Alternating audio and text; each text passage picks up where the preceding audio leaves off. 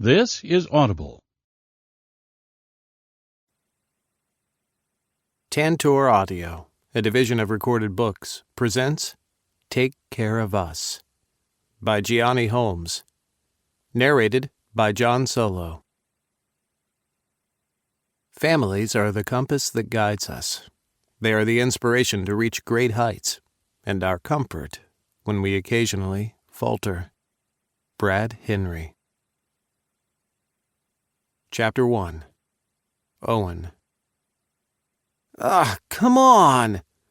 Oscar cried in frustration, running ahead, then turning so he could face us while walking backward to the parking lot. He waved his arms wildly at the crowd around us, dispersing in every direction since the fireworks had ended. I almost felt bad for missing most of it, but then I glanced at Declan beside me and had no regrets at all. I still couldn't believe he had asked me to move in with him permanently. The thought of it was intimidating, but appealing at the same time. I hadn't lived with anyone except my kids since James left. "The night's still too young to go home," Oscar continued, eyes dancing with energy. "Tomorrow you guys will be back in Cincy." A hand waved toward Declan and me. "And we haven't spent time together in forever. It's the 4th, and the only ones going to bed right now are babies and old people." His eyes flicked over to me. "No offense meant, Dad." "Hey, why isn't James included in the no offense speech?" I protested, gesturing at my ex, who just laughed. "You do know we're the same age, right?"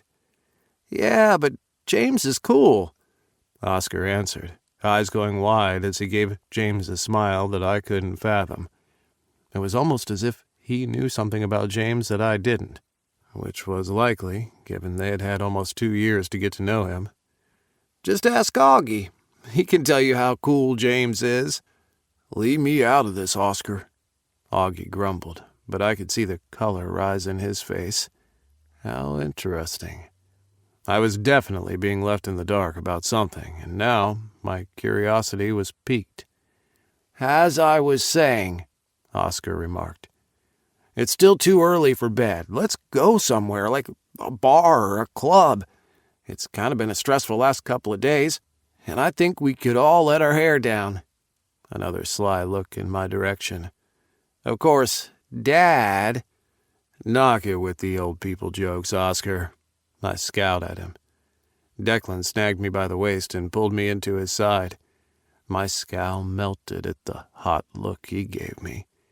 Jesus, right there in front of my kids? He had no shame at all. I had no shame either, because at the look he gave me, I wanted to strip for him and ask him to mount me like a filly in heat. He tipped my chin and gave me a swift kiss. "Oscar's just jealous because you got the hot young billionaire boyfriend," he said with a playful smile. Silence ensued for a couple of seconds before Augie dissolved into laughter. James joined him, but Summer still had on her frowning face from earlier.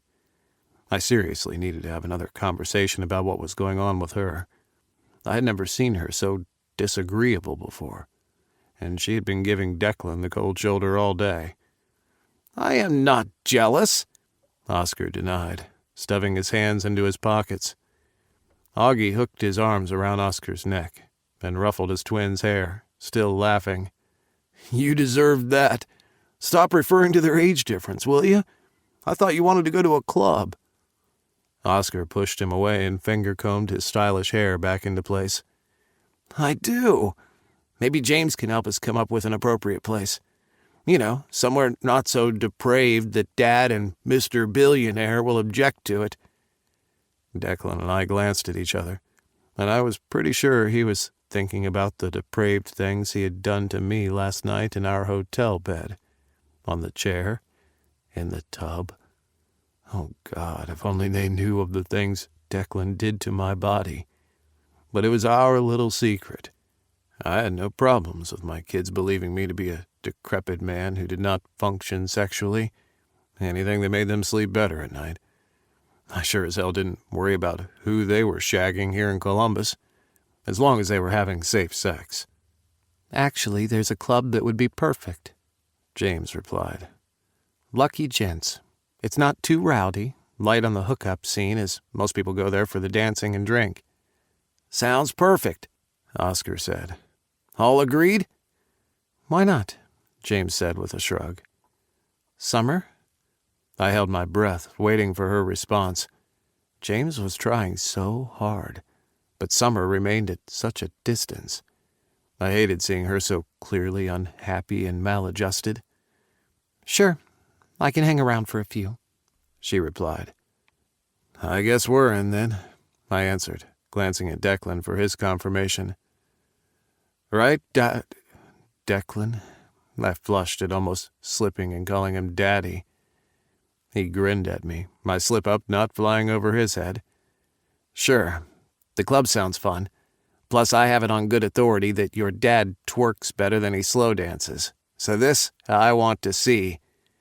Oh, God, please no, Augie protested. I'm going to need to load up on shots before I see this. Yeah, keep that in the sanctity of your bedroom, please, Oscar agreed. And just to clarify, I am in no shape or form jealous because Dad scored someone like Declan. Mm-hmm. I shook my head as Augie continued to tease Oscar about having the hots for Declan. I couldn't help feeling smug as hell about it because there was a smidgen of truth to Augie's words. Oscar was used to attracting the hot guys. Now, I had one of my own. We had 3 separate cars that we piled into. Since Summer drove, Oscar decided to travel with her to avoid Augie's teasing. Augie went with James, and Declan and I had Silas on standby as usual. Are you sure you're up to going to the club? I asked Declan as we followed James's car to wherever this Lucky Gents was located. I'm fine, Declan answered. Plus, I couldn't waste the opportunity to hang out more with your kids and get to know them better. It's all working out fine, don't you think?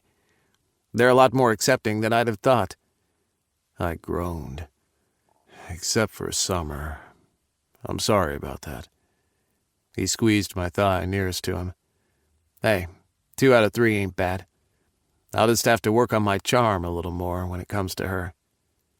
I frowned, fretting as I remembered my conversation with Summer when we had picked up snacks for everyone just before the fireworks began. She wasn't happy about my relationship with Declan at all. Unlike the twins, she didn't care about him being wealthy. She had plainly told me that she didn't believe we suited. The light had gone out of her eyes when I gently informed her that I was in love with Declan, and our relationship was too serious to break off. I was trying to be understanding, but it was also disappointing that she couldn't see how happy I was. I was relieved to find that Lucky's wasn't crowded. I had anticipated the club being packed as people continued their celebration of the 4th, but as we located a table inside, James explained that a hot new club had recently opened up on Parsons Avenue, which would be seeing most of the night's action. The club was decent, although smaller than I had anticipated. I liked the mixture of soft purple and pink lights, and that the music wasn't deafening. Thanks to Declan, we got in on bottle service, and were promptly taken to a VIP section with our own real estate upstairs, where we had an excellent view of everything below. I wasn't too thrilled about the way our seating arrangement turned out. Somewhere along the line of getting situated, I ended up between Augie and Summer. Declan sat opposite us with James and Oscar. I stamped down the urge to ask for a switch, since we were all sitting together anyway. Maybe coming here wasn't such a good idea after all, Summer said, frowning at me. This doesn't strike me as your kind of vibe, Dad. I placed an arm around her shoulders and squeezed her in an affectionate hug, trying to cheer her up.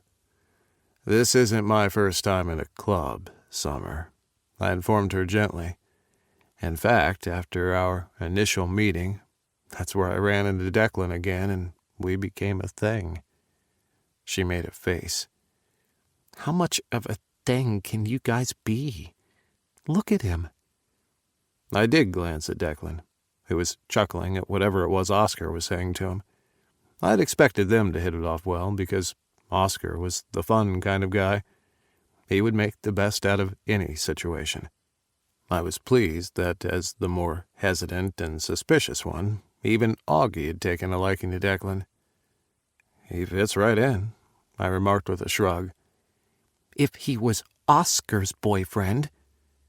I frowned at her words, but before I could reply, Augie leaned forward and across me to pinpoint her with a glare. "Knock it off, Summer. Instead of nitpicking, try to get to know him, will you?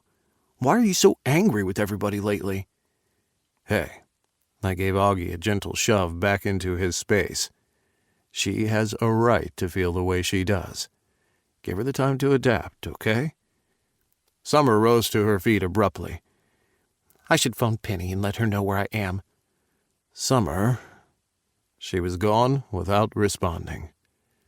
My phone vibrated, and I plucked it from my pocket, already knowing who it was before I checked the message. Declan. "Everything okay?" No, everything wasn't okay. I was worried about Summer and all the changes that she seemed to not be dealing well with. Maybe I was worrying too much. And like I told Augie, she would come around soon. She had to. I flashed a smile in Declan's direction and nodded to him that everything was fine. He didn't look like he believed me, but Oscar tugged at his shirt, dragging his attention away. Although we were on bottle service, I didn't have much to drink.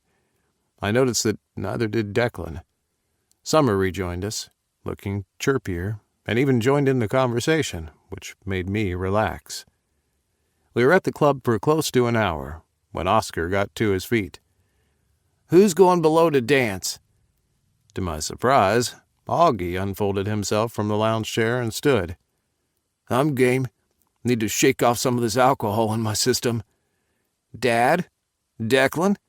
Oscar asked. With a shrug, I rose to my feet. I might as well make the most of the night. It wasn't every day that I got to hang out with my boys like this.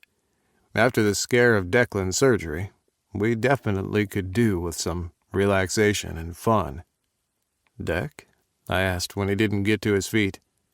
"Go ahead," he told me. "I like to watch."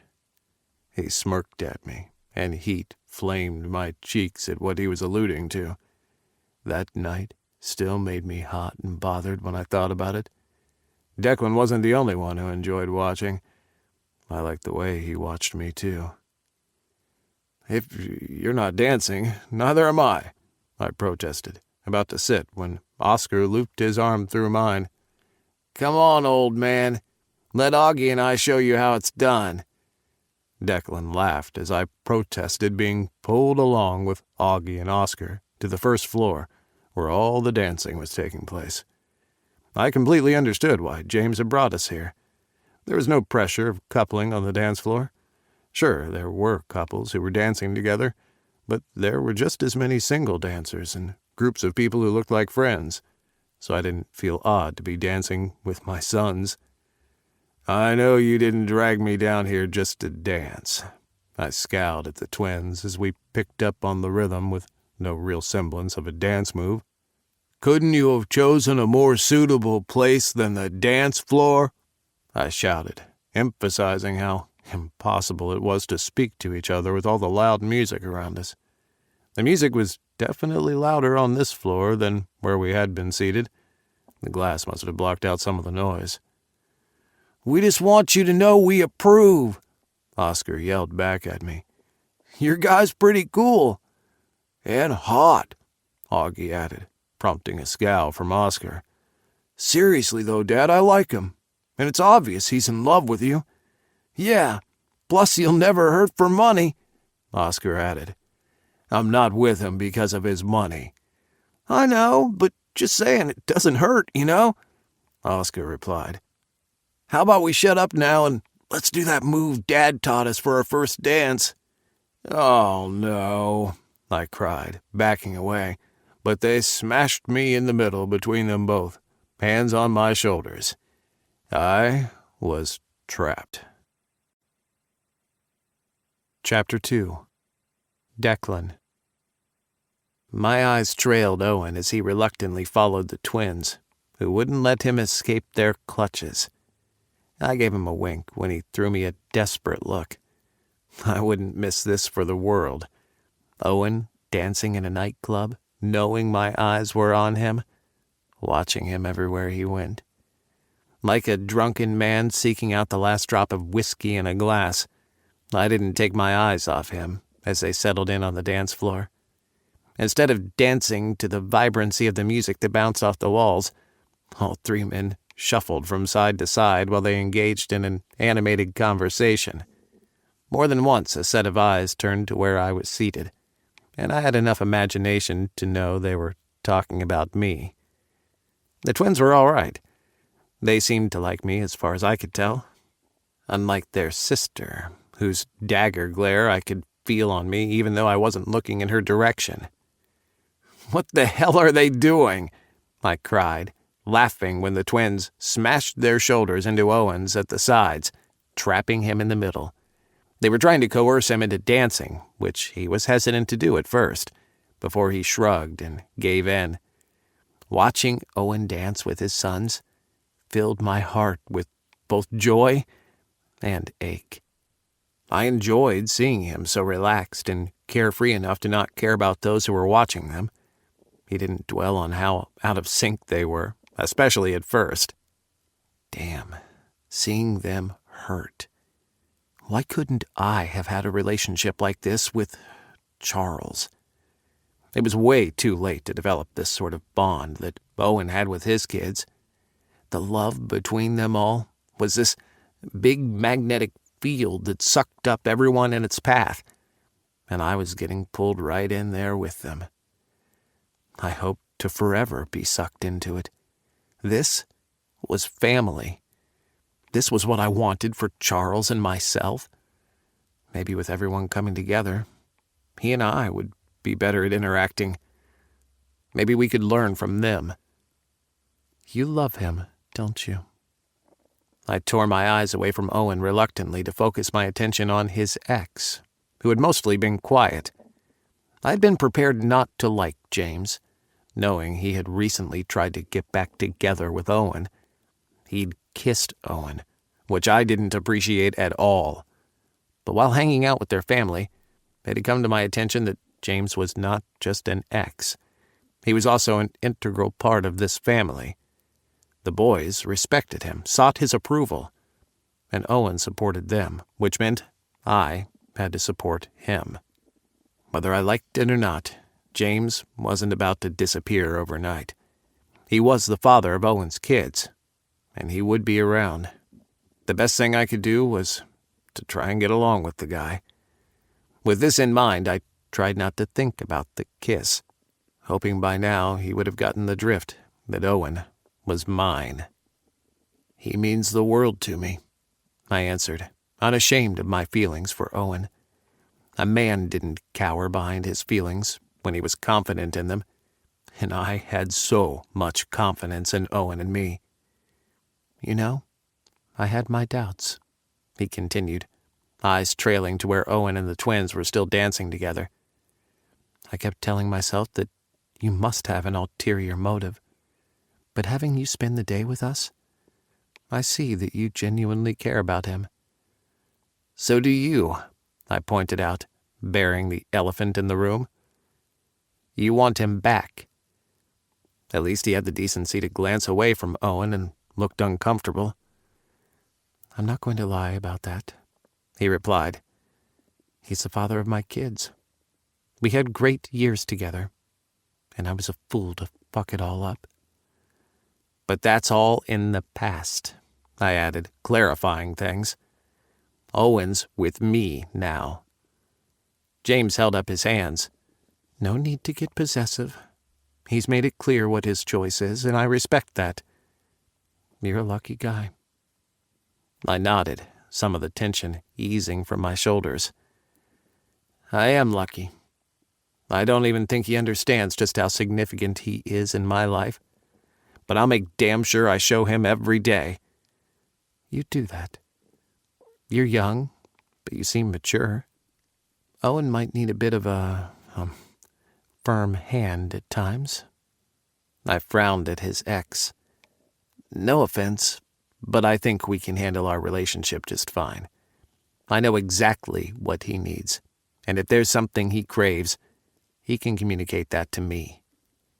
At least, he should know he could communicate that to me, but he still hadn't mentioned anything about his manuscript. What if he had other things that he was keeping from me? I didn't like that thought at all. Just don't hurt him, James added. He deserves for things to go well for him after everything, and as you can see, he's well loved by his family because of how much he's sacrificed for everyone. We would not watch from the sidelines while you hurt him. It took every bit of maturity that I had in me not to tell James where he could shove his concern. Once more, I had to remind myself that he was part of the family and that he was just worried for Owen. I could appreciate that, without getting huffy and possessive about him pushing his nose in my business with Owen. Noted, was the only thing I said to him, while I returned my attention to Owen on the dance floor. They were still in the same position, laughing and moving to the beat of the music. I couldn't be angry tonight when I was seeing pure, unadulterated joy radiating from him. A man bumped into Owen from behind. I frowned as Owen tried to sidestep the guy and return his attention to his sons. The man, tall, wide in the shoulders, and completely bald, had no intentions of being dismissed, however. Oblivious to Owen, the stranger brushed up against him. Once more, Owen moved forward to avoid him, not giving him a second glance. On the dance floor, it would have seemed like just the regular bumping into each other of two people dancing on a crowded floor, but it wasn't even too crowded to begin with. From my vantage point as well, I could see that clearly the stranger had his sights set on Owen. I stiffened the second the guy's arms came down to rest on Owen's hips, and he whispered in Owen's ear. Owen spun, stepping away as he eyed the stranger up and down. I rose to my feet, the music, the people dancing, fading as I zoomed in on the scene below. Nothing mattered but the confrontation that was happening as the stranger persisted, despite Owen's blatant attempt to shake his head in a refusal to dance. A hand clamped down on my shoulder before I could move off. I scowled at James, whose grip tightened. Don't. The twins will take care of it. I was about to tell him the twins weren't responsible for Owen. I was. But true to his word, Augie stepped up to the guy. Even from my position, the anger radiating off him was evident. Whatever Augie said to him, the guy made another remark and leveled an obscene gesture at Owen, grabbing his crotch, before he slinked away. I couldn't tell the last time I was this furious. It was worse than the night Ridge had interrupted our date. I trailed the harasser with my eyes from Owen to the bar, and had every intention on confronting him to apologize for harassing Owen. Look, the boys took care of it, James said quickly, as if sensing my intention. Let it go. No harm was done. I shrugged off James's hand. I'll be the judge of that. Summer, who had mostly stayed to herself, had her jaw slack as she watched me head for the stairs. I didn't take my eyes off Owen, who had a puzzled look on his face as if he couldn't fathom what the hell had just happened. I was grateful at least the twins were still there with him. Augie looked just as furious as I did, and every so often he glanced over at the bar. I came up behind Owen and slid my hand over his tense shoulders. He stiffened for a second before he inclined his head and saw that it was me. His whole body turned mellow. You okay? I asked him, trying to divorce my anger from the situation. This was all about him and what he needed. You saw all that?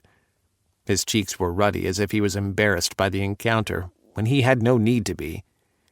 I told you I'd be watching you, I answered. What happened? It was just a misunderstanding, he replied, but I could tell he was lying. Misunderstanding? Augie fumed. That dude clearly doesn't know what no means. He fucking pissed me off with his attitude. What a jerk. Augie, it's all right, Owen said, trying to calm down his son. Come on, we're not going to let him ruin the evening, are we? Augie ran a frustrated hand through his hair. I should go get a drink. Stay clear of the bar, Owen called after him fretfully. Oscar, go after him and see he stays out of trouble. Oscar scowled. Maybe I'll go give him a helping hand. Oscar! He ambled off, and I grasped Owen's shoulder before he could go after them. Augie's smart. He won't do anything stupid. Owen turned troubled eyes in my direction.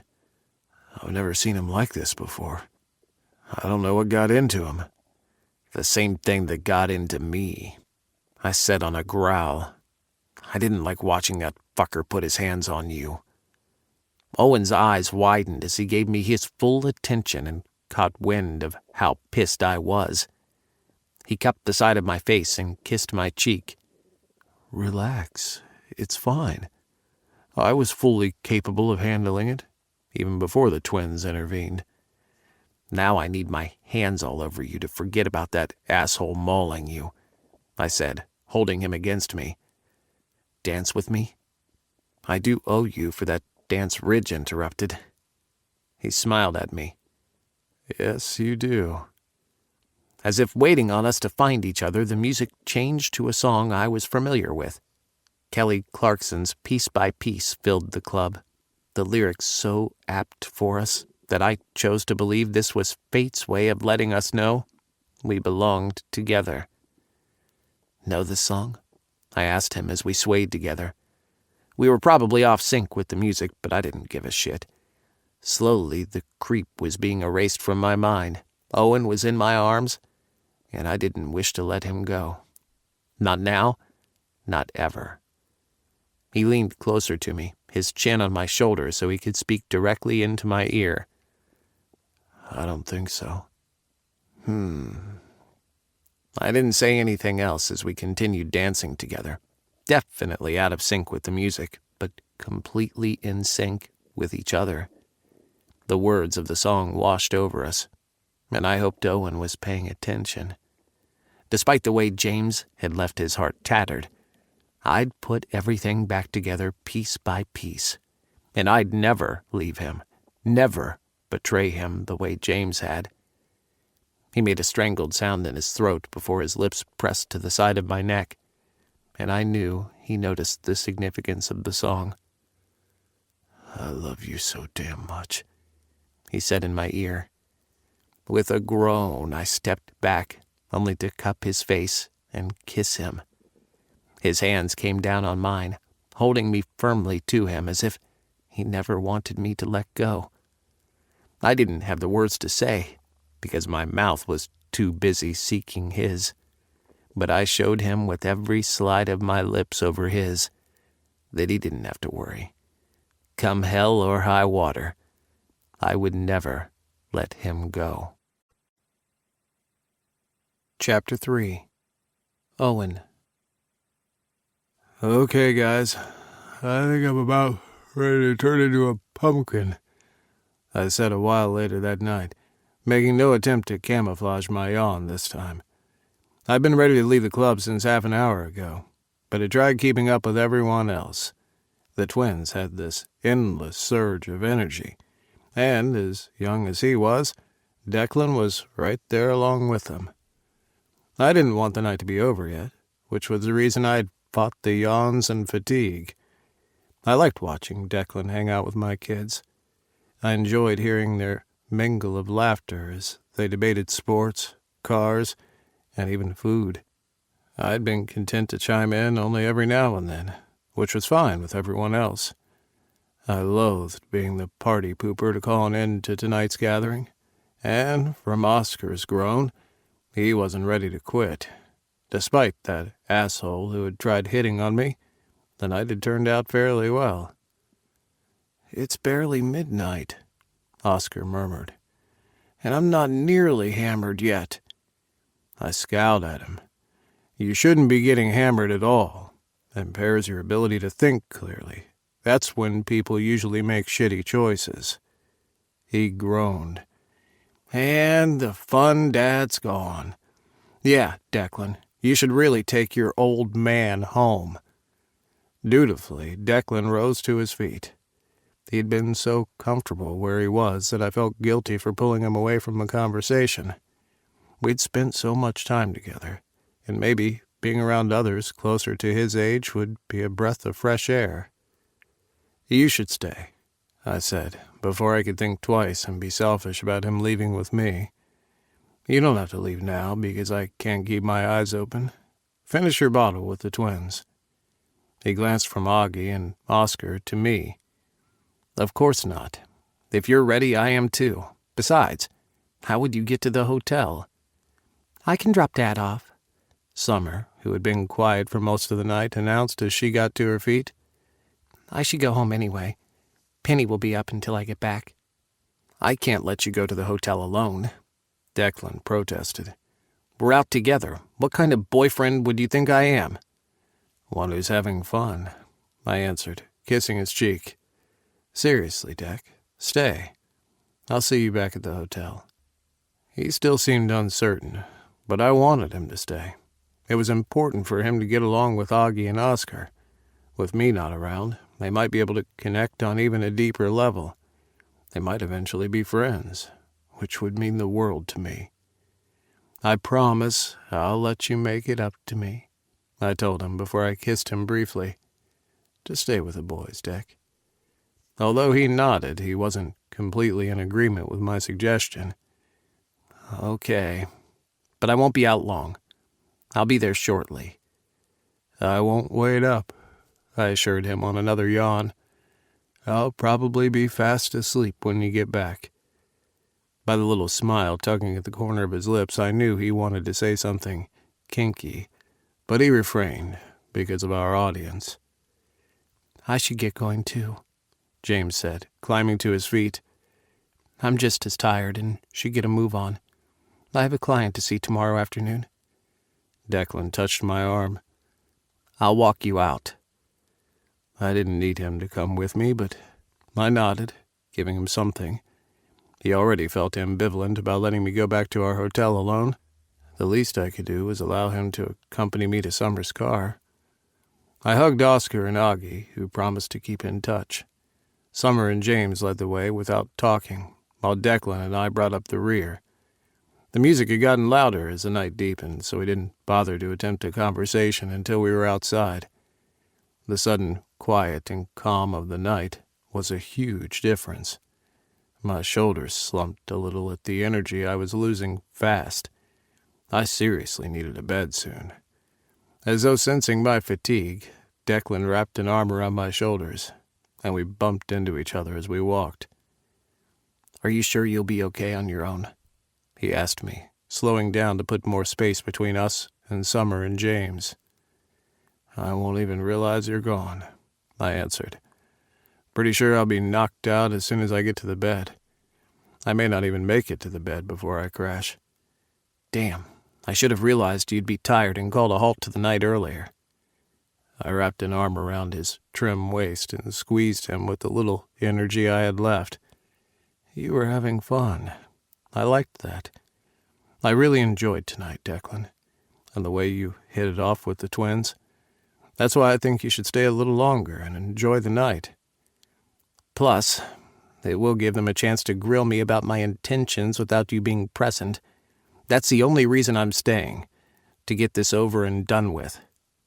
I lost the battle suppressing another yawn, a damn big one. "Sorry, I'm really tired." I glanced at him sheepishly. "Besides, didn't they already give you the 3rd degree?" "I think that's more like the 1st.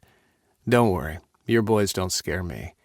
I'm only too happy to stay behind and be very open about how much I'm in love with their dad."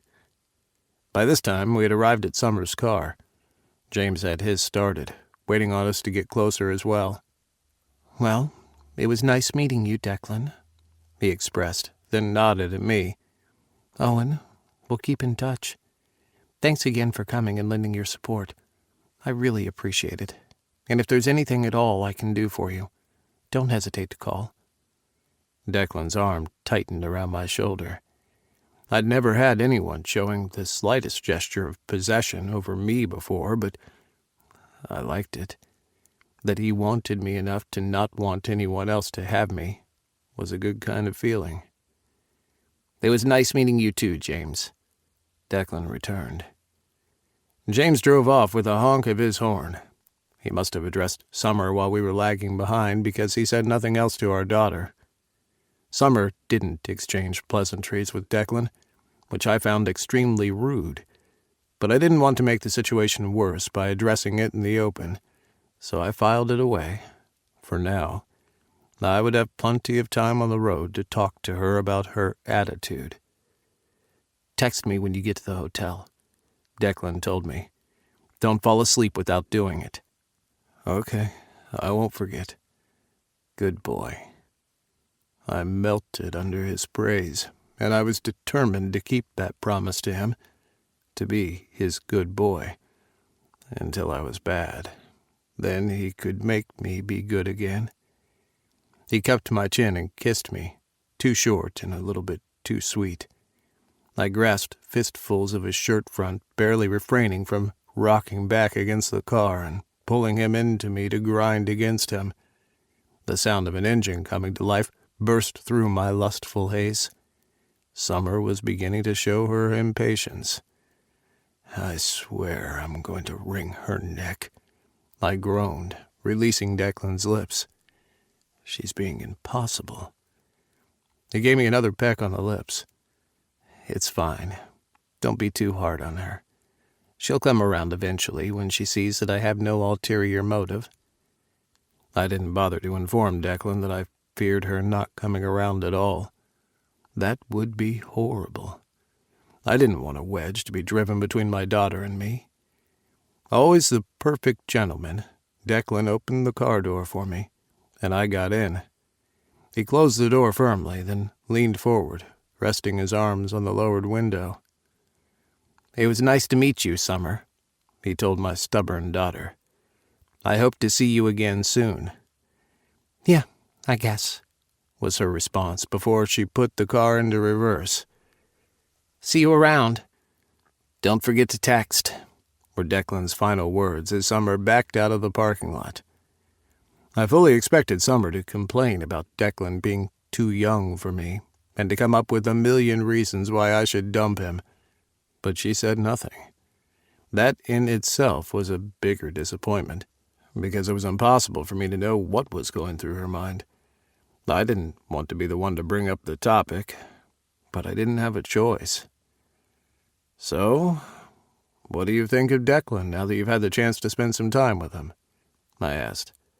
"Still think he has an ulterior motive for being with me?" "We barely had a chance to speak," she answered, her voice low. "He spent all the time buttering up to Augie and Oscar." I frowned at her. From what I remember of the night, Summer, he tried to engage you several times, but you knocked down every attempt he made. You were not being very likable, whereas the boys were quite the opposite." "Well, Oscar and Augie are clearly dazzled by his looks and wealth," Summer answered, her voice rising. "Thank God I'm into women, so I'm not easily convinced." "What do you need to be convinced of, Summer?" I demanded, annoyed and trying my best to rein it in, but it was so damn hard. "Declan's a good guy. Or is it that you don't think he could possibly be in love with someone like me, because I'm old?"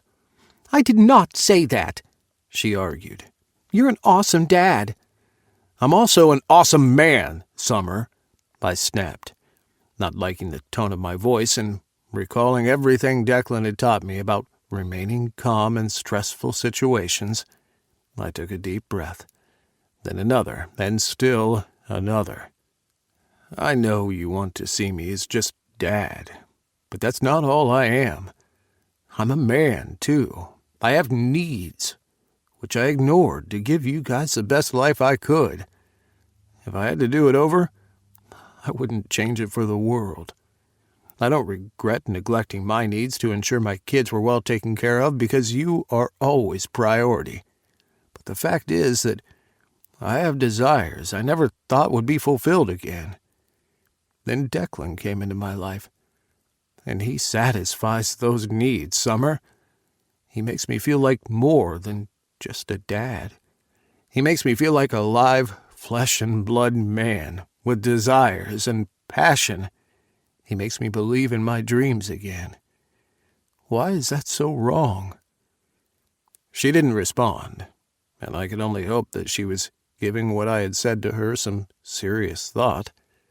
Before the words came out, I hadn't even contemplated the full extent of what Declan had brought back into my life, an identity I'd lost along the way, because being a good parent had consumed me. My entire life had revolved around that identity of being a parent, of being Dad. Declan hadn't just given me a sexual awakening. Moreover, I didn't want just any man to fulfill my sexual needs either.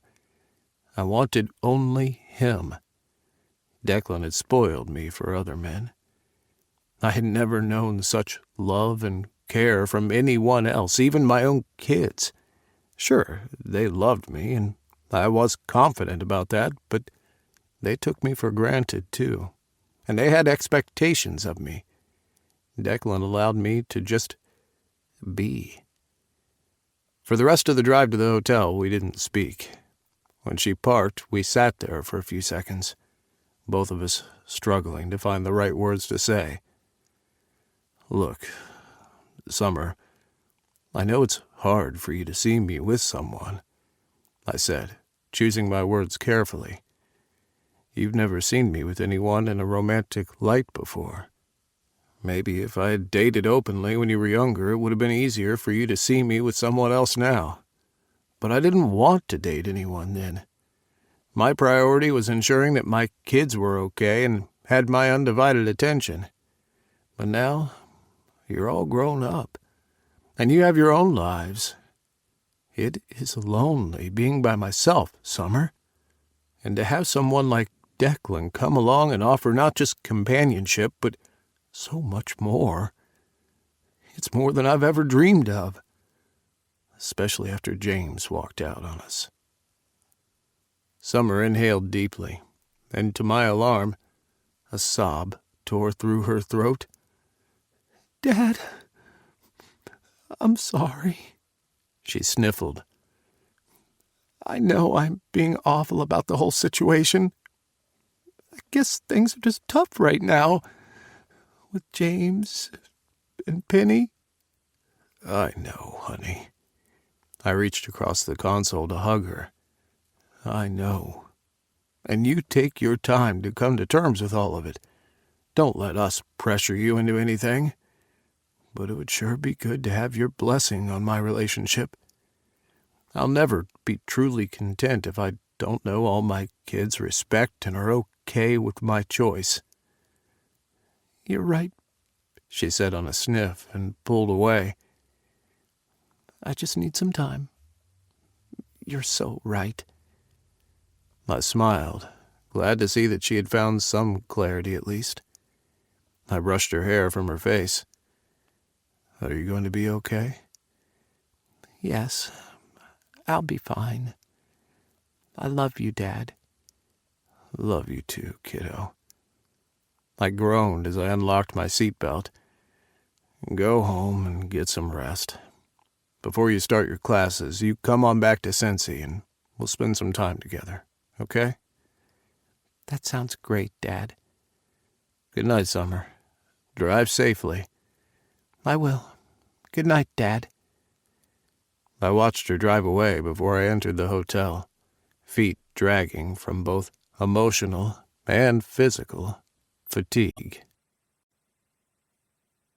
Chapter 4. Declan.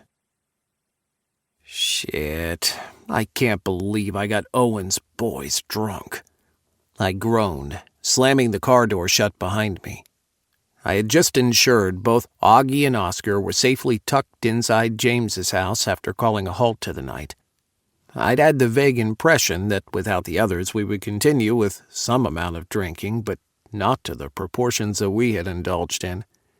I hadn't anticipated Owen's boys being as cool as they were, but they had turned out to be amazing shot buddies. I quickly lost track of how much we'd had to drink, and that never happened to me. I was usually the one who kept tabs on how much Ridge had to drink. Between our chatting and them ribbing me about their father, I'd been lost in the moment.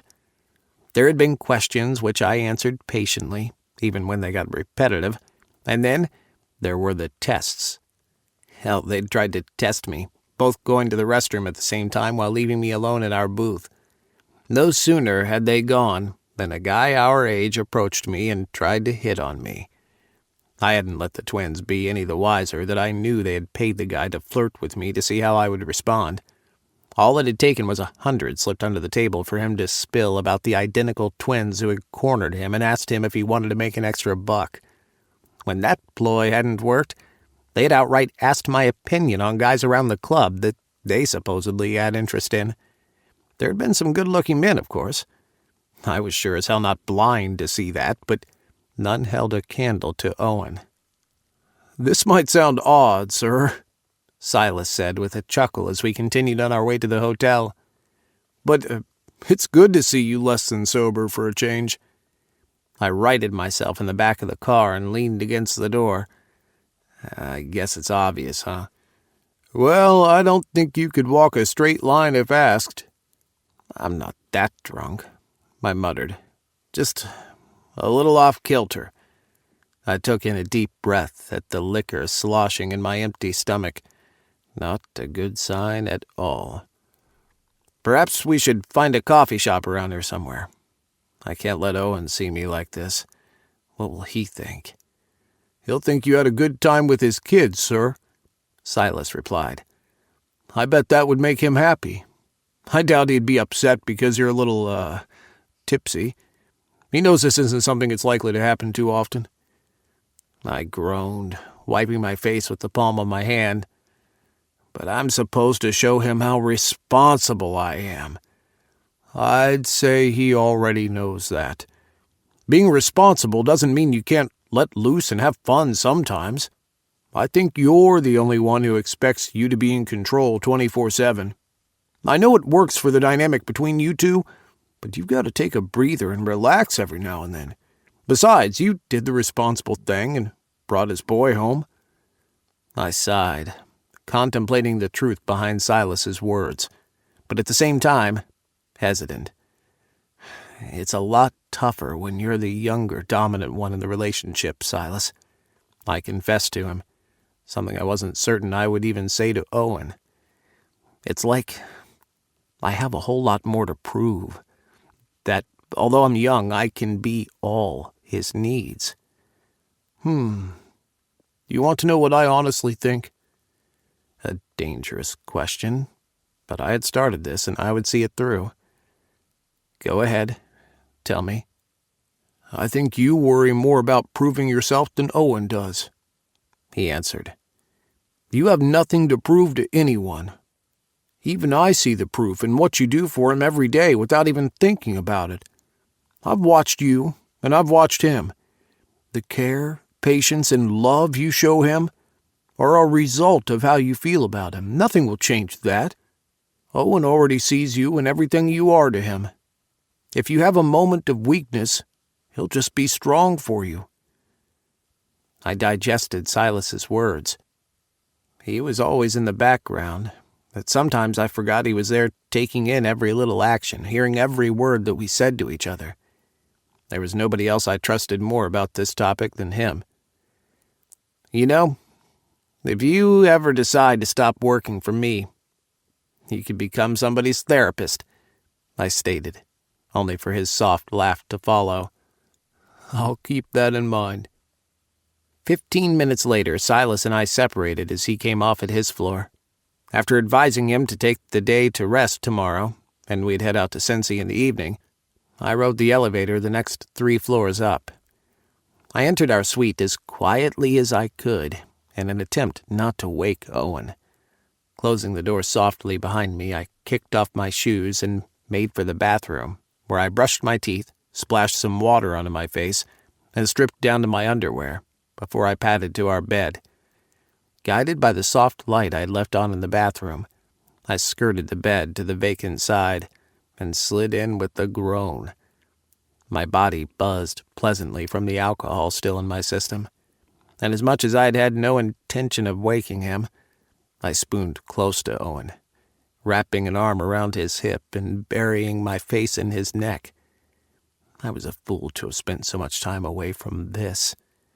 His broad back bracketed my chest, and just the solid feel of him in my arms was enough to send tingles through my cock. "Good to know you still work," I mumbled at the stirring in my groin. Unable to help myself, I pressed my pelvis to his ass.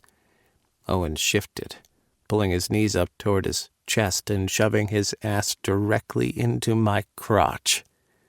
"Fuck," I groaned, clinging to his hip and waiting for the feeling of wanting to strip him of his shorts to pass. My cock was hard, but I knew, having had so much to drink, I was in no way up to my usual standard of performance. Owen moaned in his sleep and wriggled his ass against my crotch again. He shuffled, restless, and I remained still, hoping I hadn't woken him. "Dick." No such luck. He sounded so sexy when he purred my name in that half-asleep manner of his. "Shh." I rubbed his upper thigh. "I'm here. Go back to sleep." Instead of doing that, he shuffled, turning over so he was facing me. His eyes were sleepy, but the more he blinked, the more the expression cleared. "You got back," he said, sounding surprised, as if he didn't expect to see me so soon. "Sorry, it took longer than expected." A lazy smile greeted me. "Does that mean you enjoyed the time you spent with the twins?" "Yeah, they might have gotten me a little bit drunk, though," I said on a groan. "But they were the worse for the wear. Don't worry. I had Silas drop them off at your ex's before coming here." He sighed and leaned forward, resting his head on my pillow instead of his.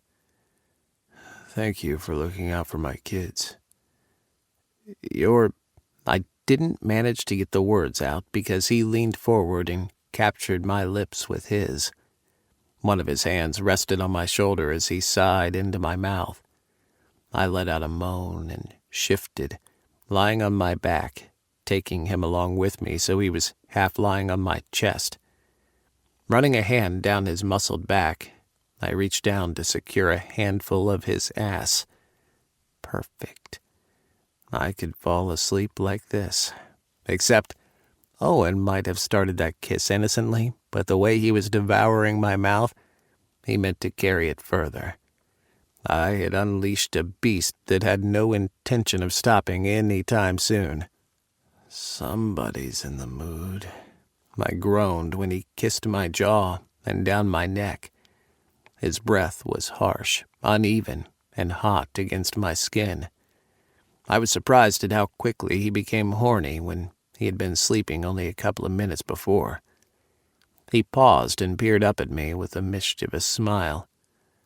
"Sorry, I was having a sexy dream when you slipped into bed.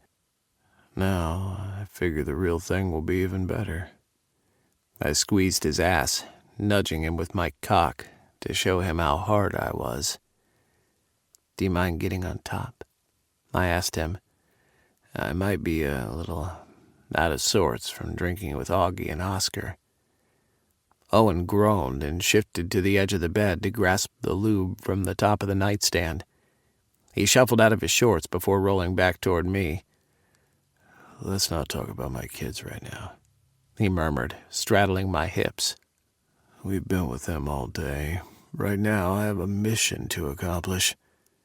I chuckled at the need in his tone. "Yeah? What kind of mission?" "I'm going to ride you so good, Daddy." Fuck. My toes curled at the rawness of his words. I brought my hands down hard on his ass.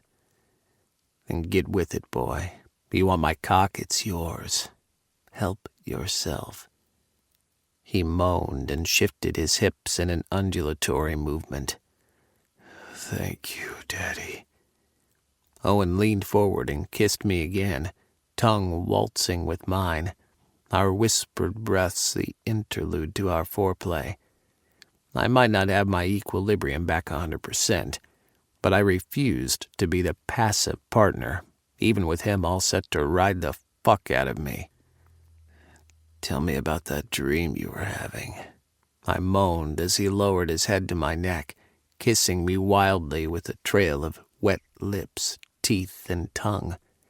His beard was abrasive wherever it rubbed against my skin, and while I usually hated being marked during sex, this was different. Owen had already marked me where it truly mattered. My heart. "There was a lot of kissing," he replied as he kissed across my collarbone. "A whole lot of moaning and fucking." He tilted his head to give me a grin. "I think I'll do better to show you." "Go right ahead." I tried to stifle my moans when his lips enclosed my right nipple, which turned out to be a brave but futile attempt. I'd shared my kryptonite with him last night, and now he used it against me in the most delicious way, eliciting gasps and moans I couldn't contain. "You know what you should do?" he asked, slowly swirling his tongue around my tight nipple. "What?" I croaked, my soul unraveled by the attention he lavished me with. "You should get these pierced," he said, removing his mouth to grip both nipples between his thumbs and forefinger. "Fuck," I grunted, squirming beneath him. God damn it, I usually have him squirming, but tonight he has me by the balls. The hell of it was that I didn't even want him to let go. "You want my nipples pierced?" I eventually managed to croak out. He nodded. "It would be hot as fuck. Think of how much more fun I could have with them. You'd love it." "Maybe," I answered, though the suggestion had already taken root. I filed it away at the back of my mind to examine it closely when my brain wasn't so frazzled from the best nipple action I'd ever had. This wasn't a fetish I had shared with many. Ridge was my closest friend, and even he didn't know I could get off just by having my nipples sucked. Owen followed the faint line of my happy trail, kissing as much of my skin as he could on his way to his destination. When he got there, he moaned, burying his face into my groin. "I'm so glad you woke me," he said on a sigh. "I would have missed this." "I didn't intentionally wake you up," I answered. "Now stop stalling and take my cock out to play.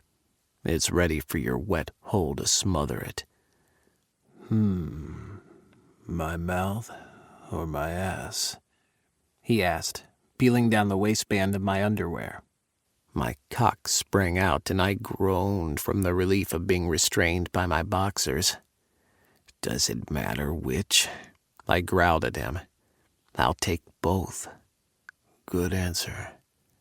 I reached down to slap his cheek gently. "Less talking. Put those lips to good use, boy. You're keeping Daddy waiting." "Sorry, Daddy." He wrapped a hand around the base of my cock and circled the head with his tongue. "That's it. That's my good boy." He moaned, loving the praise. He sucked the entire head into his mouth, letting loose a stream of saliva to run down my shaft. He chased the wetness, lips swooping down to take in more of my length. I gasped, grasped a handful of his hair, pressing his face down to my pelvis while I thrust upward. He was already prepared for the move, swallowing down my cock instead of gagging. He was becoming so good at this. "Holy fuck, yeah," I grunted, but the words came out as a mashup of run-on syllables. "Yeah, boy. Let me fuck your face good." Between the alcohol still in my system and the light-headedness of Owen sucking on my dick, I was close to bliss. My hips thrust with no sense of stability or rhythm. I was all over the fucking place, hips grinding, cock plunging in and out of his mouth. When I couldn't take any more without spilling down his throat, I pulled my head back. "Enough of that now. Why don't you put your pretty mouth up here and your ass onto my cock?" Owen didn't need to be told twice.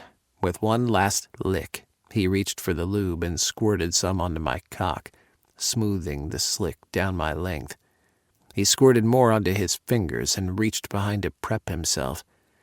I leaned back against the pillows, my chest rising and falling hard as I watched him, straddling my hips, my eyes half-masked, moans torn from his lips as he massaged the lube inside, getting himself ready for me.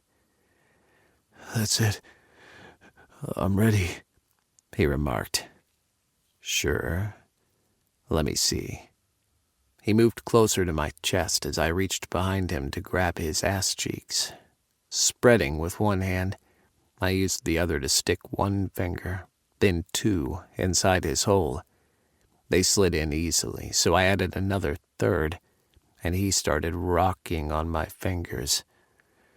"God, can't wait to feel your fist up my ass," he gasped.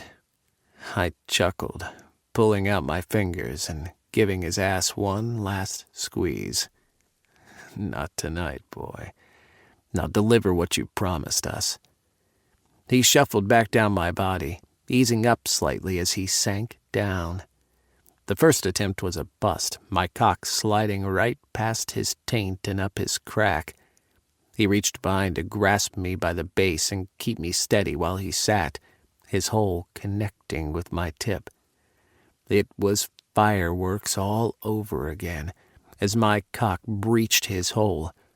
Instead of fading, the feeling intensified as he continued sliding down my cock. By the time he sat fully on me, my eyes were tightly closed and I was grinding my teeth together from the pleasure racking my body. "Fuck. Don't move, boy," I croaked out when he shifted. "Give Daddy a second to adjust." Owen chuckled, and I cracked an eye open to find him looking on in amusement. "I thought I needed the time to adjust with your cock being in my ass and all." I reached up to run my hands up his furry chest and grip his nipples. Smart ass. I rolled the points between my fingers and smirked when a shudder rippled through him. His mouth fell open as he gasped. "Now fucking move your ass up and down my cock," I instructed him. I tried to pretend at first that he wasn't unraveling me with every clinch and release of his hole as he worked his hips up and down. I didn't have to pretend for long. As soon I couldn't even decide who was fucking whom. Owen's ass crunched into my pelvis as he fucked us both good, his movements hard and deliberate. And when he took just the tip of my cock into his hole and worked his hips in shallow pumps before slamming his ass back down completely over my cock, I couldn't tell who moaned louder and who cussed harder.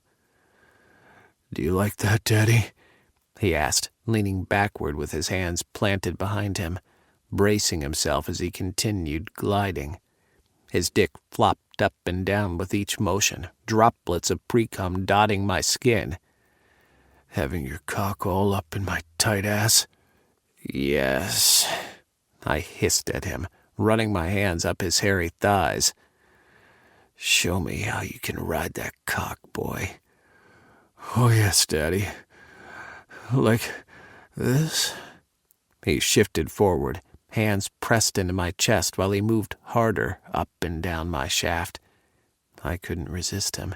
I gripped him by the neck and pulled him down to kiss me. Sex had never felt this good.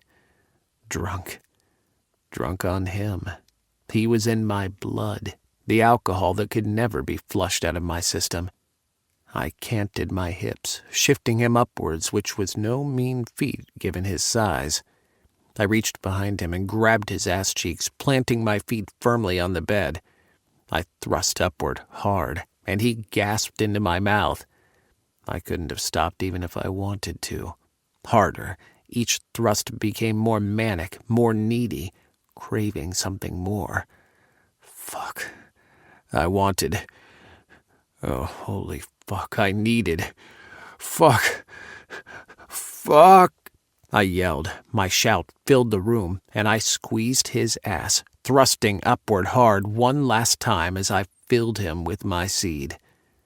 Owen released my mouth, straightening as he fucked himself through my climax. Jaw slack, I watched him, the way his skin flushed, the bead of sweat trickling down his neck as he reached for his cock. With just a few strokes, he sank down on me and gasped, head thrown back, muscles bunched, the vein throbbing in his neck as he pumped his cum all over my stomach and chest. Oh, God, boy. You've completely wrecked me, I said on a groan as he slipped forward to lie on top of me. He was breathing hard, legs trembling, body shaking from the powerful climax he'd experienced.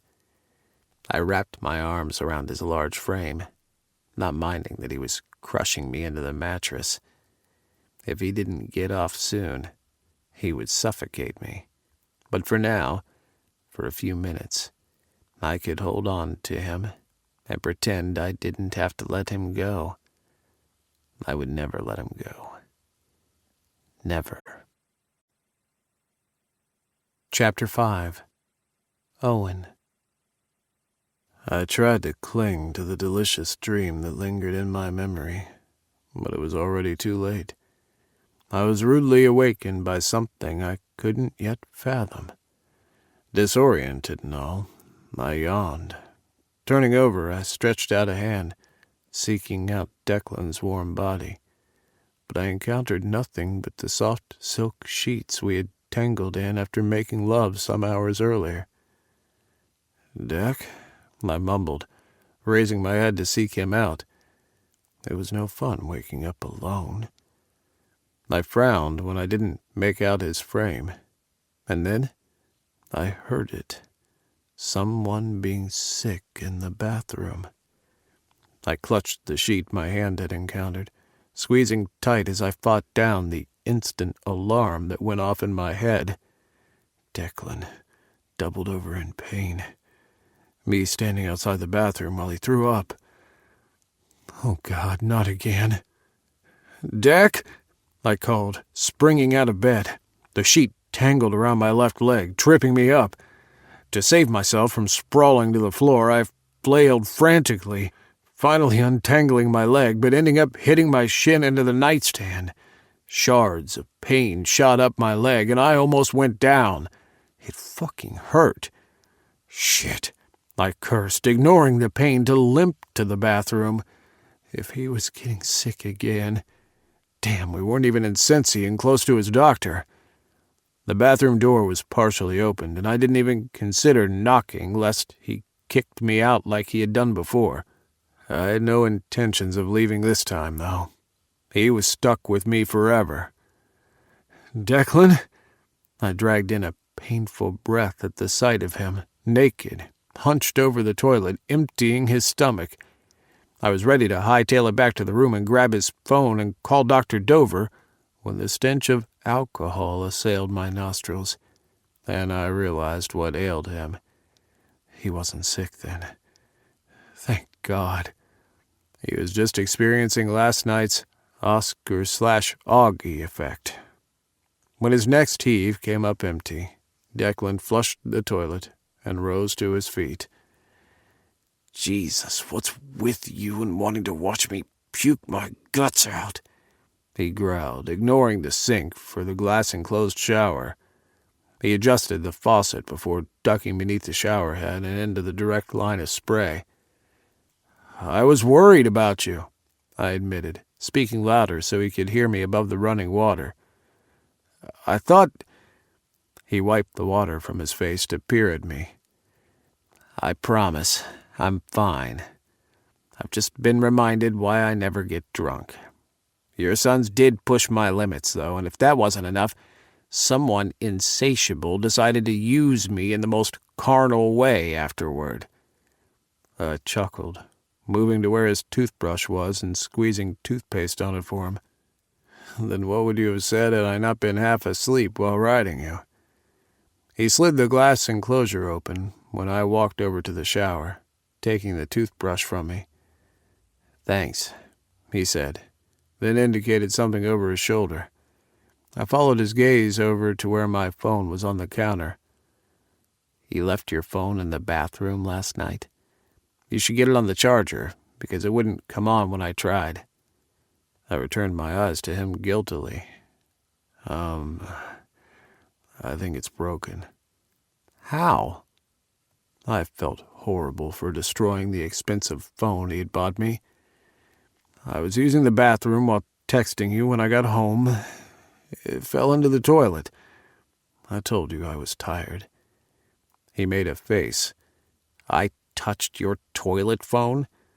"I hadn't used it yet," I replied. "I was trying to get my zipper down when it fell." "That doesn't make it any less gross."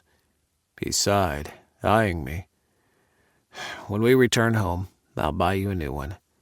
"That's not fair to you," I protested, still feeling awful about the expensive phone I had been so careless with. "I'll take it in for phone repairs, or I'll replace it with something less expensive. I seem to have a habit of losing them one way or the other." "Don't worry about it." He stepped back under the spray of water. "Why don't you get into the shower with me?" I stripped out of the underwear I'd slipped back on after we had had sex. I could feel him watching me as he brushed his teeth, but I'd gotten used to his eyes making love to me, so it didn't bother me anymore. Not like it had done at first, when I had been so self-conscious about everything. Our shower routine was rote. Brushing our teeth, taking turns to get lathered with soap, passing the shampoo bottle between us, and reaching places on the other's body that was hard to get to. There was nothing sexual about it, but the deep intimacy of the moment wasn't lost on me. We didn't even need to communicate to say what we needed. Declan and I moved to the beat of old lovers. I startled when he snagged me around the waist and pulled my wet body against his. A quick, hard kiss landed on my mouth. "What's that for?" "For almost breaking your neck to get to me because you thought I was sick," he replied. "I'm sure I heard you hitting into something." "Yeah, I might not have the best coordination when I just wake up." He snorted. "Nothing wrong with your coordination when you climbed on top of me last night. In fact, I'd say pretty damn good coordination." I tried to be cool for about 2 seconds before I broke into a grin. "Knocked your socks off, didn't I?" "I wasn't wearing any, but definitely knocked my boxers off." "Yeah, for once I think you were louder than me." "That's debatable. Have you ever listened to yourself when I'm deep inside you?" I hadn't. I usually was too busy basking in everything he was making me feel. He slapped my ass when he turned off the shower head, and I stepped out of the stall ahead of him. "Want to test that theory again?" I asked, running my gaze over his naked body. Why couldn't I get enough of him? The last 48 hours had been full of sex, and still, I would gladly position for him now, if he was game. "I need to replenish first," he said on a groan, rubbing his tummy. "I'm running on E." He snagged a couple of towels from the towel rack built in under the sink and handed me one while he knotted the other about his waist. "It's kind of late to order breakfast, isn't it?" I asked as we made our way back into the bedroom. "What time is it?" I pressed the middle button on his phone to check the time and smiled at his screensaver, a picture taken of us in Sao Paulo, kissing before a colorful graffiti of a tree on Batman Alley. 10 minutes to 11. We have enough time to eat. I've given Silas a day off to rest since he'll drive us back to Cincy this evening. Sounds good. Where's your charger? I asked him. Your battery is almost empty. He groaned. I think I left it at home. Okay, I think I have mine. I searched through my bag and came up with the charger that now existed without a phone. When I returned to plug in his phone for him, using the outlet beside the bed, he leaned over to kiss my shoulder. Thanks. I straightened and snagged the towel from my waist to blot the remaining droplets of water from my body. On second thoughts, I threw the towel at Declan's head and dropped onto the bed, spread out on my back. Dry me off, please. I peeked up at him to find him fighting back a smile. You're turning into quite the bossy boy, aren't you? Depends. I stuck my tongue into my cheek and spoke around it as Declan moved up between my legs. Do you like it? There's very little about you I don't like, Owen, he answered, touching the towel to my chest. What? That sounds like there is something you don't like. I placed a hand over his, stalling his movement. Just You're supposed to reassure me that you love everything about me, even if it's bullshit. So now I'm curious, what don't you like? He peeled my hand away from his and continued patting my stomach dry. When he reached my groin, he paused and looked up at me. I think you still keep secrets from me. I gave a bark of laughter. That's crazy. My life's been an open book for you. You're usually the tight-lipped one. Speaking of book, damn, he's right. I still haven't told him about my manuscript, but that's not technically lying. He patted between my legs, drying my cock with the utmost care. Are you telling me that there's nothing about you that you're keeping from me? He kept looking at me expectantly, as though waiting for me to spill all my secrets to him. But I didn't keep secrets, just the one. Should I tell him? I opened up my mouth to blurt out my one remaining secret, but no sound came out. I glanced away from him, willing the vulnerability to pass. I couldn't tell him. I'd try to be tough, but if he didn't enjoy my novel, I would be crushed. And I wasn't ready to give up on that dream yet. Soon, if I wanted him to read it, then I should finish it first so he could read the entire story. Yes, that was exactly what I would do. Finish the novel first, then get his opinion if it was worth pursuing. I would have to make it clear to him that I intended to seek out publishing opportunities on my own. I didn't want him to interfere and sway minds into accepting my book just because they were aware of who I was sleeping with. I won't keep secrets from you without a reason, I said carefully. He frowned at me, none too happy at my response. Even though displeased, he didn't walk out, though. He kept drying my legs down to my feet. He never lost his gentleness, although I could feel the tension that had crept up on him. You shouldn't have any reasons to keep secrets from me, he responded, carefully getting in between my toes. Don't you trust me? Of course I do. He straightened, dropping the towel on my chest. Then why keep secrets? I sat up on the bed. You want me to believe you have no secrets of your own? I asked in disbelief. I wasn't buying it at all. When he couldn't respond, I shook my head and got to my feet. See? That's exactly what I thought. If it wasn't for you, I wouldn't have to keep it a secret. I blanched at his accusation. Me? What did I do? He headed for the bathroom with the towels, and I assumed he was going to hang them. Let's drop it. Get dressed so we can get something to eat." I didn't want to drop it. I wanted him to explain in detail what he had meant by his secret being my fault. My book secret was hardly anything grand. Either I had potential, or I sucked. What kind of secret could he be keeping from me? As open as we were to each other about having these secrets, I didn't like it one bit that I hadn't the vaguest idea what he was hiding from me. We dressed in silence, and 15 minutes later we left the hotel to locate a restaurant where we could eat. We were on our own, since Silas had the day to himself, but we made do. Walking 3 blocks before we found the restaurant, Declan had pulled up from a nap about the best place downtown to eat. I hadn't been aware of how hungry I was until we were ushered to our seats and handed menus. Lucky for us, the restaurant had a late brunch going, so we were able to order breakfast, which was equally as delicious as it looked. As hungry as I was, in no time I'd polished off my order, then made with a start on Declan's as well, when he could only manage a few bites. He downed 4 cups of black coffee, all the while swearing last night was his final episode of getting drunk. "Until you hang out with Oscar and Augie again," I said on a chuckle, pleased we could bypass the vexing topic of secrets. The both of them together can be pretty persuasive. "I noticed.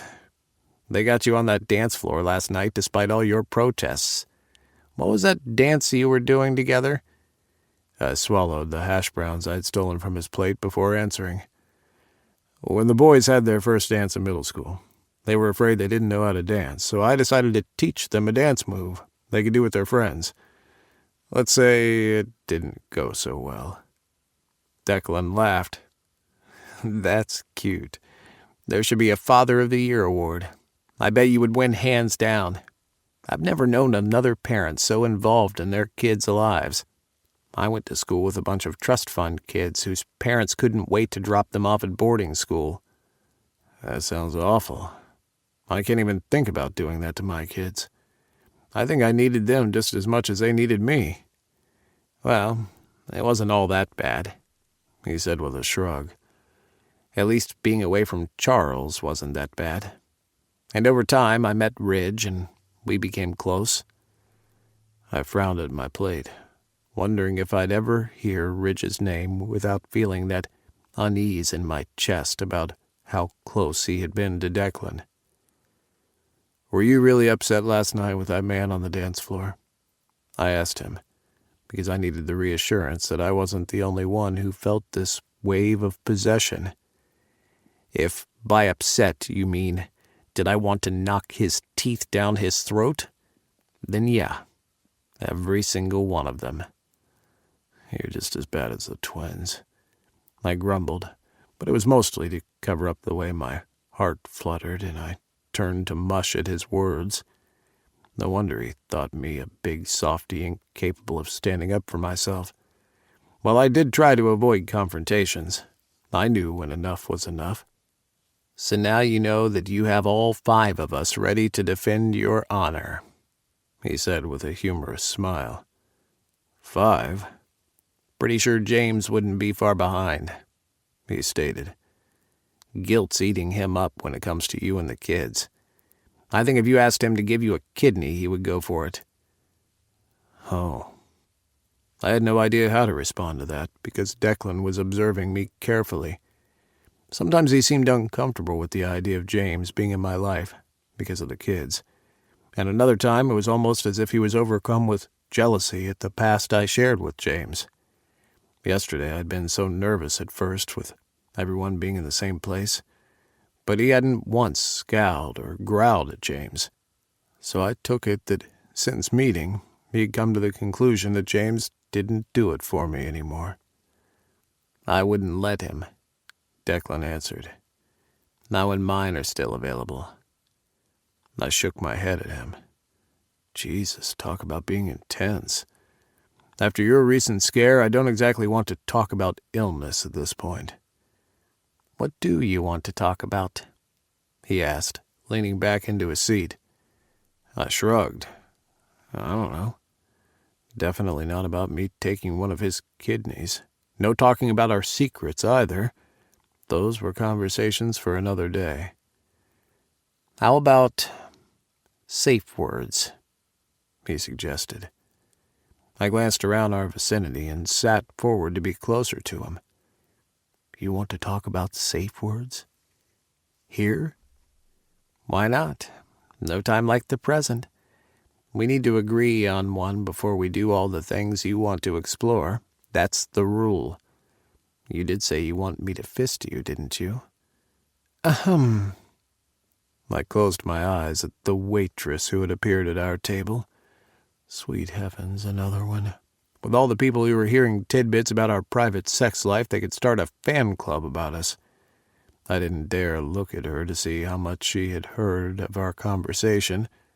Declan didn't even seem flustered when she presented him with our bill, and he handed over his credit card.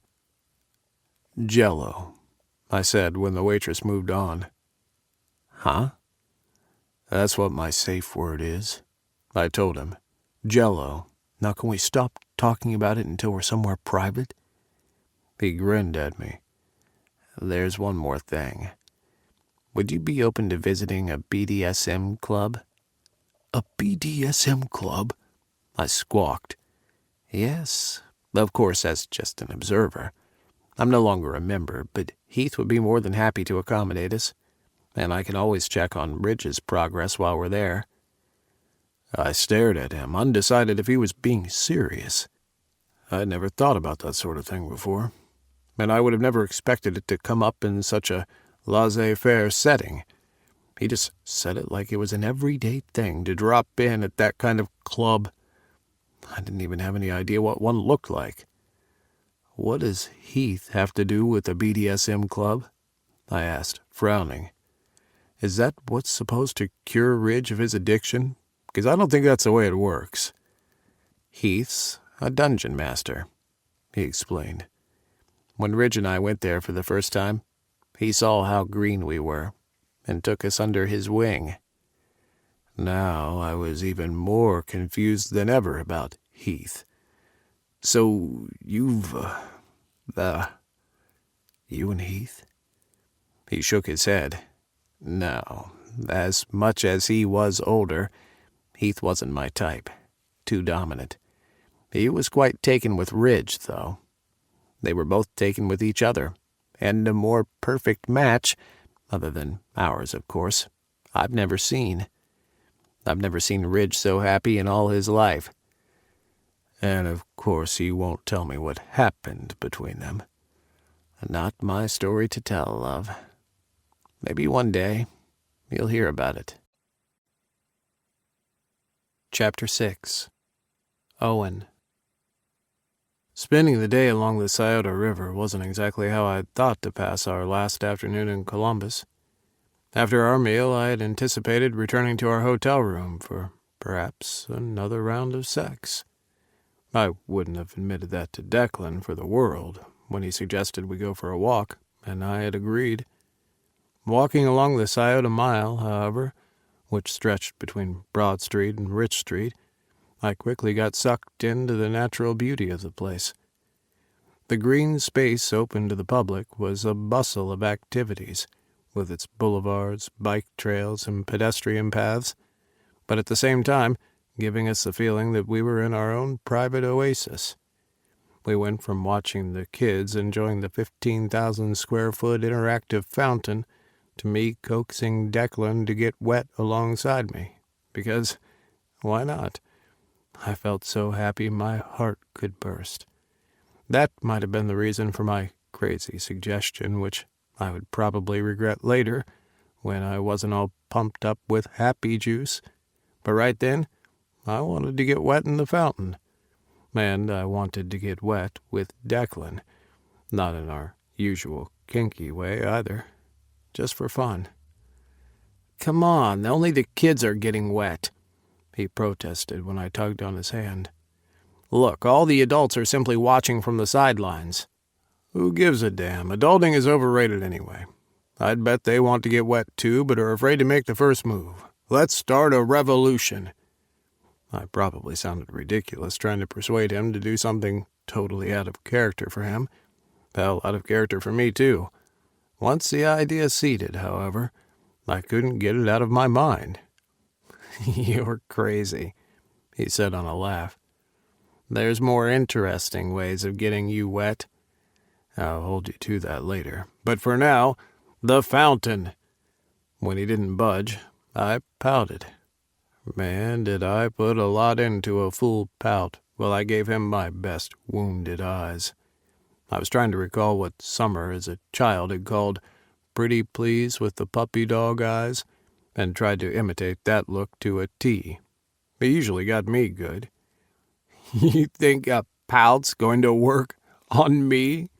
Declan roared with laughter. "Boy, Daddy's made of sterner stuff than that." Damn. I was determined not to leave the fountain until we were both soaked.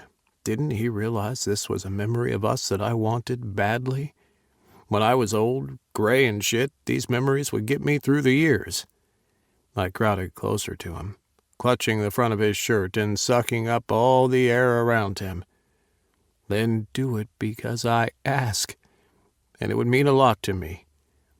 I watched his resolve crumble and tried not to show how smug I felt about it. "Shit," he muttered. "You're exploiting my weakness, aren't you?" "Huh?" I widened my eyes innocently. "I don't know what you're talking about." "Bullshit." He kissed my nose. "All right, let's go get wet." We were soaked in less than a minute. The kids found it hilarious that two grown-ups had joined them in their watery foray, and despite Declan's scowl at first, he eventually ended up smiling at them splashing us. "I can't believe I let you talk me into doing that," he groaned when we emerged from the fountain, our clothes sticking to our bodies, our shoes squished with each step we took. "Admit it, you had fun." I grasped his hand, intertwining our fingers as we continued our walk. As wet as we were, the sun was hot enough that we would be mostly dry soon. "Maybe," he conceded. I stopped in the middle of the promenade and kissed him, placing my free hand on his shoulder. Our lips had barely met when Declan ended it. "Not a good idea," he said, gesturing to his groin. His semi couldn't be hidden behind the wet material of his pants stuck to his body. Neither could mine. There's a swing where we can park our asses and cool off," I pointed out. We ended up lounging on the swing, people watching, but mostly enjoying the beauty of the scenery. A few years ago, the Scioto Mile had been little more than a lifeless urban highway, which was later developed into the new riverfront promenade and park we could now enjoy. Whether it was Declan gently pushing the swing with his feet, or the warmth of the sun, quite possibly a combination of the two, I got comfy enough to doze off. He woke me with kisses pressed to my face, and I opened my eyes to find myself leaning heavily against him, my head on his shoulder. He had slipped his arm around me at some point to settle me much better against him. "Damn, I didn't mean to fall asleep," I murmured, hating that I immediately thought of Oscar's age-inappropriate jokes last night. Declan didn't look the least bothered. "It's fine. I loathed waking you, but we should probably get back to the hotel and prepare to get out of here. We're mostly dry now anyway." We walked back to the hotel in silence, me still disoriented enough from sleep for Declan to decide holding my hand wasn't just a show of affection, but necessary. I was relieved when we walked into our suite, and I headed straight for the bathroom to take a leak.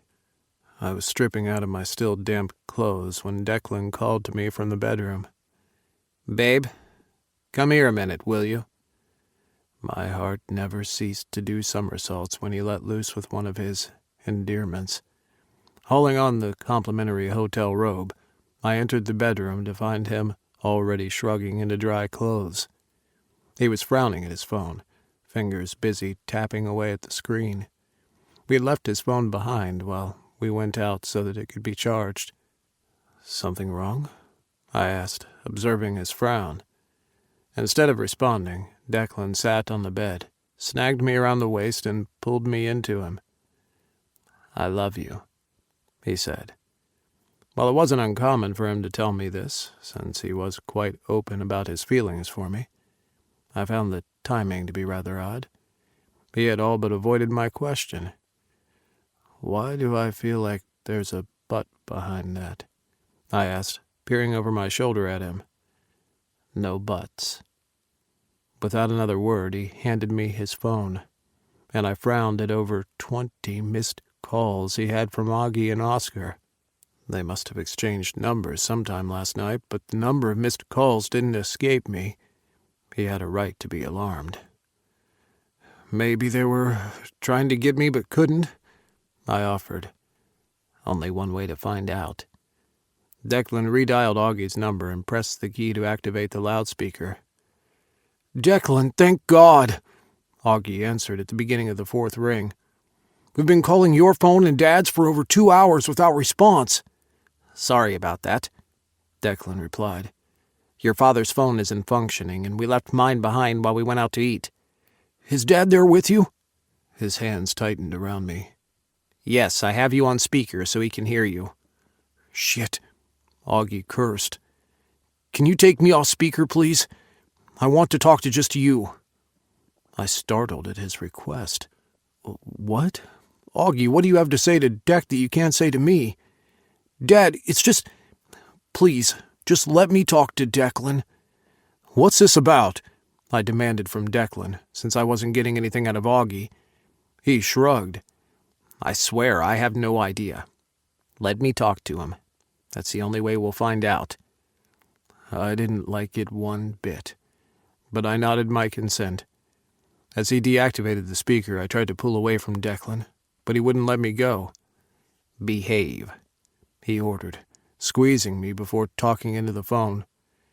"It's just you and me, Augie. What's going on? You're freaking out your father." I loathed not being able to hear Augie's end of the conversation, and there was little I could do but rip the phone out of Declan's hand, and I didn't see that going over well. I waited, taking in Declan's body language, and had no idea what to think. When he went stiff, I really began to worry. Something was wrong. "Oh my God," Declan expelled, and when I squirmed, his hand tightened even more. "Where are you guys now?"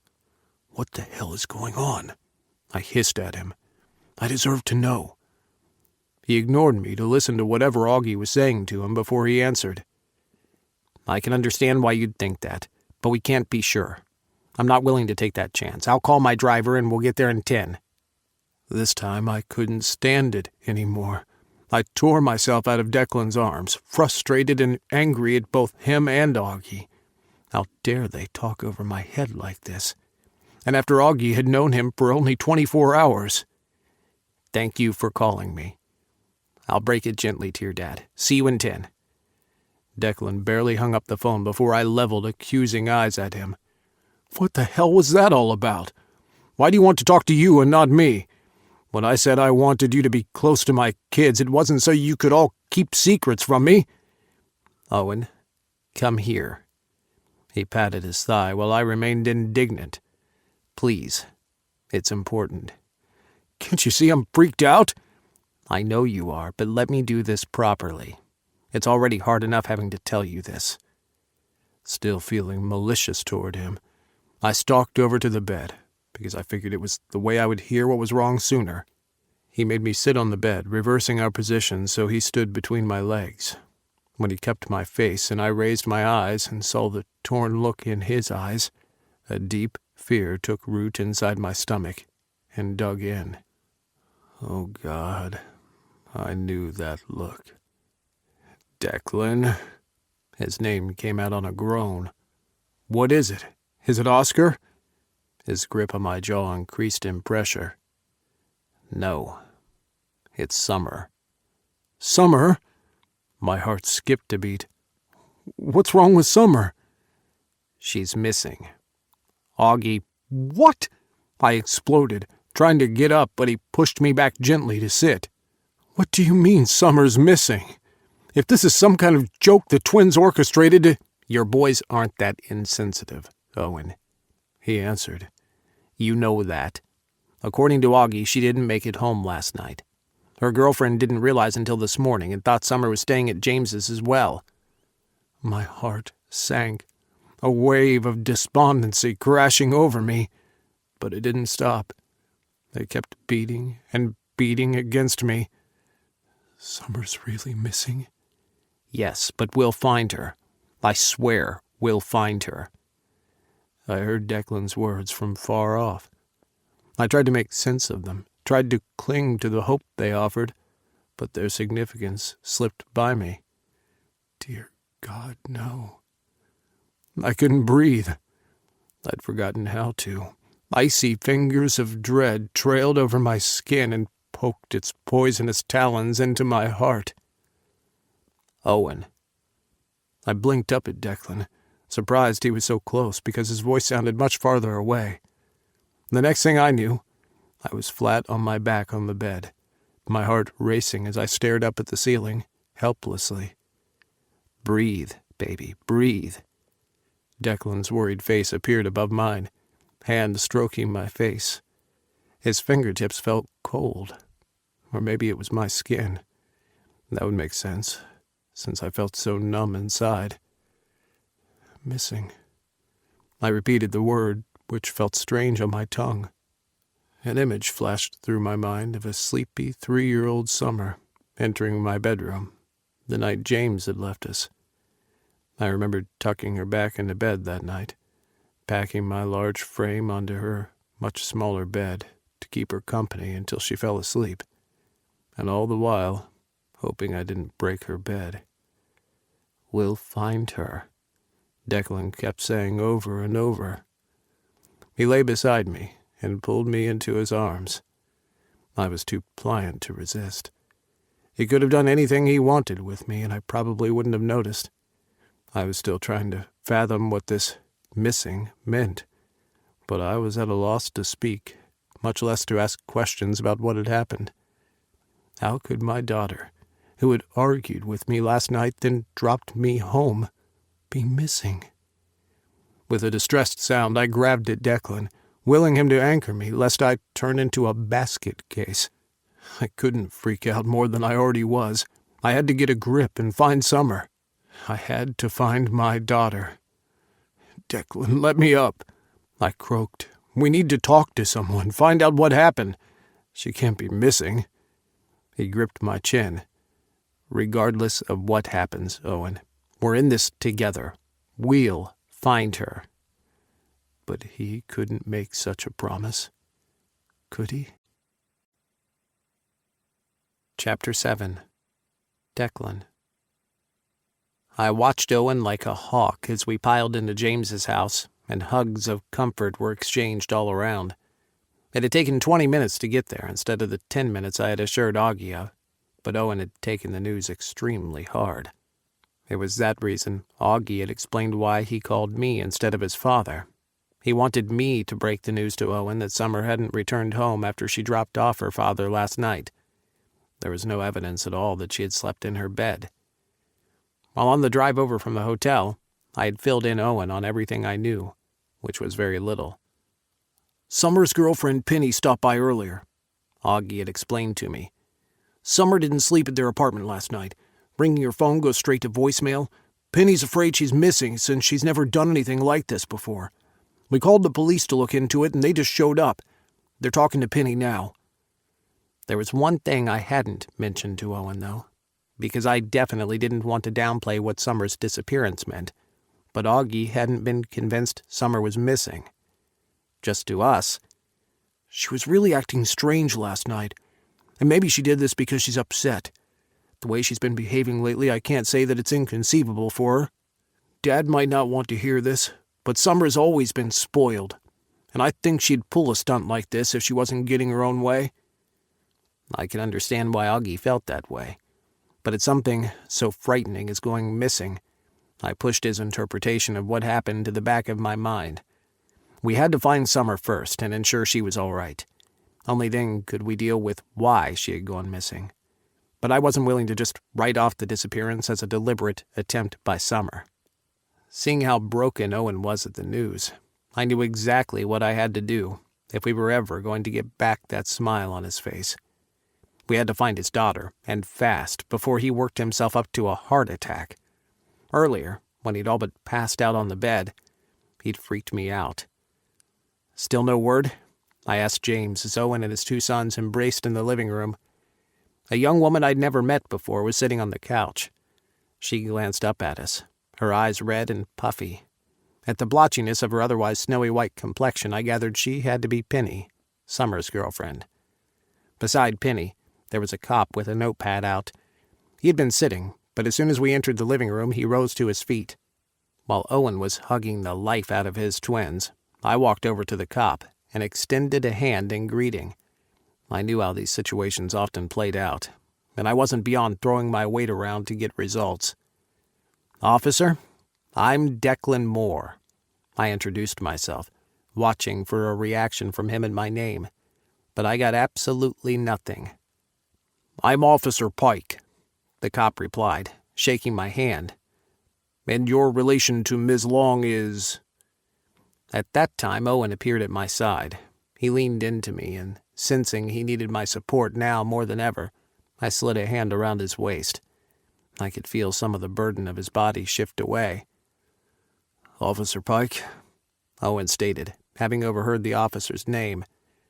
"I'm Owen Long, Summer's father. Declan's my partner. What can you tell us about my daughter's disappearance? Is someone trying to locate her?"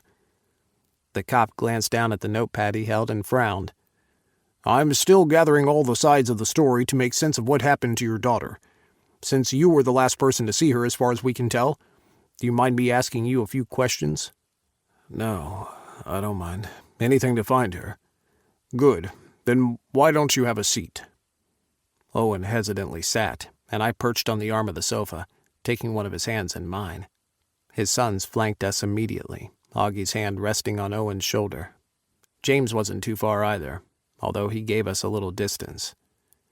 "About what time was it when she dropped you off at the hotel?" Officer Pike asked. "It was some minutes after 1, he answered. I remembered because I had to text Declan that I'd arrived, and I took notice of the time. His face blanched, and he sucked in a deep breath. I shouldn't have let her drive home alone at that hour. I should have asked her to stay, but she doesn't live far away, so I thought it would be okay." I squeezed his hand at his obvious distress, but before I could answer, Oscar beat me to it. "Dad, don't blame yourself. If that's the case, we're all guilty for letting her go off alone." "And I'd have offered for her to stay here, but we know she'd never agree to that," James added. The cop cleared his throat, commanding our attention. "Can you say what state she was in when she left, Mr. Long?" Owen buried his face in his hands. "She was upset," he said on a groan. "Why was she upset?" "She's been dealing with a lot," he answered. "She recently left home, and I'm not sure if she's been adjusting properly." He inhaled deeply, his shoulders shaking as he sent James an apologetic look.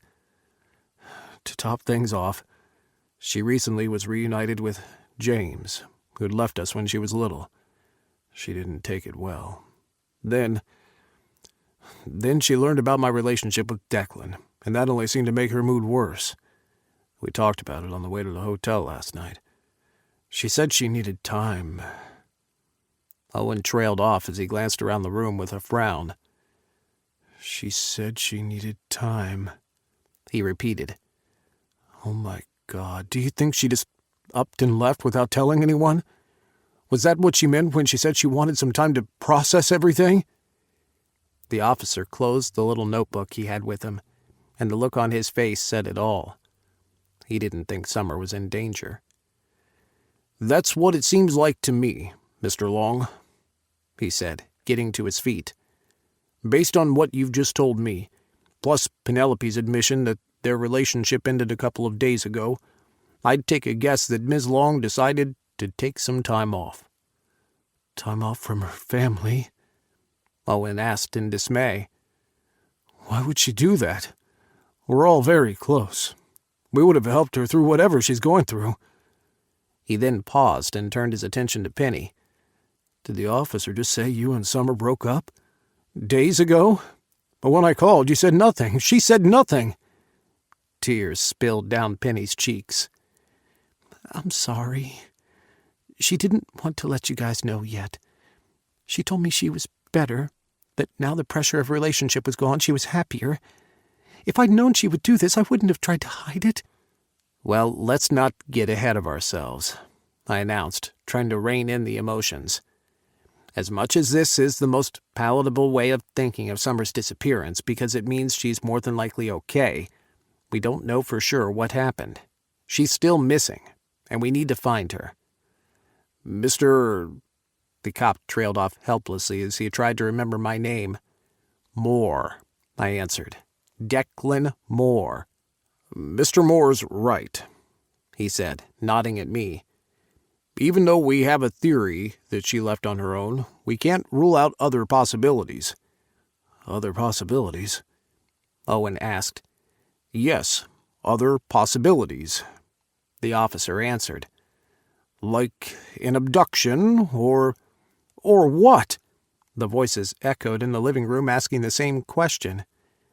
Now, this is only precautionary, Officer Pike announced, and I wished I could stop the words that would come out of his mouth because I could sense they would do nothing but add tension to the situation. I have to ask, does anyone have reason to believe Ms. Long is a danger to herself? Danger to herself? Owen echoed. Are you asking if my daughter is suicidal? Of course not. Owen, James protested. It's hard to think about it, but if she is... I know my daughter, Owen snapped, letting go of my hand and glaring at James. Sure, she can get moody, but that's just her way of dealing with things when she's having a rough time. Summer is not suicidal. The police officer didn't seem convinced as he turned to Summer's girlfriend. Penelope, you've been living with Ms. Long for a while. What's your general impression? Do you have cause to believe she's a danger to herself?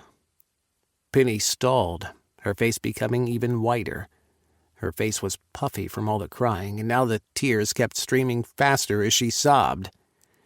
Penny, Owen said in a pleading tone. We both know Summer better than anyone else.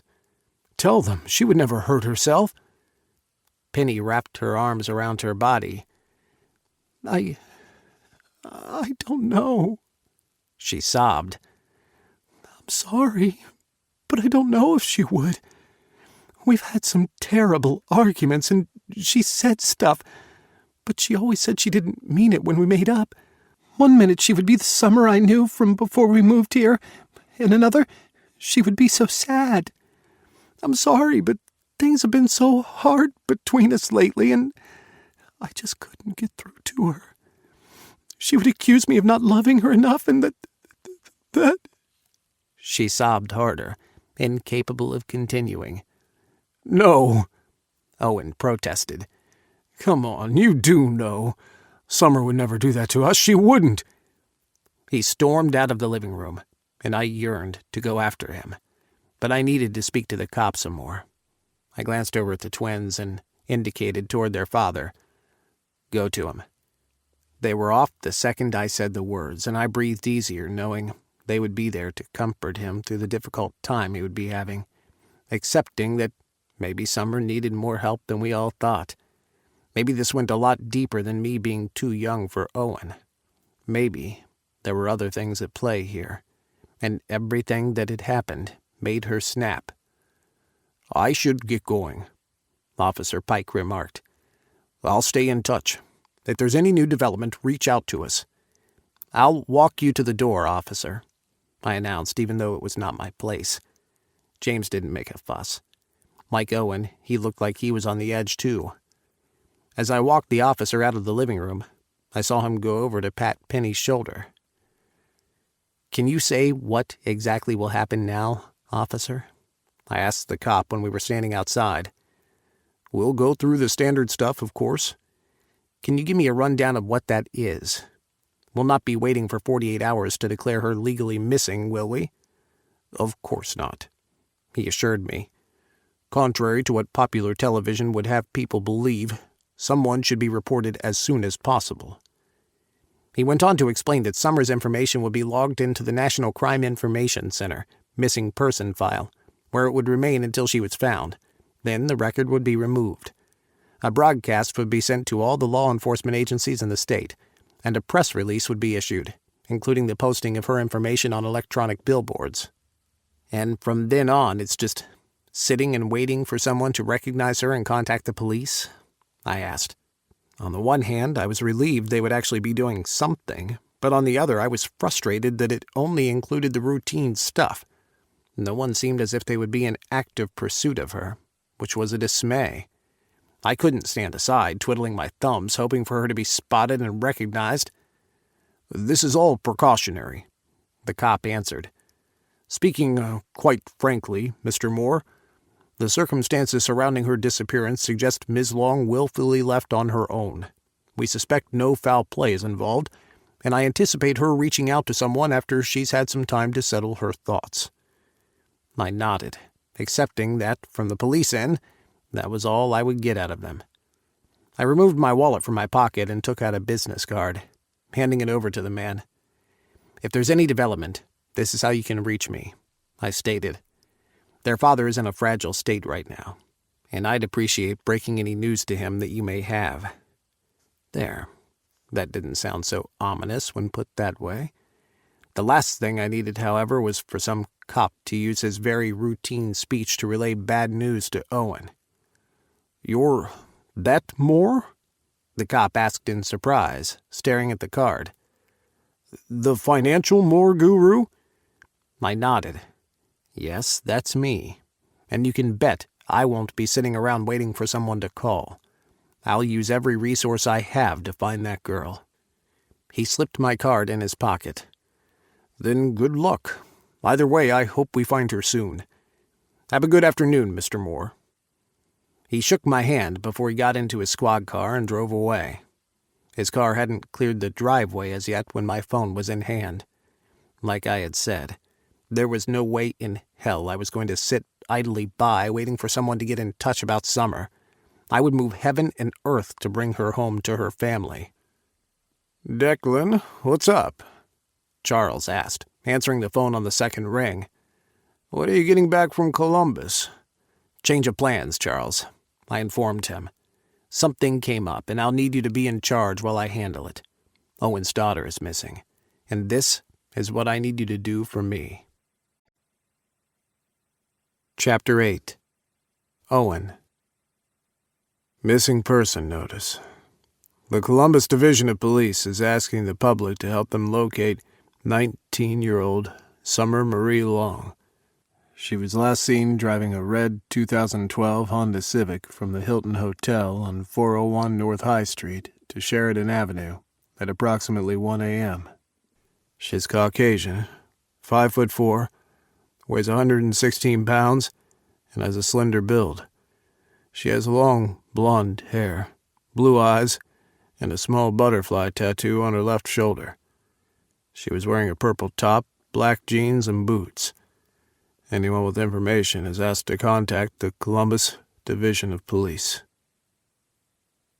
Lying in bed, unable to sleep, the missing persons notice of Summer kept going through my mind. I had read the report so many times that I was able to recite it without even thinking too hard about it. Missing for almost 48 hours. And no one still had a clue where she was. Everyone had been so certain that she had gone off on her own and would get in touch once she had her head clear. Declan had given me his personal phone so I could keep trying to reach her, but her phone remained off. I'd left her so many voicemails asking her to call me on this number, but nothing. The twins had done the same. Penny had tried. And even James. The general consensus was that she was okay. But if she was all right, why wouldn't she have tried to get in touch with me? If she had checked her phone, she would have seen the missed call. She would have seen I was trying to reach out to her. So the conclusion I came up with was that my daughter didn't want anything to do with me. Swallowing the sob that rose in my throat, I burrowed down under the covers, closer to a sleeping Declan. I didn't want to disturb him, but I needed the reassurance of his presence beside me. I didn't know what I would have done had he not been with me throughout it all. He kept me busy, ensured my mind was engaged, but at night there was very little he could do. He had distracted me earlier, enough for me to fall asleep, but I felt like I had only dozed off for a few minutes.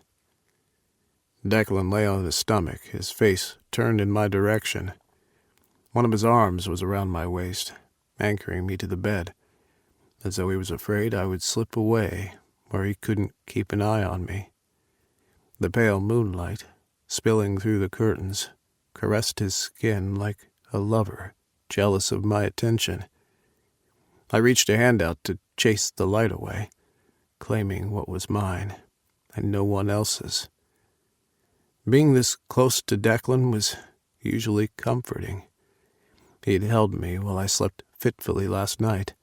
Tonight, I couldn't make myself fall asleep again, no matter how much I tried. I would close my eyes only to see Summer in a dangerous and sometimes deadly situation. I hated that my mind went there, but I was terrified she was alone somewhere and hurt. I refused to lose hope, but it was also hard to be optimistic when I knew absolutely nothing about her disappearance. It was almost as if she had been abducted by some alien and had been sucked into another dimension, car and all. With a sigh, I conceded that I wouldn't be getting any more sleep for tonight. I carefully removed Declan's hand from my waist and shifted out of the bed without waking him. He deserved his sleep, especially if he was going to continue doing an amazing job of keeping me sane while I worried. I stood there at the foot of the bed and watched him, thinking about how much I would have been driven up the wall if not for his presence. I'm afraid of losing you. I startled at the unexpected thought that sprang to my mind. Since accepting that Declan loved me, I never contemplated about losing him. James had left, technically the twins had left, and now Summer had left. Why should I believe Declan would stay? And yet, I had to cling to that belief. It kept me from falling further apart. With one last lingering look at his frame in the bed, I slipped out of the room and closed the door. James had offered us the guest room to stay, since we all wanted to be in the same location when the police contacted us with whatever news we would get. Oscar had to return to work, so he was back at the house the twins shared, which was a 45-minute drive away. But Augie, who had saved up his vacation time, had taken an emergency vacation to remain behind. I made my way down the stairs, being stealthy, so I didn't alert the whole household to my wakefulness. I already saw the concern in everybody's eyes as they watched me like I was going to fall apart again.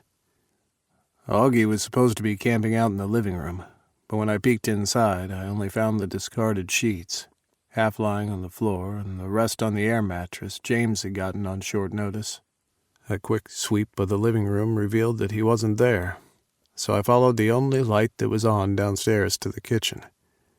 I sighed with relief when I saw Augie at the kitchen table, a crushed can of Blue Moon on the surface. He had another opened can which was tipped to his mouth, and a third which was still unopened. "Hey, what are you doing up drinking alone?" I asked, swiping the unopened can and sitting across from him. "You should be in bed." "So should you," he answered. "Declan knows you're up?" I shook my head, wondering at how everyone had picked up that I had relinquished much control to Declan. Unknowingly, they deferred to him when it had something to do with me. I must be even more submissive than I thought. I didn't necessarily see it as a bad thing, especially when Declan would never do anything to hurt me deliberately. It was nice having someone else calling the shots for a change. It was comforting to know he was there, and would always be there. "Deck's sleeping," I answered. I didn't want to wake him with my tossing and turning. He deserves to have a good rest after staying up with me much of last night. "If I had any doubts about him before," Augie stated, "watching him take care of you through everything has completely changed the way I view him. I'm so glad you have him, Dad." I smiled tiredly at him. "Thank you for that. He means so much more to me than you can even fathom." "I think I have a pretty good idea," he answered, returning my exhausted smile. I hated that the last 2 days had taken a toll on him, just as it had done me. Augie was always clean-shaven in the past, but his face now showed the signs of a beard forming. Like me, the boys grew facial hair rapidly, and I knew he took great care with his appearance to always keep things clean. I didn't have the patience to shave every day, so I let mine grow to an acceptable scruff and kept it neatly trimmed. "I'm so worried about her, Dad," he said suddenly. His shoulders slumped. "I couldn't sleep because I felt so sick thinking about it all. Then I felt even worse, because all this time I've been thinking that she orchestrated this whole thing for a little attention and to have her way. I know she didn't take to Declan, and then this thing with James and Penny. It seems plausible that she would just get up and leave to escape us all for a few days. But now, I'm not so certain. What if... Something broke inside me, watching Augie get all choked up worrying about his sister. He had been doing so well, keeping a brave front for everyone. He had watched me have a meltdown several times since Summer went missing, but now he had reached the threshold. Augie. I got up from the table and went over to pull him into a hug. He clung to me, his breathing deep and wheezy as he fought to contain his tears. He lost the battle, sobbing into my shirt while I stroked his hair. God, it hurt listening to his pain. I had to put mine on hold to tend to him and be what he needed. Over the past couple of years, my relationship with my boys had quickly moved from only Dad to a confidant and friend, but he didn't need a friend right now. He needed the father who had been there to reassure him Oscar would be all right when he'd smashed his finger into the door when they were 6. He needed the father who had assured him that Oscar would get better when he'd fallen off his bike and broken his arm when they were 12. The same father who he'd needed reassurance from when Oscar had rammed helmets with another guy playing football and had lost consciousness. "It's going to be all right," I told him, having to believe the words for myself so I could say them with conviction. "We'll find her. We have to believe that. We're going to find her." After a few minutes of rocking him back and forth gently, he slumped against me. I brushed his hair back and prodded him to his feet. "Come on, you're exhausted. Let's get you back to bed." He didn't protest, but followed me back to the living room. I knew he was emotionally and physically exhausted when he didn't balk at me tucking him in, just like old times when he was a kid. But 13, 23, 53, none of it mattered. I would gladly tuck him in if that was what he wanted. "Will you stay with me until I fall asleep?" he asked, and damn if my heart didn't break. "Yes, I'll stay." He gave a long sigh. "I love you, Dad." I was too choked up to respond, but he was asleep almost instantly anyway. I had the urge to call Oscar, find out if he was okay. He was more than likely already sleeping, but I couldn't stop myself. I needed to know he was all right.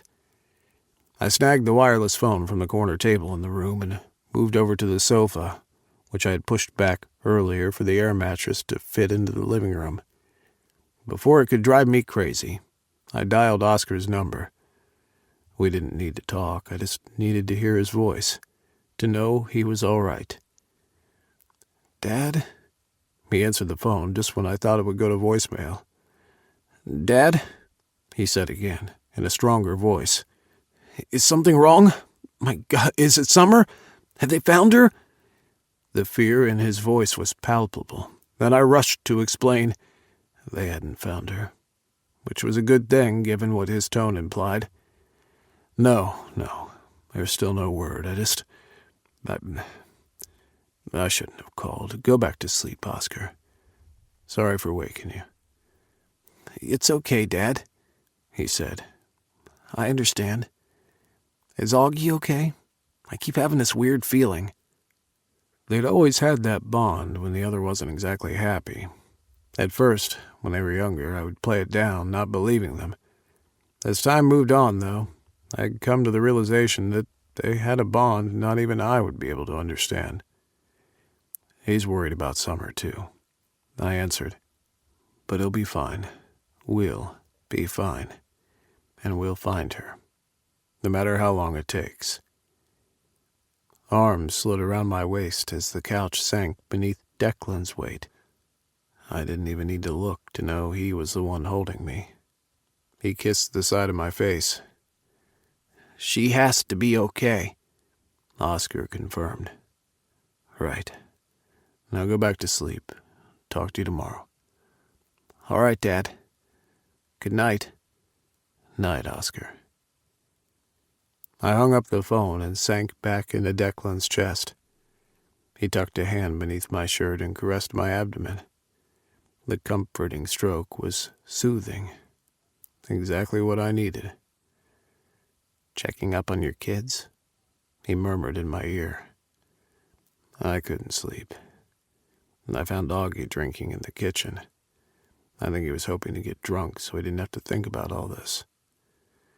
That would only give him an illusion for a few hours. I sighed, turning to bury my face into Declan's chest. I watched him fall apart tonight, Declan. It was painful to watch, having to suppress my own worries to meet his emotional needs. "He's lucky to have you." Declan kissed my hair. "They're all lucky to have you as their father." "I'm lucky to have you." But I couldn't say the words, because I was so choked up from all the tears. "Deck, please hold me," I groaned, my shoulders shaking from the silent sobs that racked my body as I wondered when the hurt would stop. Chapter 9. Declan. Standing just inside the living room, I watched Owen, who was huddled over the computer, scrolling through Summer's social media accounts, trying to find clues that would lead him to his missing daughter. I noticed his share of the breakfast James had made us was still untouched on the computer desk, but his coffee cup was empty.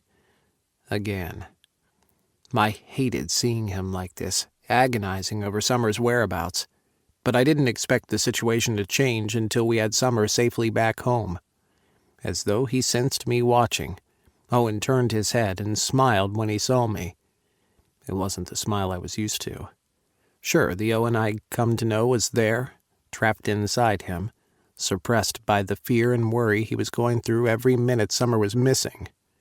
I worried he would be trapped forever, if we didn't find her. He held up his cup to me. "Hey, can I get another refill?" I frowned, walking over to him. I plucked the cup from his hand. "How many cups have you had so far?" He shrugged, his eyes glued to the computer screen, scrolling through Summer's posts. He continued, even as he rubbed at his eyes, and I could tell he was wearing himself thin. His eyesight couldn't be the same as when he was younger, and he'd been at the computer screen since the ass crack of dawn. "I haven't been counting," he replied. "I think you've had one too many to drink already, Owen," I told him gently, resting a hand on his shoulder. "You need to take a break from the computer as well. Your eyes must be tired." He caught himself rubbing at them again. I have to keep looking. And we will, I assured him. But you can take a break from the computer for a minute. Remember, you wanted to go to Summer's apartment to look for clues in her belongings. Silas is here. He sighed. I guess I could come back to this later. I'll help you when we get back, I promised him. He started to close the social media pages he had been perusing as he got up from the chair with a groan. Shit. I think I've been sitting for too long. I frowned with disapproval at him. I could appreciate us digging for clues as to where his daughter could have gone, but he was going to work himself to exhaustion if he continued pushing so hard. We're going to stop on the way to get you something to eat, I told him, snatching up the cold breakfast that was still undisturbed. I'm not hungry. Think about what you want to eat so we can make the stop, I said, not giving him an option as I left him temporarily. I disposed of his breakfast, washed and put away the plate, before returning to the living room. Augie had gone out for a walk, and James was with a client. He had already shut down the computer by the time I returned to the living room, so we made our way out to the car. Owen greeted Silas, but this time it lacked the usual warmth between them. He stared off forlornly outside, mostly frowning until I asked him where he wanted to grab something to eat. I told you, I'm not hungry. You barely touched dinner last night, I reminded him. And you didn't eat breakfast. It's almost noon, Owen. Either you make the choice or I will make it for you. I hated having to get into that daddy mode right now, but I didn't know what else to do to get him out of his funk. When he didn't choose, I had Silas drop us off at one of those restaurant chains and ordered him a sandwich and orange juice. I figured he should be able to manage that, even if he was too anxious to eat. The sandwich was as small as a bagel, easily downed in a few bites. At Penny's apartment, she let us in. She only looked slightly better than the last time we'd seen her. Her eyes were still red and puffy. I stood aside and allowed Owen to hug the girl to him as they shared in their moment of concern. From the interaction I had seen between them, Owen treated Penny almost like a daughter. How are you holding up? He asked her. Horribly, she admitted. I have to go back to work in a couple of days, and I don't know how I'm going to manage, to be honest. Oh, Penny, you do what you have to do, Owen assured her. It might be just the distraction you need. Summer's bedroom is down the hall, to the left, she stated. It's open, and I haven't touched anything. The police didn't find anything when they dropped by to take a look yesterday, but you know Summer better than anyone, so maybe you'll see something they missed. I placed a hand on Owen's shoulder to stop him. First, you eat. He glanced at the bag that I'd gotten from the restaurant where we had stopped to get him something to eat. When he saw I wasn't backing down, he gave a sigh and walked over to the small table that had only 2 chairs. I hovered over him, ensuring he ate every single bite and drank his orange juice. Happy now? He asked, getting to his feet when he was done. I smiled at him, despite his sass. Yes, very. I'm only looking out for your best interests. His features softened, and he walked up to me. I knew that look on his face when he was seeking comfort, so I pulled him to me in a warm embrace. I know you're being a mother hen because you care. I think Daddy Cock is more suitable, don't you? Owen's bark of laughter was so sudden it startled even him. I brushed my thumb across his cheek. His first real laugh since Summer went missing. Hey, there's my boy. I kissed him briefly. I missed that laugh and the light in your eyes. He sighed. I just can't be happy not knowing, Deck. I know. I kissed him softly on the lips. Do you want to do this alone, or for me to be there with you? I probably should do it alone, he said on a sigh. I've been a crying fountain since Summer disappeared. I should spare you more tears. If that's your only qualm, then I'm coming with you. An hour later, Owen sat in the middle of the floor of Summer's bedroom, looking even more helpless at the end of our search than when we'd started. I mostly comforted while he poked through his daughter's stuff, because I didn't feel at ease viewing her personal effects. I don't understand. There's not even a hint of why she would leave. Nothing. Maybe it was a spur-of-the-moment decision. You said it was after talking to her that she said she needed some time. So it's my fault then. Owen, don't blame yourself for this. Then who should I blame? He asked, exasperated. Nobody has to take the blame for something we don't understand yet. I know. It's so frustrating. He got to his feet and returned the little booklet he'd found in Summer's drawer. He hadn't wanted to go through it, but it turned out to be appointments that she had been keeping a note of. Are you ready to go now? I asked him. Why not? There's nothing else here. His shoulders were so tense when I placed an arm around him. We found Penny in the kitchen washing up dishes, but her movements were so listless that she was just going through the motions. I wondered if the dishes had even been dirty in the first place. The stack she had on the counter to wash was surprisingly clean. "Find anything?" she asked us. No, nothing. Owen answered. We're about to go. Okay. Thanks for trying anyway. Once more, we were back in the car and driving toward James's house. I wished we weren't staying with his ex, but Owen wanted to be close in the event of anything. He assured me I could stay at the hotel where I had extended my reservations, but I refused to leave him by himself. He didn't even eat unless I forced him to. Last night, he had slept fitfully, and he'd been staring at the computer screen all day. He needed me to stay around.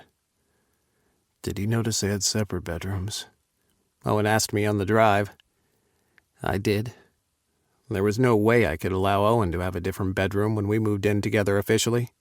Given the way things were shaping up, it might take some time to put that plan into action. I still hadn't forgotten that I needed to talk to him about his book, either. But how could I delve into that now with all that was going on? It's like I don't even know her, Owen said. And that hurts. She's spoken to me before about problems with Penny. I sensed the move hadn't gone as smoothly as it should have, but I thought it would get better. She never made it seem like they were big problems. The more I learn about her, the more I'm convinced that she just left, like James did. For the first time, I felt inadequate to reassure or help Owen, and it made me feel like crap. I couldn't imagine what he was going through. We rode in silence, and then it was another trek inside James's house to wait. You should get some rest, Owen, I told him as he made for the living room, me trailing him. I need to finish combing your social media posts first, he remarked, then came to a sudden halt inside the living room. I almost bumped into him, gripping his hip to regain my balance. "Charles," I said in surprise as my father jumped to his feet. Across from him, Augie rose as well. "What are you doing here?" Charles's face was red. I looked from him to Augie, who was observing anything but us. What the hell had Charles done now? He could be so offensive at times, and I hoped he hadn't done anything to upset Owen's kid. "I thought I would lend some support," he answered, clearing his throat. "I mean, you're dating Owen, so we're practically family, right?" He glanced over at Augie before dragging his eyes back to us. Thanks, I guess," Owen remarked, still looking bewildered. "Although I'm not sure what anyone else can do, except wait for someone to call in information." Charles gave me a quizzical look, and I shook my head slightly. Owen didn't know yet that I intended to hire a PI to look into Summer's disappearance. I had meant to hire the guy already, but Charles had taken some time to track him down.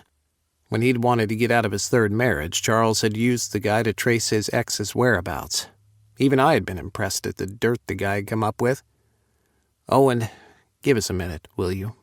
I'd like to talk to Charles." "Okay, I'll be at the computer."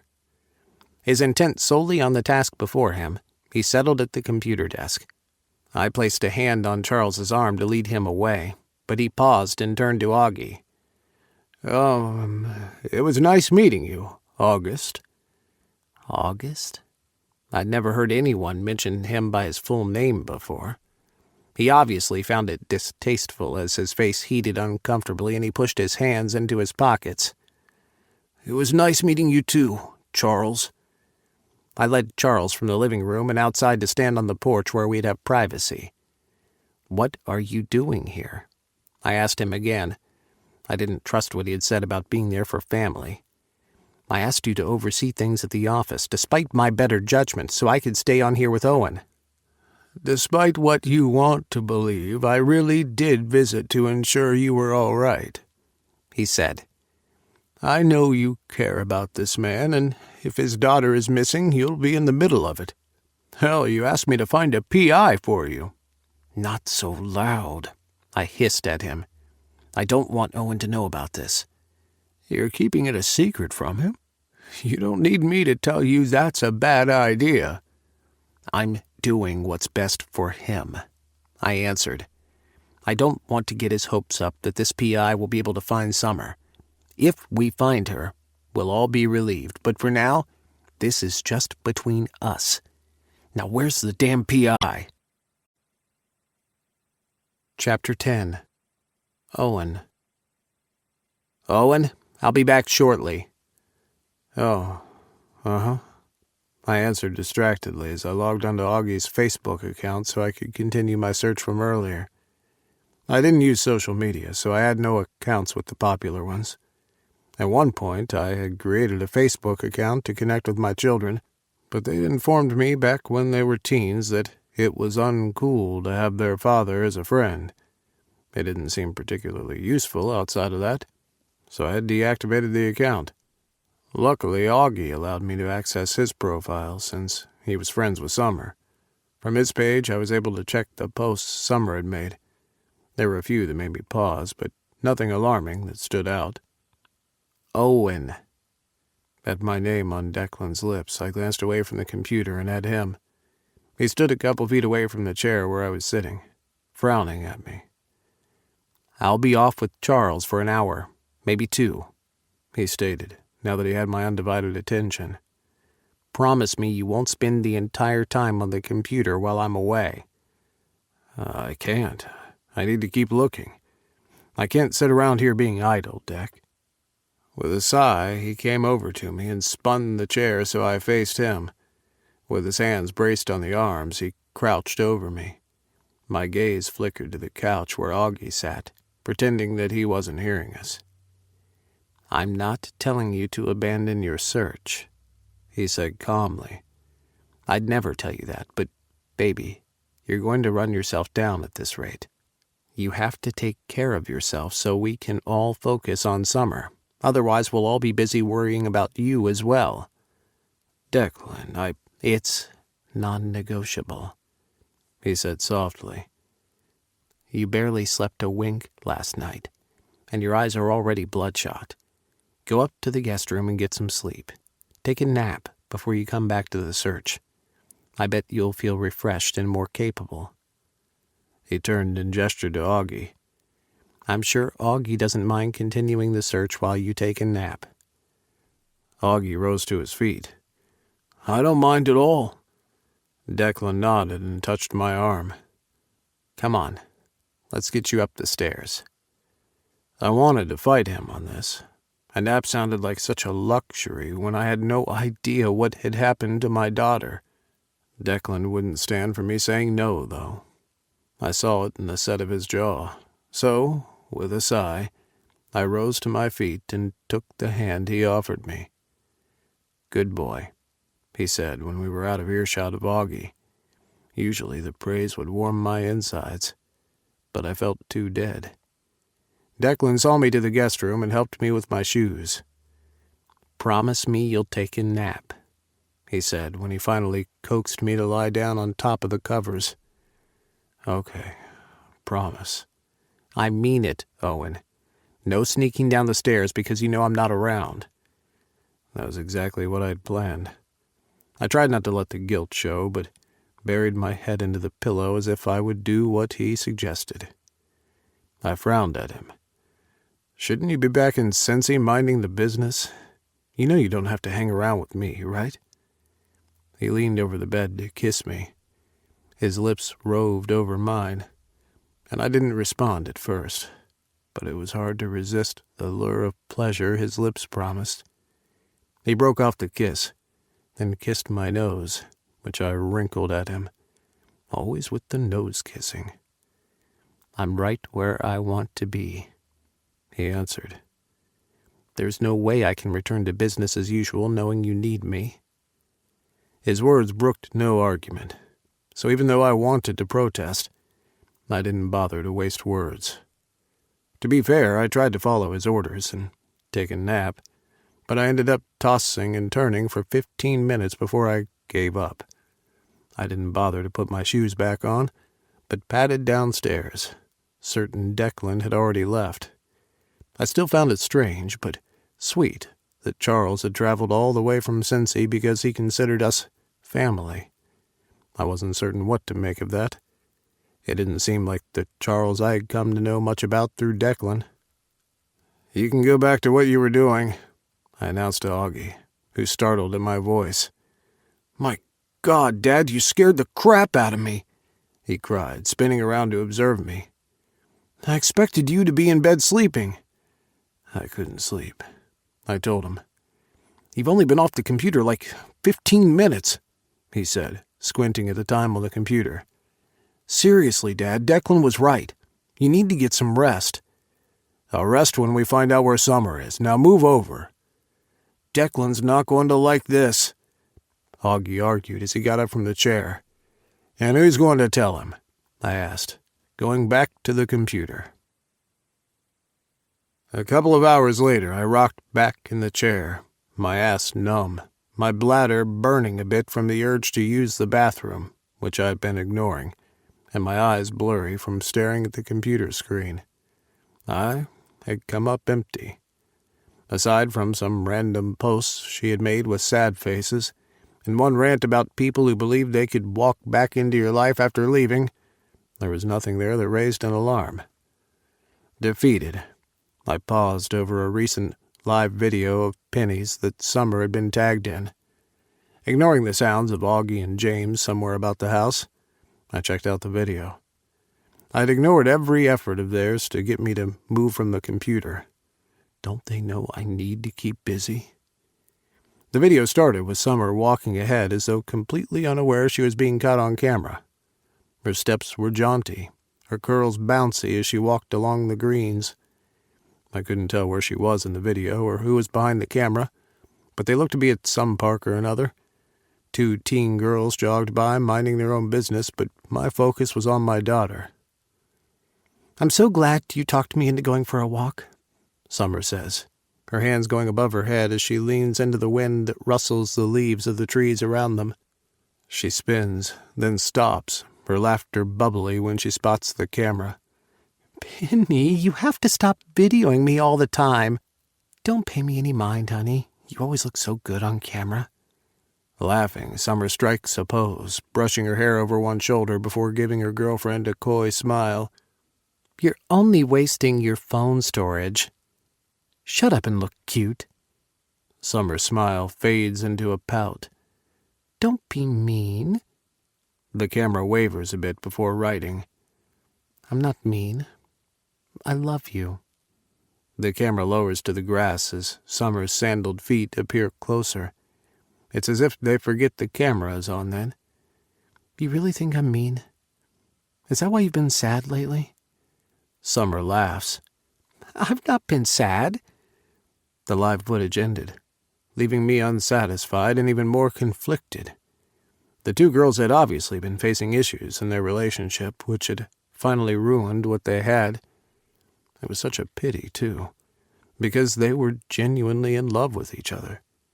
They didn't deserve to end this way. "Did he get any sleep?" The sound of Declan's voice jerked me back into the present. I didn't dare move as I waited for the response. Augie would never betray me and tell Declan the truth, that I hadn't slipped a wink since he had left. He was back down as soon as you left," I heard Augie answer. I groaned, closing the social media accounts as quickly as possible. Still, Declan reached me before I was able to completely shut down the computer. My hand trembled on the mouse. I could feel the energy bouncing off him, and for the first time since he left, I wondered what he had gone to do with Charles. "I'm not a happy camper right now, Owen," he said, leaning close so his mouth was at my ear. "I gave you instructions which you clearly ignored." I raised my head and reached out to stroke his arm that had come down on the chair. "I couldn't sleep, Declan. I had to do something." He gripped me by the chin and tilted my head upward, his eyes roving my face. His features hardened. "You'll be good to no one if you run yourself down, Owen," he said. "Look at you. You need at least 8 hours of sleep just to get rid of the bags under your eyes. Can't you see I'm worried about you?" My heart ached for him, and for the first time in a long while, I wondered why he would want to waste his youthfulness on me. I felt immediately ashamed because there was no doubt in my mind that Declan loved me. I didn't know what the hell I did to deserve such devotion from him, but I was selfish enough to never want to let him go. "I'm sorry I worry you," I said on a whisper. "I just feel a little lost right now. I don't know how or when I'm going to snap out of it." "Oh, baby. I'm so sorry we still haven't found her." He clung to my hands, bringing them up to his lips to kiss my knuckles. "I didn't want to say anything yet, because I don't want you to get your hopes up. But I've hired a private investigator to look into her disappearance."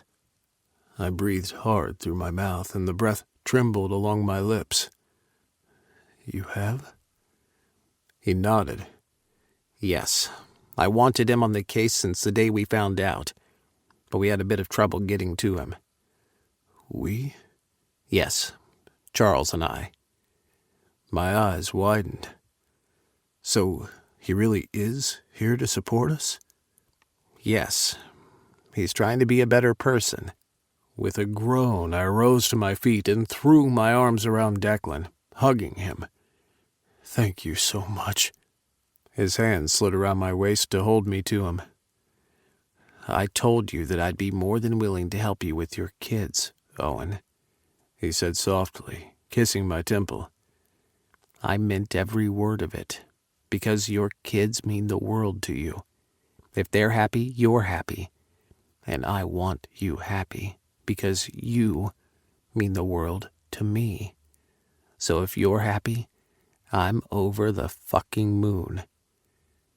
I swallowed the sob that bubbled into my throat. "I don't know what I ever did to deserve you, Declan. I really don't." Chapter 11. Declan. "Where's Dad?" Augie asked, frowning when I sat down at the table to eat with him and James. At the mention of Owen, my eyebrows furrowed with worry. I was concerned about him and his refusal to eat, to sleep properly, his ability to do anything right now, really. I didn't particularly want to be stern with him at this time, because I was trying to meet his emotional needs, but I couldn't decide if my approach was right or wrong. That bothered me greatly. I'd never had doubts before about caring for and doing what was right for someone, but I didn't want Owen to be the first person I let down. "He's in the guest room," I answered, recalling the ultimatum I had given him just 15 minutes ago. Once again, he had insisted he wasn't hungry. I'd given him 2 options: back to the bedroom or to have dinner with us. He had headed for the stairs without an argument. "He's not going to eat with us?" James asked. "Maybe I should bring him something." I frowned at James. He doesn't want to be disturbed at this time. I'll take a plate up to him later and try to get him to eat something. "Still, maybe he shouldn't be alone," James pressed. "It's best for him right now." I leveled a more final look at James. I know what's best for him, and right now, he needs some time alone. My gut was telling me Owen needed a firmer hand, but I hesitated, given the delicate nature of our current situation. He needed me to insist that he eat, and to get off the computer, which was proving futile so far. And for him to sleep well, he needed sex, hard enough to knock him out right after. He had all this pent-up energy that he wasn't using, and he needed to get rid of it to sleep comfortably. Perhaps even a bit of impact play to pull him out of his head. It had worked before. Dinner with James and Augie was a quiet affair.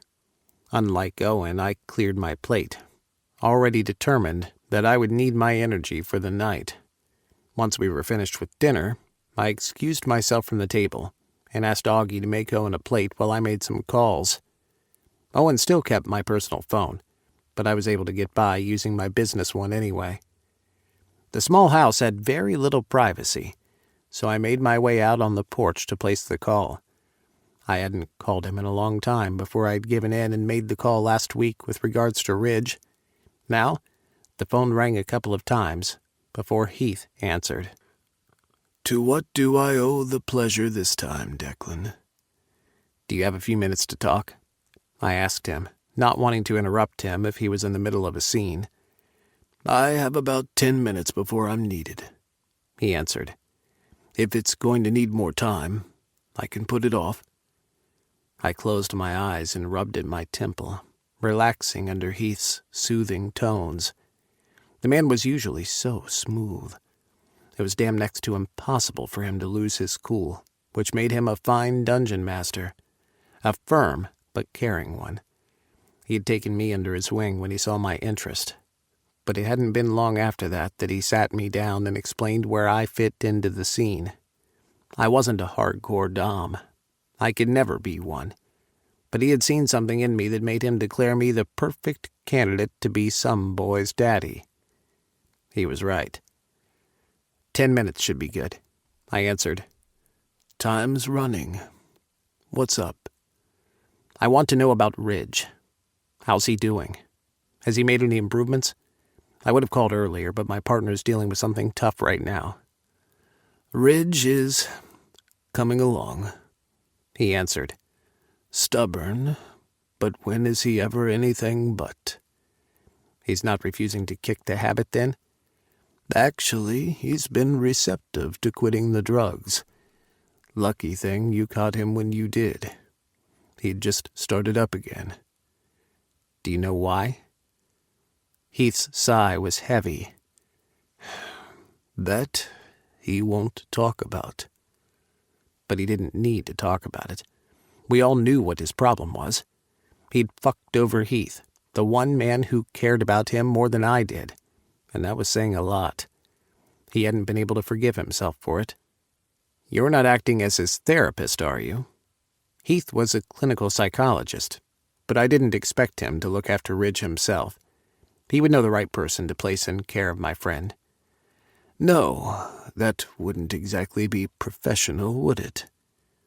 When I didn't answer right away, he continued. Ridge told me about this guy you were seeing. Sounds serious. Usually you'd be up my ass every day about Ridge's progress. I know he's in good hands. At least he will be, in a few minutes, he answered. I have to go.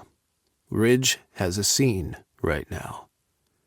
Surprise and concern filled me at the same time. Heath, you know I didn't mean for things with Ridge to pick up right where you left off. Are you sure you want to be his dom again? I'm not, he answered, but even so I could hear the hurt and longing in his voice. Damn it. I felt sorry for him.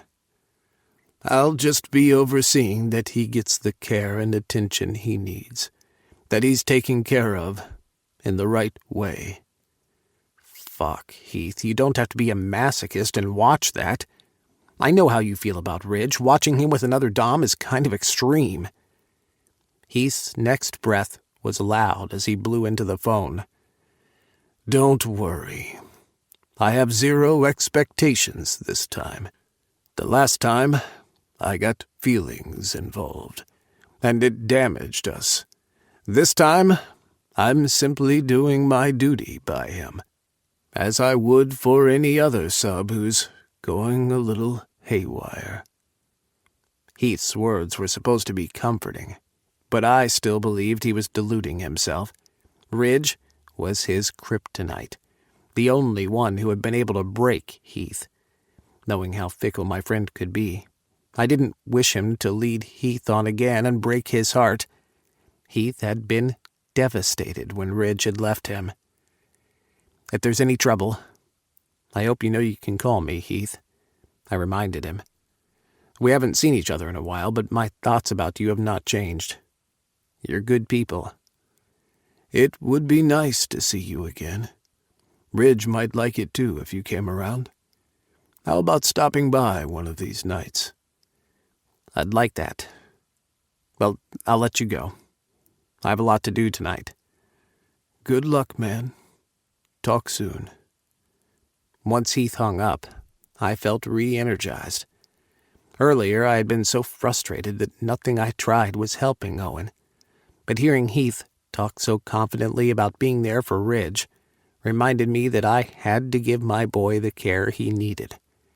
While I'd felt it in my heart that Owen possibly needed a swat on the behind and some rough fucking to rid him of all his anxious energy, I'd been hesitant about doing anything that would hurt him or make him feel guilty after the act.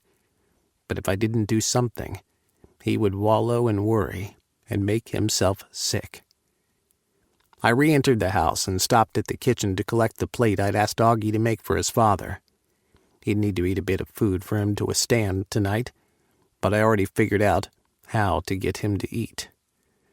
"Dad already brought it up," Augie remarked. I frowned and backed out of the kitchen. "All right. Thanks. I'll go check on how he's doing." "Declan." At Augie's voice, I paused and turned to him. "Yes?" "Thank you for being so concerned about him." I nodded. "Any time." Fully prepared to find Owen refusing to eat, I took the stairs 2 at a time and ran into James at the top of the stairs. He didn't look too happy as he remained in my way. "What the hell have you done to him?" he demanded. "He's still refusing to eat, and he's sitting in a corner. He wouldn't move, and he refused to respond to my questions." Fuck. I hadn't sent Owen in the corner. I had sent him to bed, hoping he would get some sleep while we were eating. If he had taken to putting himself in the corner, then my earlier hunch must be right, and he was begging for some intervention. I assumed the responsibility of allowing Owen to disintegrate to this level, where someone was now suspicious about our relationship. And while I wasn't ashamed of the roles we fulfilled in each other's lives, I was bound to shield him from any and all unwanted attention because of it. I wouldn't let anyone in our circle of trust without his permission. "We'll be spending the night at my hotel," I told his ex, who was still glaring at me, "and perhaps for the rest of our stay in Columbus. Thank you for the hospitality, but we're going to need more privacy than we can get here." I made to pass him without further explanation when his hand shot out to clamp around my upper arm. "I've been observing you two, and I need to ask, is he a little—" I tried not to show my surprise at his question. The world was getting more open-minded, and alternate lifestyles were now more exposed than ever, but I wasn't expecting the question. "Why would you ask that question?" I prompted, then tugged at my arm, which he released. "It's kind of obvious. I've been watching you, and I've seen enough littles to know what they're like. It would explain the way he's always deferring to you, and the orders you give him, which to any regular person might sound like the norm. I hear the subtexts in everything you say and do for him. This time, you're wrong," I assured him without further explanation. "What Owen and I share between us is strictly our business. All you need to know is that I've got him covered." Before he could ask any more questions, I brushed by him to the guest room. I understood Owen's desire to stay close, but the hotel was close enough. I needed to take better care of him, where no one else would interfere. I could find that at the hotel, but not here. I entered the bedroom, prepared for Owen's stubbornness to shine through. I was prepared to demand an answer out of him of why he was in the corner. He didn't just dole out discipline when he wanted. I handled his discipline. The second I saw him in the corner, though, my heart ached, and there was nothing left inside me except the desire to find Summer for Owen. He sat with his head leaned backward onto the wall. His features, the slump in his shoulders, the listless way he watched me when I entered, weren't of someone who was coping. I needed to get him back on track. Chapter 12. Owen. As soon as my eyes focused on Declan inside the bedroom, I stuffed a hand into my mouth and bit down on the knuckles to avoid asking him for what I wanted. I was partly ashamed for the way I felt, but I didn't know what else to do. I could feel myself spiraling into despondency, slipping too fast down the slope, and he had the ability to pull me back up.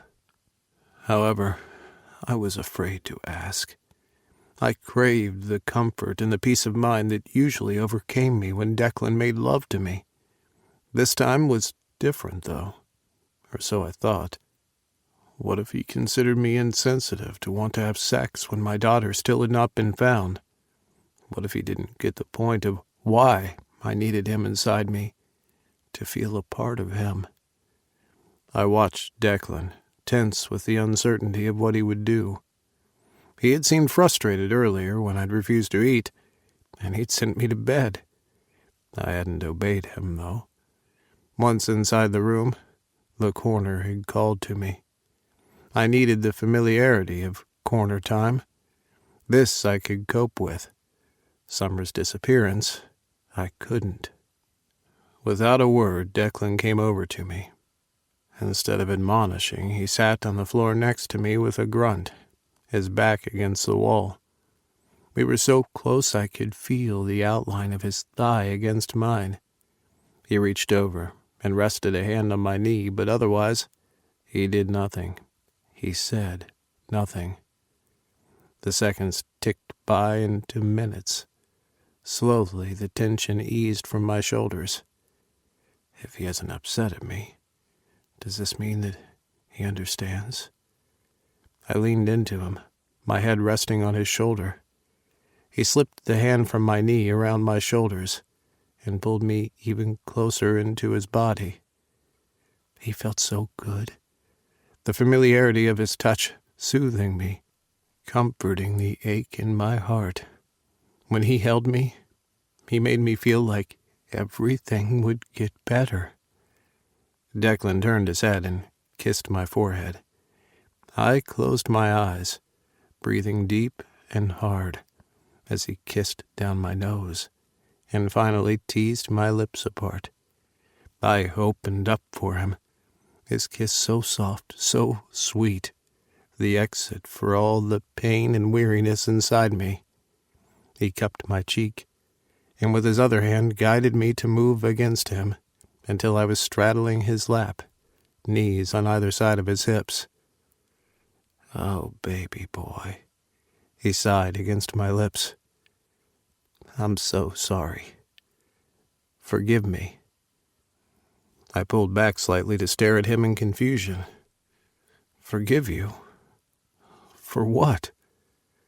"For not seeing what you needed," he answered. "For letting you have to put yourself in a corner to get my attention. I swear I wanted to on several occasions when you refused to eat, but I wasn't sure if now was the right time."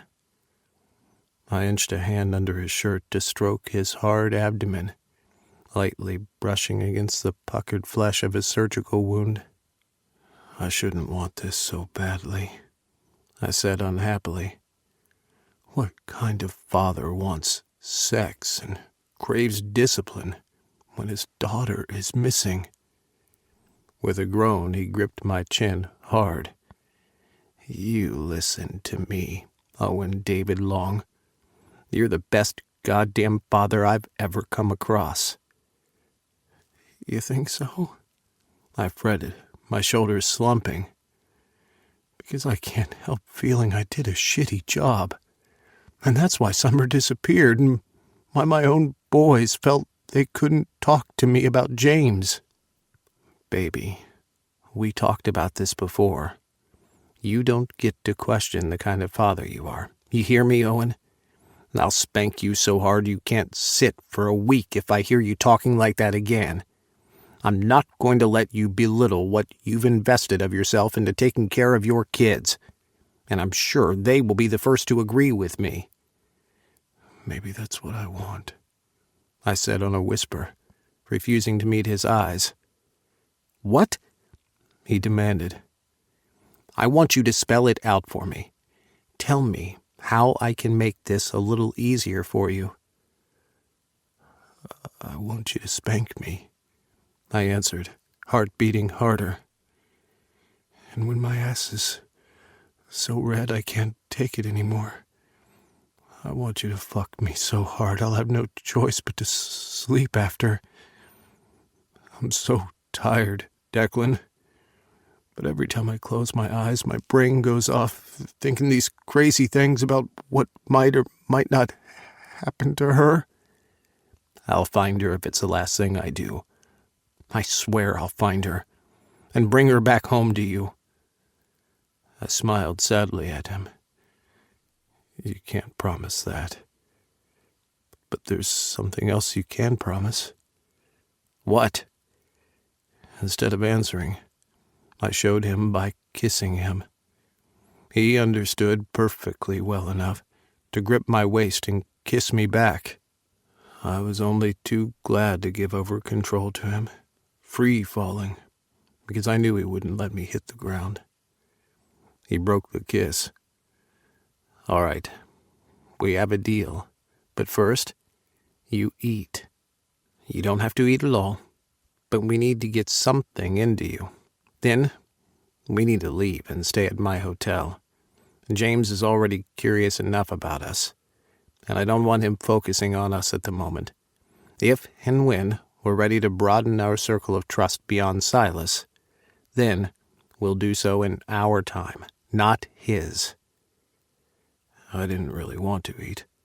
I was hungry, but thinking about the food made me nauseous. Still, I nodded, because I needed what was at the end of that promise. Can I sit in the corner and eat? I asked, because I didn't want to move. The corner was familiar, and I knew what always came after corner time. My aftercare. Sure, you can eat anywhere you want to. I managed a few bites of the meal. Probably not enough to truly satisfy Declan, but he didn't push.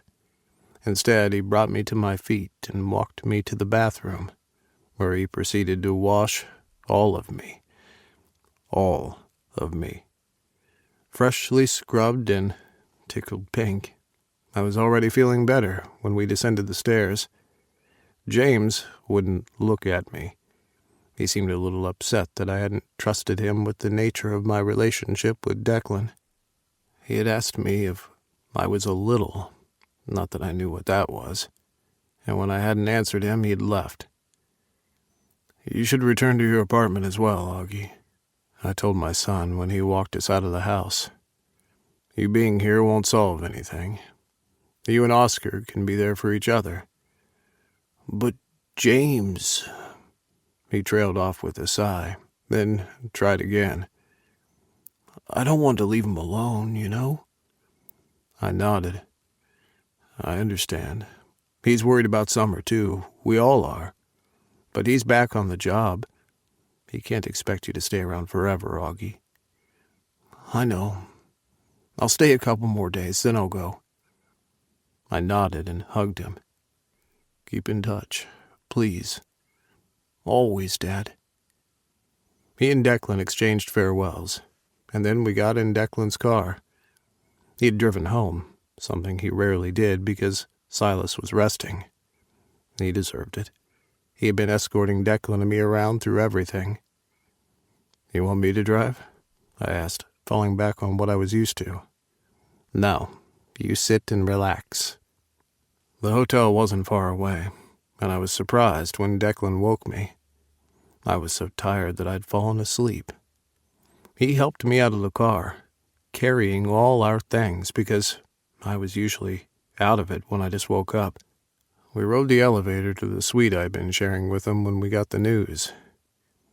"You should try and rest," he said as soon as we entered, and he closed the door.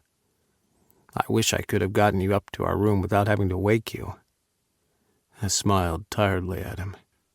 "I guess I'm already feeling a little better." "Good."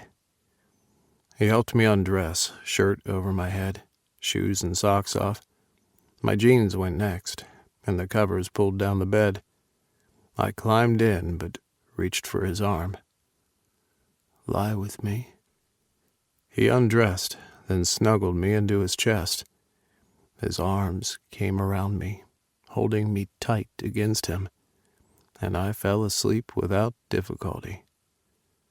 1 minute I was sleeping, and the next I was wrenched awake from a nightmare of being unable to find Summer. Gasping for air, I sat up in the bed, breathing hard, heart pounding in my chest, throat choked with grief.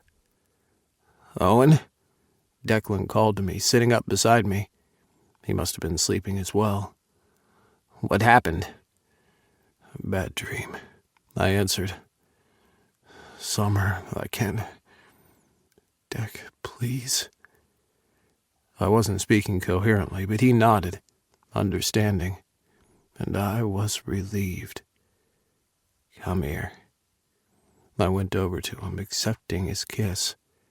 It was almost a note of apology for what he had to do. I accepted the apology, moving restlessly against him, and something shifted. I felt out of control, but I wanted to make the moves. I wanted to have purpose, to not feel so helpless.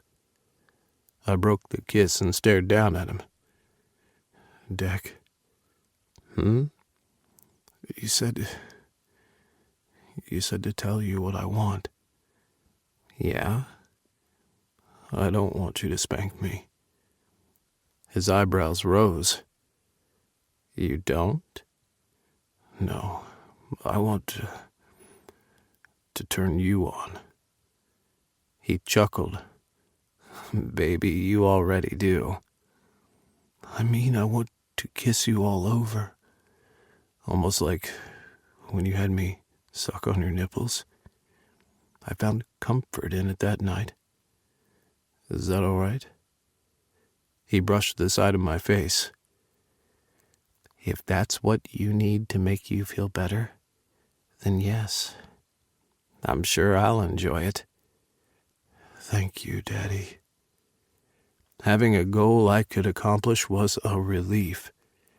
I felt like a dangerous cocktail mix had hit my blood, and I was on a high no one could cut me down from. I straddled Declan's hips and kissed him, my hands wandering the corded strength in such slender shoulders. I trailed kisses down his neck, teasing him before I reached the sensitive points in his chest.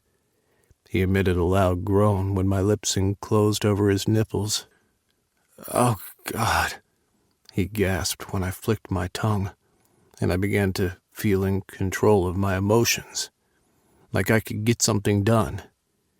Declan's fingers teased in my hair, tugging and releasing as he allowed me to stroke him to no end. He was poking me through the confines of his underwear, his cock hardening in very little time, and the thought flashed through my mind that I really had to talk him into getting his nipples pierced. Even more fun. As the world and everything outside of the bedroom fell away, I focused on him, on pleasing him. His nipples became stiff points against my tongue, which I strummed until he was pushing my head from the sensitive buds. I released and shifted over him, pushing up his left arm to lick his pits. I wasn't kidding that I wanted to taste every bit of him, to have him so wild that when he was finally inside me, he would completely be out of control. Like the rest of him, Declan's underarm was void of hair. Unlike me, he didn't sprout tufts of hair, which I did if I didn't shave regularly. I swiped my tongue over the expanse of his pit, licking and sucking on the flesh. I did the same to his other arm, then kissed down his sides to his hip bone, while shuffling down his body. Fuck, Jesus. What are you doing to me, boy? He growled when I grasped his cock at the base. I smoothed my hand down his length, lightly stroking him. I didn't immediately suck on his cock, but shouldered my way between his thighs to reach his balls. Oh, so good, I murmured, licking down the seam of the twin jewels. I went to work, still stroking his cock while I sucked his balls into my mouth, reveling in their weight on my tongue. I was so caught up in the way he moved beneath me that I fished my tongue lower, sliding over his taint, licking him over and over. The way he moaned, the more he groaned, this man of mine, usually in such control. The ache in my heart settled. As my saliva ran down his taint, I chased after it greedily with my tongue, but felt him stiffen before I could reach his hole. He grasped me by the hair and held me back. Jesus, Owen, stop. Disappointed, I stopped and peered at him. His face was flushed, his chest moving hard from his breathing. He was blowing from his mouth, and I'd never seen him this way before, completely done in. You want me to stop? You're not enjoying this? Of course I am, he answered, pinching the bridge of his nose with his free hand. He gave a nervous laugh. This is just going too fast. I've never... To my surprise, his face turned even redder, and I understood. He wasn't joking in Sao Paulo when he told me his ass was off limits. I'd just thought that meant for other guys. I didn't expect to fuck him, or maybe a time or two, but to deny himself even a rim job because he didn't want me near his ass after he'd plundered mine so many times, I was a bit disappointed. Fuck, don't give me those sad eyes, boy, he growled at me. You know our dynamic. Daddy fucks his boy, not the other way around. Says who? I challenged him. Says every daddy dom ever, he answered, frustrated as if he didn't want to have this conversation with me. You don't know that for sure, I replied on a frown. And it's just a rim job. Have you ever tried it before? No, but I don't need to. How do you know you won't like it if you never try it? Because... He trailed off, frowning at me hard. We're us, Deck, I told him softly. Sure, I adore calling you Daddy, and I'm quite happy being your boy, but we don't have to be like every other daddy boy out there. We can do what feels right to us. That's all that matters. And I want my tongue inside you, making you feel what I do when you're eating my ass. His head fell back against the pillow. There are certain things I don't do, so you clearly know your role and I know mine. What if it changes things? I stared at him in disbelief. Like what? If I eat your ass, I won't see you as Daddy anymore? When he didn't respond, I knew that was it. I'd hit the nail on the head. Sure, I liked bottoming. I liked when I was full of him. and I'd even been fine bottoming for him exclusively in our relationship, but I hated the reason he had for me doing this. It was so wrong. "So, I'm just your boy because you're the one fucking me in the ass?" I asked him. "Of course not. That's exactly what it sounds like to me," I said, sitting up between his legs. "Do you think I only see you as daddy because I'm always the one bottoming? It's way more than that, Deck. It's the way you make me feel, in and outside the bedroom. It's the way you take care of me, the way you see to my needs without me having to ask. Whether I have your dick up my ass or mine up yours, it wouldn't change the way I see you." He groaned and grasped my shoulders. "So now you'll be mad at me if I don't allow you to rim me?" "No, I'm not mad. Just disappointed. I told you before that I don't do ass play, Owen." "You said it generally," I answered. "I didn't know that applied to us. I mean, what we have is different. At least to me it is. I thought it was the same for you." I made to move off the bed, but he was behind me, his legs going around my waist, trapping me. "We're not done talking about this." I glanced back at him. "Aren't we? Haven't you already made up your mind? No one plays in your sandbox." He bit into my shoulder. "Calm down. The fact that I'm still here and not hightailing it out of the room should tell you something." I paused and stopped struggling to get away from him. His tongue flicked over the place on my shoulder where he had bitten me. "Are you saying that you've changed your mind?" "I'm saying I'll think about it," he replied. "Give me time. This is new to me." His honesty, and the hint of uncertainty in his voice, stripped away my anger. I really had no right trying to get him to do something he didn't want to.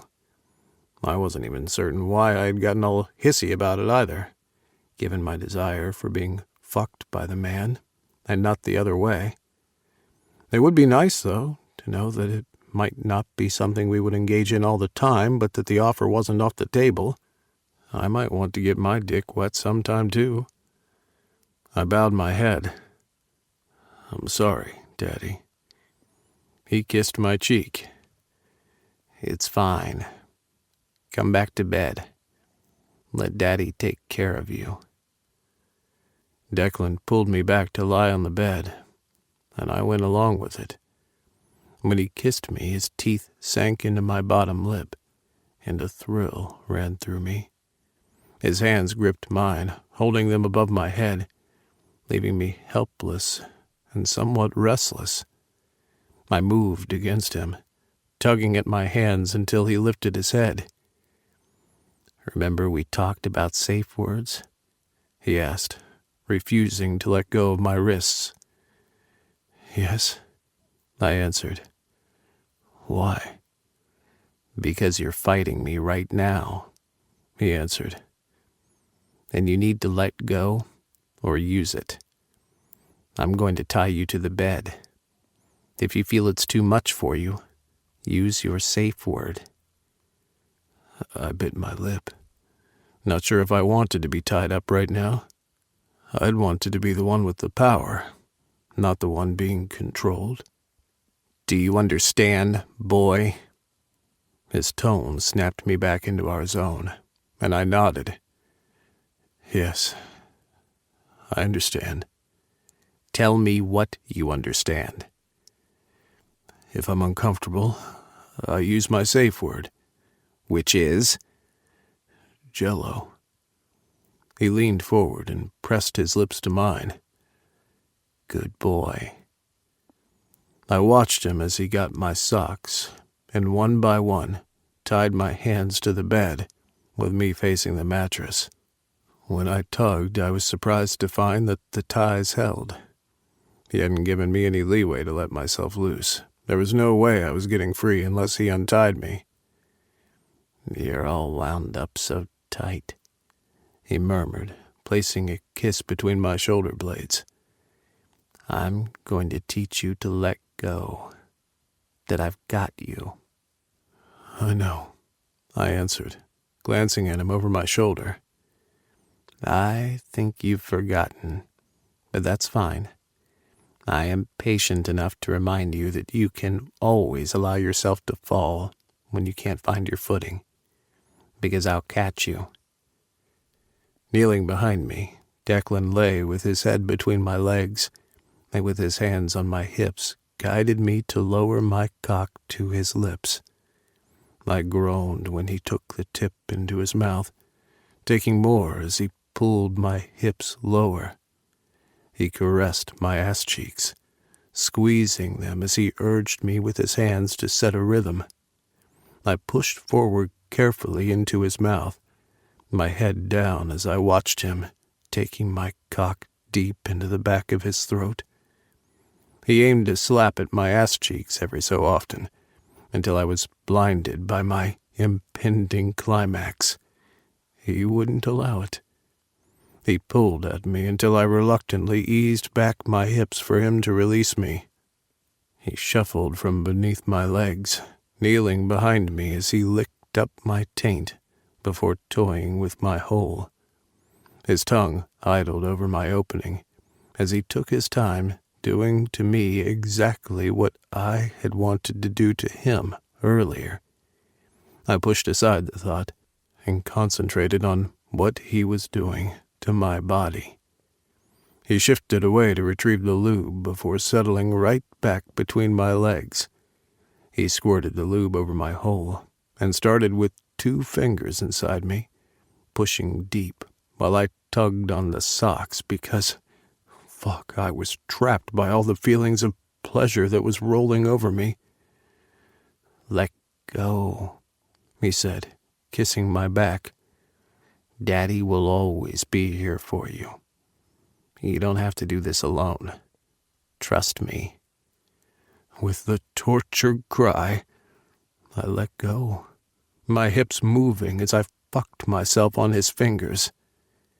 "That's it," Declan soothed. "That's Daddy's good boy. Take as much as you need."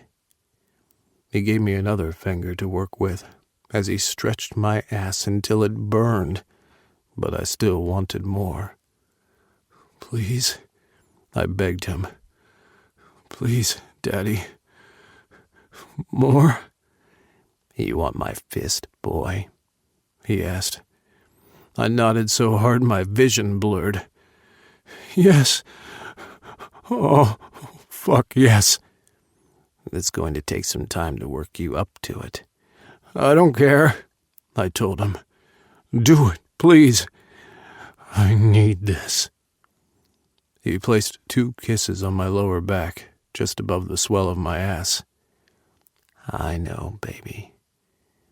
I know." It did take just as long as he had remarked, but I loved every bit of the time it took. At one point he left me to get a towel from the bathroom before returning to position it beneath me. Then he set to work, slobbering my ass with lube, stretching me with his fingers. It was amazing how much trouble the 4th gave in fitting, even though the 3rd had fit with much ease. By the time the 4th was in, I was gasping. My ass felt full, and I wasn't certain I could take any more. It wasn't uncomfortable at first, but the stretch felt good. My cock was so hard I was leaking over the towel. He kept kissing my thighs, soothing me, checking if I was fine. "Feel good?" he asked me. "So fucking full," I whimpered. "Safe word?" I hesitated before shaking my head. "No, not yet. Feels good." "Hurts?" he questioned, slowly moving his 4 fingers in and out of me. "Yes," I gasped, "but still so fucking good. Don't stop, please.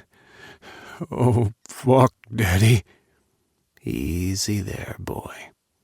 He stilled my hips when I tried pushing back on his fingers to get more. I'll know when you're ready for more. Okay, Daddy. I allowed him to lead, slowly working his final finger inside. Just the thought of his hand inside my body was enough. My torso on the bed, I closed my eyes, hissing and groaning into the sheet as he moved slowly, moving in and out without dislodging his fingers. His tempo increased gradually as he allowed my body the time it needed to adjust to the new intrusion. Fuck, he murmured when he removed his hand and pushed my cheeks aside to peer at my ass. His thumb rubbed around the circle, dipping inside before he rose above me. I'm going to fuck you now, boy. Yes. You like Daddy opening you up with his fist before he fucks you, baby? He asked as he pushed his cock inside my body hard.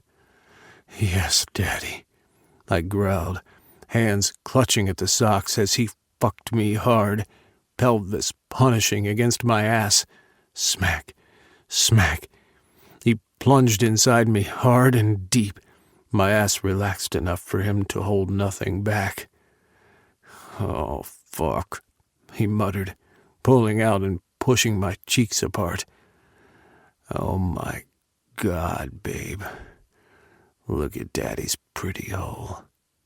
He returned to fisting me, hands moving faster, deeper inside my channel. I stopped trying to hold back.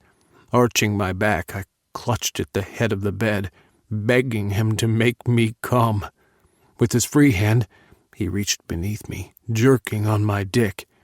The intensity of his movements slowed somewhat, but the dual sensation of having my ass the fullest it had ever been, in addition to my cock being stimulated, wrung me out.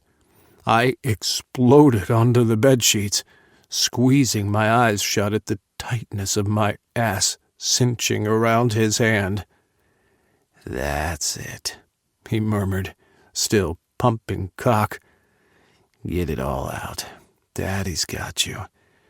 That's my good boy. Daddy's got you. It felt like I couldn't stop coming. There was so much of it. Tremors after tremors racked my body. When I thought I was completely milked, my body defied me by spasming again before another spurt of cum puddled onto the bed. Declan continued to stroke me, but more gently, soothing. He carefully removed his hand, and I felt him reach for the towel to wipe his hands. As exhausted as I was, as trembly as my legs were, I remained on my knees, because he wasn't finished yet. I needed the one final piece of him. I didn't even need to ask. Crouched over my ass, Declan stroked his cock, his slick hand moving smoothly over his girth. He didn't even last a minute before he was grunting, pushing my cheeks apart and stuffing his cock inside my entrance to feed me his cum. Only after receiving that from him did I allow myself to collapse onto the bed in exhaustion. Vaguely, I remembered Declan untying me while he kissed me, telling me how good I was. There was no way I could walk just yet, but I was functional enough to roll one way and the next with a little grimace as he tugged the sheet from the bed. Because of how little participation I could give, he made several trips to the bathroom, cleaning up the both of us. He helped me into a fresh pair of underwear, and by then there was a knock on the door. He had ordered room service, a platter of fruits, juice, and water. My ass smarted, but he helped me to sit up gingerly while he fed me the fruits and talked me into drinking the water. I turned down the juice. I was so tired I just wanted to roll over and sleep. He finally allowed me to lie back onto the bed on my stomach while he fussed over me. Need anything? He asked, leaning sideways to kiss my temple before going back to the apple he was crunching on. He had the television on, but the volume was so low I couldn't even hear what the people were saying. Like what? I turned my head, giving him a smile, because he looked worried, like he thought he had broken me. He shrugged. I don't know. Ice cream? Tylenol? Diamonds? Or is that just a girl's best friend? I chuckled and stretched an arm around his waist. I'm okay. You just broke my ass, no biggie. He stilled. You'll be sore a bit, but you'll feel better soon. Want me to run you a hot bath? It might help. I couldn't get to the bathroom in the first place, I told him, then grimaced. Although, I need to pee. Come on, I'll help you. I needed to pee too badly to turn down his offer, so I allowed him to escort me to the bathroom. I did draw the line at him holding my dick while I peed, and for a second I did contemplate the jacuzzi, but I was too tired.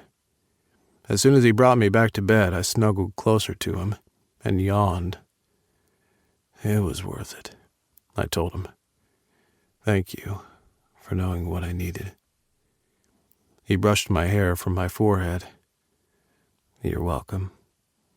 I don't always know, though, Owen. So you've got to tell me if you need something and I can't figure it out. I'll try. Good boy.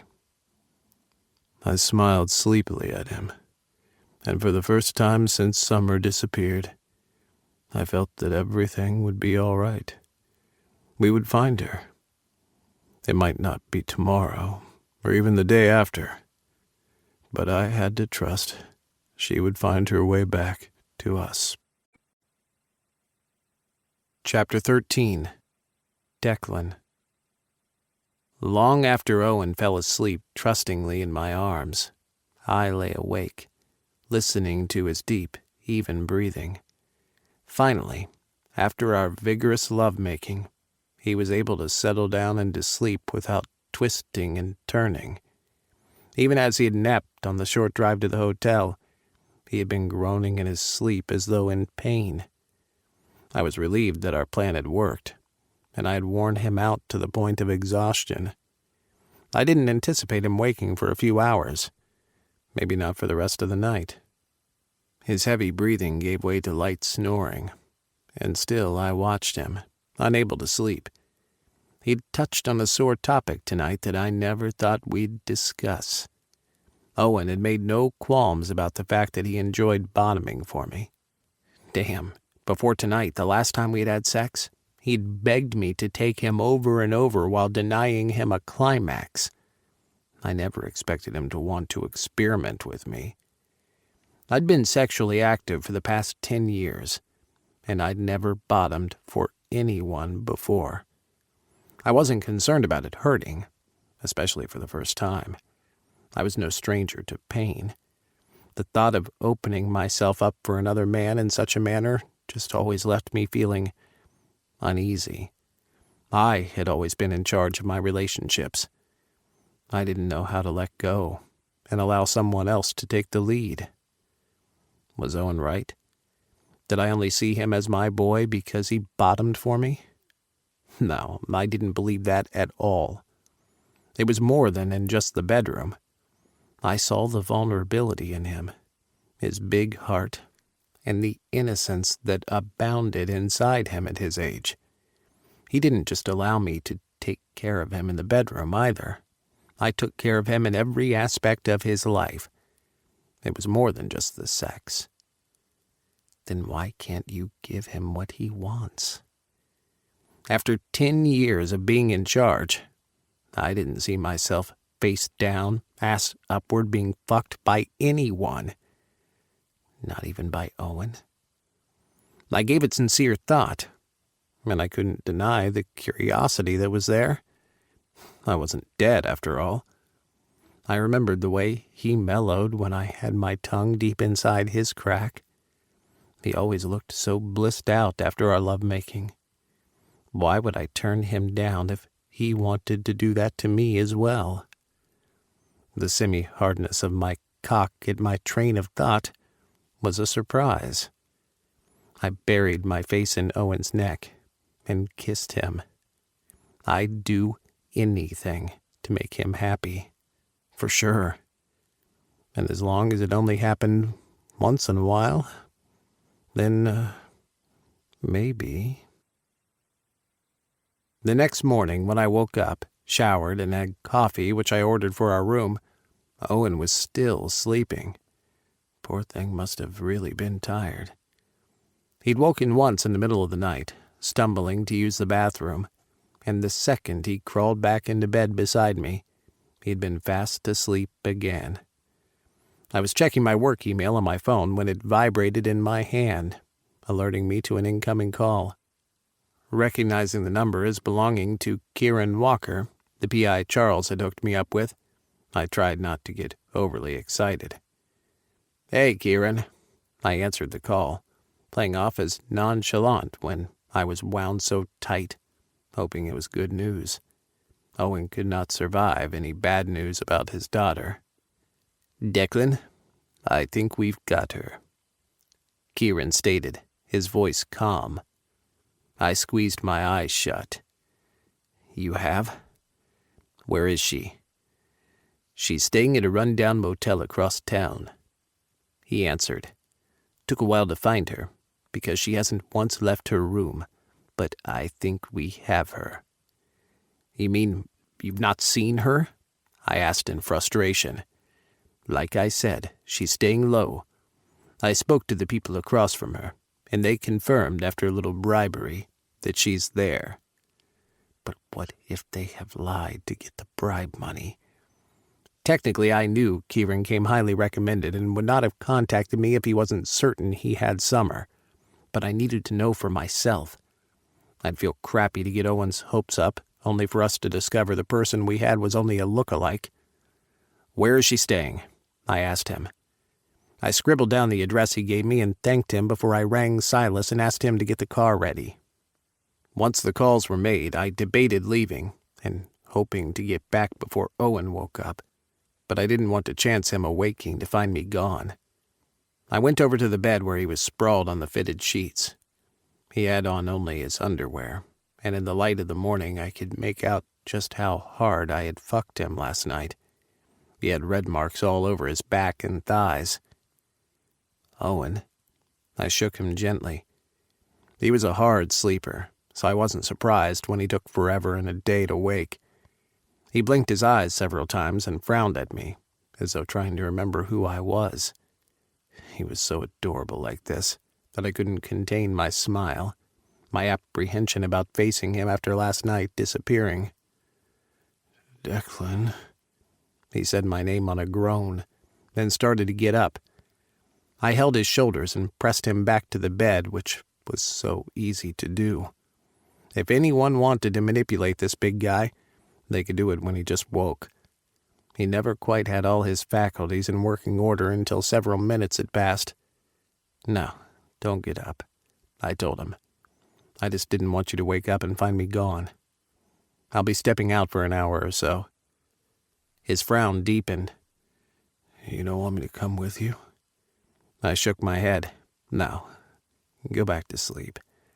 I know you're still sore from last night." I kissed him between the eyes, and he sighed, closing his eyes. "Declan, about last night, I'm sorry if I pressed a finger to his lips. "You have nothing to apologize about. I told you that you could ask me anything, and I'm glad you did.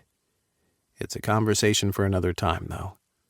I promise we'll talk about it, okay? Just be patient." He nodded. "Okay. I don't want to lose you because I was being stupid last night. It doesn't even matter if you don't want to. I'm fine with the way things are." "We'll talk later. Stay in bed and get some rest." "Okay." He snuggled into his pillow. "My ass is sore." I don't know why I still feel so tired, though. Must be getting old. I smiled at him. Don't let Oscar hear you say that, or you'll never be able to live it down. He grinned at me. I know, right? He popped his eyes open, and they were serious. Promise you're not bad about last night? I promise. You still have my phone. Call me on my business number if you need anything. With a nod, he went back to sleep. I ran a hand down the smooth expanse of his back as I straightened, then left him alone. He was so trusting he didn't even ask me where I was going. Hopefully, I would have a good surprise for him when I returned. You think it's her? Silas asked as we drove from the hotel. I hope so, Silas. For Owen's sake, I really hope so. It'll be quite sad, though, if it is her. That she would leave like that without saying anything to her father. Yeah, it will suck for Owen for sure. But I would help him through it. And I knew he would forgive his children anything anyway. He would just need some time before he could get over it, because he loved those three. Silas, do you think sex helps to define a relationship? I asked my driver. When the words came out, I realized I perhaps should have left the question unsaid. I was beginning to use my driver as a sounding board, and he wasn't getting paid for that. At this rate, I would need to pay him the equivalent of a damn good therapist. It depends, he answered. Sex can make or break a relationship. It depends on the couple. And if you don't see eye to eye in the bedroom, what if there's something that one party wants that the other can't give? Can't or won't give, sir. Is there a difference? It might make a difference to the other party involved, he answered. It's like we take a lot for granted when it comes to sex, but when two people have the utmost trust in each other, they'll know the right thing to do for them. You go as far as you can trust. Damn, he does deserve a bonus. He had hit the nail right on the head. I didn't fully trust Owen not to look at me differently if I allowed him free rein with my person like he had wanted last night. How could I be vulnerable with him in such a way and expect him to see me as the strong, protective kind of daddy when it was morning? There are certain things about sex that can make us very vulnerable, I remarked, staring at the back of Silas's head. Kissing, for example. I find it to be more intimate than an actual fuck. I can count on one hand the number of guys I've kissed, and I've fucked a lot. It's not everyone you can show that vulnerability to. And you shouldn't, he answered. But with the right person, our vulnerable moments can turn into our greatest strengths. They can eradicate our fears, our inhibitions, and misgivings. When fears are driven away, there's nothing left but the perfection of love to bloom.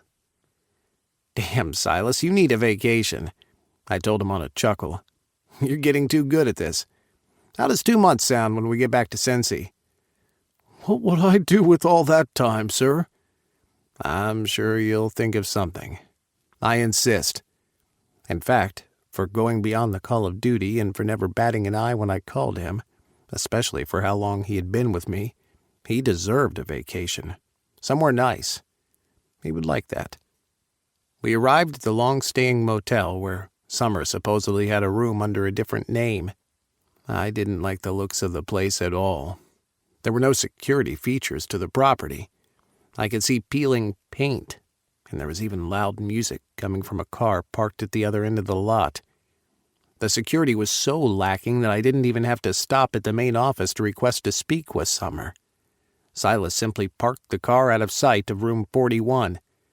I immediately spotted the car Summer had been driving when she took Owen home that night. She was definitely here then. I couldn't help feeling a bit pissed on Owen's behalf. He had been so worried about her when she was fine and hadn't contacted him. It took great restraint to knock on the door instead of pounding the way I wanted to. I stood to the side, away from the peephole, because if she saw me, there was no way she would open up. She already hated my guts, and I wouldn't be her favorite person after this either. "Who is it?" At least she had the common sense not to just open the door. I cleared my throat to disguise my voice. "Maintenance." "Oh, I didn't call for maintenance," she said. At the same time, I heard the bolt slide back, and she opened the door, leaving the chain on. "You!" she shrieked when she saw me, and promptly slammed the door closed. "Summer, I'm just here to talk," I stated, not too loudly to alert the neighbors. "Let me in, please. Your dad's worried about you." "Go away," she cried from the inside. "If you don't leave in the next 5 minutes, I'm calling the front desk to have you removed." I decided to call her bluff by making a promise of my own. "If you don't let me in, I have no other choice but to call your dad and stake out your room to ensure you don't leave before he gets here. Come on, Summer. You don't have to like me, but we need to talk." "Don't call my dad," she called out. "He'll only show up and try to fix things." "And why is that such a bad thing?"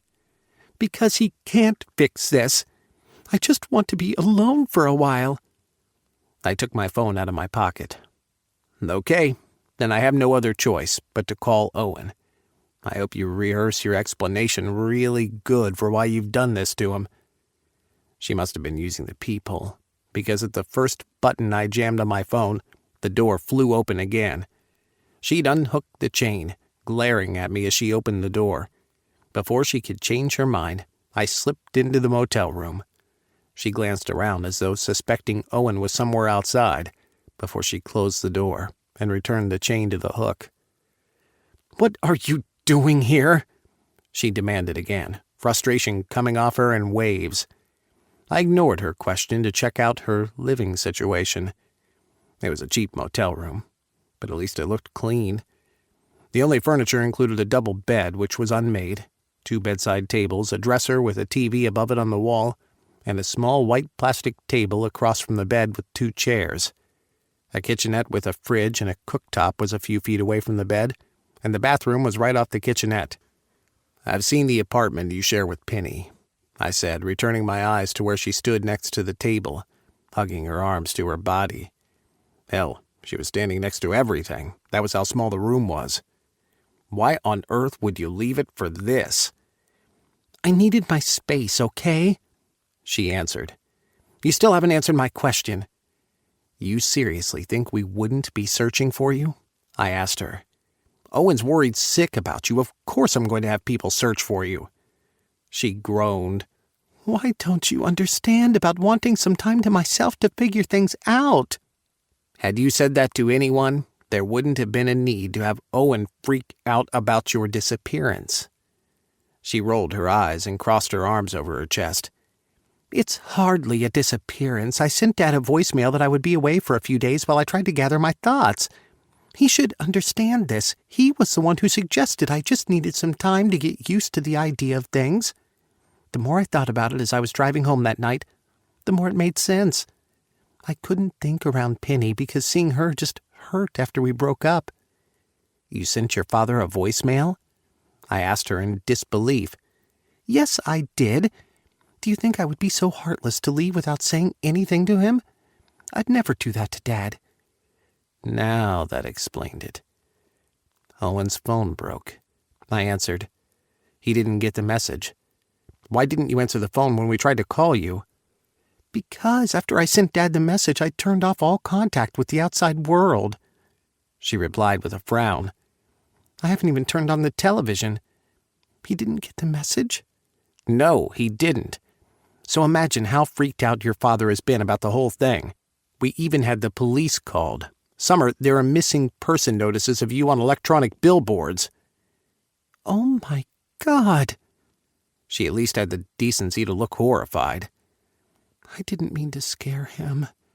I swear I left the voicemail explaining everything about Penny breaking up with me, James, you. You don't know how crowded everything feels inside my head." I sighed. "Then it's all a big misunderstanding, and we can bring you home." She shook her head and stepped back from me. "No, I'm not ready to leave yet. I've finally been able to breathe and think while I've been here. Penny dumped me. She doesn't want me around. She doesn't love me. I'm having a hard time believing anybody does. Everybody just thinks I'm a downer. I would have accused her of trying to play on my emotions, but her shoulders slumped in dejection, and her eyes filmed over with unshed tears. If this was acting, she could be nominated for an Oscar just for this performance alone. Summer, you know that's not true. Your dads, the twins, and even Penny. And you may not want to hear it, but I care too. She scoffed. You care? Give me a break. Why should you? You probably wanted me out of the way so you can have Dad all to yourself. He doesn't even call me daily like he used to, and I know it's because of you. If I wanted you gone, I wouldn't have hired a private investigator behind your dad's back with the hopes of finding you. Why did you?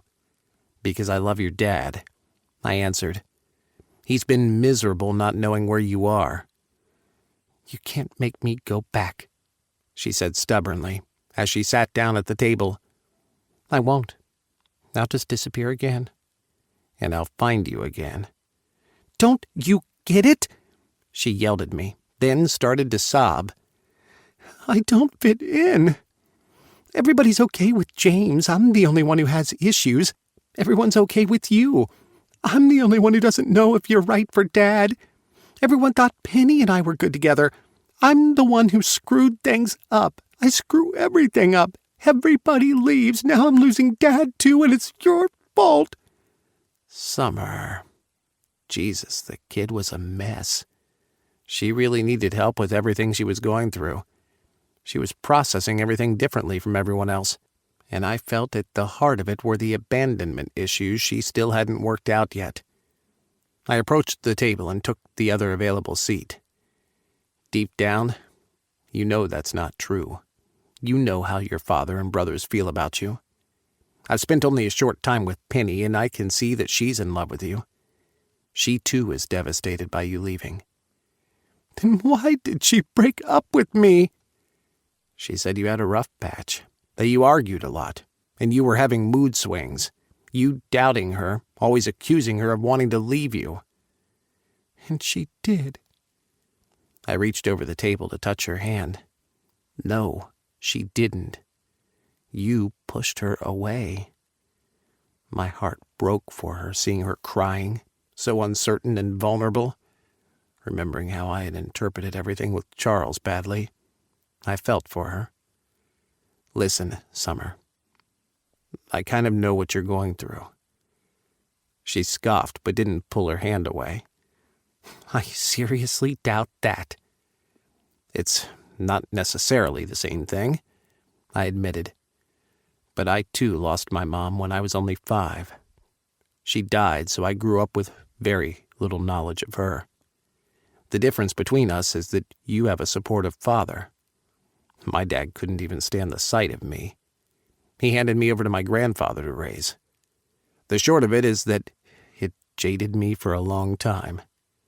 I was gun-shy where people were concerned, not letting anyone get too close to me. But your father did, and now he's the best thing that's ever happened to me. Why are you telling me all this? To let you know, you're not alone. Your feelings are valid, and you don't have to think of yourself as weak or foolish for feeling the way you do. She finally looked at me. So, you won't tell Dad where I am? I have to tell him, I answered. How can I not? She rose to her feet and paced the pathetic distance between the table and the dresser. You're not getting it. You say you understand, but you don't. If you tell Dad where I am, he'll be here the next minute. You know that. He'll convince me to go back to Penny or to return to Cincy. He'll want to control the situation and make me well. But this isn't about him, Declan. It's about me, not him. Summer, I can't hide this from him. You say you care. If you really do, then you won't say anything. Now that's not fair. She stopped to stare at me. I've been seeking help to sort through everything. I saw a therapist once. and she can accommodate me. I want to do it, and I want to do it alone." I sighed, not certain what to do. I could see her anguish, and that she truly desired the time alone. But how could I keep this from Owen? I couldn't. He would be devastated if he found out that I was keeping something like this from him. I can't leave and pretend that I've not been here. "Then tell him that you know where I am, but I asked you not to share it with him." I could see how that would turn out. Summer, be honest with me. Are you trying to ruin our relationship? "This isn't about you. It's about me and what I need.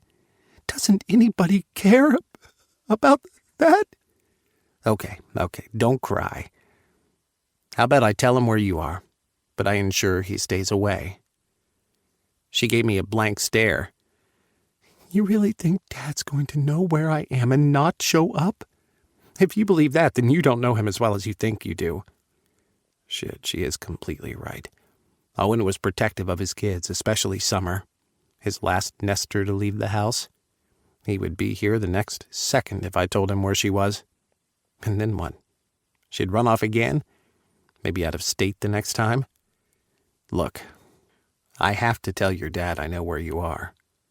She didn't wait for me to finish, but flew over to the bedside table, grabbing random things.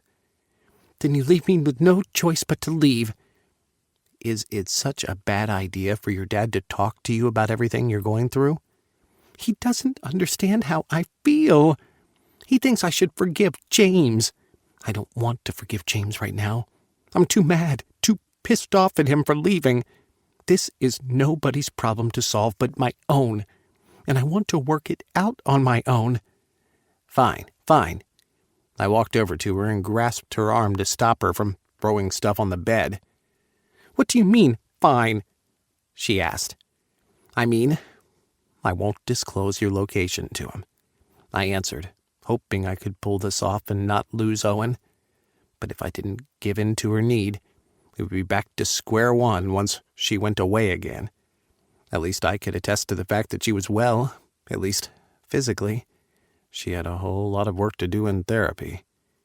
She eyed me suspiciously. "I don't believe you." "It's not without its price," I informed her. "You're going to have to trust me with this, and I'll trust you that you'll keep your word not to disappear again." "I don't know if I can trust you," she claimed. "I don't know if I can trust you either," I returned. "But we have to trust each other in this. We have to, for the sake of your father. We want the best for you. We do. But Owen deserves to know that you are okay.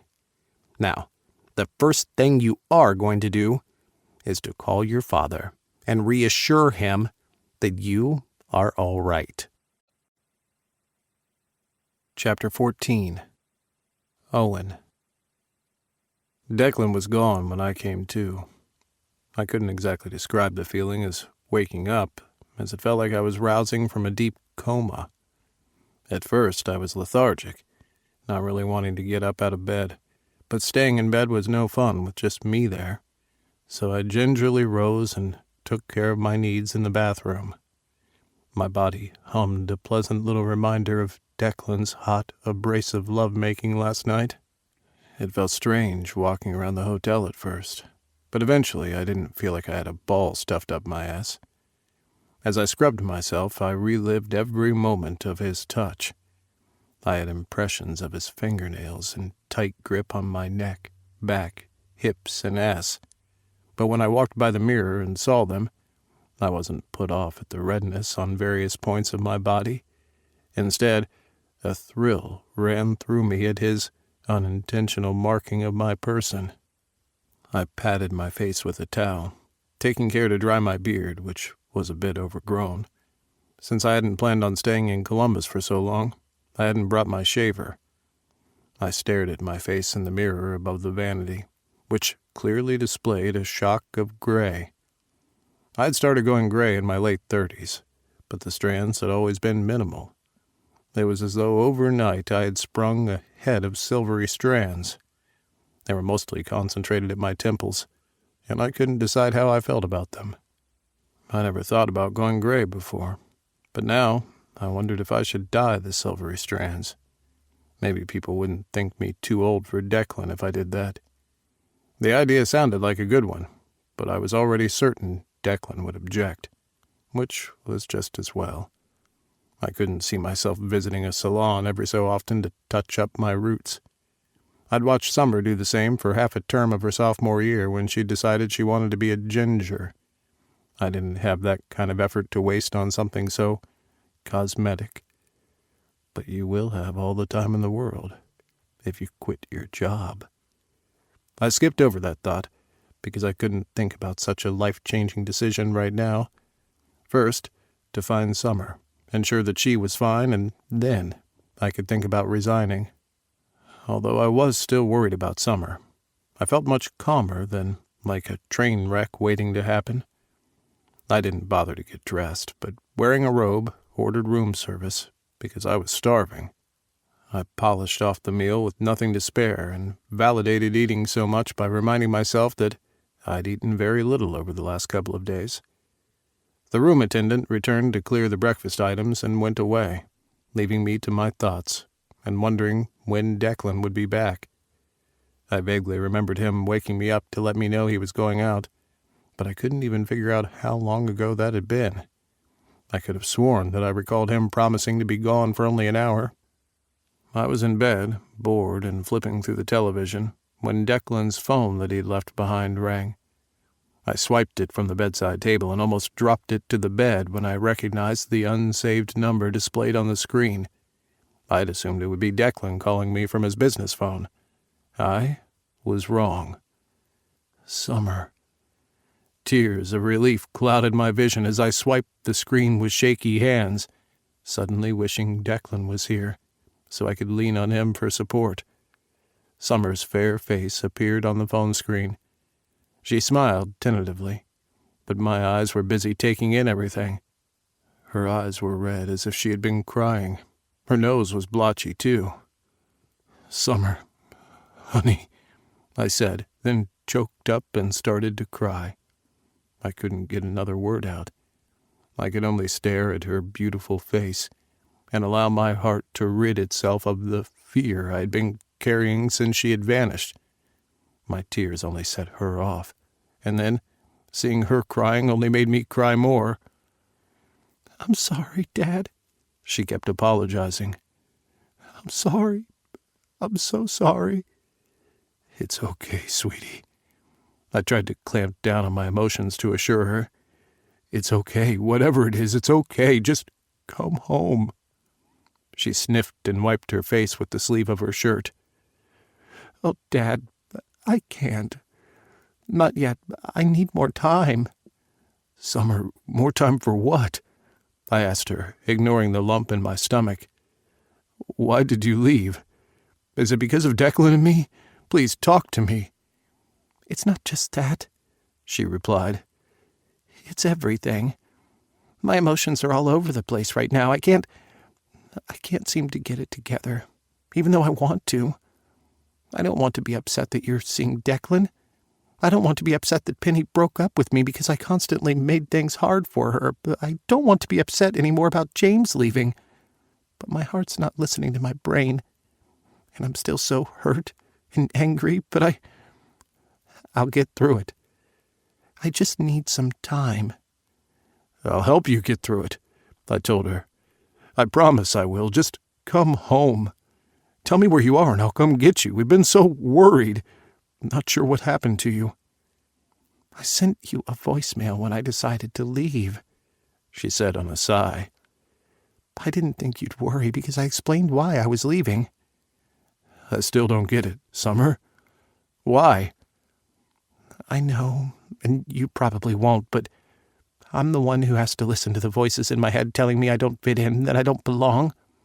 I don't want to believe the lies anymore, so I'm seeking help." "But why do you need to be away from us to seek help? Wouldn't it be better to have your family around, supporting you through it?" "Because there's so much going on right now, and I just need to focus on me for a while. Everybody has their own thing going on, and I have mine. I swear, Dad, that's all it is. I'll be fine. So, what am I supposed to do, Summer? She smiled at me, her face a picture of innocence. I'm an adult, Dad. I have to learn to handle tough situations, and right now I'm doing what is best for me. I'm sorry the way I had to go about doing it, but I promise I'll keep in touch with you every single day like we used to. Will that make you feel better? I sighed, not liking this one bit. I didn't just want to see her on FaceTime. I needed to see her in person, to hug her. I wanted back our movie nights, her stealing handfuls of popcorn from my bowl after demolishing hers.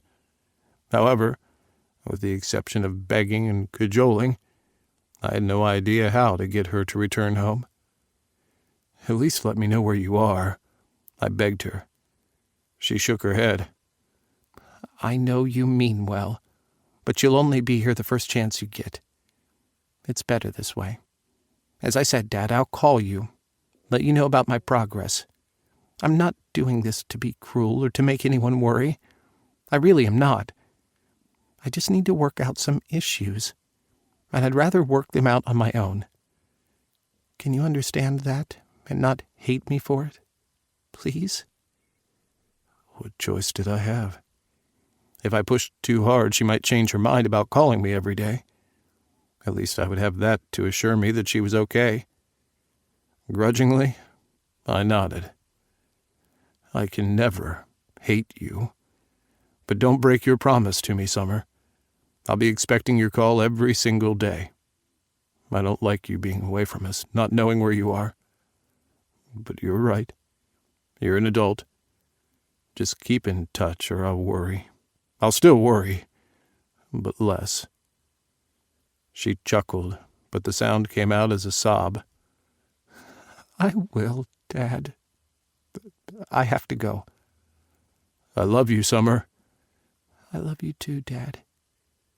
She blew me a kiss, then hung up, and I cried again, because it still hurt knowing she was not in danger but not certain of where she was. She wasn't fine. My desire to go to my kids' rescue whenever they had a problem was innate to me and would never go away. I wanted them to be happy, and I'd do anything to achieve that. I'm an adult, Dad. I have to learn how to handle tough situations. Yes, she was an adult. There was little I could do but accept her calls every day and ensure she was progressing well. Hopefully she would come around soon and get back to her life. It didn't sit well with me at all that my daughter was going through such emotional turmoil, though, and I wondered if I could have done anything differently. I was always positive that I had done a good job by them. Maybe I shouldn't have taken on extra shifts sometimes, or asked my neighbor Debbie to stay with Summer for me, but we needed the money. Augie had needed braces, and then later retainers. Summer had needed costumes for recitals. Oscar had needed new gear for sports. 3 kids ate through your pocket fast. When I'd composed myself, I washed my face in the bathroom, then started on the calls I had to make.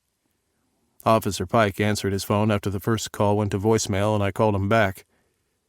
I relayed the information to him that I had heard from Summer, who promised to keep in touch. He was empathetic throughout the whole thing, advising me not to hesitate to call him if I needed his assistance further. I was surprised at the offer, but then I remembered he had had a private encounter with Declan. It never ceased to amaze me how much my man could get done. While I was in a relationship with him because I loved him, I couldn't deny the privilege that came with being loved by a man of Declan's caliber. After the police officer, I called the twins to relay the news to them. I couldn't get Oscar, so I left him a voicemail, telling him to call me, or Augie. I broke the news to Augie, who was surprisingly quiet.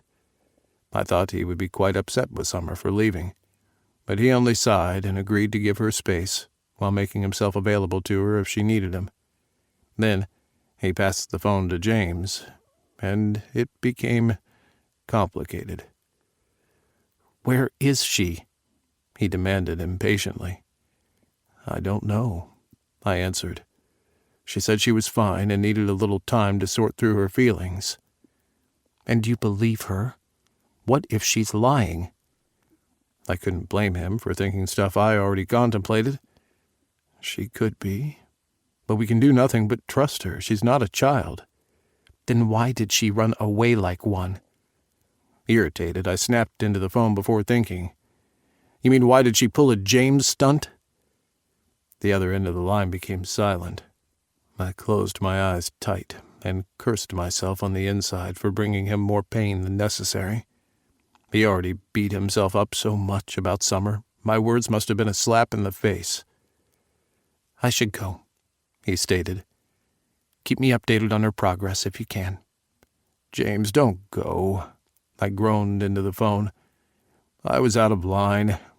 I'm sorry. Sometimes I wonder if I should have stayed away from everyone, he said, his heart bleeding over the phone. None of you will completely let me forget the terrible mistake I made, will you? I'll constantly have it thrown in my face, even though I already acknowledged how wrong I was for what I did. What must I do, Owen? I can't roll back time, but I'm trying to make up for it. I didn't mean to get upset, I answered. I do believe you're genuinely sorry for all that happened. It's just that I expect you to be the one to empathize more with her, since you should have known what it's like to feel suffocated and needing the space. For the record, I don't like it either.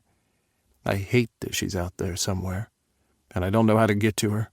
But at the same time, she's asking me to trust her that she's okay. She's an adult, and I have to do just that. Trust her. Plus, she did promise to keep in touch with us. At this stage, all I want is for her to overcome whatever emotional struggles she is going through. If it means she needs some time to speak with somebody other than her family, I'm willing to give her that. James's sigh was heavy. You're right. You're so damn insightful about these things, Owen. And you know our kids so well. Will you keep me updated when she gets in touch with you? Sure thing, I will. I should go now. All right, Owen. I hung up the phone and ran a hand over my face. I had spouted a lot at James, but it was just as much for me as it was for him.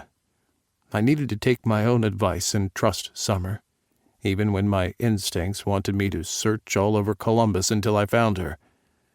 I needed someone with whom to talk everything over, but Declan, always a great listener, was not around. He had been gone for way longer than I had thought. I realized then that he never mentioned where he was going when he had left earlier. Chapter 15. Declan. Are you sure there's nothing else I can do? I asked Owen's daughter as we came to a halt at the door of her newly furnished apartment. I was exhausted from all I'd had to do since I'd located her at the rundown motel. Regardless of how wealthy I was, it had still taken time to pull off moving Summer to a new apartment in less than 24 hours. There was no way I could have felt comfortable leaving her at the motel if I wanted to sleep well at night. Because she didn't want to face Penny, we'd gotten her new things to tide her over until she felt strong enough to encounter her ex and move out. I can't think of anything, Summer replied, her tone quiet. She had been subdued since she called Owen and spoke to him earlier, while I'd done my best for it not to be obvious that I was listening in on the conversation. When Summer had broken down and started crying, my feet had itched to go over to her and take the phone out of her hands. I just knew Owen had been crying too, and the urge to comfort him was so strong. Well, you have my number, I told her. If you think of anything, don't hesitate to call me. She nodded and swallowed, but didn't comment. I was relieved our interaction had transcended her despising me.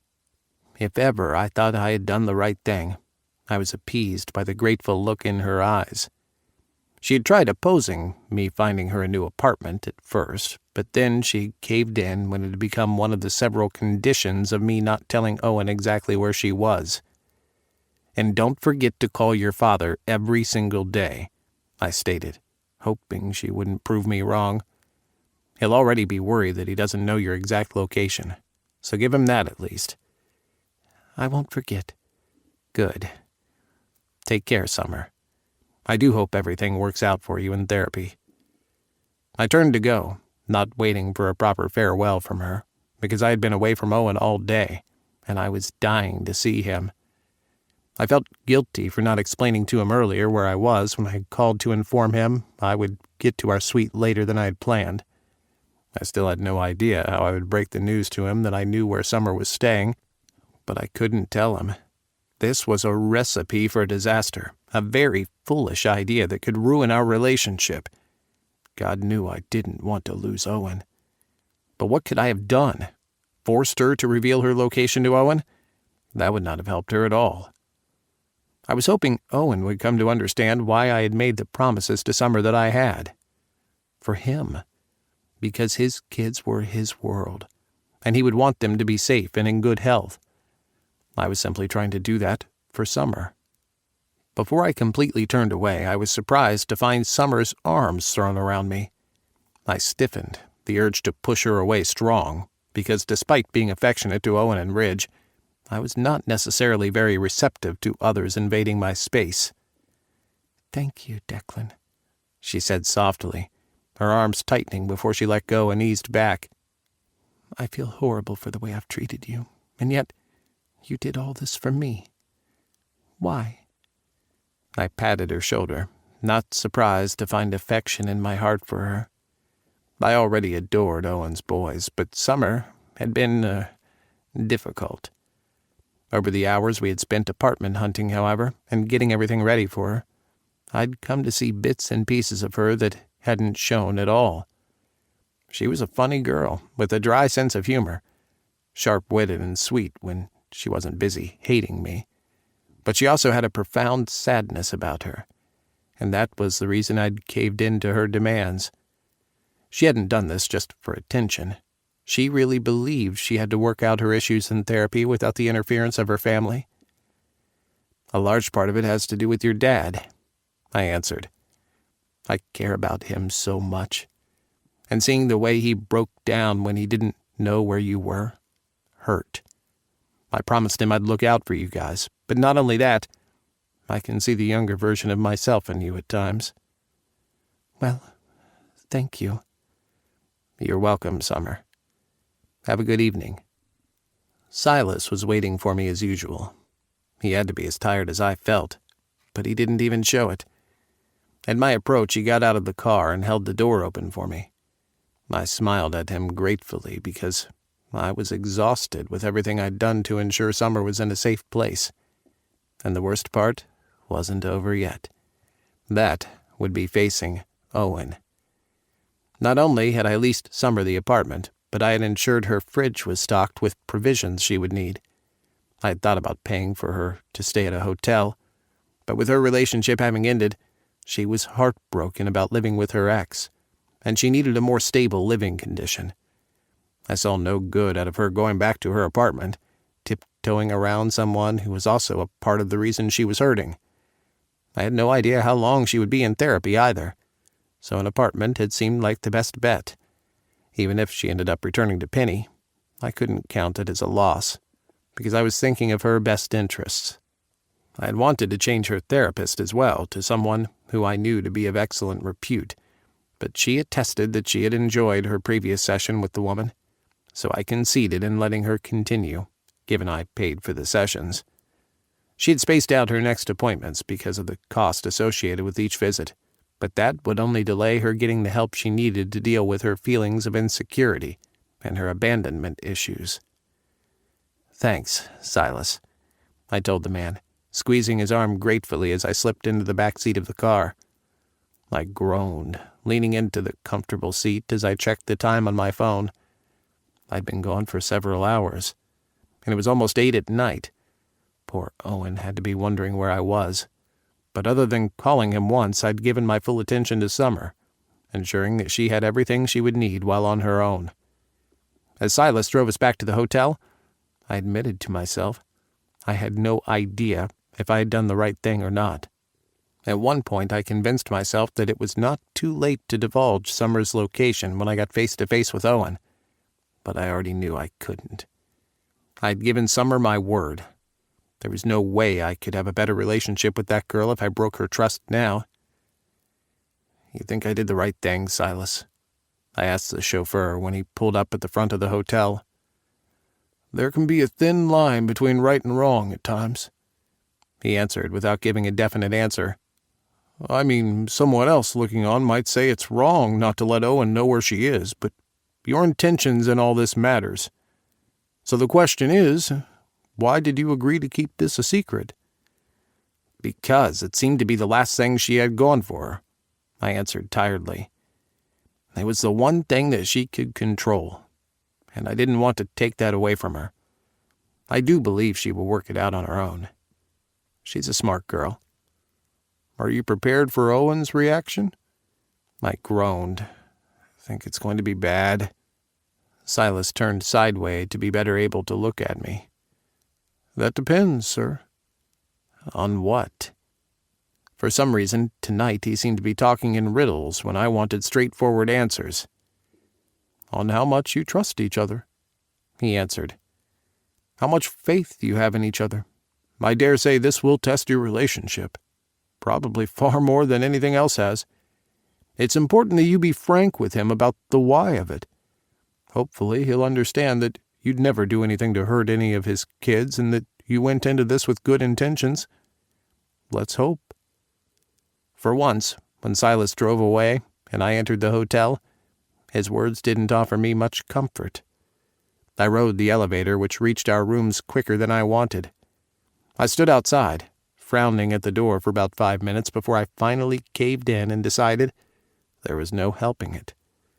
Owen would understand. He had to. Summer was in a safe place. She had more than enough to tide her over. She was seeing someone about the turmoil of emotions she was experiencing, and she knew she could call me if she needed anything. She would also call Owen every single day. I had done the best I could, while respecting her wishes. And what about Owen's wish to find his daughter? Shit. I was no longer positive about the right thing to have done. You can still tell Owen where she is. And break Summer's trust? I couldn't. I unlocked the door and entered the room, closing it behind me with a soft thud. I found Owen on the bed, flipping through the channels while scowling at the big screen. When he spotted me, he dropped the remote to the bed and made to get up. "No, don't get up," I said, walking over to the bed and sinking gratefully onto the mattress to sit. "You look exhausted," he said, getting out of bed anyway. He was a sight for sore eyes, wearing only a pair of shorts that showed off his hairy, muscled legs, and a t-shirt that did wonders to the width of his shoulders. My boy was a walking advertisement for sex, and the damnedest thing about it was that he didn't even realize how attractive he was. "I am exhausted," I said, glaring at my shoes as if they'd take themselves off my feet. I think being bedridden while I recuperated from the surgery has made me soft. "What do you say? Help me with my shoes?" "Poor Daddy," he teased as he reached for my right foot. "Where have you been all day? I know you called that you would be late, but I didn't know you would be this late. Hope you don't mind, but I had to eat dinner without you." "That's fine. Something important came up." He glanced up at me, the scowl he had on earlier completely gone. I do that to him. I make him happy. My heart squeezed at the thought of destroying that happiness with what I had to share with him. "I've news to tell you," he said, beaming a smile at me as he removed my shoe and sock. He reached for my left foot, his attention fully on my face while his hands moved. "You'll never guess who called me today." "No? So why don't you tell me?" I hated playing into the game, but I wouldn't rob him of the joy of telling me he had heard from his daughter. "Summer." My other shoe came off, and then he was shifting my legs apart to wedge himself into the V of my thighs. With a laugh, he gripped my face and kissed me hard. "She's okay. I mean, I still have no idea where she is. She doesn't want to tell me just yet, but she promises to keep in touch. And who knows? Maybe tomorrow or the day after she'll cave in and let me know where she is. I'm just so relieved she's fine." He threw his arms around my shoulders and hugged me. I clung to him, squeezing him to my body, reveling in the solid mass of his frame leaning into me.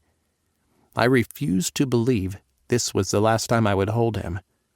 Regardless of how he reacted when I told him the truth, we would get through this. We had to. "That's amazing," I murmured, and almost chickened out in keeping the secret from him. It would solve a whole lot. What was the use of telling him I knew where Summer was if I wasn't going to tell him her location? I would only be tormenting us both.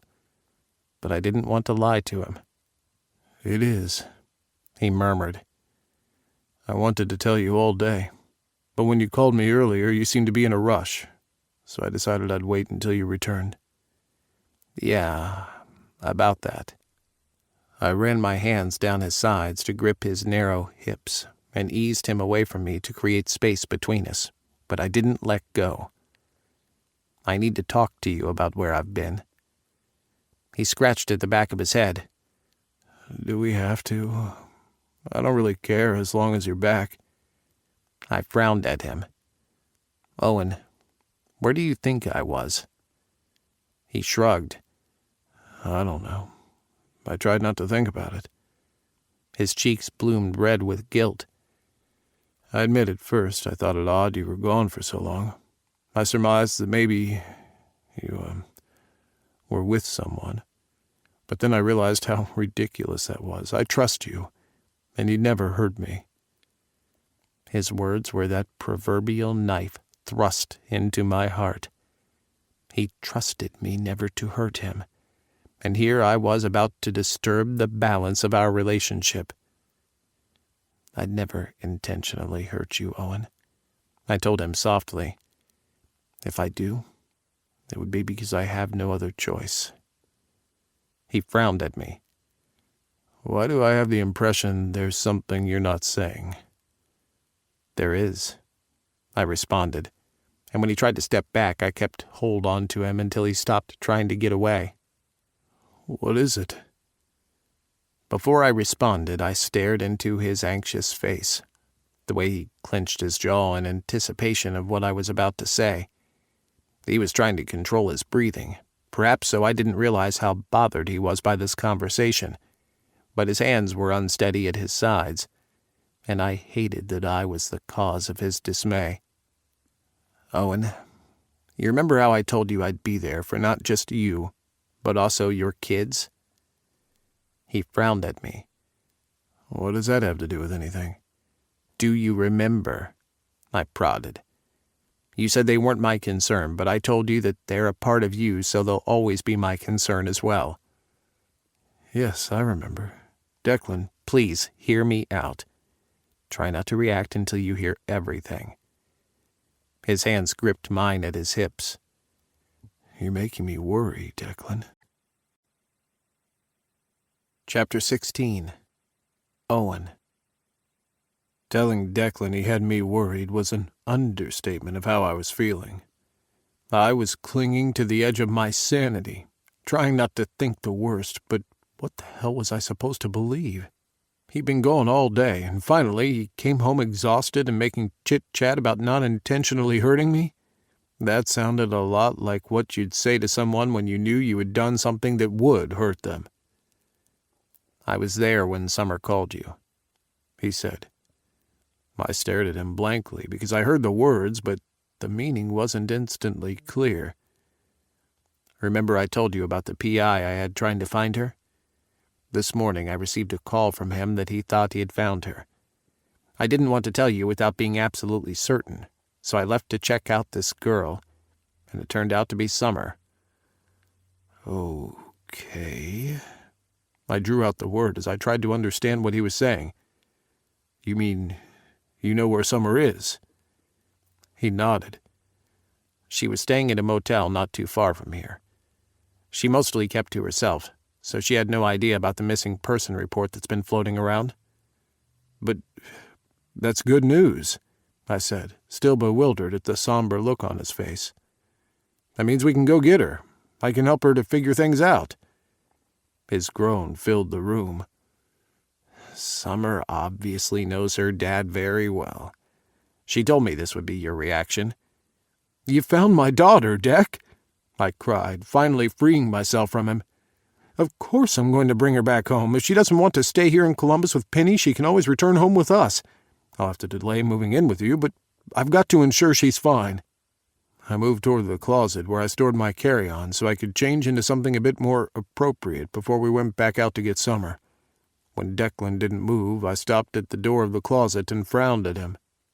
"If you're too tired, you don't have to come. Get some rest. Silas will take me." "Silas can't," he answered. "He's been out with me all day. He has to rest."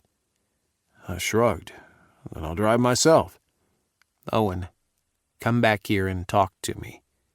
"I can't. I need to find her before she leaves again." I grabbed my bag and brought it over to the bed, pulling out a pair of jeans.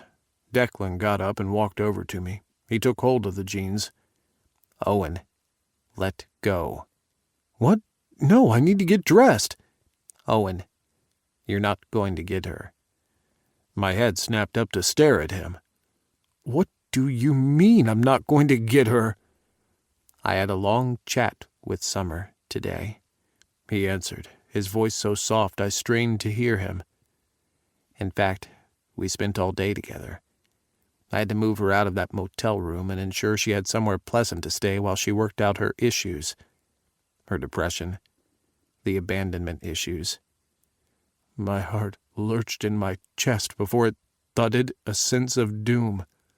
His words replayed in my ears about not wanting to hurt me. "Declan, I don't understand. Summer's not depressed." "Maybe it's not as severe as it could be," he answered. "But it's there. Coupled with all the new things that have been happening, she has asked for some space and some time to adjust, to work things out in her head." Slowly, what Declan was trying to tell me sank in, and when it did, it sank far and heavy. I dropped the jeans and stared him in the eyes. "What are you saying?" "Baby, I'm sorry, but I can't tell you where she is," he answered, his voice low and gritty with something akin to pain. But it couldn't be that. I was the one who was hurt at his words.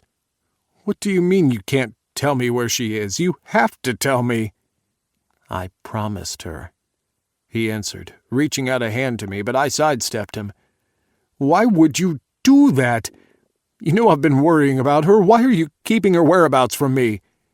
"She had her mind all made up, Owen, that she wants to work things out on her own," he answered. "She was pretty sure you'd do this, want to be involved despite her wishes. I was afraid she would only disappear again. Given the situation, I worked out an agreement with her.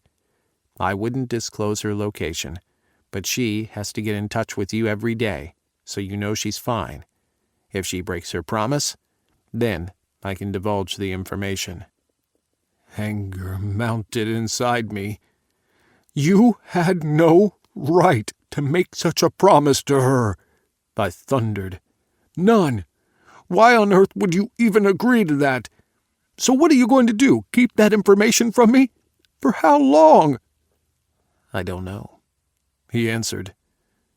"But I do know she's seeing someone, so hopefully she will be in a better frame of mind soon, Owen." That wasn't what I wanted to hear. How could he seriously know where Summer was but refuse to tell me? Why would he do that to me? "I don't get it," I said, my voice hoarse. "Why are you telling me this if you've already decided that you can't tell me? Why not hide it from me that you've spoken to her?" "Because I don't plan on lying to you," he replied.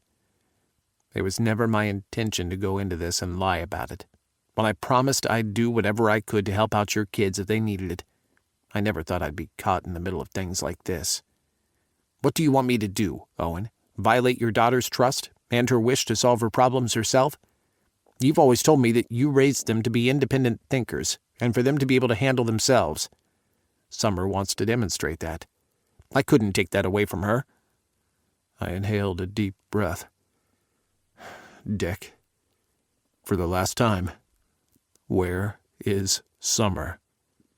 I didn't want to listen to his reasoning. He shook his head. I can't tell you, but I can say she has a nice apartment and a safe location. I ensured she had whatever she needed, which is why I was out all day. I couldn't get her to change her mind about doing this on her own, but I could make her comfortable. She will get in touch with you just as she promised, and she knows she can contact me if she needs anything. Without a word to him, I stalked over to the bed and grasped my jeans from him. This time, he didn't hold on to them, but allowed me to take them from him. Somehow, it hurt even more that he no longer put up resistance. He no longer tried to stop me when I needed him to make me understand why he would do this. I tugged off my shorts and got dressed in less than a minute. I couldn't stay with him right now. I couldn't look at him, knowing he knew the whereabouts of my daughter but refused to share it with me. I also felt betrayed that she had trusted Declan enough to talk him into secrecy while leaving me in the dark. What happened to being partners and not hiding things from each other? He should never have made that promise to Summer. That made me pissed. That was not a promise he should have made to her. Knowing Declan as a man of his word, he would not tell me where she was without her consent. "What are you doing?" Declan asked me. I was too livid to answer him.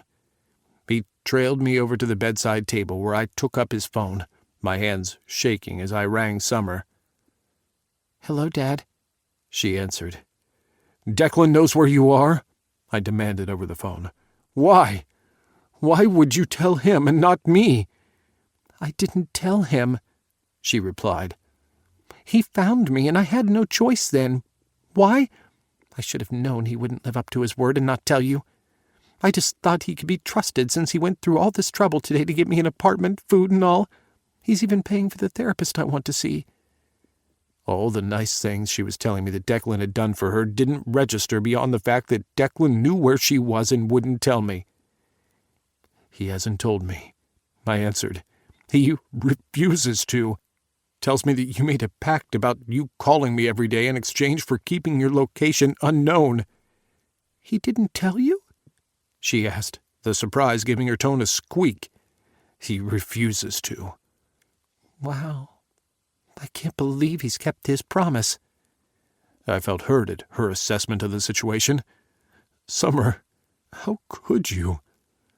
"Dad, I tried explaining to you earlier. Don't blame Declan for not being able to tell you much. This is my choice, not his. And today he's shown that he loves you. A lot.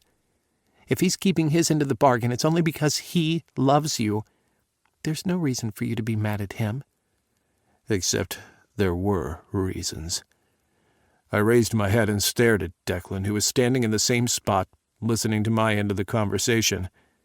He didn't say a word, but his eyes were remorseful. I glanced away because I didn't want him to cajole me into letting it all go. "I don't even know what to say right now," I said softly in the phone.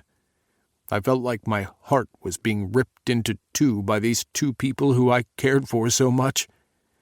"Oh, please, Dad, I will call you. Let you know what's going on. I promise I will." But I was tired of the promises. That was the cause of everything. The promises and the leaving, the not knowing. "There's nothing I can say or do to get you to change your mind about telling me where you are." "Nothing," she answered quickly.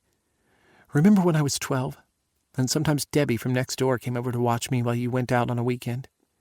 You didn't usually go out, but you did a few times. And now I understand you needed to get away. It might not have been for a long period of time, but it's the same. I just need some time. It doesn't mean I'll never tell you where I am, just for now." She had made up her mind, and I couldn't say anything to sway her. We exchanged goodbyes, and seconds ticked by as I tried to process all this information. My daughter, not wanting me to know where she was because she believed I would try to find her. Declan, the only person I'd allowed myself to be wholly vulnerable with, wasn't sharing her location with me. "Owen, I'm sorry," he said, but I still refused to look at him. Please don't think badly of me because I'm trying to help your daughter. You know I'd never do anything to spitefully hurt you and your kids. Nothing. I love you. Too bad I wasn't feeling it right then. If he loved me, he would give me the information I needed. I need to go for a walk, I said, pushing away from the bed to stalk toward the door. I need to clear my head. I'll go with you, he stated. Just give me a minute to put my shoes back on and to change my shirt. I've been wearing this all day. I'd rather go alone. It's late, Owen. I'm not letting you go walking on your own. But I'm trying to escape you. Declan blanched, and color rushed into his cheeks. His eyes went steely hard as they did when he was angry. The expression didn't last long, however. The anger was replaced by profound sadness. He made me feel guilty for what I'd said, even though I was still upset with him. Then I'll walk some distance behind you, he said, sitting on the bed and reaching for his shoes, which I had helped him to take off just a few minutes ago. I just need to know you're all right. You're upset, and I can even appreciate why, truly. I didn't expect you to act otherwise. You love your kids, I get that. You just want to know they are okay. I glanced at the door just a couple of feet away. I willed myself to leave, be alone, and try to make sense of why Declan wouldn't tell me the truth. Did he expect us to continue our relationship as usual with this big secret between us?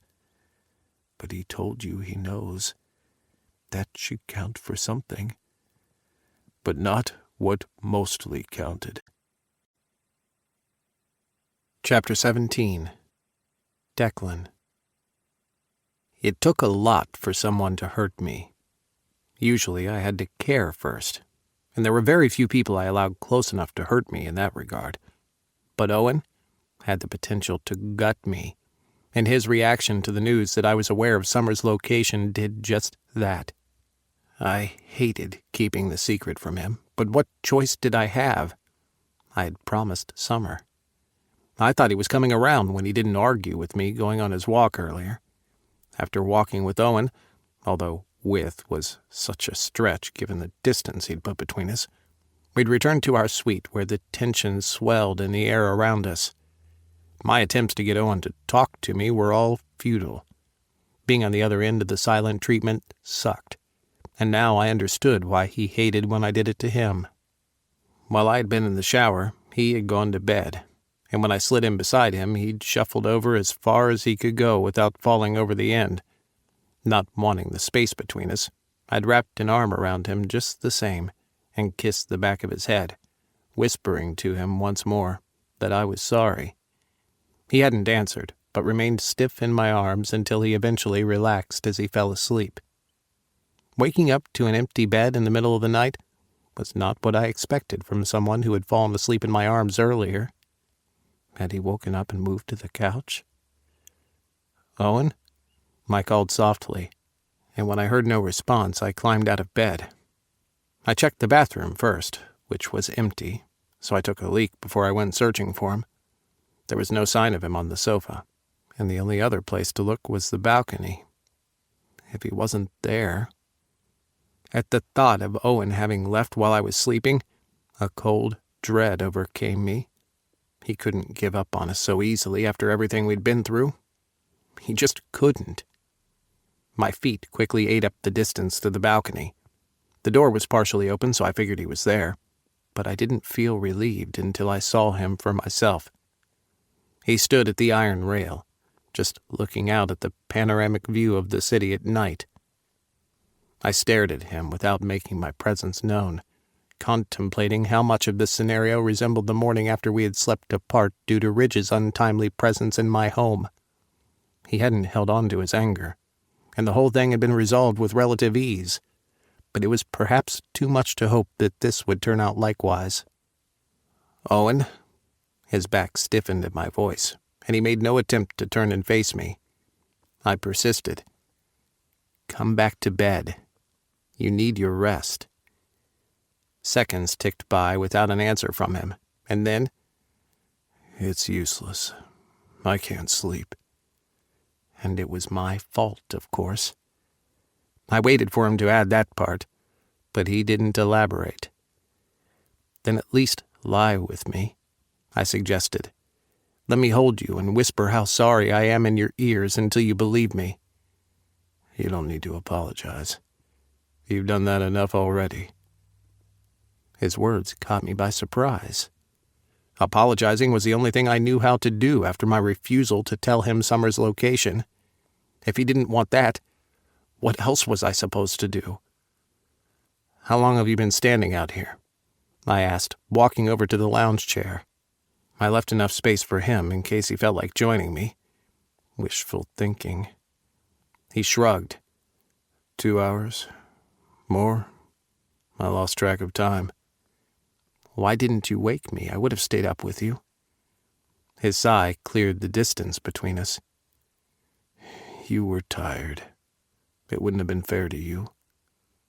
I sprang to my feet to know he had been looking out for me even though he was upset. Taking this as a good sign, I approached him to stand at the rail, but leaving a few inches between us. Are you still upset with me? I questioned, needing to know what kind of mood he was in. No, he answered. I'm not. I'm hurt and disappointed. In you and Summer. Somehow that hurt more than him being angry at me. His anger I could deal with. There was still passion in his displeasure, but what was I supposed to do with his disappointment?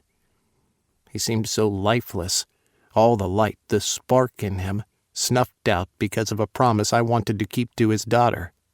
But what was worse, having Summer disappointed in me, or Owen? I understand I shouldn't have promised her something like that, I said, desperate for the spark to return to him. If I could take it back, I would. He shook his head, glancing sideways at me, and the pain in his eyes hurt more than anything else I had ever experienced. Knowing I caused it, that hurt, that ache inside him. It ripped me apart seeing him that way. I was used to Owen being feisty, laughing, teasing. This was my doing, and I needed to fix it. Do you want to know what I've been thinking all this time I've been out here? He asked, eyes locked with mine. I wanted to look away when I heard the words. I was certain I would hate, but I couldn't seem to break our gaze. I kept thinking, when would you leave too? I stared at him blankly, not understanding what he meant at first, before his meaning sank in. You think... I choked on the words because I never even thought about him pondering so deeply. I turned to him, too concerned to be worried about whether or not he wanted me to touch him at this time. I placed a hand at the side of his neck, stroking the vein there. Owen, you think I'm going to leave you? His eyes finally dropped. I don't know what else to think. Why does everyone leave? James did for so long. I know I shouldn't be thinking this way, and I swear I don't hold anything against them. But the twins left too. They could have stayed in Cincy, but they opted to remain here. Now Summer's gone, and I don't know where. It's only logical for me to wonder when you'll leave too, right? When will you have enough of me? Jesus. I breathed hard because every word he spoke hit me hard. Is that what you really think? What else am I supposed to think? That I love you, I answered easily, stroking the side of his face. That I'm only complete when I'm with you. That you've brought me the most joy I've had in my life for a very long time. I wouldn't give that up for the world, Owen. You have to tell me that you know that. He gave a shake of his head as he grappled with what to say. Anything. He could have believed anything else, and I would have been able to handle it. But I couldn't have him think that I'd leave him. I hated having to go against my word to Summer, but at this stage I was desperate. All right, I gave in. I can't have you doubting what we've been building together. If me keeping this a secret from you is going to affect us so much, then I'll tell you. To my surprise, he shook his head. You can't tell me. What? Why not? He gave me a sad smile. Because you're right. You didn't hear how betrayed she sounded when she thought you'd told me where she was. She extended an olive branch to you, and I'd be cruel to ruin that. But if this is going to make you upset, babe, and start questioning things between us, I'd rather have you know. I won't let you tell me, he reiterated. Please don't break her trust in you, Declan. You got her to call me, and that has to be enough for now. If you break her trust, you'll never get it back. And it's important to me that you get along with my kids. Owen, are you sure? I asked him uncertainly.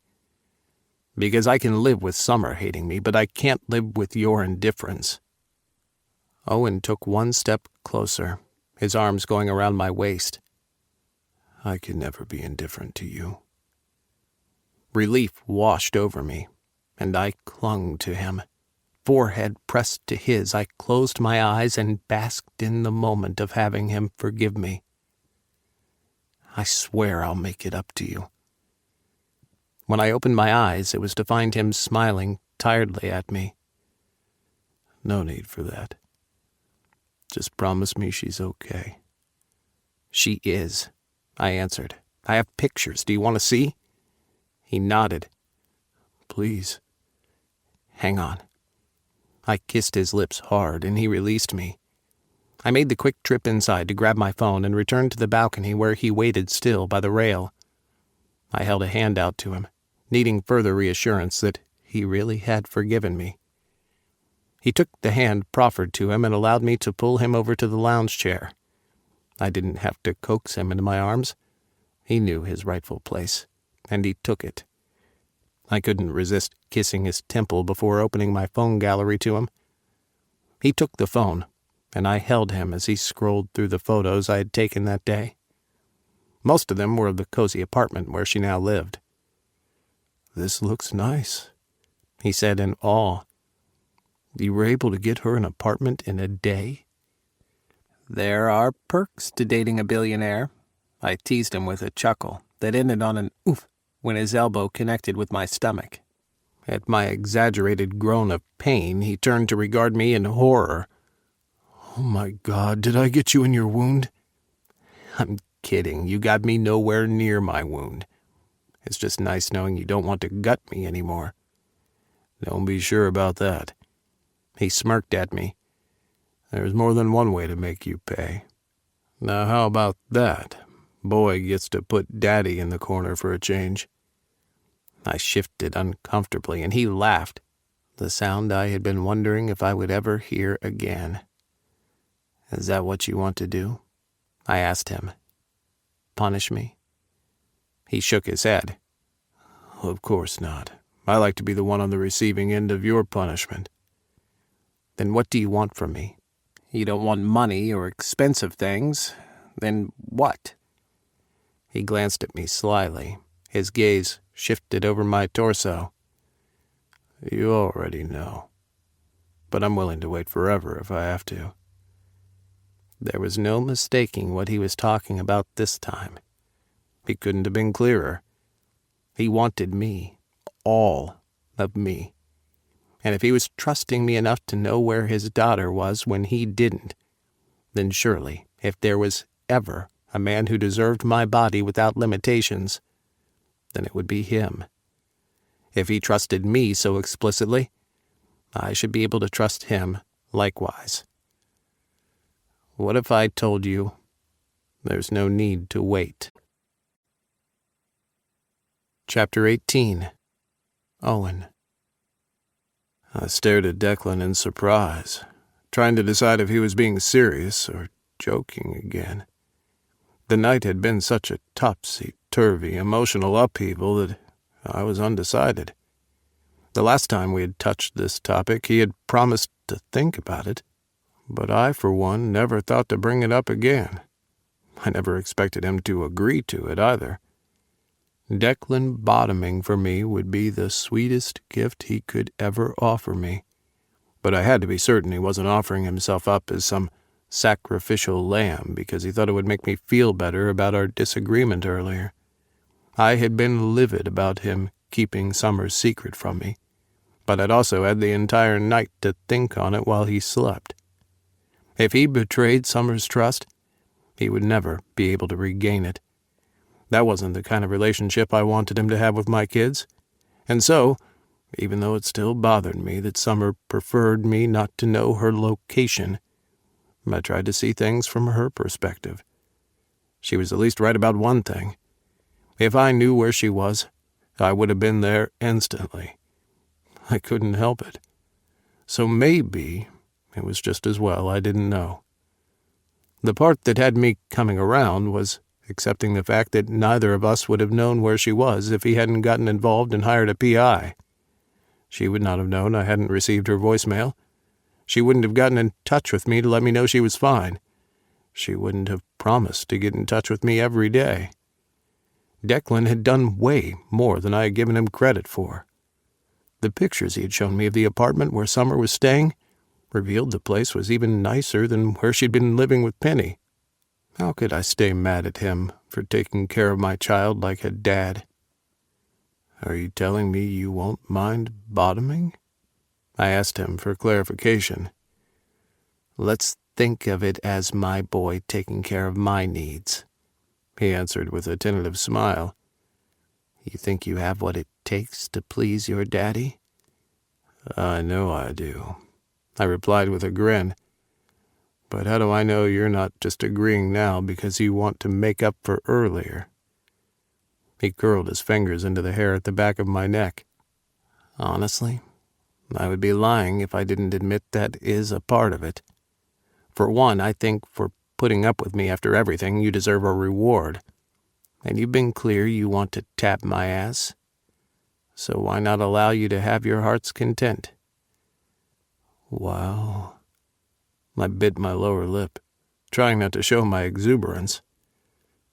"That's some reward.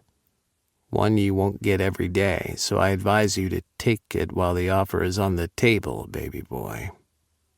When he purred baby boy in that way of his, sending shivers down my spine, I knew he was in the mood. "As good as this sounds, I'm not sure your reason is good enough for doing something you don't really want to do." "I wouldn't be offering if I didn't want to, Owen," he replied. He eased back against the lounger in a reclining position and pulled me on top of him. "The truth is, the way you decided to trust me with regards to Summer has reminded me that trust is a two-way street. Trusting me with your children, Owen, is for me the ultimate truth of how much you love and believe in me. You deserve to have my complete trust and devotion in equal measure. This is me handing over to you the last piece of me that I had locked away with the intention of never giving to anyone. But I give it to you, Owen. Only you." Holy hell. The man made sex sound so serious, and I was suddenly nervous about whether or not I wanted the responsibility of taking care of Declan in this regard. What if I turned him off bottoming for life? "I still say we should sleep on it," I suggested, chickening out. "If tomorrow you still feel the same way, then yeah, I'm definitely not turning down the offer." "I won't change my mind." I pecked him on the lips and said with more confidence than I felt, "I hope you don't." I kissed him again, taking my time to explore his mouth. When he moaned, I released his lips and looked down on him. "Am I crushing you? I was thinking this is nice. Just lying out here, doing nothing, but making out and driving ourselves crazy, wanting to get off without actually getting off." He groaned again, his hands going down my back to cup my ass. He nudged his hips upwards until our groins were pressed against each other. He was already semi-erect, but what could I say? So was I. "You're the one into orgasm denial, not me," he remarked. "I'll hump your leg until I come. You can save yourself for tomorrow when we wake up and you finally fuck me. You can come inside me if you want." I smiled down at him. Declan's needs and mine were different when it came to bottoming. I could already tell. I was greedy, wanting him to control my climax, my body, and to do with me as he wanted. This wouldn't work for me topping him, though. There would be no me dominating him. This would be me loving on his body and reveling in the fact that I could please him this way. Can't wait to make love to you, Daddy. I'll please you well. You'll see. I lowered my head and kissed him again, over and over. I gave him a precursor of what would come if he still wanted me when we woke up. I was so hard my cock hurt to be released. But as he had said, I loved being denied, and I couldn't wait to get off. I didn't mind him humping my leg, though. I even reached a hand down between us to help him do his climax. When I felt how close he was, I moved down his body and took his cock into my mouth, moaning around his hot seed that splattered my tongue.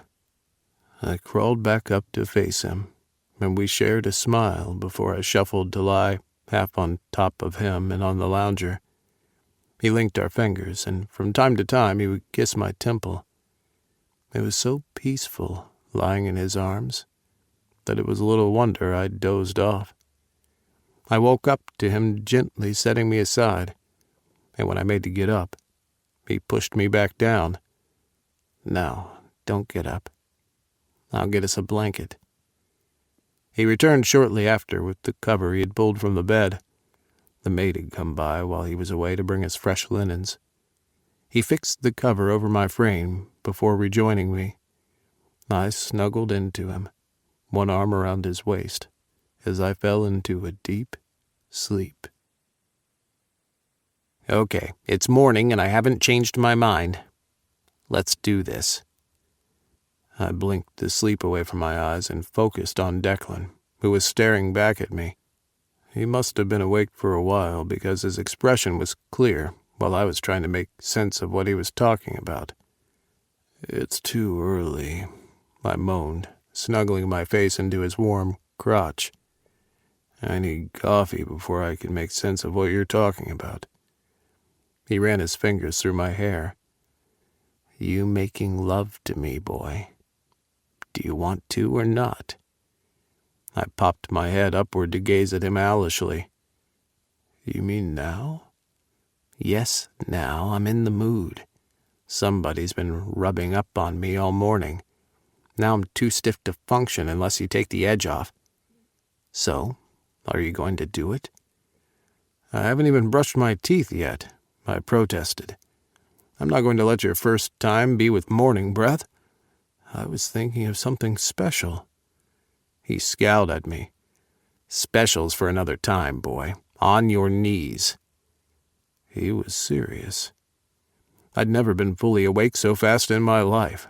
I sat up on the lounge chair, then stood to stretch.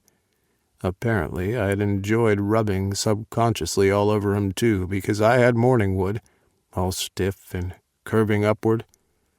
Noticing Declan's stare, I pushed down on my erection, fixing it into my shorts. "Just give me 5 minutes and I'll be back." "I'm counting down," he said, and I hurried through the door. With some fast movements, I managed to pee, brush my teeth, then grabbed what I needed from the nightstand and hurried back to the balcony. I skidded to a halt. Oh, fuck. Declan was completely naked, lying spread on his stomach, his feet slightly apart.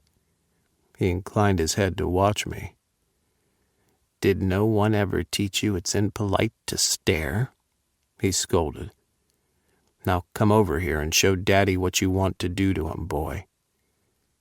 "You're fucking perfect," I said in reverence as I walked over to him, admiring the slope of his shoulders, the curve of his spine, the twin dimples above the swell of his ass. And his ass. Of course I had seen his ass before, but never in this light. Never as a place where I could take my pleasure.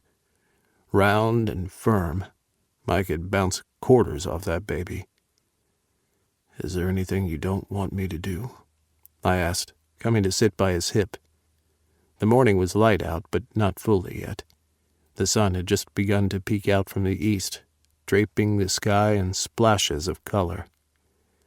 "I can't think of anything," he answered. "I trust you more than anyone else in my life, boy. You'll make Daddy proud in the way you handle your business, won't you?" My heart skipped a beat, because I was suddenly afraid of letting him down. No, I won't let him down. "I promise, Daddy." I placed my index finger at the top of his spine and slowly drew down. I stared in awe at the goose pimples that broke out on his skin. "My safe word is pineapple," he said, which wasn't a surprise because he hated the fruit. "I say that word and you stop, no matter how good it feels. Got it?" "Yes, Daddy." "Good. You may proceed." I couldn't help chuckling at his words. "You make this seem like some experiment." "In some ways it is for me," he answered, his voice quiet. "Remember, I've never done this before, so be gentle." "You're in your boy's hands," I reminded him. "I'll take care of you." With that, I leaned forward and found his lips with mine. We kissed from our awkward position of his head turned to the side. After we broke apart, I kissed his cheek, the lobe of his ear, and his shoulders. I took my time kissing Declan's broad back, my hands reaching down to brush his naked ass as I kissed along his spine. His body mellowed under my caresses. Licking and kissing the supple curves of his ass, I breathed a sigh of contentment that he was trusting me. When I spread him open, I felt the tremor that ran through his body. The small, darker hue of his pucker pulsed in anticipation. I swooped down to claim my prize, concentrating on my licks at first. "Fuck," he moaned, shifting beneath me. Apprehensive that he had forgotten his safe word, I raised my head to ask him if he was still okay with this, only to end up with his hand in my hair, and my face smothered between his cheeks again. "Don't stop," he growled at me. At the need in his voice, I stopped doubting myself and took care of him, taking my time to pleasure him in a way that left him sweating, swearing, and moaning all into one. His ass at some point raised as he went on his knees, rocking back and forth on my skilled tongue. Yes, I took credit for the way he had transformed from unwilling to have anyone touch his ass to pressing my head into his crack and demanding more. Whether on the receiving or giving end, Daddy was still bossy, and I liked it. With one last swipe of my tongue over his puckered entrance, glistening with my saliva, I reached for the lube and coated him generously. Here came the hard part, ensuring he was prepped enough to take my cock with ease when it was time. Luckily, we weren't in a hurry to get to nowhere fast. I played with Daddy's hole the way he instructed his boy to. The finger into that tight rim that sucked in my knuckle, but protested against any more at first. I took great pleasure in opening him up, watching in fascination, placing a kiss on his back every so often, or on his ass cheeks as his muscles loosened. I went from 1 to 2 fingers after several minutes. I never lost patience, intending to do this right. It was his first time. He had entrusted me with breaking in his ass, and I wouldn't disappoint. "Boy, if you don't get inside me soon, I'm going to flip things around and bury my cock inside you," he gasped when I had 3 fingers inside him. With my other hand, I playfully slapped his ass. "Who's in charge?" Declan glared at me over his shoulder. "I am. Don't forget that."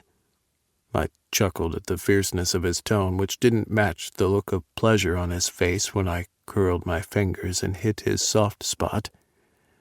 Oh, fuck, he grunted, eyes closing. Do that again, but with your cock. Seriously, boy, I'm already on the edge. Now help Daddy get over. With pleasure. I removed my fingers and spread him open again to thrust my tongue snugly inside his body. I couldn't get enough of Declan. He was so sexy, so virile beneath me, lean muscles and all. If this was the one and only time I'd get to experience him trusting me this way, I'd never forget it. All lubed up and playing it safe by squirting more inside him, I lined the head of my cock perfectly and pressed into him. I was satisfied that I'd prepped him well enough that there was no undue hindrance as I slid inside his body. His tight heat enveloped around my cock, his rim pulling at my flesh, and I had to blink against the spots of color that exploded before my eyes. Sweet fuck, I gasped. Oh my God. Clinging to his cheeks, I pulled out slowly and slid right back into him, developing a rhythm that would get him used to the breadth of my cock inside his body. He reached back to rub a hand down my hairy leg, slapping me. Harder. Fuck me harder. I laughed and kissed his back. Greedy, bossy daddy. Yeah, and you love it. He threw back at me. You're loving Daddy's hole, aren't you, boy? I thrust into him again, delighting in the tight bounce of his ass. Yes. Then show me how much. Really get in there, Owen. With his permission, I pulled him to his knees so I could reach his cock while I pumped into him. He leaned back into my thrusts, pad on my shoulder as I kissed his face. Oh, fuck, Daddy. I groaned, caressing him. His hips were moving in tandem with mine, thrusting back eagerly. With my free hand, I caressed his body, his abdomen, finally getting to the stiff points of his nipples. And that was when Daddy went wild in my arms. I released his dick, and with both hands made work of his nipples the way he liked. Never letting go of the twin points, I canted my hips, working him hard and sweet with long, then sharp strokes, keeping him guessing. He grasped his cock, blowing hard, our moans filling the balcony in the breaking of dawn. Fuck, I'm coming, he groaned, and I thrust into him harder, squeezing on his nipples. His body stiffened against me, his mouth open, gasping, desperately seeking air as he exploded over the lounger, his thigh and his hand. His hold became impossibly tight, clenching around my cock. I couldn't hold on. I was lost in him, and what he had given me today, despite his earlier misgivings. I contemplated pulling out of him and finishing on his ass, but there was a piece of me that wanted to have me inside him, as he had been inside me countless times, to own all of him just as he owned me. Can I come inside you? I gasped at his ear. Please, Daddy. He groaned. Yes, why waste what's mine, boy? His words unraveled me. I leaned back, balancing on my arms so I could get a better view of my cock thrusting inside him, and then I was flying. Holy fuck. He blew my mind when he clenched his already tight muscles around me. With several sloppy thrusts that made no sense to any rhythm, I finally buried myself deep inside him as I came at last. Fuck, fuck, fuck, I repeated over and over, incoherent to say any other word, but it was enough. It took a few seconds for me to come back to myself, lost as I was in him. I pulled out and wrapped my arms around him, my chest pressed to his back. Thank you. That was amazing. Did you enjoy it? He gave me a sly grin over his shoulder. I'm not complaining. Yes, you were amazing. No regrets? None. Boy, I don't remember asking you this many questions after we had sex. Do I get to do it again? I asked. He chuckled. Now who's being greedy? He pulled me down to lie with him on the lounge chair. He lay on his stomach and me on my back, our fingers intertwined. Seriously? You want to do it again? I shrugged. I would love to, every now and then. He leaned forward to kiss me, slowly, deeply, tenderly. How about we turn it into some kind of reward? When you're a good boy. I'm always a good boy, I said with an incorrigible grin. We'll see. Now be a good boy and run me a bath. It will take me just a few to be in working order again. This time I'll fuck you in the shower. Return the favor. I shouldn't have been so turned on by his words, given the climax I'd just had, but what the fuck? I was ready to have him inside me again. Watching myself claim him, it just reminded me how beautiful it felt being on the receiving end. I'm on it. Chapter 19. Declan. It's for you, I told Owen when I checked my phone screen and identified the caller as his daughter. I smiled, feeling quite pleased that Summer was keeping to her word. We had spent the last 2 days relaxing after the scare of the days before, and also to ensure Summer upheld her part of the bargain. She had. She spoke to Owen every day, and, surprisingly, me as well. The girl was starting to grow on me. She might be too old for me to play stepdad, but I was able to be a friend, and that I was. I can't believe she calls every day, Owen said in awe as he took the phone from me. I'm glad she's sticking to her word. Our bags at the front door, I left Owen talking to Summer to return to the car. Silas smiled at me, his arm resting on the window. He nodded to Owen. See, everything turned out fine. There's a lot of love and trust there. I nodded my agreement. That's for sure. I don't know what I would have done if he was less understanding. He has the heart of a father, Silas remarked. One who is quick to forgive. One who thinks about the needs of everyone else and not just his own. I predict you two will go a long way. We couldn't have done it without you. I squeezed his arm affectionately. In a lot of ways, Silas, you've been like a father to me. I can't thank you enough for that, but you deserve a vacation, and I won't hear a word of refusal from you. Owen and I will manage. We talked about it for quite some time last night, and we plan to send you on a cruise. Just tell me where, and I'll make it happen. You've already made up your mind, haven't you? He said, shaking his head at me. In that case, sure, I'll take the time off. But you don't have to send me on a cruise. I have some old friends I haven't seen in a while. It's probably time I pay them a visit and mend some fences that have been down for too long. I gazed at Silas thoughtfully, taking in his slight frown and the somber look he wore. He was such a private person that I didn't know much about him in all the years we had been together. He was divorced, that much I was certain of, but I couldn't recall any relationships over the years, and it had been a lot of years. Need any help in that regards, you just name it, I told him. I may take you up on that. Do you need me to find you another driver in my absence? I'll take care of it, I answered, shaking my head at him. You go on home and enjoy the time away with your friends.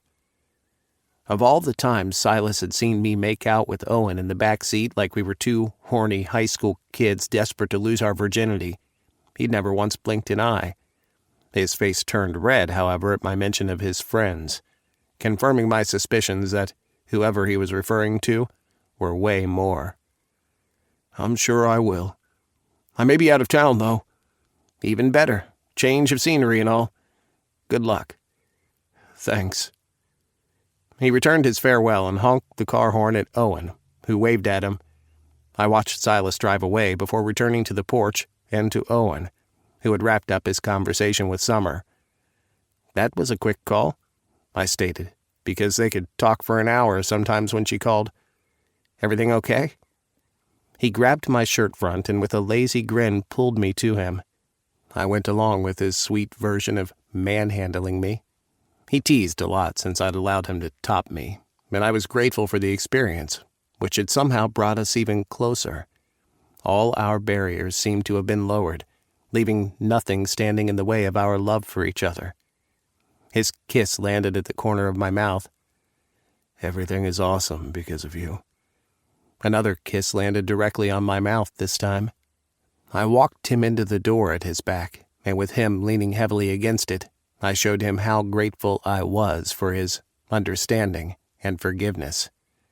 I broke the kiss, both of us panting lightly. "Welcome home." His eyes widened. "This is home now, right?" "Yes, for always." His face split into a grin. "I feel like I should be taken over the threshold to commemorate this moment, don't you?" "Isn't that for brides?" I asked on a laugh, as the door opened behind his back to reveal David, who had been alerted to our arrival. "Welcome home, sirs." David greeted us, standing aside for us to enter. "Thanks, David," Owen and I said at the same time. David grabbed our bags and walked ahead. Before Owen could follow suit, I stopped him with a hand on his arm. He turned to glance back at me. "What? Declan, what are you doing?" I wanted to laugh as I bent, grasped him around the knees, and lifted, but needed all my breath to sweep him off his feet. He wanted to be brought over the threshold. I would indulge. He was heavy, but I could manage 5 seconds of lifting him. No biggie. "You said to carry you over the threshold," I gasped. "I'm giving you your heart's desire." "I didn't mean it, you crazy man," he half shouted and half laughed. At the commotion, David turned, and the butler, usually so stoic, burst into laughter. Owen grabbed onto my shoulders as though afraid we'd tumble to the floor, and as I had no intention of embarrassing myself that way, I walked us both into the house like I'd suddenly been gifted with the strength of Hercules. "There," I wheezed in triumph, carefully setting him back on his feet. "How's that?" Owen was laughing so hard tears spilled down his cheeks. "You're something else, you know? No wonder I'm crazy about you." "Good. Now let me pretend my back didn't almost give out. That's just practice anyway for the day I do bring you over the threshold as my husband." I watched him sputter, eyes wide, as I walked by him. It took him a few seconds to process what I'd just said, and then he caught up with me. He cleared his throat. "So, should I move some of my stuff here or something?" I hadn't even thought about that. I turned on him, making no move up the stairs, as I was certain there would be a ton of emails and phone calls for me to return. I'd left everything behind when I'd followed Owen to Columbus, and spent way longer than I had planned there, because of the mishap with Summer. "Why not?" I shrugged, because it didn't matter. He glanced around us. "I'm not sure my stuff will fit in with yours. They're pretty old and would look odd." "They'll fit," I told him. "Just like we do. You'll see." "It's too late to do that today. Maybe I'll get on it over the weekend?" "Sounds good. If you need a moving truck, let me know." He nodded and inhaled deeply. "I can't believe this is officially home." "Believe it, baby, because I never planned to let you go since you walked through the front door the first time." I laced his fingers through mine and rubbed at the fourth finger of his left hand. "I'll not stop until I make every bit of you mine." I sealed that promise with a quick kiss. "I'll probably be locked into my office for an hour or so answering my messages. You don't mind entertaining yourself, do you?" Maybe I can get to them later." He shook his head and stepped away. "I may go up and take a nap." "Good. I'll check on you in a bit." "You don't have to." "But I want to." "Okay." I watched him ascend the stairs, torn between going after him and taking care of the responsibilities I knew awaited me on my desk. David and Charles had kept me up to date on the different emergencies that needed my attention that I hadn't been able to check out. As much as I wanted to follow Owen, I knew I wouldn't be able to nap, too, with so much to do. I stopped at the kitchen and grabbed a bottle of water, along with a protein bar, on the way to my home office. No telling when I would resurface, depending on how much I had to muck through. Sorting through my messages alone took some time, as I had to go through emergency calls that had to be made, those that could wait, and those that would go unanswered. One of the calls was from Julia, the agent who had assessed Owen's manuscript. I had to tell him about that, as reluctant as I was to do so, now that I knew the sort of effect it would have on him. I never intended to keep the secret for so long, but with not wanting to add to the recent troubles with his daughter, I had ended up keeping this from him entirely too long. I had to come clean to him tonight and hope our fight was too recent for us to go through another. I called back Julia and got her secretary, who I advised that I still needed time to talk to Owen about her interest in his manuscript. After that call was made, instead of tackling the other 99 things on my desk to do, I rocked back in my chair and tried to think of how to break the news gently to Owen about finding and reading his manuscript. In hindsight, I wish I had exercised enough self-control and trusted that he would share it with me when he was ready. I'd robbed him of the opportunity to tell me himself. Fuck. I scrubbed at my face. If I didn't get my shit together, I would royally screw up the best thing that had ever happened to me. I couldn't afford to let that happen. Half an hour later, I had a plan that included a fine dining restaurant and a dish of truth served for a course, when a knock sounded on the office door. "Come in." I expected Owen to still be asleep, so when he entered the office I was surprised. More so when I saw what he carried in his hands. It was the box with his manuscript. Could he tell I had read each page, not stopping until the last was read, leaving me on a cliffhanger? Could he tell how much I wanted to know of how Jack reacted when he saw Daniel again? "I'm sorry if I'm disturbing you," he said, remaining uncertainly at the door. "I wasn't so sure I'd feel this way later, so I thought to get it over and done with right now." "Yeah?" I couldn't keep my eyes off that damn box. "It's okay. Come on in. Share what's on your mind." He closed the door and approached my desk. Walking around, he used his foot to push my chair backward a bit, making room between the desk and myself. He perched his ass at the edge of the desk. "Remember when we talked about keeping secrets from each other back in Columbus?" Damn, this is it. He knows. "Yes?" "You've opened up your heart and home to me," he continued. "And you are right. There is something I am keeping from you, and I don't want to keep it a secret anymore." "Okay." "I was in your closet." "Our closet," I corrected him. He smiled at that. "Yeah, our closet. And I saw the way you rearranged everything to give me space. All that space is mine, right?" "Of course it's yours." He nodded. "Exactly what I thought. I have a space in your heart and in your home. Thank you for that." I placed my hands on his thighs and rubbed. "There's no reason to say thanks. I'm the lucky one for having you here. You could have turned down my offer to move in with me." "I'd be crazy to do that. This is home. With you, wherever you are." "And your heart is my home," I answered, never once dreaming I'd say such things to someone. "And as long as I am there, everything is right with my world." His gaze dropped to the box, and he removed the lid. He took out the sheaf of papers I'd neatly fixed the way I had found them. "When I got suspended from my job, you asked me if there's anything else I ever dreamed of becoming. The truth is that I do, but I've been partly afraid of being ridiculed. And I didn't want to have you laugh at my dreams. Some people may think it's silly, so I've never talked about it to anyone before. I've always kept this part of me locked up. You're the first person I'll be sharing this with. Although one day I hope I'll be able to share it with the rest of the world. Go on, I encouraged, knowing full well I could stop him right there and tell him I already knew, but he seemed to have put a lot of thought into this, so I refused to take that away from him. His gaze remained on the papers, and a worried frown marred his features. The truth is that I write, he remarked.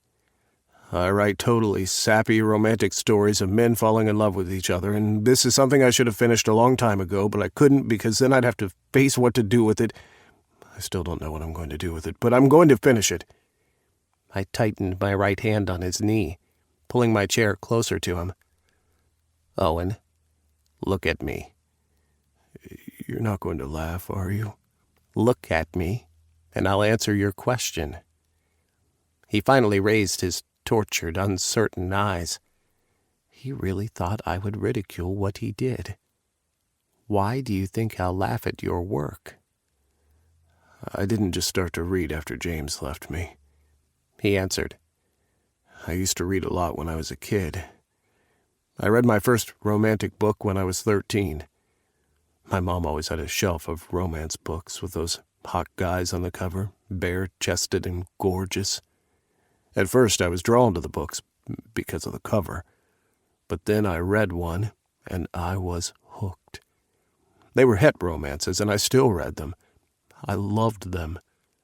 I used to sneak a title or two up to my room to read. Then she caught me one day when I was 16. She was appalled that I was reading romance books. The next day, she donated all the books on her shelf. I felt so ashamed I stopped reading. And then I rediscovered them when James left and I had free time. No disrespect meant, Owen, but your mother sounds like a piece of work to me, I told him. She should have supported your love of reading.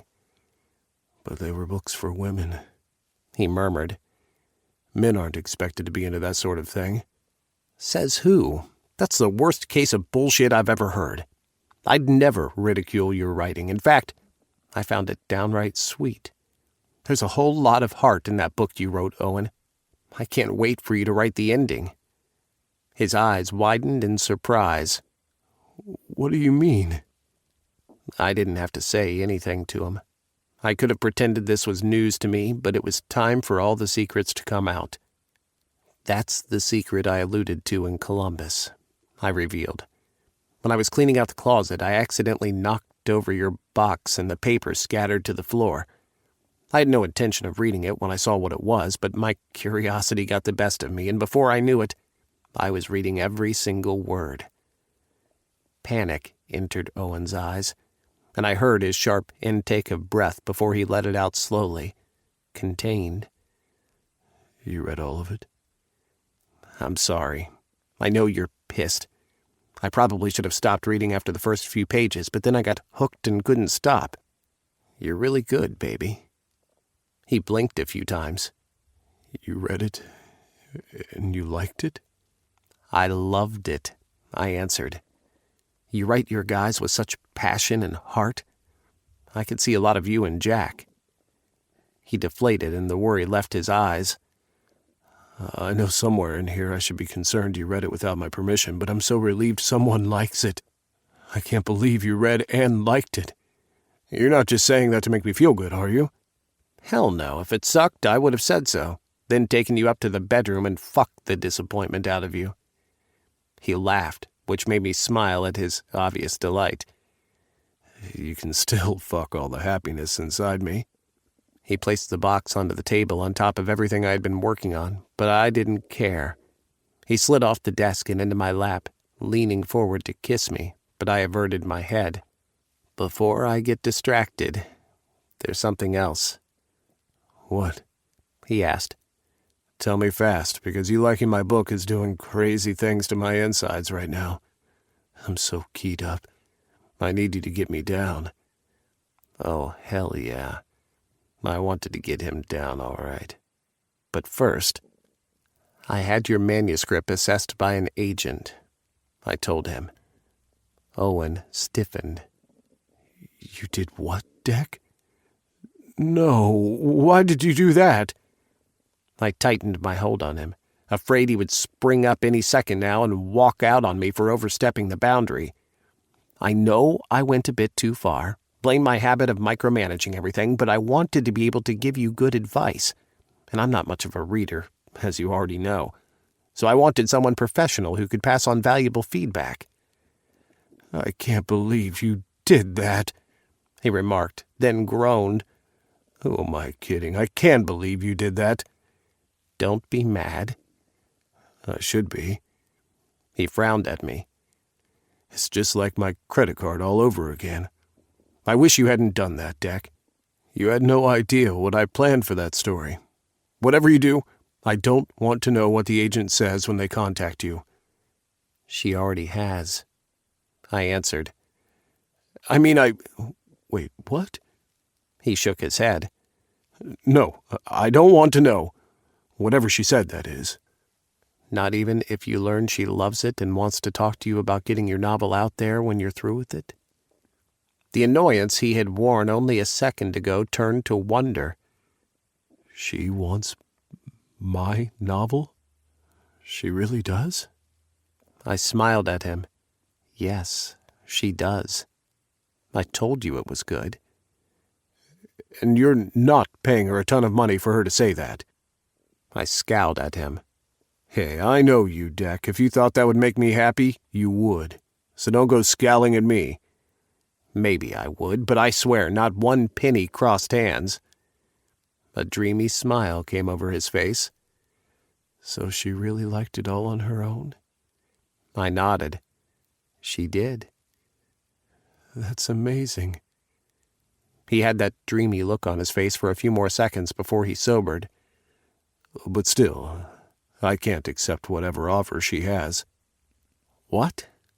Why not? Because this is something I want to do on my own, he replied. I know it's hard for you not to help out when you want to, and that's the only reason I'm not as upset as I should be, because I know you meant well. However, I don't want to have doubts about what I do, Deck. And if you're in the thick of things throwing your weight around, I won't know if I'm really good, or people are being accommodating because I'm in a relationship with the rich and powerful Declan Moore. Trust me, my name has nothing to do with her interest. He shook his head. That's the only way you get out of me being upset with you right now. I know you're a man of your word, and I want you to promise me that you'll not get involved. You'll allow me to go through the process. If I fail, you'll be there with lots of hugs, kisses, and comfort sex, but nothing else. But I can... He started to withdraw from my lap. Comfort sex, that's the deal, Declan. Fine, I finally agreed. I'll butt out of your writing career unless you ask for my help. How's that? He winked at me. Good, Daddy. I scowled at him and pinched his ass. The publishing industry can be pretty harsh, Owen. I don't want you to be hurt by insensitive people in the business. He shuffled back up my lap to fit comfortably against me, my groin snugly nestled against his ass. He was rubbing himself slowly against me, almost as if he didn't know what he was doing to me. That's where the comfort sex comes in, he teased before he took on a serious expression. You'll be my support, my safe haven whenever I need to cry or let off any kind of steam. You'll at least use your card to take care of production costs such as editors and stuff, I asked, reminding him that even though I wouldn't play an active role into him becoming a published author, I wasn't completely leaving him at the mercy of his meager purse strings. Sure, I will, but the publisher pays for that. Good. Then I'll butt out and let you handle it. Thank you for that. I know it won't be easy for you. I groaned. No kidding. But rest assured I won't do anything without talking to you. Owen lifted his ass slightly, then ground into my lap, further stimulating my simmy. Are you trying to tell me something, boy? He wrapped his arms around my shoulders loosely and leaned forward so his mouth was directly beside my ear. His hips continued a slow, determined roll into my lap.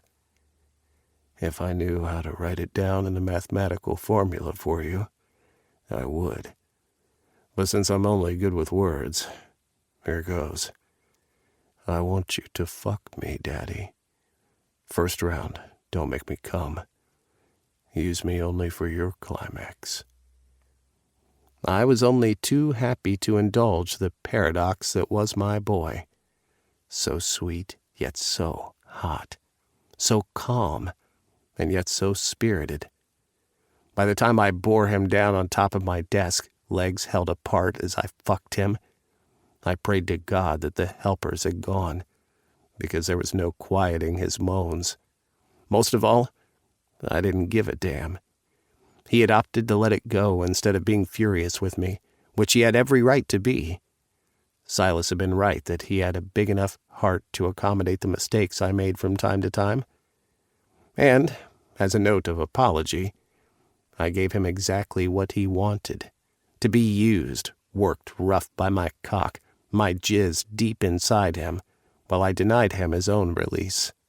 For now, I had every intention of making him explode later tonight, after our dinner date. Chapter 20. Owen. I'm glad you're making progress, Summer. I told my daughter over the phone as I parked at the foot of the porch of our house. Home. The word felt strange in my thoughts, and I frowned at the 2-story structure, wondering what it was about this place where I'd lived for the past 23 years that had changed. It's a lot easier to breathe, and I finally feel like I'm figuring things out, she said, sounding every bit as contented as she claimed. That's awesome, honey. I'm supposed to invite James to the next session with me, she stated. Do you think he'll agree? Having kept in touch with James about Summer's therapy sessions, I was quite certain of my answer. Pretty sure he'll only be too happy to. He wants to mend fences, but he's also willing to work at your pace this time instead of pushing. I'm sorry we tried to push you to accept things you weren't ready for. It's okay. I know everyone meant well. There was a lull in conversation, and I took the opportunity to get out of the car, closing the door gently. Everything okay with Penny? I asked, because they had made up, of sorts. Yeah, we're going to catch a movie later. We're trying to take things slower this time. Perhaps it wasn't a good idea to move in together so soon. Well, there's no need to rush, so take your time figuring things out. She let out a loud sigh. You've been so understanding about this. You're still not mad at Declan about knowing where I am, are you? Truth? I do feel sad about it at times. But I'd rather him know than both of us be in the dark. Good. You shouldn't be mad at him. He's such an awesome guy. I smiled on the way to the porch. Yes, he is. I'm at the house to sort through the things I'll take with me, but I figure I'll be leaving most of the stuff for you guys to go through and decide if you need anything. It's funny how you say that. Say what? The house. Normally, you'd say home. I paused at the front door. That was it. That was what seemed so different this time. Yeah, it doesn't feel much like home without you guys here with me, I answered. You 3 were my home, but you're all gone to live your own lives. Declan's now my home. She chuckled. Being in love makes you sound weird, but I like it. I'm so happy for you. You deserve it more than anyone I know. Thanks, Summer. I closed my eyes and leaned my forehead against the door. These days I felt like everything had fallen into place. My kids were happy, Declan was happy, and I was ecstatic having picked my manuscript back up. I felt like I now had everything. I'll let you get to moving in with your boyfriend, she said on a snicker. I have to go now anyway. Talk to you later. Will do. Love you. Love you too, Dad. She hung up the phone, and with a big smile on my face, I entered the house. Everything was exactly the way I had left it, but it felt strange coming back here. Had it only been weeks since I'd moved in with Declan to help take care of him? It felt longer. Our entire relationship felt like we had been together for years, but it had only been a few months. My phone beeped, and I was surprised to see a text message from Summer, given we just spoke to each other. Thinking it might be urgent, something she had forgotten to tell me, I opened the message and read it. 62 East Gray Street, Unit 3B. It took me rereading that one line about 6 times before it finally made sense. Then came the overwhelming sense of wanting to see her in person. Every day we talked either by voice or video calls, but now I'd get to see her, touch her. I had Declan's car. What was to stop me from driving to Columbus and showing up at her door? I didn't. I suppressed the urge, understanding even more now than before why she wouldn't have Declan share her location with me. No powers on earth would have kept me away from her if Declan had told me where she was the day he had found her. I could get crazy about my kids at times, especially Summer, but they were adults who would come to me when they needed me. I smiled, sent her a quick acknowledgement, then slid the phone back into my pocket. I felt 10,000 pounds lighter, because as much as I had gotten over Declan knowing her location, I was still a concerned dad, and a part of me remained on edge, wondering. Now, I didn't have to wonder any more. I walked through the house, starting from upstairs, reminiscing about the good times, and some bitter ones too, that I'd spent here. Every area of this house was characterized by the memory of my kids, trapped in every wall, the echo of their laughter, the tears, and the anger. Once upon a time, I would have never considered moving away from it all because of the nostalgia, and it was bittersweet running my hands over the surfaces of their things. It was easier than I'd thought to decide what to take with me. It turned out that I didn't want much after all. The furniture and such weren't necessary, and the boys could have it. Otherwise, I'd just donate it to people who could find use for it. I popped in the earbuds of the new cell phone Declan had bought. I found the audiobook I'd started last night in bed while waiting on Declan to finish up in his office. I had to scrub the audio back a few chapters after realizing I'd left the audio running when Declan had finally come to bed, and without a word it pinned me to the mattress. He hadn't given me any time to pause the audiobook, and frankly, I'd been too into him to care. It took me almost 2 hours to sort through everything upstairs. My bedroom took the bulk of the work, as I went through all my clothes, piling them up into donations for goodwill and those I didn't mind taking with me. I had to throw out personal effects from the bathroom, clear out my dresser, the drawers of the night tables. Every now and then I would find something that made me pause and reminisce, like the button the twins had given me one Father's Day, and the sorry pair of socks Summer had made for my birthday when she was 10. When I finished with my bedroom, I stood back and stared at the lifelessness of it all. Everything had been stripped away, including the bed linens. All that remained were the furniture and rug. Closing the door felt so final, but it didn't hurt as much as I thought it would. Mostly, I was excited about going home to Declan. Home's really where the heart is. Summer's room came next, but I didn't touch much, just some odds and ends of hers that I wanted to keep. The rest she would sort through when she got here for my birthday weekend. The twins' rooms had less stuff, since they had moved out years prior. They still kept enough for when they visited, however.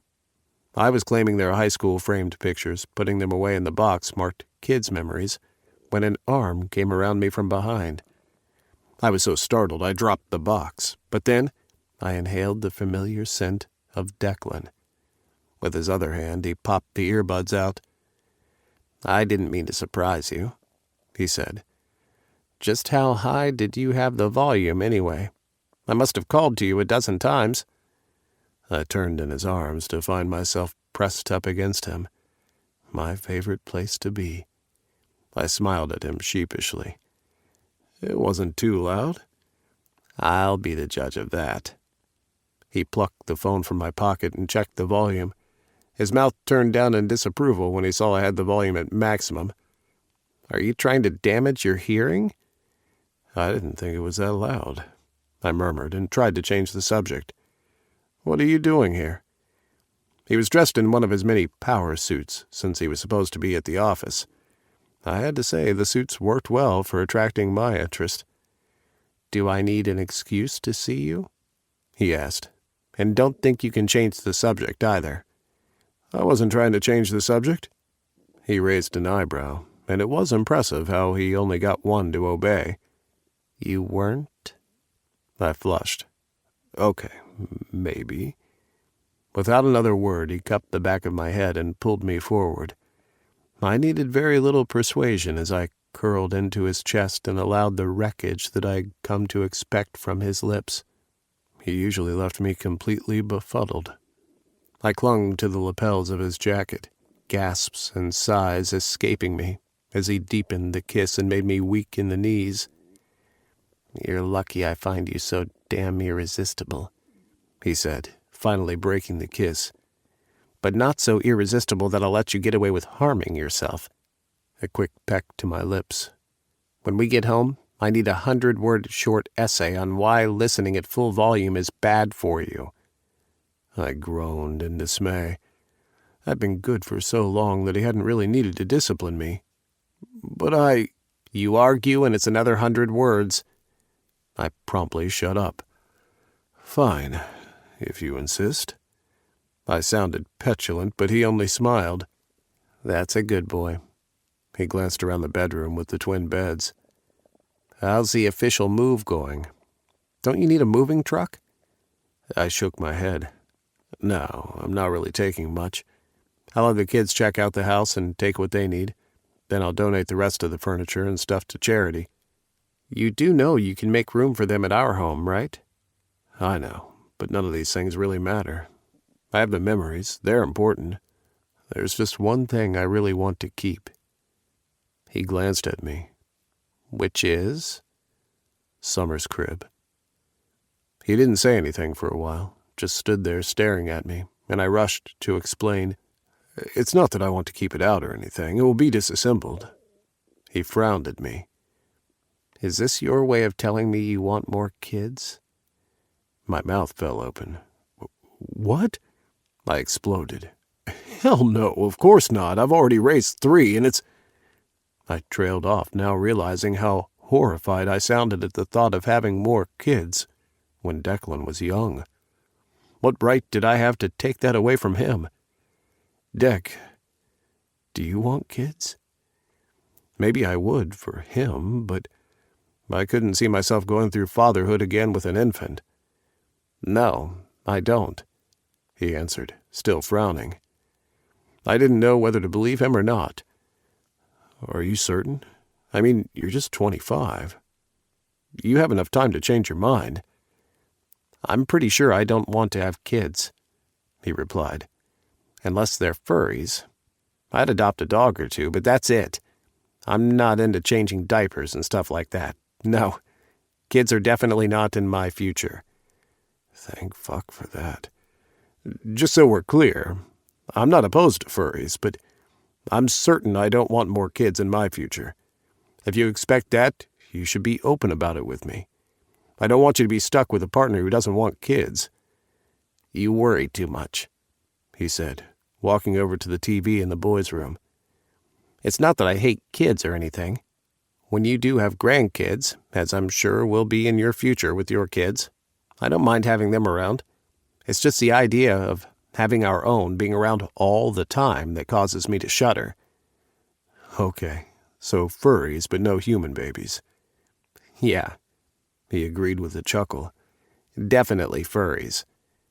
He nodded at the video game console the twins had left behind. They'd upgraded to a newer version, so I hadn't bothered to take this with them. It had been sitting there for quite some time. The last time they'd used it had been around Christmas when they spent the holidays with me. You play? He asked.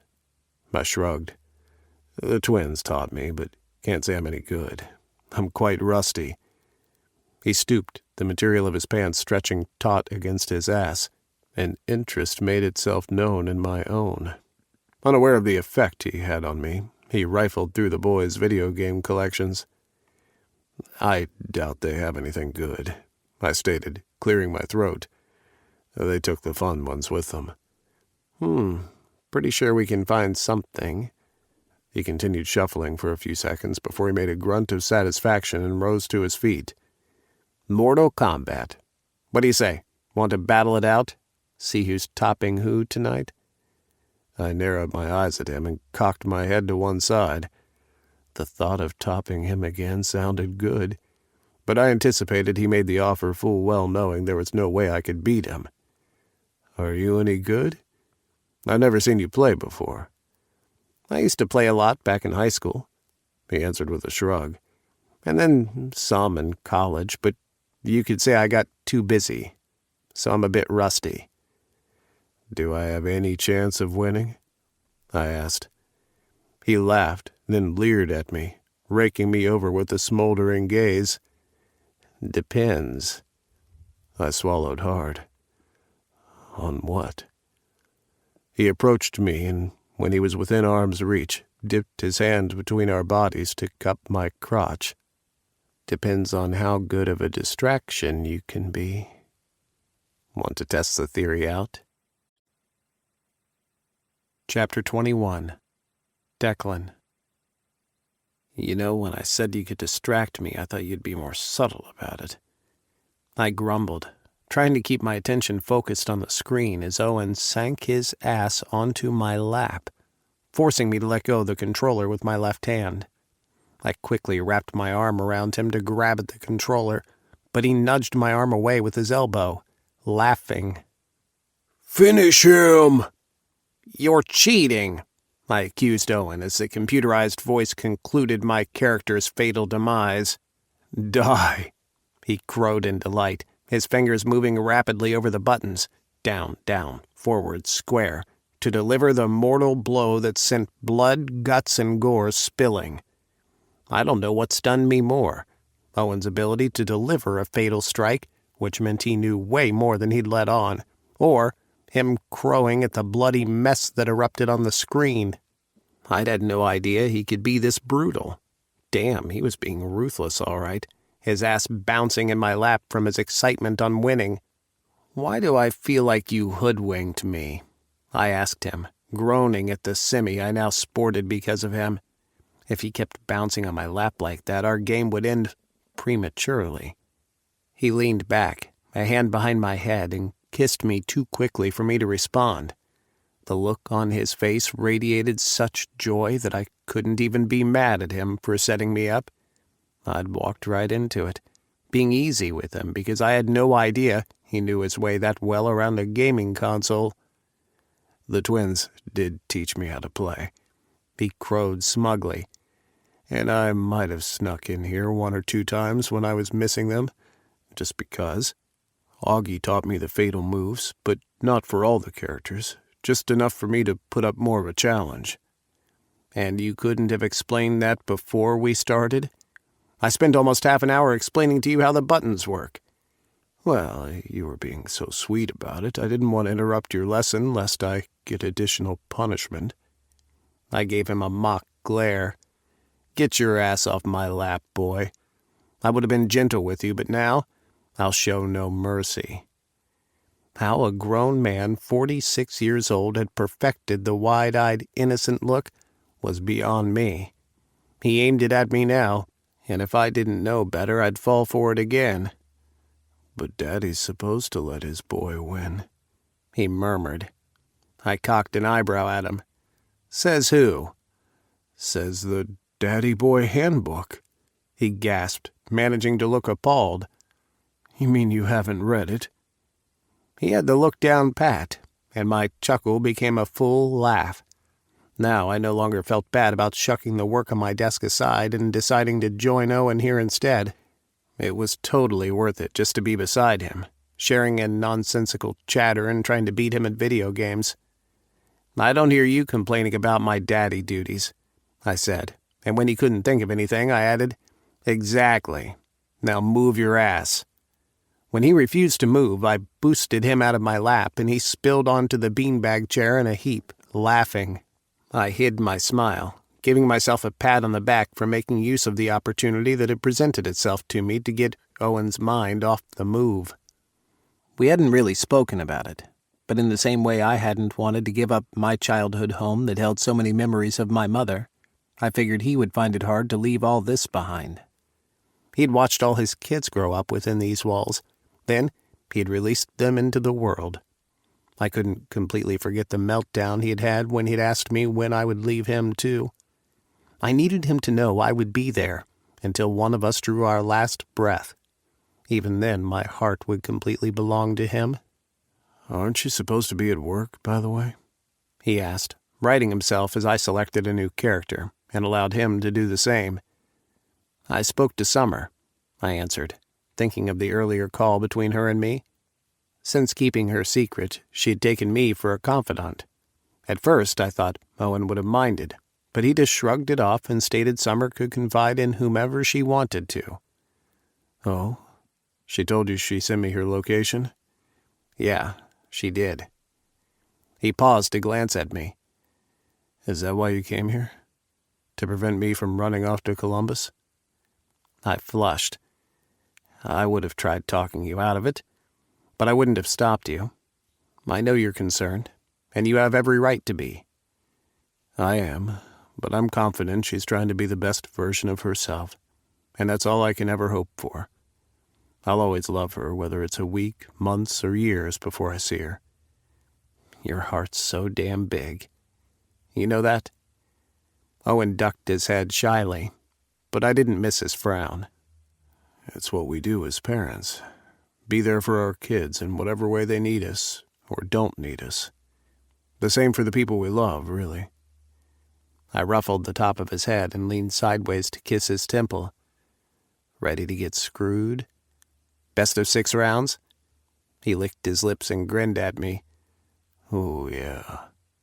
Before I could respond, he pressed play, and the countdown of round 1 to our next challenge began. I easily won the next game, which he professed to let me have, to even things up and make our game a little more interesting. I didn't believe him, and won the third. By then he was on his knees, tongue peeking out at the corner of his mouth. It might not have been his intention to distract me, but he did. I couldn't stop thinking of plucking the controller from his hand and instructing him where to put his tongue, swirling over the head of my cock. Now we're even, he said, pumping his fist into the air, and I caught a glimpse of what he must have been like in his youth, carefree with all his guards down. I couldn't help my actions. I tugged on his arm, and he tumbled into me, protesting until I had him pinned beneath me on the beanbag chair, with my mouth fastened to his. I just couldn't resist how infectious he was, how sweet and tempting when he was this happy and carefree. He dropped the controller, and with a moan secured his legs around my waist. I reached beneath him to grab onto his ass, but barely copped a feel before we slid to the floor in a tangle of arms and legs. Our lips dislodged, and Owen placed his cheek against mine and laughed. I don't think beanbag chairs were made for fucking. I thought we were gaming, I reminded him as I rolled off him. Hey, don't blame me this time. You kissed me. And you kissed me back. He stared at me as he picked himself up off the ground. Right. Next time I'll just keep my lips closed. When one hole closes, another one opens. He flushed and stood, tugging down his shirt. I'm calling a break. I need to cool off. I think there's still some water in the cupboards. Want one? Sure. I'll order a pizza, too. He added, bit his bottom lip, and asked, How do you want it? I gave him a suspicious look. If we're still talking about the pizza, then pepperoni and black olives. If we're talking a blowjob, then wet and sloppy. He laughed, walking backward from the bedroom. You already got the latter last night. That's almost 24 hours ago. You let me win, and you can have all the BJs your dick can take. He paused at the door, his mouth hanging open. Ouch. That's my ego you just killed for having to think about that. He did an impressive spin, and disappeared. Well, don't go. Prove me wrong. His head poked back inside the room. Sorry, Daddy. I'm retiring my BJs for the unforeseeable future. I snorted. Yeah, right. If I called him back right now, he would gratefully show me how much his BJ skills did not stink. Really, he gave good head, and I needed to stop thinking about it or we'd never finish our game. By the time he returned with 2 bottles of water, I had my desire under control.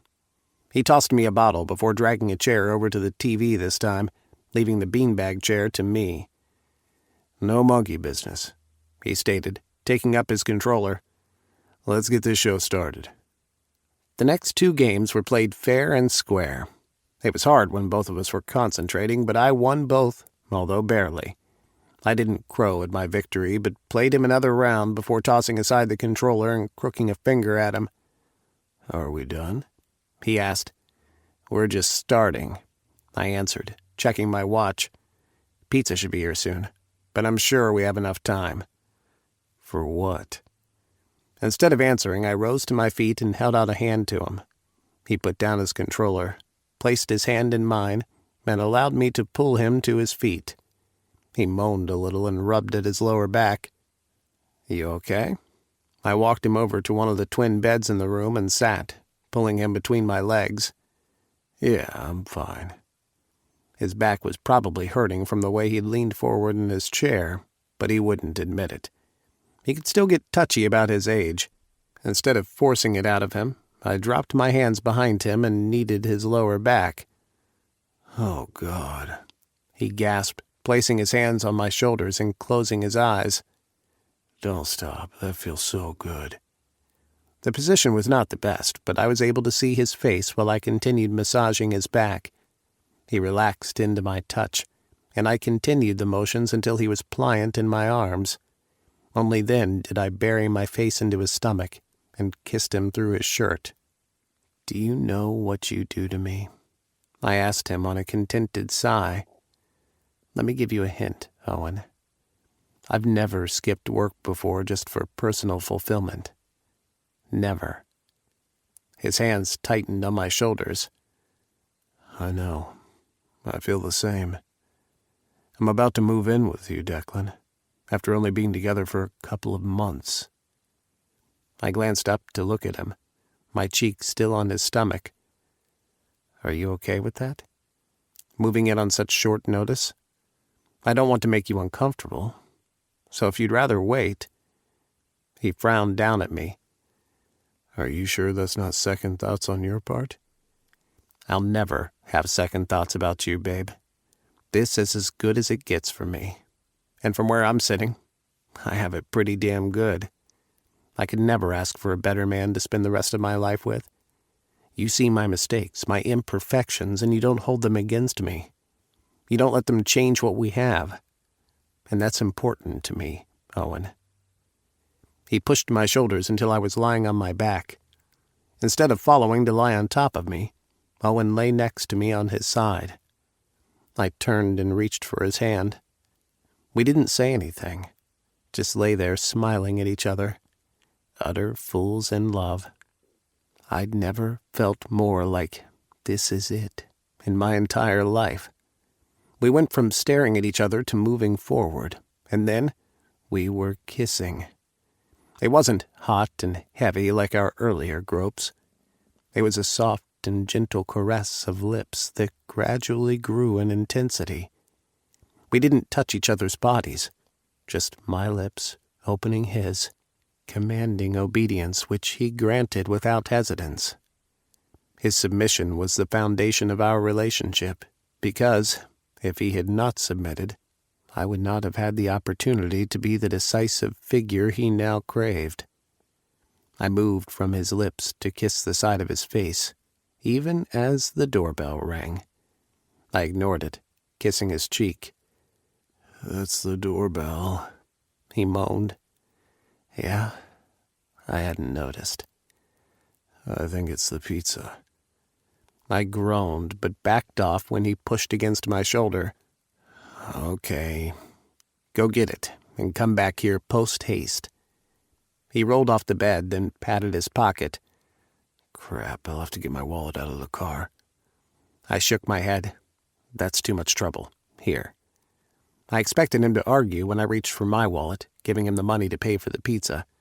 When he didn't, I gave him a quick kiss, because the person at the front door was really pressing into the buzzer. I lay back onto the bed, my feet dangling over the edge with a goofy smile on my face. I couldn't remember ever feeling this relaxed. I probably had 1,000,001 things on my desk to work on, but they could wait until tomorrow. Right now, my time was all Owen's. I frowned when several minutes passed and he still hadn't returned. I rolled off the bed and headed down the stairs to look for him. I found him in the living room, not talking to the delivery guy as I had assumed, but a woman close in age to him. She was a little plump, with cheeks that reddened at the sight of me, and I couldn't decide what to make of her. "Babe, everything okay?" I asked him as both turned to watch me approach. I didn't miss the way the woman's eyes widened at the manner in which I had addressed Owen, whose cheeks turned red as well. She didn't shy away from me, though, but motioned for me to come closer. "This is my neighbor, Debbie Holden," he stated. "She used to help me sometimes with the kids when I had to be out. She saw the strange cars parked in the yard and was checking that everything was okay." "I'm sorry, I didn't mean to intrude," the woman said on a rush. "I didn't know you were entertaining, Owen. I noticed you haven't been around, and I worried something suspicious was going on that you didn't know about. For a minute there, I thought you had sold the house, and I was about to meet the new owners." "That's really neighborly of you," I remarked. I couldn't fathom what it was like having neighbors so close. There were so many acres of land between my house and the next. "Debbie's wonderful," Owen said. "This is my partner, Declan." It didn't escape me that Owen rarely ever introduced me by my full name, as if he didn't want people to know that he was in a relationship with one of the wealthiest men in the state. "It's nice to meet you, Debbie." She wasted no time in shaking my hand. "Nice to meet you, too. This is a pleasant surprise. I thought something was odd with Owen not being here. He's usually a homebody." "I still am," Owen replied. "Just from our home." Her jaw slackened. "So you are moving out and selling the house?" "Moving out, yes, but no plans to sell the house yet. We still have to decide what to do with the place." "Have you two been together long?" Her question was innocent enough, and I glanced at Owen, giving him the lead on this one. "For a few months," he answered. "It was quick. When you know you've found the one, waiting makes no difference except keeping us from each other." "Does this have anything to do with your boss?" she blurted out. "He came by to visit you a few days ago, and I told him I hadn't seen you in a while. Maybe I shouldn't have said anything, but I thought I was helping since he's your boss and all." Owen's frown matched my own. Why on earth had his asshole of a boss visited him? Since the guy suspended Owen for being with me, I didn't have much energy to waste on him and discussions of him. Thankfully, the doorbell chose that moment to ring. "Must be the pizza delivery man," Owen announced. "I'll go get it." "I should go now I know everything is fine with you, Owen," Debbie added, moving behind Owen, who walked the short distance to the door.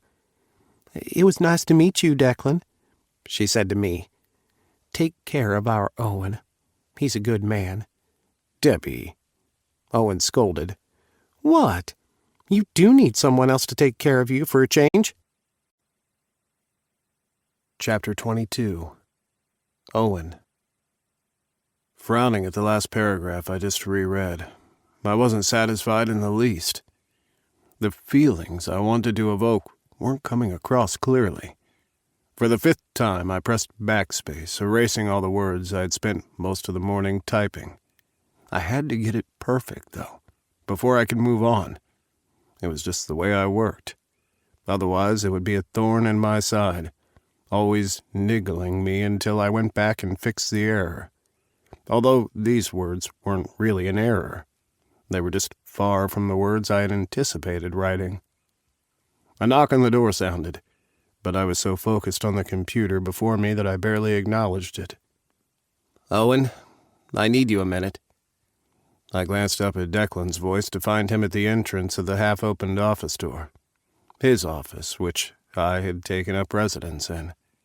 At first, I thought he would have been upset that I had invaded his work area, but he hadn't minded in the least. After he came home from work too many times to find me at his desk, typing, he had set up a little area all for me in his office. Now, in the evening, we could be found working together before taking a break.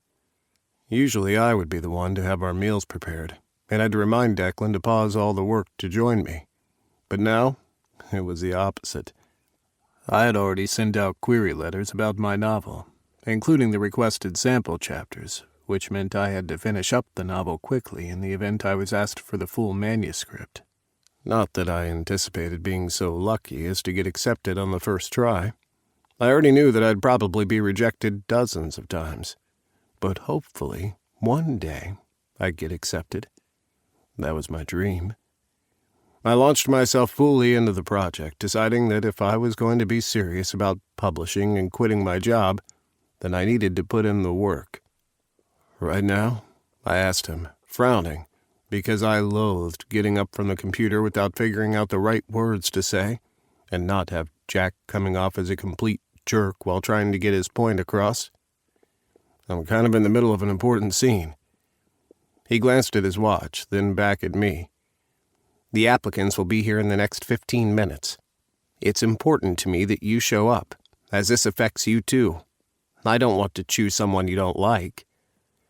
I tried not to show how blank I was as I struggled to remember our earlier conversation while we were having breakfast.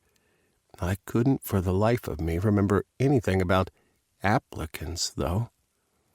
"You don't remember," he said on a sigh.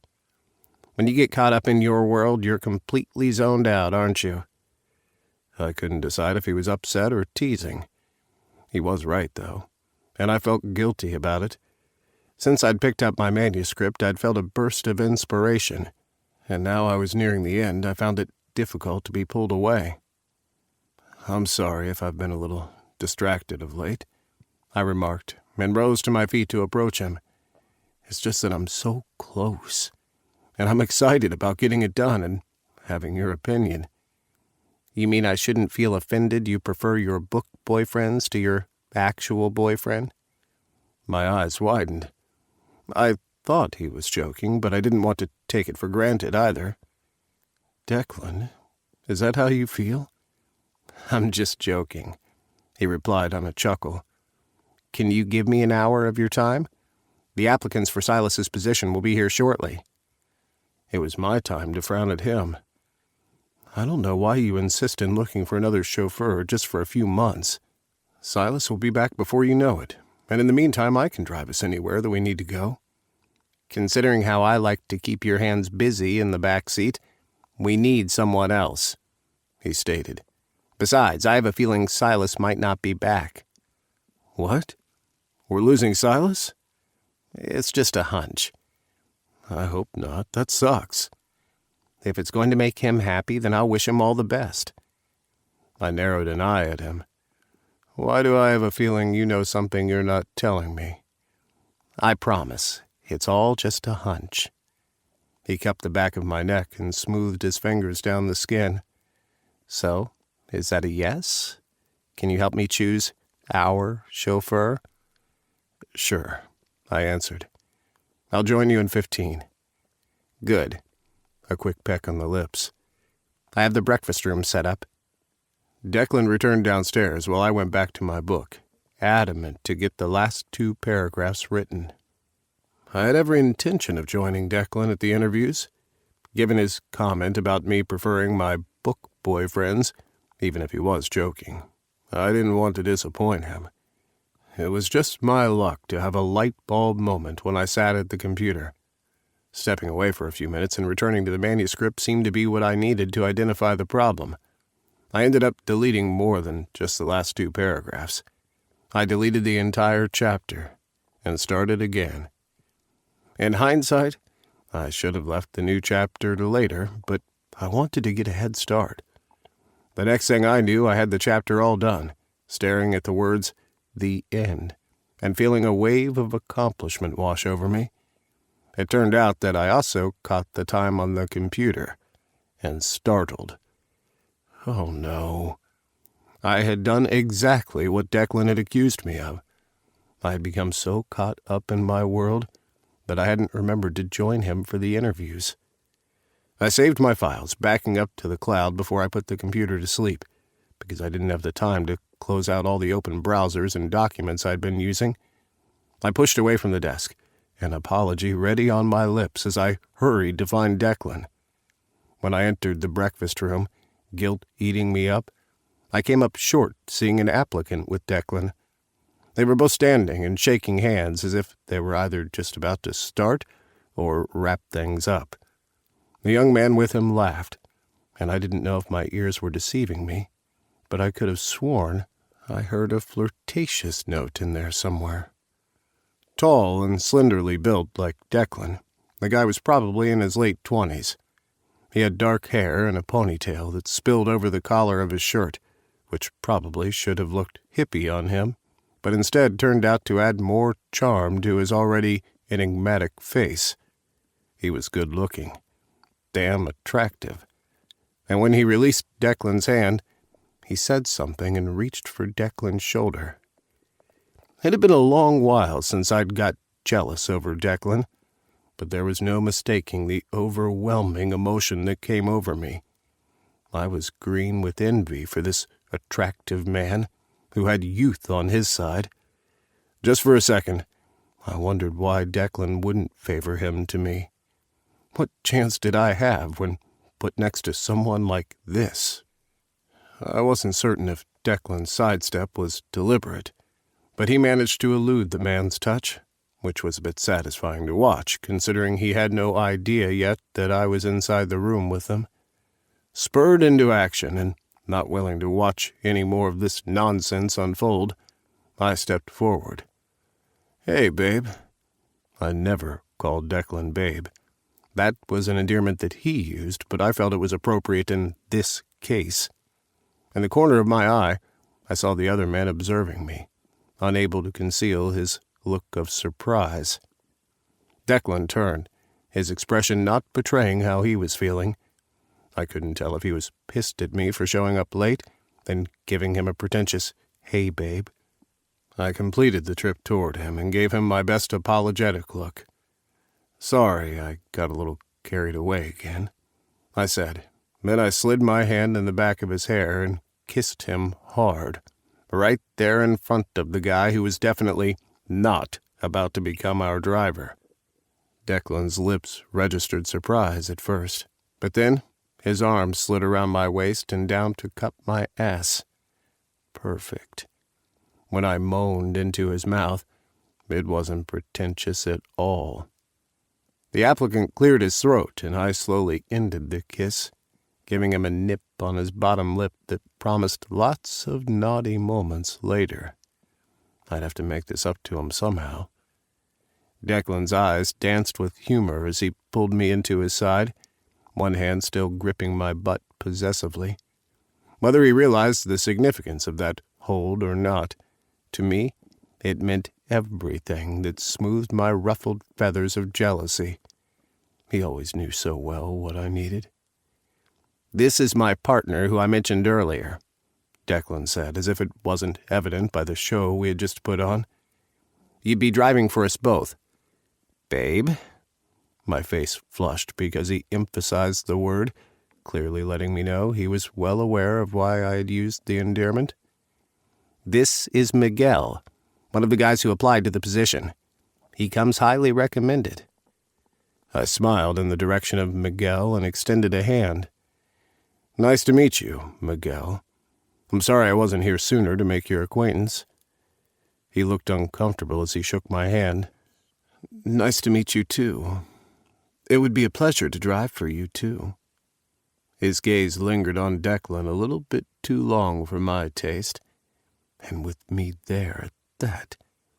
It was all I could do not to show him the door.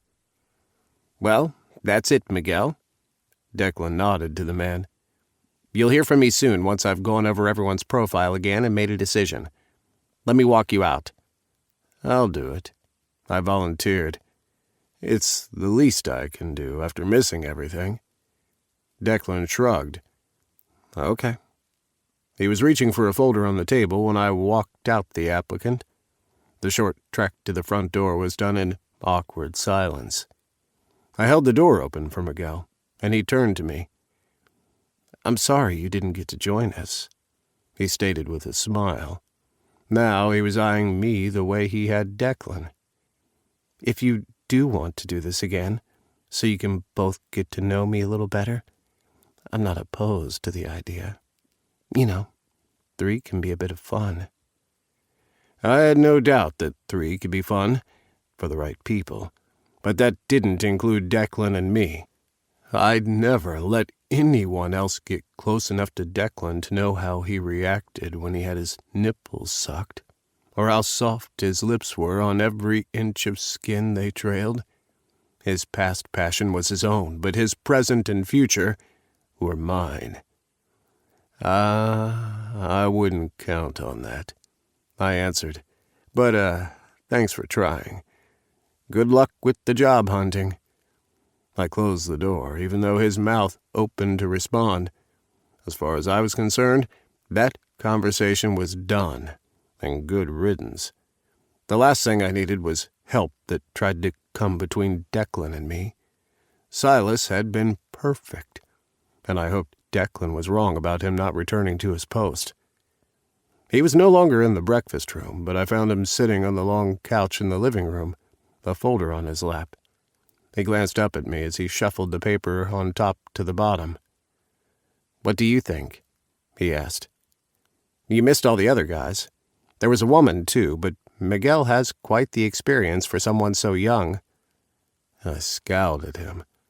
I plucked the folder from his grasp and straddled his lap. He didn't say anything, but watched me as I skipped through the resumes. I hummed a little nonsensical tune as I located what I wanted. Miguel Andres Johnson. Here you go." I handed him back the file and crushed the resume into my fist. I don't doubt he has a lot of experience, but not the kind we're going for. "What? Why not? He comes highly recommended." I tapped his nose. "You listen to me, Declan. I don't care if he comes with a seal of approval from the Queen of England. Just no." He put down the folder on the arm of the couch and brought his hands down to my backside. "You still haven't told me why." "Because I have a feeling the ride he wants you to offer him is much more than a car," I answered on a frown. "And he's too damn pretty," I admitted. I thought that he would laugh, at least grin. I was fully aware how I sounded, petulant and jealous. He didn't do either, though, other than a patient smile and a gaze that melted my insides. "I prefer your kind of pretty," he said softly. I blinked at him and scoffed. "I'm not exactly what you'd call pretty." "Now? Because I find you pretty much everything. Pretty hot, pretty sexy, pretty lovable. Pretty. Will I have to make it your new nickname for you to believe me?" As much as he pulled on every one of the strings of my heart with his words, there was no way I was going to have him go around calling me pretty. Babe was fine. Baby, tolerable on some occasions, but pretty was definitely too much. Okay, maybe I'm your kind of pretty. I leaned forward to place my head on his shoulder. "I'm sorry for messing up today and not being here on time. Would serve me right if you went ahead and hired him." "Of course I wouldn't. Trust me, I picked up on the flirtatious vibe, and I wouldn't condone that sort of nonsense coming between us. In case you missed it, I'm not too fond of anything that tries to create problems for us." "I can't believe you're not upset." "It's just that I was having difficulty earlier with the ending, and then it all fell into place, and I couldn't stop typing." He pulled on my shoulders until my head was up and I was facing him again. "You're done?" I nodded. "Yeah, I think so." "Congrats. Now, if you get a response from an agent, you will be all ready to hit them with your manuscript." I accepted his sweet kiss, and then blurted out with his lips still smashed against mine, "Do you want to read it?" However, with our lips together, it came out garbled like an alien trying to speak human. "What was that?" he asked, pulling away. I took a deep breath. "I asked if you wanted to read it. I mean, you don't have to if you don't want to. I'll understand, so don't go thinking you're going to hurt my feelings if—" His hand covered my mouth, and I stopped talking. "I'd be honored to be the first one to read your manuscript, Owen." Tears sprang into my eyes, and I blinked them away. He removed his hand, giving me the opportunity to nod. "Okay. Thank you for not pushing, but allowing me to do this in my own time. Always. Now come on. I've got a surprise for you, although I'm not sure you deserve it now. You did make me wait, after all." I groaned as I got off his lap, and he stood. "I'll make it up to you, I promise. I want my surprise." "Don't worry. You're about to. Wait for me, will you?" Chapter 23. Owen. He was gone before I could respond. Curious as to what surprise he had for me, I stayed where I was. My birthday was coming up, and I knew he was planning to do something for me, although I had begged him not to go about anything extravagant. I was quite fine having him and my kids around. If he wanted to invite James, too, that was okay. And if he didn't feel comfortable with James being a part of the celebration, then that was fine, too. "I'll need to cover your eyes for a bit," he said with a grin, showing me the black blindfold he carried when he returned. I glanced at him nervously because he'd never blindfolded me before having sex. He'd gagged me with different forms of our clothes, like taking my underwear and stuffing it into my mouth when I got too loud. This was a new direction for us, but I was willing to try anything, at least once, and then decide how I felt about it after. "Okay," I agreed. He came up to me, kissing my nose before securing the blindfold over my eyes. He adjusted the grip and checked that my nostrils weren't being hindered in any way. "Not too tight?" he inquired. "No, the fit is fine." "Good. You remember our safe word?" "Yeah, Jell-O?" He didn't say anything. I didn't even sense him move until I felt his hot breath on my ear. "That's right. That's exactly what you're going to feel like when I'm through with you." Nervous excitement zinged through my stomach. All the times he'd turned me into Jell-O, I'd had nothing to complain about. I was quite looking forward to this experience just as much. His hands gripping my arm, Declan guided me from the living room. It helped a lot that I knew the layout of the house somewhat, but I hadn't been living here very long, so I wasn't certain of one of our turns. We did walk down several halls. A light flicked on somewhere, a door opened, and we were in a different section of the house. I sniffed the air, trying to make out where we were. The space felt different, not like the fabric softeners and the fancy scents that hung around Declan's home. It was cooler, the air crisp and undisturbed. "Have you figured it out yet?" he asked, speaking for the first time, except for the instructions he had given and when to step down or turn. "I'm not really certain." "You'll figure it out soon enough. Want to know what I'm going to do to you?" He hadn't said anything about fucking me as yet. He hadn't even touched me sexually since we'd left the living room. Still, my cock was pretty much stiff already in the confines of my sweatpants. "Yes." Yes, what? Yes, Daddy, I quickly amended. I'm going to undress you, he said. Then I'll spank your ass for letting me do the interviews alone, even though you said you would be there. My ass clenched in anticipation. Oh, how I missed being spanked. He did slap my ass from time to time when we had sex, but he'd not spanked me for discipline in a long while. Not since he figured out how much I loved it. He always gave me some other form of punishment to do. Last week, when I'd gotten caught up in my writing and hadn't eaten for a whole day, he had been livid. He'd disciplined me by having me wash up after we ate for the entire week, without using the dishwasher. Every evening I had to tell him why I was being disciplined. Then he would kiss me and give me one of his "that's a good boy" commendations. Washing up the dishes was the one chore I really hated, and he had figured that out. The children had taken on that task when they were younger, dividing it amongst themselves. At least he had made it better by sitting with me. Once he had even snuck up behind me, pulled down my shorts, and finger-fucked me. Each time I stopped washing, he would stop moving his fingers. But as soon as I started washing again, his fingers would be hitting that spot. When I was finished, he'd bent me over the table and fucked me. By then, I had only been too grateful to release all the tension from him teasing me. Declan was true to his words.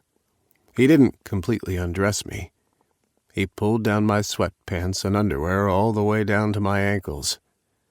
"Don't," he ordered when I made to step out of them. He ran his hands beneath my shirt, then down to cup my ass.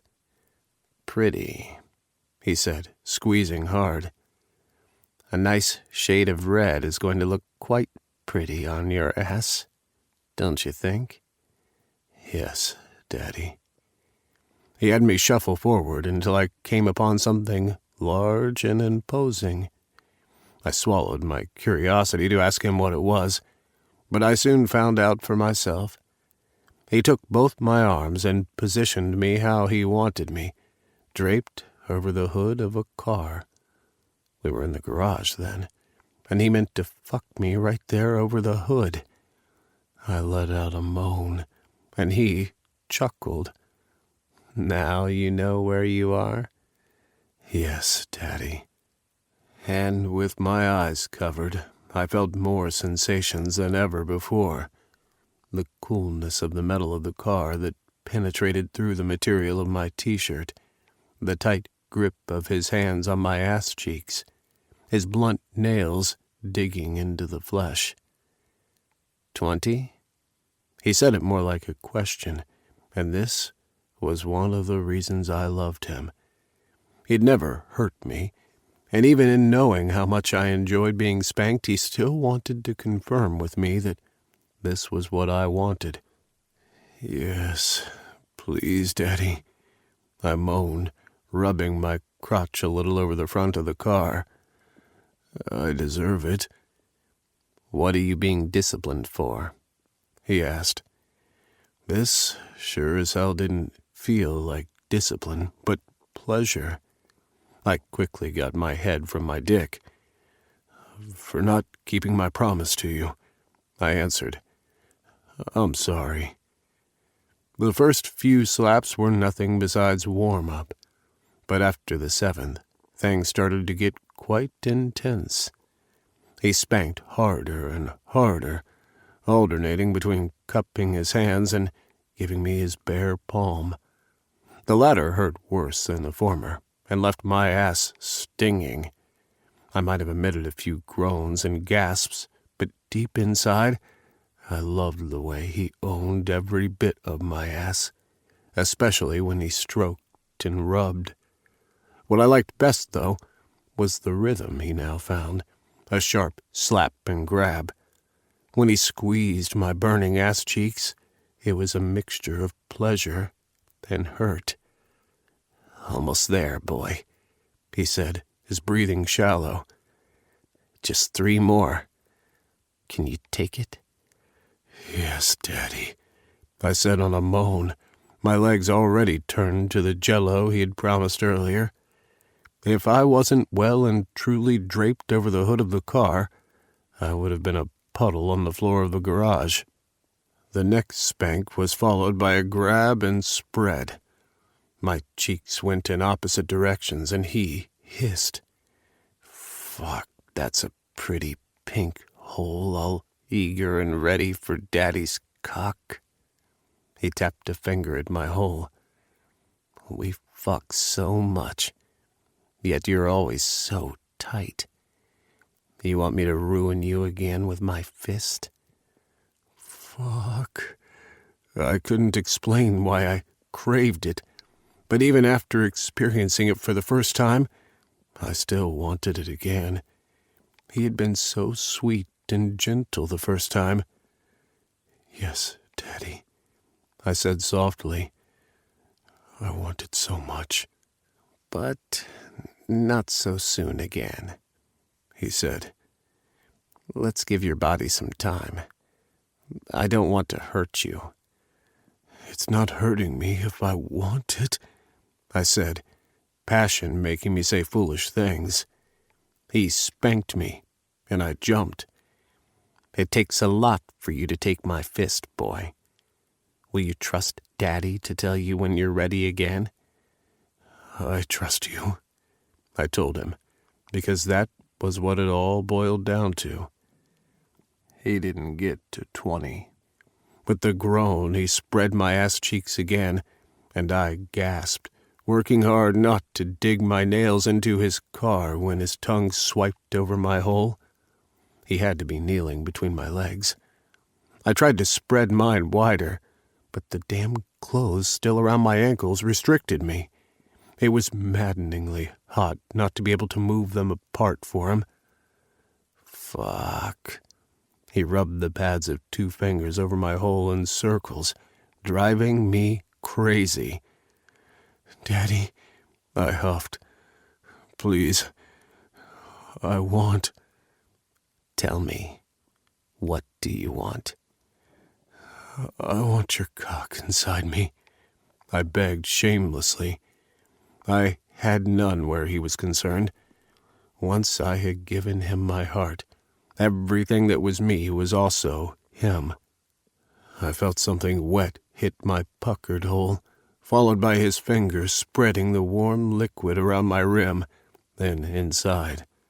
A little more, 2 more fingers stretching me, my hips grinding to the movements, and I was shaking with want for him. He didn't give me his cock right away. He spread one cheek apart, then poked at my hole with his cock, never quite penetrating me. The way he rubbed his dick around my hole, then up and down, had me closer to tears than his spanking had. "Please," I cried hoarsely. "Oh, please, Daddy. Please. Please." And then he was pushing in, and I was no longer crying please, but telling him thanks.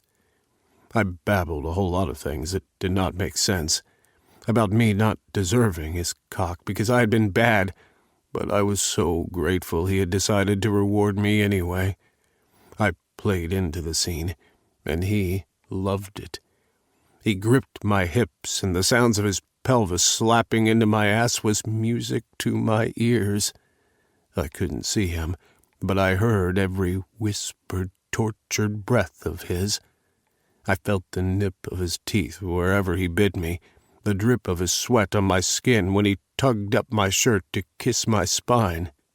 I was more aware of him than I'd ever been before, more aware of the aromatic scent of our coupling as he plunged into my ass over and over. Our pheromones wreaked havoc on our senses in that garage, and he fucked me as if both our lives depended on it, like a gladiator whose freedom relied heavily on making me come. I had asked him once before to use me, and use me he did. It was so strange how he used me, but made me feel like the most precious thing in the world. It was like plunging gold into fire, ruining it into perfection. That was exactly how I felt, lying there against the car, my hole being worked over good with hard thrusts. Declan reached beneath my body for my cock and stroked it. "That's it," he murmured when my hips bucked into his touch. "That's it, my dearest boy. Come for Daddy. Show Daddy how much you love when he plows you like this." Usually I would be loud when I came, but today was different. A powerful wave of emotions rushed through my body, leaving me speechless. At the back of my mind, I was aware that this was a climax, but it transcended beyond something so simple to explain what was happening to me. Maybe it was being blindfolded which did the trick, but I was in tune with everything that was occurring inside and outside of my body. I could hear Declan declaring how much he loved me, which he then alternated with how much he loved my body. His hands, calloused from working the gardens even though he didn't have to, rubbed over my back, gently scraping my sensitive flesh. I didn't only feel but heard the slide of his cock into my spasming ass, the tight grip that my rim had on the girth of his dick. I felt the tremor that ran through his body, the way he went completely out of control one minute, bucking his hips hard and fast in a manic, almost desperate need. Then the next minute, he stilled, his body relaxing in harmony with mine, declaring a bond older than time, but new to our hearts. "Holy fuck, babe," he groaned. Still inside me, he moved my torso up from the car. I fell back into his arms, legs still shackled by my own clothes, his cock still branding my ass. And I never felt more at home and safe than I did as he rained kisses over my cheek and neck. "That was beautiful," I said shakily on a laugh. "I don't think a hard fuck on the hood of your car is supposed to be beautiful, Deck, but you made it so."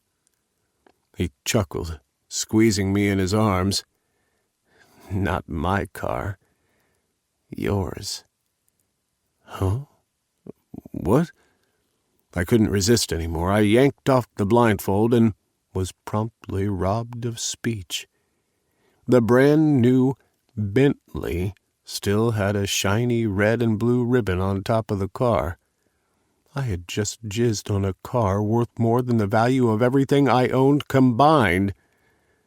"Declan," I choked out as he finally pulled out of me. He must have realized that I was of no use to myself because he pulled up my clothes. "It's yours," he said at my ear. "And before you turn it down, you need a car. Yours is pretty much wrecked, Owen." I sucked in a deep breath. "But, Declan, if someone needs a car, you don't go out and get them this. It's... Oh my God, Declan, this costs a fortune." "You know money is no object with me, Owen." "But to me it is," I choked out. The car was tempting. I had been a chauffeur for years, driving around in other people's expensively comfortable cars. To be able to have one of my own was surreal. But how could I accept such an expensive gift? He clutched my shoulders. "Listen to me, Owen. You deserve this. You deserve to have your ass on a nice plush car seat after years of driving other people around. I swear I was going to buy you something more modest, but then I said to hell with it. This is the one I'm going to get him. So I did, and it's yours. Do me the honor of accepting this gift." I glanced back at the car. "It's beautiful. And it has your name on it, paid in full. Come on, let's check it out. I want to show you how I got the inside all custom designed for you. It was too tempting not to have my ass on seats that I would own for a few minutes. I was certain I would have him return the car. But when I sat in the driver's seat and he showed me the custom-designed dashboard with the state-of-the-art audio system that would make audiobooks double the fun for me, I was sold. Chapter 24. Declan. This is silly. Owen grumbled as Charles headed for the jet, leaving us alone to have a quiet moment. What is? I asked, fighting back my smile, because he was really making a fuss about me leaving for a business trip with my father over the weekend. I had even invited him, but he'd turned it down. I'd backed off because meeting the people I rubbed elbows with for the first time could be overwhelming. That you had your new chauffeur drop us here at the airport when I could have driven you and your father in my car. I'll be away for the weekend, so you can drive your heart out, I told him. Now why don't you tell me the real reason why you're so cranky? When I pulled him into me, he glanced around even as he came willingly.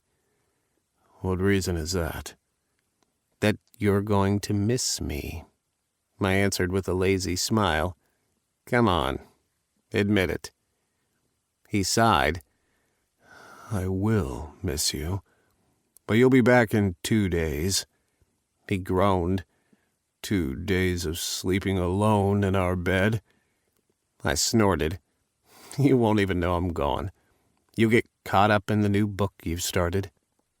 He flushed, because last night I'd had to wake him up and bring him to bed after he had fallen asleep at his desk. I liked seeing him so passionate about something, but he was neglecting to take care of himself at times. I won't spend all the time typing, he answered. I'll have some alone time to do whatever I want. Good. I don't want you sitting at home alone. Go out and have fun. It bothered me that he didn't have any friends. At least I had Ridge, and I could always call Heath. Owen's kids had been his friends, and they had their own lives. I'm thinking of going into work and handing in my letter of resignation, he said. That took me by surprise. You are? Yeah. I don't think I can go back through all the tension there, and it's just creepy that Trevor dropped by my house while I was out of town. Sure you're not doing it because you know it's what I want? I asked on a frown. As much as I thought this was the best thing for him, I didn't want to make the decision for him. No, it's not you. I've been at that job for a long time, and you're right. There's no advancement. Plus, with Trevor giving me shit on a daily basis, it's best for everyone. Then good for you. I kissed him briefly. I have to go, but I'll see you soon. He nodded, but didn't move. I hated him watching me walk away, but there was also a comfort that he didn't really want me to go, even though he knew I would be back. I would always be back for him. He still hadn't moved when I entered the jet and took a seat across from Charles, who already had 2 flutes of champagne poured. He was back to drinking then, but so far I'd not seen him drink as much as he used to. Bet you he doesn't leave until after we take off, Charles murmured, staring out the window with me and taking in Owen, who just stood there, hands in his pockets, staring in our direction. We'll survive, I murmured, but inside I was hoping he would prove Charles wrong and leave. It was just a couple of days, and then we would be back in Cincy. He didn't have to make me feel guilty for leaving him behind. 15 minutes later, we were up in the air, and the last glimpse I had of Owen was him still standing in the same position. I sent him a quick message that I would see him soon, and a reminder to take care of himself until I could resume duties. He sent me back a sad face, followed promptly by a heart emoji.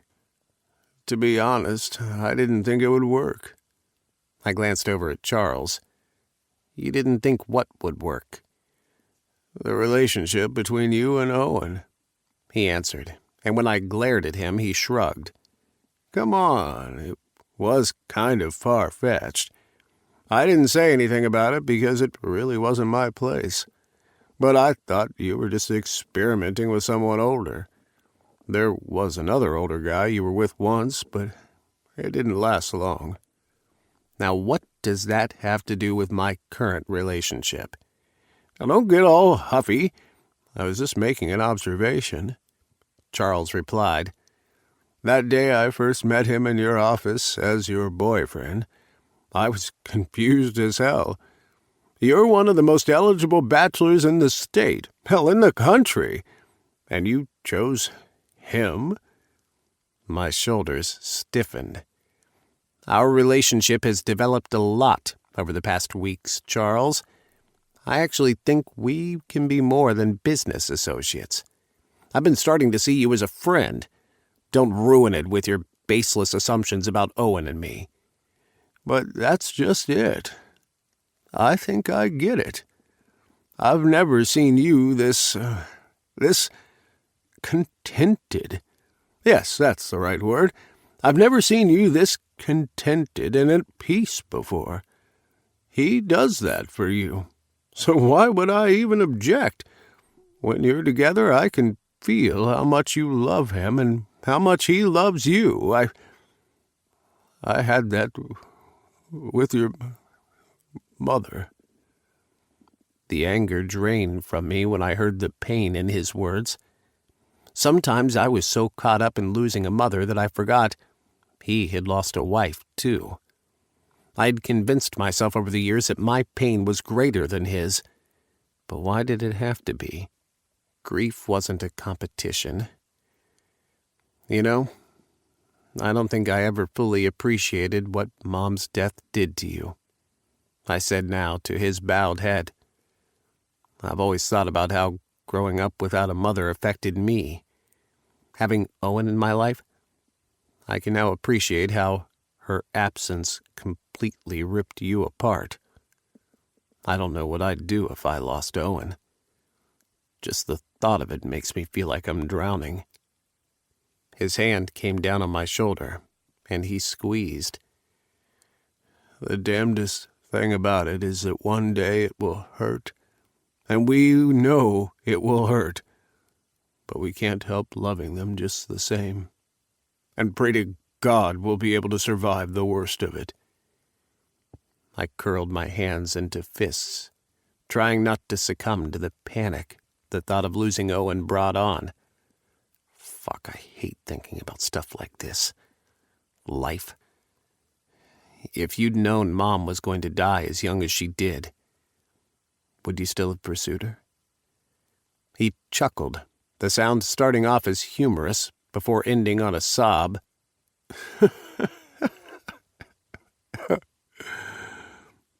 First of all, your mom pursued me.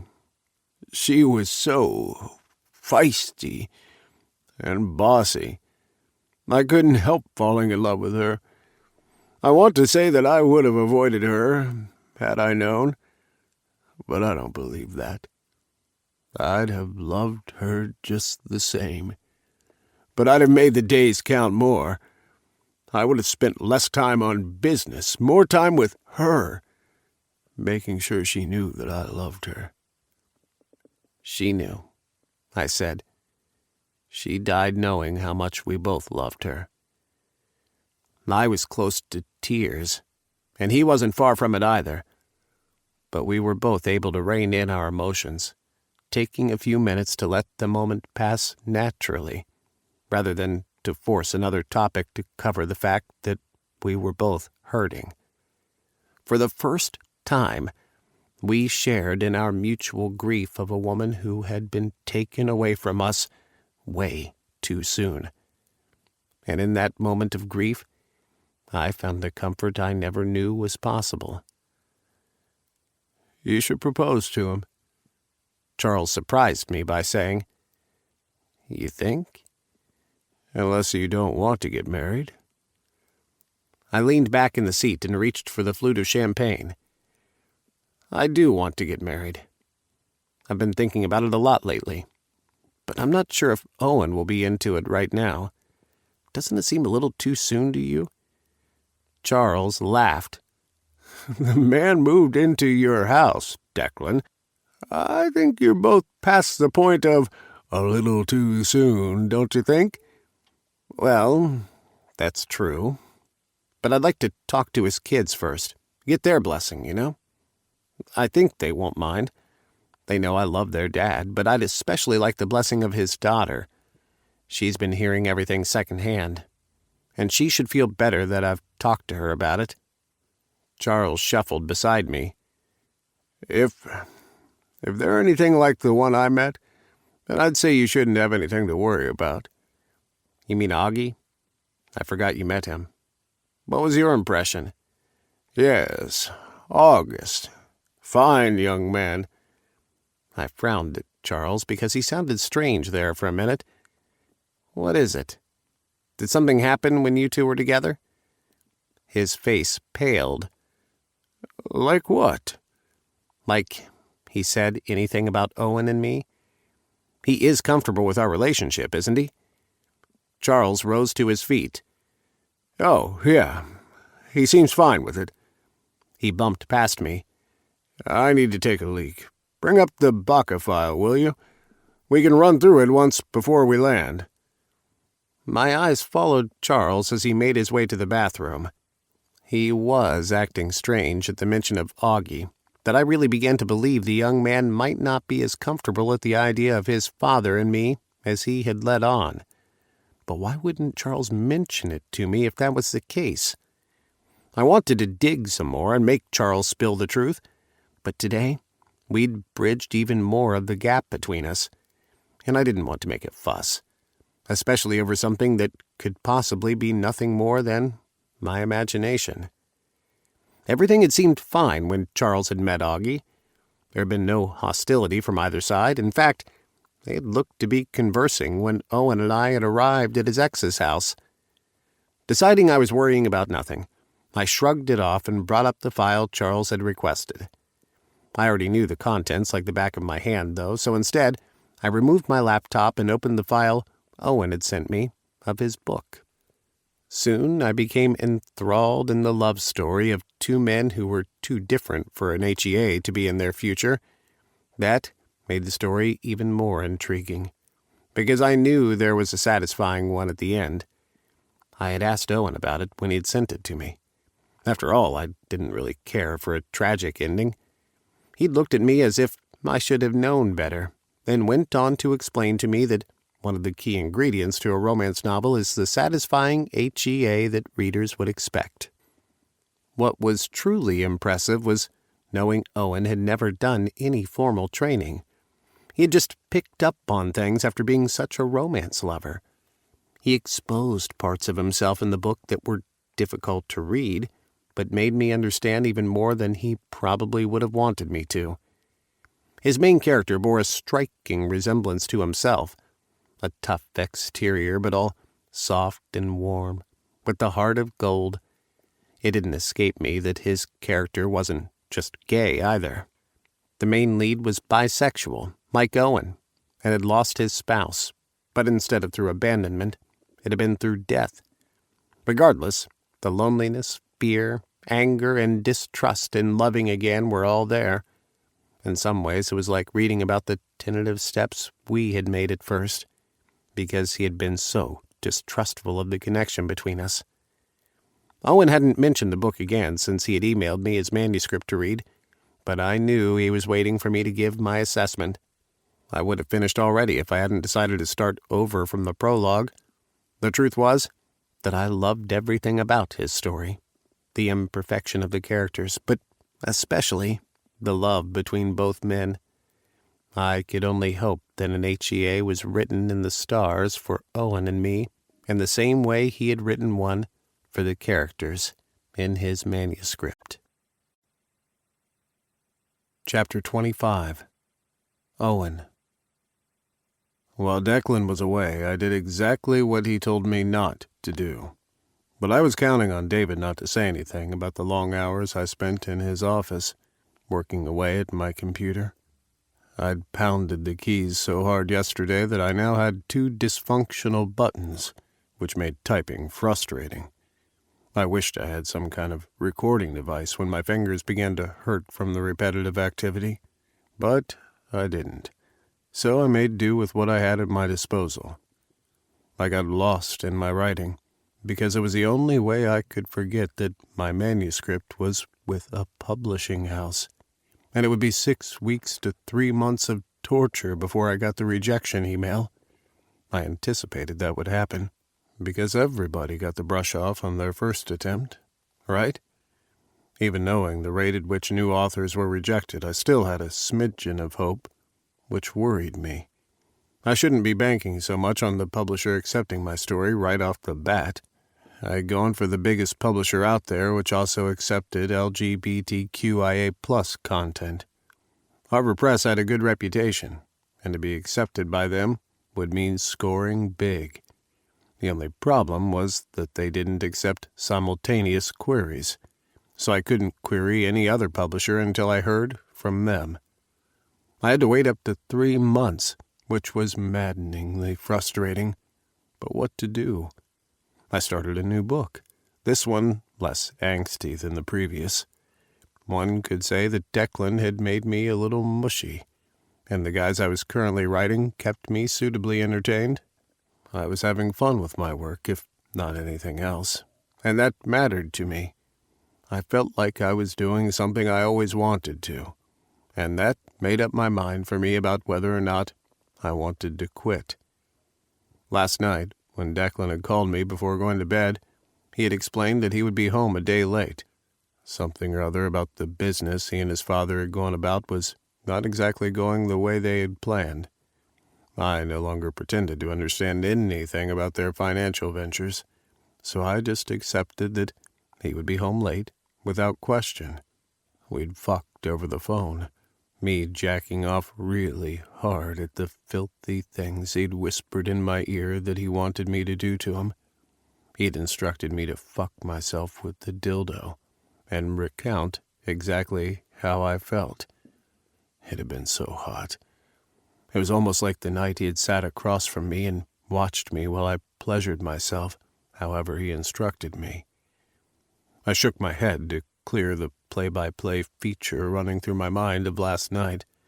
My pants were getting snug in the crotch, and I had no desire to jerk off without Declan telling me to do so. I was immersed in writing for God only knew how long, when the office door opened. I didn't even realize until I heard David's voice. "Owen, you're still here." I glanced up at him. "Oh, yeah, I'm just getting some work done." He checked his watch. "It's almost 3 in the afternoon. You mean you haven't left since you snuck in this morning at 8? I double-checked the time on the computer. I think I used the bathroom once or twice. "And look!" He pointed in horror at the untouched breakfast on my desk. "You still haven't eaten. This is not good at all. I can't lie to Mr. Moore when he calls me later to check up on you. He's going to be upset that you've gone without eating." "Declan calls you to check up on me?" He walked over to the desk and dropped a pile of envelopes, then retrieved the tray with the cold scrambled eggs he'd brought me earlier. "You have a letter or 2 in there," he said. "Place the rest on Mr. Moore's desk, will you? I'll go make you something else immediately. This won't do at all." "You don't have to do that, David. I'm perfectly fine making myself something to eat." "I don't trust you to remember. I won't bring it here either, or you'll forget again. Take a break and come to the kitchen." He was gone before I could say anything else. I couldn't even argue, because he was right, and my stomach was growling. Conceding that I'd done enough for the day, I shut down the laptop and sorted the mail. I placed Declan's letters on his desk before ripping the one from my credit card company open. Usually it remained unopened until I felt like getting to it, but I needed to see if Declan had gone ahead with his promise. Declan buying me a car had been an exciting moment for me. It definitely cost way more than my credit card bill. However, seeing the zero balance on my statement meant so much more to me. Feeling weak-kneed, I sat in his chair, my hands trembling as I read the statement. Fully paid. Zero balance. At almost 47 years old, I was debt-free. Most of my debt had come from taking care of my kids, and although I kept up with the payments, it had not been easy. Kids were expensive, and I'd had 3 to think about with no help at all from James. He was getting the best years of them when they no longer needed financial support or anything, and for just a split second, I felt the resentment that he had it so easy now. I pushed the feelings away and located my phone. I rang Declan without thinking that maybe he was in a meeting. After all, that was the reason he wasn't coming home until tomorrow. "Hey, everything okay?" He answered the call. "I got it," I answered. "What? You got what?" "My credit card statement," I replied. "There's zero balance." His sigh came clear across the phone. "Owen, I'm in a meeting. I told you I'd be doing this, and I don't really want to argue about it right now. At another time I'd indulge you to voice your disagreements, but it's been a stressful 2 days." "I just wanted to say thanks, Declan." Silence came over the phone. "Thanks? No, you shouldn't have behind it?" "No, none of that. Just thank you. It means a lot to be debt-free." "Then you're welcome. I told you I'd take care of you. Now I want you not to be surprised when I do. Okay, love?" "Okay. Sorry for interrupting your meeting. I needed the break anyway. How are you?" "Honestly, I miss you, but I'm being patient." "Are you eating okay?" "Guilty." I couldn't respond. "Owen?" "I'm about to eat now," I answered. "Good. I'll let you go then. I'll talk to you later."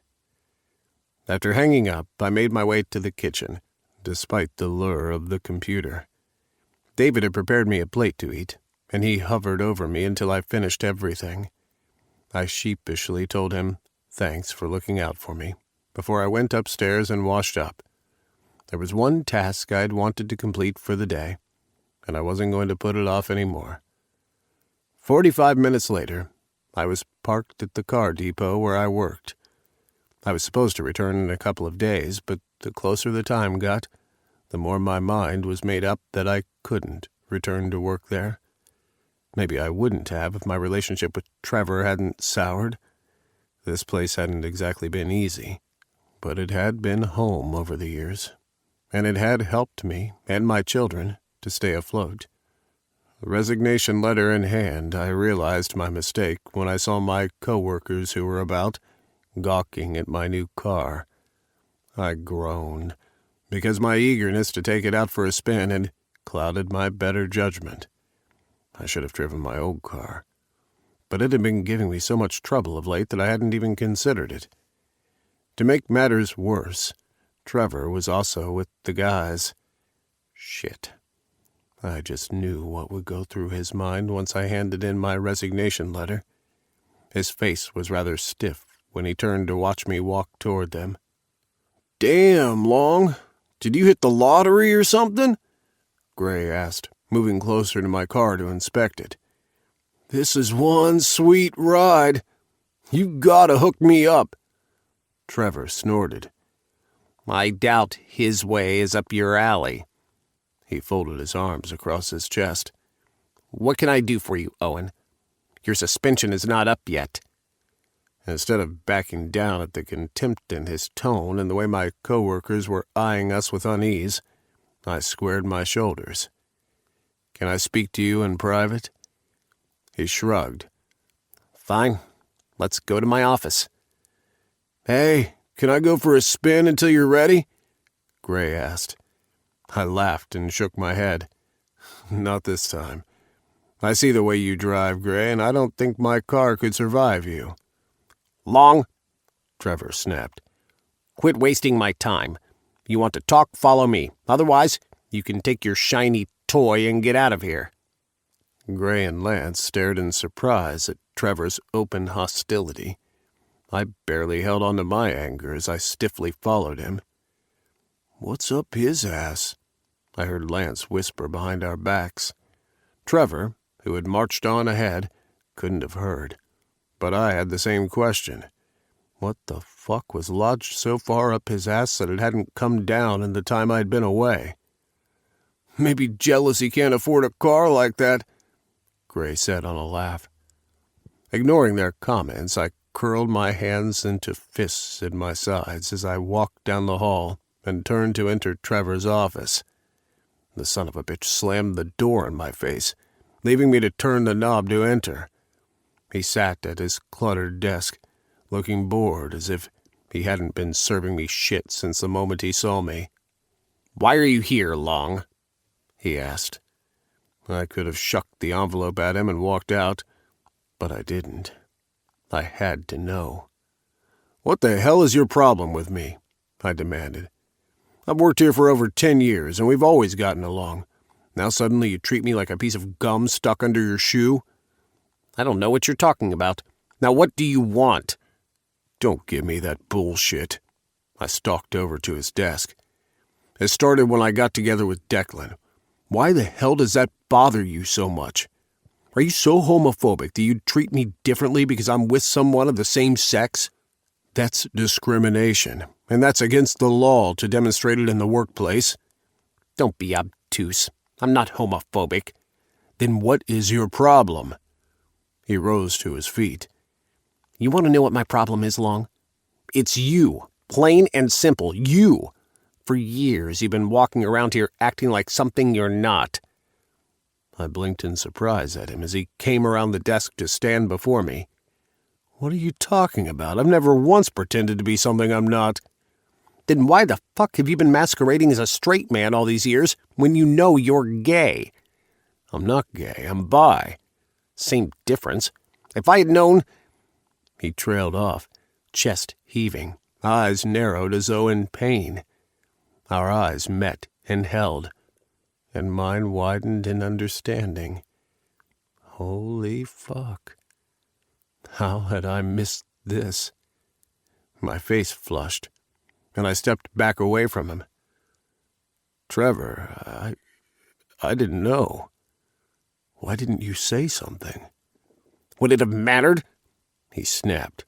"Plus, I'm your boss. You don't have relations with the people you work for." "Is that why you got so upset with me for being with Declan? Because I worked for him?" He stepped back from me. "Who says I'm upset? I understand how these things work. You hit the jackpot. You'd hardly let him go at this point." The compassion I had begun to feel for him fizzled away. "I'm not with Declan for his money." He made a grunt of disbelief. "This conversation is getting out of hand. What's your purpose here, Owen?" Without a word, I placed the envelope on his desk. "I guess that's your resignation letter?" he asked, reaching for the envelope. He tore it open and took out the sheet of paper, barely scanning it. "Yes, I think you'll understand why I can't work here anymore." He leaned back into his chair. "Why? Because he now owns your ass? He says to resign, so you resign? He says move out, so you move into his house?" "How did you know I moved?" "After trying to reach you several times without success, do you think it was hard to figure out where you were?" He stood and walked over to the filing cabinet in the corner of the room. Pulling out a drawer, he stood thumbing through the files. "Look, it doesn't matter anymore. I think this is the best decision, considering." "But my contract says I'll have to give a month's notice." He waved a hand at me. "Forget about it. We never enforce that around here anyway. Just leave. Thanks for your time with the company." I nodded. "I'm sorry this couldn't be an amicable parting." He didn't respond, and I took that as my cue to leave, So I did just that, still reeling with the shock of Trevor being into me. He'd never once let on how he felt. Hell, I didn't even know the guy's sexual orientation. My whole world had been focused on my kids. So even if he had been hitting on me, it would have blown right over my head. Several other co-workers were standing around my car, commenting on it, but I barely waved a hand to the guys. As I slid into the driver's seat, I heard the comment, "Damn, who knew an old piece of ass could be worth so much?" The comment left me with an acrid taste in my mouth and bile rising in my throat. Was that what everyone who knew me before would think of me? Because I was with Declan? I hated the speculation of why I was with him, but I had known this would inevitably happen. I put on an audiobook, even though I was too distracted to follow the narrator's voice, but it calmed me down the more I listened. I was almost home when a car in front of me slowed down, the back door opened, and a sack was thrown out to the sidewalk. At first, I thought the person was dumping garbage, and I honked my car horn, which only resulted in the driver picking up speed. Son of a bitch, I muttered at the littering scumbags. I was all for catching the license plate number, but I wasn't as good with numbers as Declan, and movement in the bag that now lay on the side of the road caught my attention. I slowed down, given the light traffic, and pulled up to the shoulder of the road where I wouldn't impede other drivers. Getting out of the car, I hesitated about what to do. Not knowing what was in the bag was killing me, but at the same time that squirming would not let me leave, knowing it was something alive. And then I heard it, the pitiful yelps of a wounded dog. I knew how risky it was, since I had no idea if the animal was vicious or not, but how could I leave it there? The end of the bag was tied, and there was no way that animal was going to get free. The damn driver hadn't even punched holes in the bag for the animal to breathe properly. A mixture of rage and empathy had me deciding to move with caution, but going to free the animal. I spoke in soothing tones as I crouched at the bag, working the knot loose. The whimpering continued, but I was terribly alarmed by the lack of movement from the dog when the mouth of the bag was finally opened. It was as if the animal preferred the safety of being in that bag than being in the open, and that ripped at my heart like you'd never believe. Carefully, I peeled back the bag to reveal more of the dog. An Italian greyhound, with the most pitiful eyes I had ever seen, stared back at me. Their left leg went up to cover their face as if deflecting, and I noticed the scars their dirty coat could not hide. "My God, you poor thing," I crooned to the animal. "I'm not going to hurt you." It took me damn near an hour to coax the dog out of the bag and into my arms. I was hell-bent not to force them out, though, but to let them leave on their own accord. Chapter 26. Declan. Arriving home earlier than planned to find Owen not home was a mixture of relief and disappointment. He was expecting me tomorrow, but I hadn't been able to wait any longer. The ink hadn't even dried on the deal Charles and I had made when I'd been heading for the private airstrip to get on the jet and fly out of D.C. Talking to Owen at night wasn't enough. It had felt strange going to bed without him beside me. With Owen absent, I had the driver and David help me to take the equipment I had bought for Owen's birthday into the room I kept locked from him. He had no idea what I had planned, and I wanted to keep it that way. Over the next couple of days, I would have to distract him while the interior decorator came by to do the transformation like we had talked about. I couldn't wait to see the look on Owen's face when I revealed the room to him. Everything so far was all planned to perfection. His kids had all confirmed they wouldn't miss his 47th birthday for the world. The one thing I hadn't been sure about was whether or not to invite James. In the end, I did invite him, because it would make his kids happy to see us all together. It was also a good way of showing everyone that I understood quite well that James would forever be a part of our family, and I was okay with this. Our driver, Barry, left, and I made for my office. The new driver Owen and I had settled on was in his mid-30s, spoke very little, but was pleasant whenever addressed. I didn't mind if we never had that kind of relationship that Silas and I had enjoyed. Silas was one of a kind, and I didn't anticipate having another driver like that man. On my desk, I found a pile of mail and shuffled through it until I saw one that was rather interesting. It was addressed to me and stamped by the Ohio Cancer Research Institute. Curious as to what the letter was about, and because this meant more to me than some realized, I ripped open the envelope and took out the letter. Dear Mr. Declan Moore, the Ohio Cancer Research Institute will be hosting their biannual awards and recognition dinner on Saturday, July 28th. The Board of Committee would like to recognize your unwavering support of stem cell research and other new technologies for fighting cancer. It is with great honor that we will be using this function as a means to highlight the achievements we have made thanks to your charity and foundation. We have enclosed tickets to the event, and we hope that you will be there to accept this award. I reread the letter and took note of the signature before replacing the letter in the envelope and pushing it under a book. For years, I'd been supporting the Research Institute through the charity set up in my mother's honor. I didn't need any recognition for it, however. The initiative had been Charles's, and although he had slacked off, I had picked up the reins and ensured that we gave millions in donations every year. It was one way of remaining close to my mother. Pushing the award from my mind, I walked out of the office in search of David. I found him in the kitchen, closing the refrigerator. When I entered, he turned to acknowledge me. Have any idea where Owen went? I asked. I'm not so sure, sir, David answered. He's been gone a long time, though. I expected him back already, given I had to drag him away from the computer because he wasn't eating. What do you mean he wasn't eating? I asked, alarmed. Is he sick? David groaned.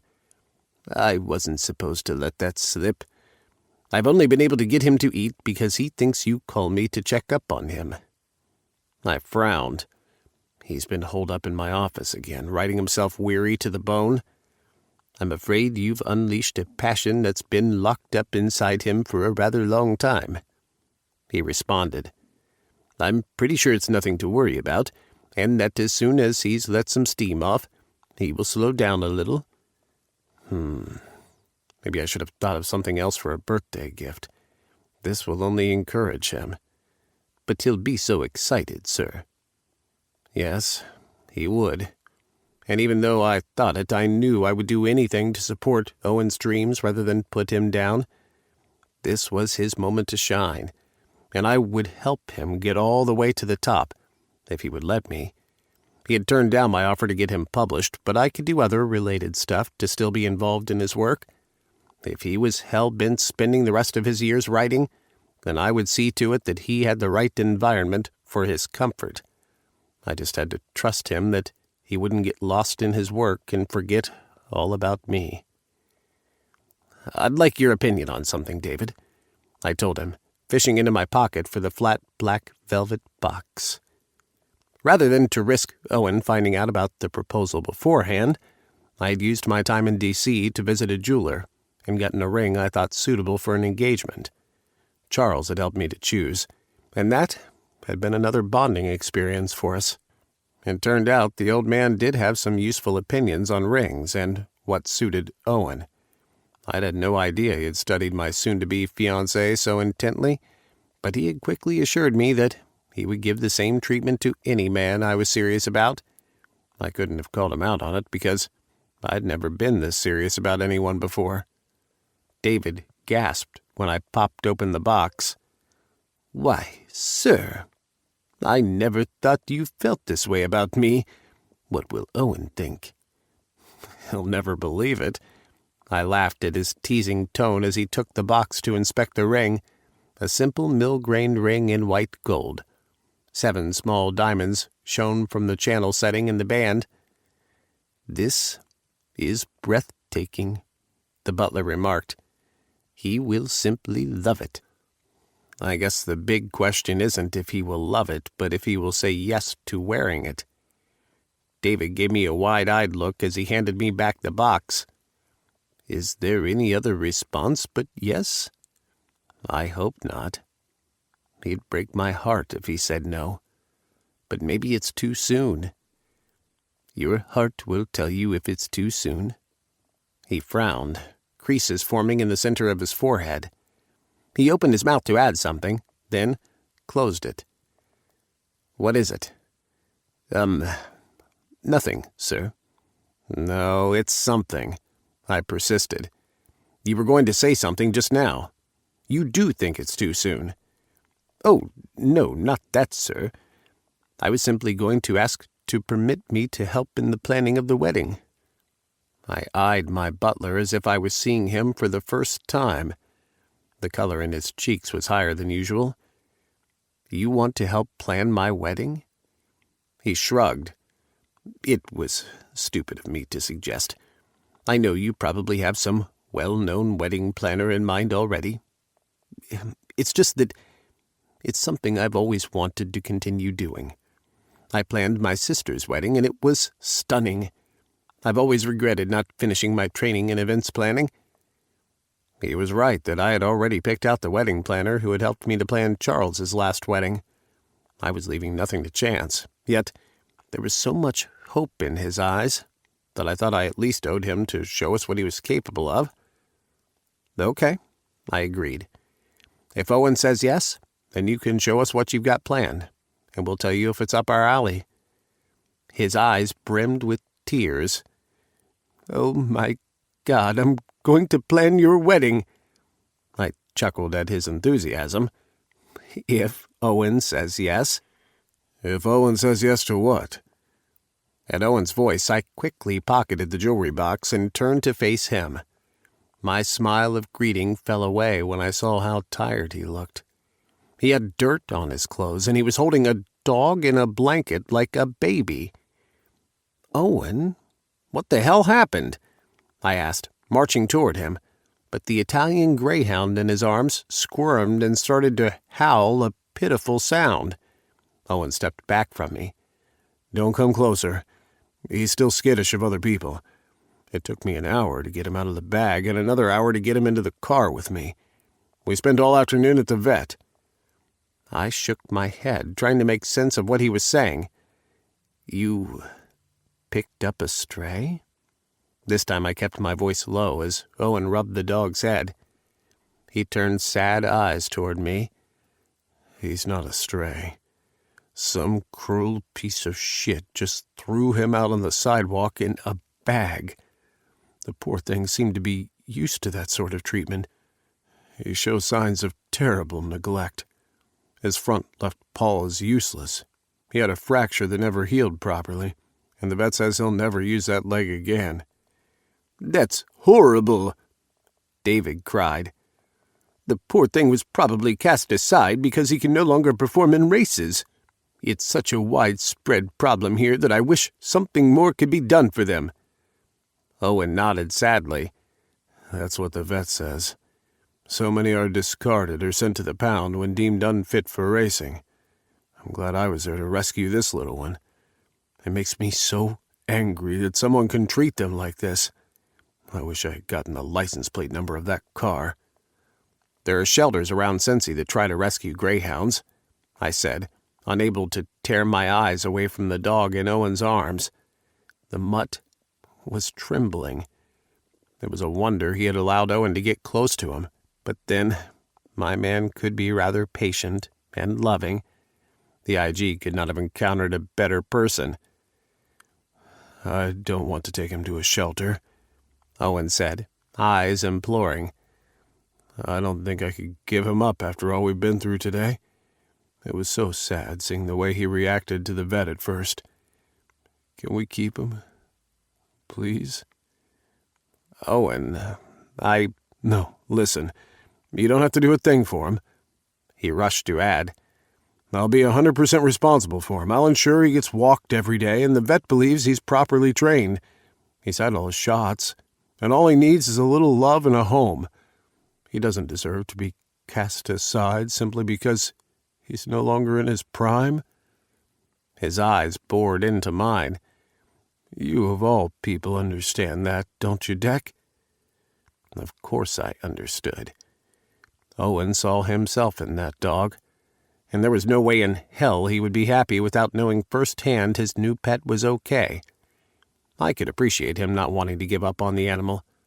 It was kind of the way I didn't care that people would say that Owen was past his prime. He didn't hold any lesser value from me. "Of course you can keep him," I told him softly, walking slowly toward him so I didn't startle the new addition to our family. The dog whimpered, but didn't let out that howling sound that he had earlier. A hand on Owen's shoulder, I kissed him.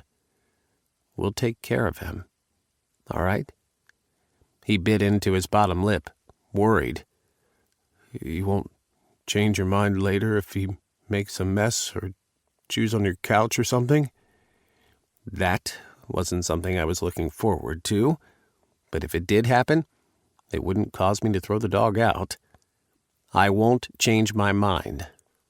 Owen's shoulders slumped in relief. "Thank God. It's been a horrible day. First, quitting my job, finding out the reason Trevor hated me all of a sudden, and rescuing the dog. Plus, I don't think I slept enough last night. I'm feeling extremely tired." "I'll help you find a place to make him comfortable," David offered. "I think we have a laundry basket large enough that we can pad with some towels. I'll also get him a bowl." Owen smiled at David. "Thank you." I rubbed his back, feeling the tension in his muscles. He wasn't lying about the day he had had. It hadn't escaped me either that he had mentioned quitting his job, and his supervisor, Trevor, but we would get to that later, after the dog was settled. "I'll run you a bath for you to wind down," I told him as David left to find all the things he had mentioned. "Are you hungry?" "A little," he admitted. "Just something light. Don't think I could eat anything heavy right now." "Good. I'll get you something." "Are you going to make it yourself?" he asked, and for the first time since he'd come home, he smiled. "No, smartass," I replied. "But if I did, you'd eat it and love it, too." "Of course I would. I love you so much right now for letting me keep him." "I wouldn't have it any other way, Owen." David returned with the basket, and they brought the items upstairs to our bedroom to set up in the corner, because Owen didn't want the dog to be out of sight. While they went about patting the interior, I ordered us a soup and salad meal from the restaurant that usually catered to our needs when I had food delivered. Then, when David left, and Owen tried to get the dog to stay in the basket instead of following him everywhere, I went through to our bathroom and prepared a bath for him, setting up scented candles that would soothe him. I was about to get him when he entered the bathroom wearing nothing but his boxers. He paused at the entrance and took in the softly lit bathroom, smiling at me. "I should be doing this for you since you've been away from home." I walked over to him at the door and pulled him inside while reaching for his boxers to get him fully undressed. "I'll take a rain check on that. You need it more than I do right now." He sighed, stepping out of his boxers. "I'm sorry, but I'm too tired for sex right now." I frowned at him. "That's fine. I'm not expecting sex from you, boy. Now stop thinking so much. Get into the bath and stay there until I get you." He stared at the door. "But if he wakes up..." "Don't worry. I'll sit with him. Just get in and stay in." Instead of moving to the jacuzzi, he wound his arms around my neck. "Deck, I swear if I didn't love you already, I'd fall in love with you now. I don't know what the fuck I did to deserve you, but I won't question it. I'll just love you back as best as I can." I dropped a kiss on his lips. Nothing more, because I could indeed see how tired he was. I ensured he was situated in the warm bath first, hearing his contented sigh before I left him alone while I went to sit with our dog. Chapter 27. Owen. Tomorrow would be my birthday, but as I glared at the computer screen, all I could think about was how much I sucked. And not even in the good way, like sucking on Declan's cock or something. I meant that I genuinely sucked. That was how I felt as I acknowledged that I had no idea where I was going with this new story. Who the hell said I could be a writer anyway? I've been riding the waves of euphoria ever since I finished my novel and sent it off to the agent of my first choice of publishing house. And even though Declan had assured me that night I had brought our dog Lucky home, that he loved my new book, now I wondered if he was being polite. What did I expect, anyway? We were sleeping together, and he wouldn't want to crush my feelings. He didn't read a lot either, so maybe he thought it was good, but it really was crap. Oh, God, what if I had sent a crappy manuscript to an agent? What if they were right now laughing at me, thinking I could be a writer? Forcing such thoughts from my mind, I scratched Lucky's head and tried to return to my writing. Hands planted on random keys, I typed, and gibberish came out. None of it made sense, and I had no idea what to do. I had no idea what the next step should be. "Hey, you okay over there?" Declan asked. I had completely forgotten that he was at his desk working. "I'm fine," I said, lying through the skin of my teeth. "Just a bit tired."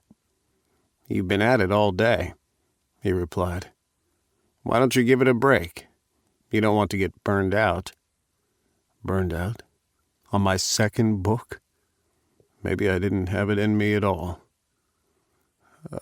"I don't think I can do this," I confessed, staring at the dog sleeping at my feet. Lucky had become attached to me, and even followed Declan around as well. It was so good to see him gaining health, and Declan was talking about him getting the surgery to correct his damaged leg to increase the probability of him using it again. "Owen, leave the computer and come here." I didn't want to. He would try to make me all better, and I wasn't sure I deserved to feel better right now. I just wanted to wallow for a minute in my incompetence. "Well, don't keep me waiting, boy." And when he got that way, I couldn't say no. With a sigh, I rose to my feet. The sudden movement had Lucky raising his head. "It's okay, Lucky, I'm not leaving." The dog watched me walk over to Declan, and when he was satisfied I hadn't gone far, he rested his head onto the floor and went back to sleep, ignoring us.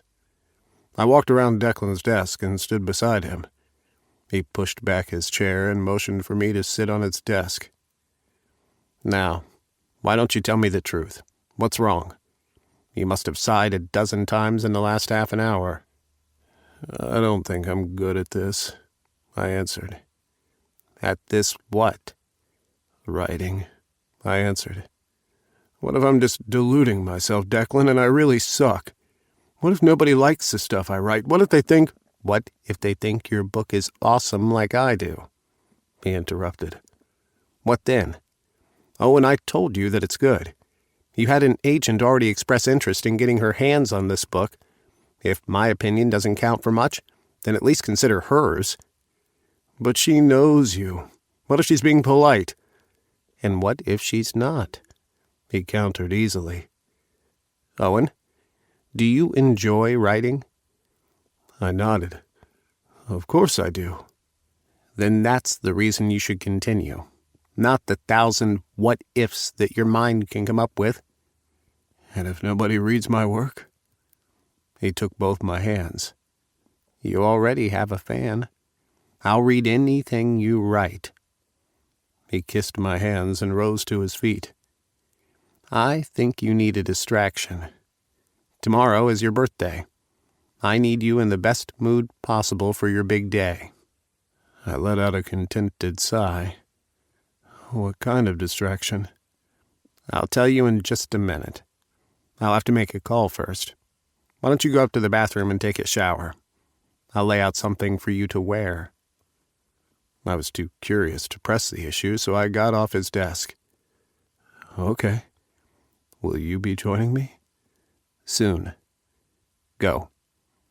Lucky trotted after me, and I scooped him up to make the walk up the stairs easier for him with only 3 functioning legs. Once in the bedroom, he hopped over to his bedding and curled up, completely forgetting about me. I stripped and hurried into the bathroom, expecting Declan to join me, but he didn't. Disappointed, I eventually exited the shower and toweled off my body carefully. I'd even taken the time to cleanse myself as best as possible for him, making myself ready for anything he had in mind. I entered the bedroom naked to find him waiting for me, a leather outfit on the bed.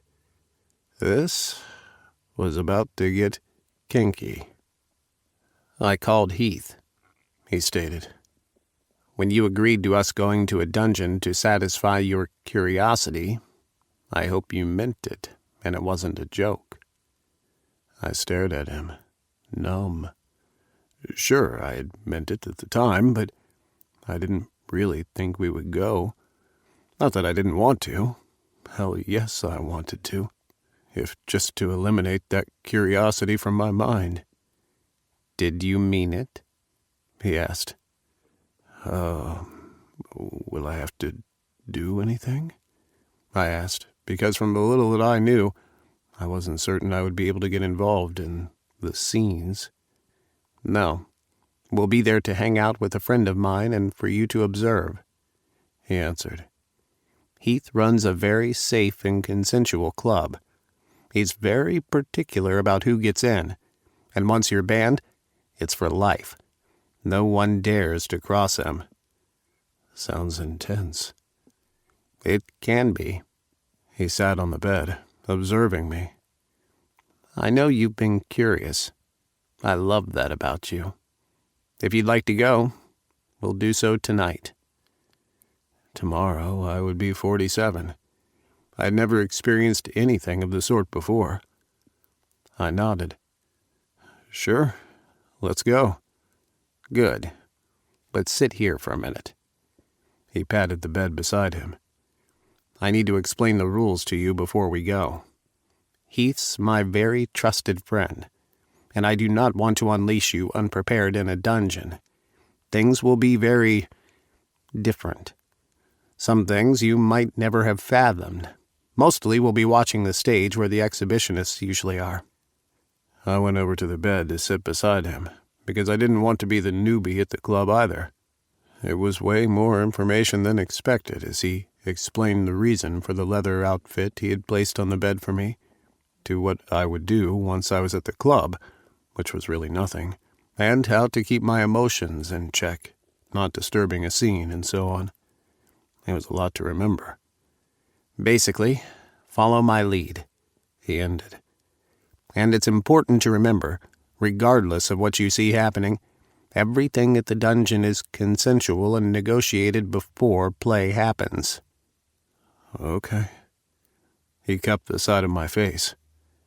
"I don't mean to scare you, babe, but this is serious. It's a safe place for members of the community to express their desires, and Heath works damn hard to keep it that way. He's very respected in the BDSM community." Got it. Don't do anything to piss off Heath. Follow Declan's lead and everything will be okay. "Still sure you want to do this?" he asked again. "Yes, I'm certain." "And you remember your safe word. If any time you're feeling uncomfortable, just say the word and I'll get you out of there." And just like that, he had me at ease again. "Okay." "Good." He got to his feet and tugged off his shirt. "Get dressed in the outfit on the bed, then wait for me downstairs. I'll be with you in an hour or so." It took me close to half an hour to get on the skin-tight leather pants and boots.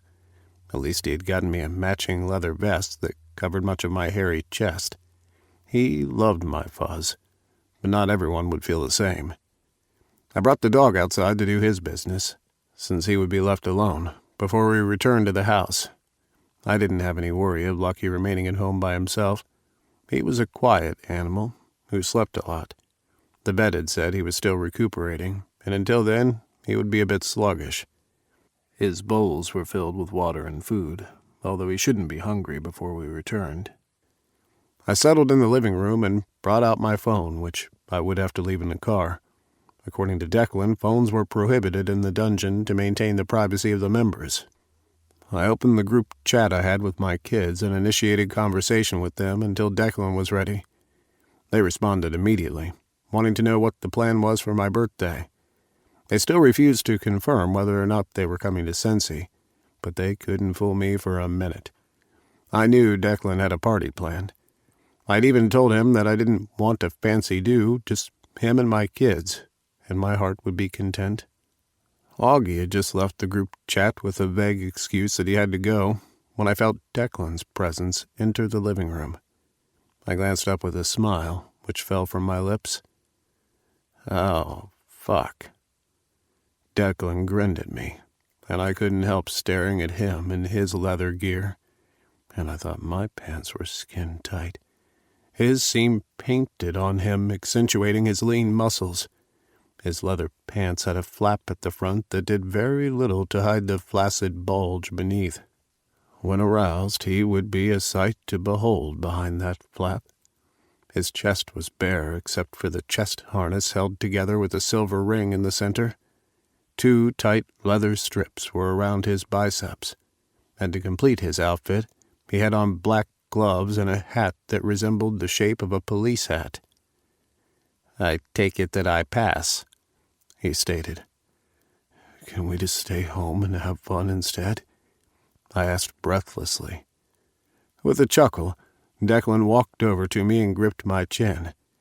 He leaned my head back and kissed me hard, tongue wrapping around mine as he pressed me back into the couch.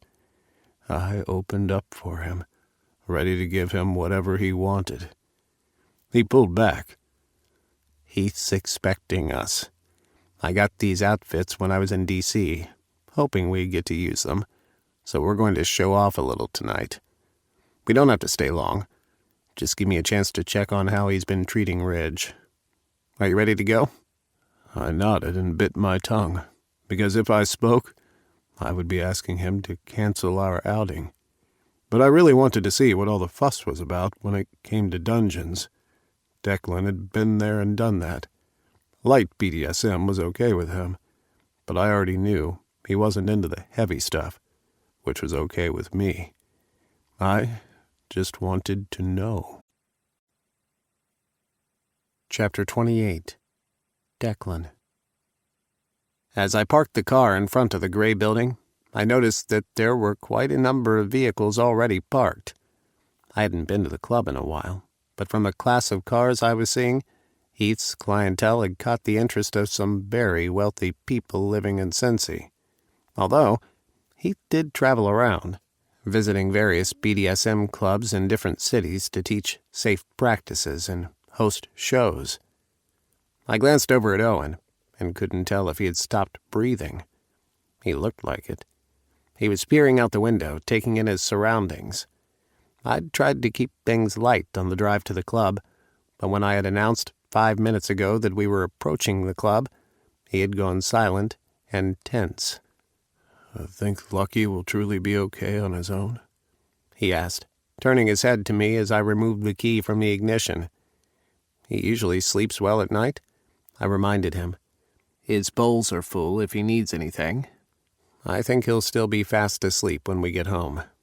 We won't be out for long anyway. Just hang around enough to give you a tour, catch up with Ridge and Heath, and then I get to take you home and you tell me which new kink you want to try." At least that brought a smile from him. He gave a small laugh. "I'm sorry I come across as freaking out. I just don't know what to expect." "It will be fine. Now stay put. Let me get the door for you." He didn't argue, which showed how occupied his mind was. Even though he allowed me to open doors for him, he would grumble that he could get it himself. He was so nervous he hadn't even removed his seat belt when I opened up his door. "Sorry. He apologized and reached for it, but I brushed his hands aside and gave him a smile. "It's okay. I'll do it." I unbuckled him from his seat, but didn't move back for him to leave the car. I rubbed his thighs and the tight leather he wore. "Hey, if you don't want to do this, we can always come back some other night. Or better yet, use the internet to satisfy your curiosity." "Oh no, we're already here. We're doing this." "Good boy. Now give Daddy a kiss to show him how grateful you are that he's brought you here." He leaned forward, and just before his lips touched mine, he whispered, "Thank you, Daddy." His kiss was soft and sweet. It didn't last long either, but I was completely fine with that. I helped him from the car, and together we headed for the almost hidden glass front door. Heath didn't want his dungeon to resemble a back alley of shame, and I wouldn't have brought Owen any other place but here to experience this for his first time. "If it eases your mind, Heath's a clinical psychologist," I told him.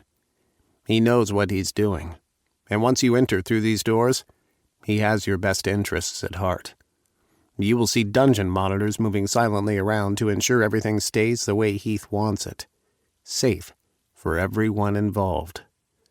"Wait." He clutched my arm. "Heath is a psychologist?" I grinned at him. "Yeah. What did you think? That he rides a motorcycle, wears leather all day, and keeps a sub at his feet at all times? Nah, that part of him comes out when he breaks down his cuffs and removes his tie." "Wow, my mind is blown. I can't wait to meet this man." I wrapped an arm around his waist from behind and caught the lobe of his ear with my teeth. "You're mine, Owen. I know this won't happen, but if anyone touches you while we're here, you can count this your one and only experience at a dungeon." At my growl, he grinned at me. "You know, you're so good for my ego. You make me feel like I'll catch the eyes of other men around when I doubt that will happen." Remember the club on the 4th? You're damn desirable, Owen. You just don't see it, but the rest of us do. At the door, I pressed the buzzer, and a few seconds passed before the door was opened. The large guy who stood at the entrance was bald with a tattoo running over his scalp. He wore leather similar to mine. "Friends of Heath," I told the guy. I was pleased when I glanced at Owen to find he wasn't gawking at the nipple rings the man had in, nor the multitude of piercings. "I need names," security answered, tapping away at his phone. "Declan Moore." He paused and glanced up at me. "ID?" I showed him my ID, and only then did he crack a smile and open the door wider for us to enter. "Heath told me to expect you and your companion," he stated. "Let me notify him that you're here. I know he wanted to greet you himself." "Thank you." The man walked away, giving us a healthy view of his naked ass, because the back of his leather pants didn't have a seat. "You okay, Owen?" I asked, reaching for his hand to squeeze. "Yep, totally fine." I grinned at him, trying to appear nonchalant about what he had just witnessed. We were barely inside the club, and there was really nothing to see here in the hall where we waited. A few lewd sketches were on the wall, which was a surprise. I had expected Heath to get rid of them, but, knowing the man, he probably kept them around as a mechanism to get over the hurt of what Ridge had done to him. Owen pointed out one of the paintings of an orgy in exaggerated form. "We should hang one of those in our bedroom." "Sure. I'll ask Ridge if he's up to drawing another." His mouth fell open. "Ridge drew that?" Before I could answer, a familiar man materialized from behind the thick curtains that hid what lay just beyond the entrance. Heath. Something moved inside me. Happiness, I suppose. I hadn't seen him in quite some time, since I'd had to split my loyalty from him to help Ridge deal with their breakup. He didn't seem to have aged any at all. Even though I never quite knew his age, he had to be pushing 50, or pretty close. The silver in his hair was quite pronounced, and his body was just as solid as ever. Dressed in black boots, tight leather pants, and matching leather jacket, he could resemble anyone from the leather community, but he didn't. Heath sucked the breath out of a room, in a good way. You felt him whenever he entered a room. You stared at him. And I was damned proud of Owen for not having his jaw on the floor. With the leather jacket he wore hanging open, the myriad of tattoos along his chest were revealed. As he stepped forward, the material parted, flashing us with the nipple rings he wore. They were medium-sized rings that would be perfect for nipple play, and reminded me of Owen suggesting I should get my nipples pierced. His nipples weren't the only thing pierced, and I wasn't even referring to the rings he had lining his cock. Heath's tongue was pierced in 2 places, and he had in a hoop for his septum piercing. Heath grinned when he saw me.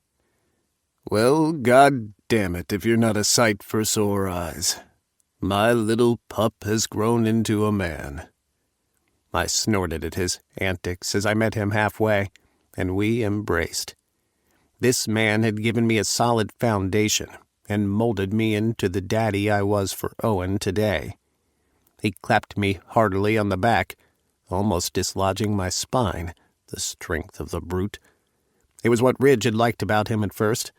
He used to go on and on about how Daddy Heath could easily lift him and throw his back into the wall while they fucked, back when they had been happy together. "I missed you too, Master Heath," I said, respectfully using his title since we were in his establishment. This was his scene that I wished to be a part of for a short while, but for as long as we were here, we would follow protocol. "If you let me go, I'll introduce my partner to you." "No introduction necessary," Heath replied, letting me go and approaching Owen. He held out a hand. "I'm Master Heath, and you owe me a whole lot of gratitude for teaching Daddy Declan everything he knows." Owen's cheeks turned red, but he remembered to shake Heath's hand. "It's nice to meet you, Master Heath. I'm Owen." He pointed at me. "His boy." His response was perfect. Still, he glanced at me, seeking my assurance, and I nodded at him, smiling with all the affection I felt for him. "You've trained him well," Heath remarked, releasing Owen's hand. "And he seems perfect for you. Are you ready to go in?" I returned to Owen's side. "Sure, let's. Owen's been dying to see what your lifestyle is about." Heath smiled ruefully as he led us beyond the curtains. "Hope I didn't disappoint in what you expected." Actually, I had no idea what to think," Owen admitted. "Daddy's been quite tight-lipped about you, Master Heath." I couldn't be any more pleased with Owen. I wasn't certain he had possessed all I had said, but he was setting the scene for himself to get comfortable, and he'd picked up that one way to do that was to use our titles. "So, how have you been all these years?" Heath asked as we walked down a long, narrow hall. "Working away as usual," I replied, "taking care of Ridge and hosting bachelor parties." "Speaking of Ridge, is he here? How is he?" "He'll get there." We came to a stop at another door that Heath opened with a swipe card. He paused to glance back at us. "Need to use the locker rooms?" "No, we're just here to observe," I answered quickly, even as Owen gripped my hand tight. He relaxed his hold at my words. "Such a shame," Heath replied with a chuckle. "But then, you never did like to share, did you, Daddy Declan?" "I don't share," I said, reiterating what he already knew. "I won't even pretend that I do." "Your boy feels the same?" "Damn right he does," I answered, but I left the bite out of my words, because this touched too close to home for Heath. We entered the main area, where a lot was happening. Heath had redesigned since the last time I had visited. The stage was bigger. To the right was a setup like a bar. but I knew that couldn't be because Heath vehemently refused to serve an ounce of liquor in his dungeon. He was dead set against the practice, which was understandable. Some of the practices indulged in the dungeon could turn lethal if not handled with care. My gaze skimmed over the various people who were seated around the main stage area. Owen was busy taking in as much as he could, from the suspensions hanging from the ceilings to the various toys that were either in use or not. Subs knelt or sat at the feet of their doms, who were busy socializing with each other. Owen startled, and I turned to find out what had caught his attention. I smiled in amusement at the sub who had his head and hands trapped in a ventilated isolation box that hung from the ceiling. The box resembled a smaller version of a coffin, so I could see how that seemed strange to him. I leaned over to him. "Remember, don't gawk." He glanced away quickly. "All right. Oh, sorry. Looking won't get you into trouble," Heath said, overhearing our conversation.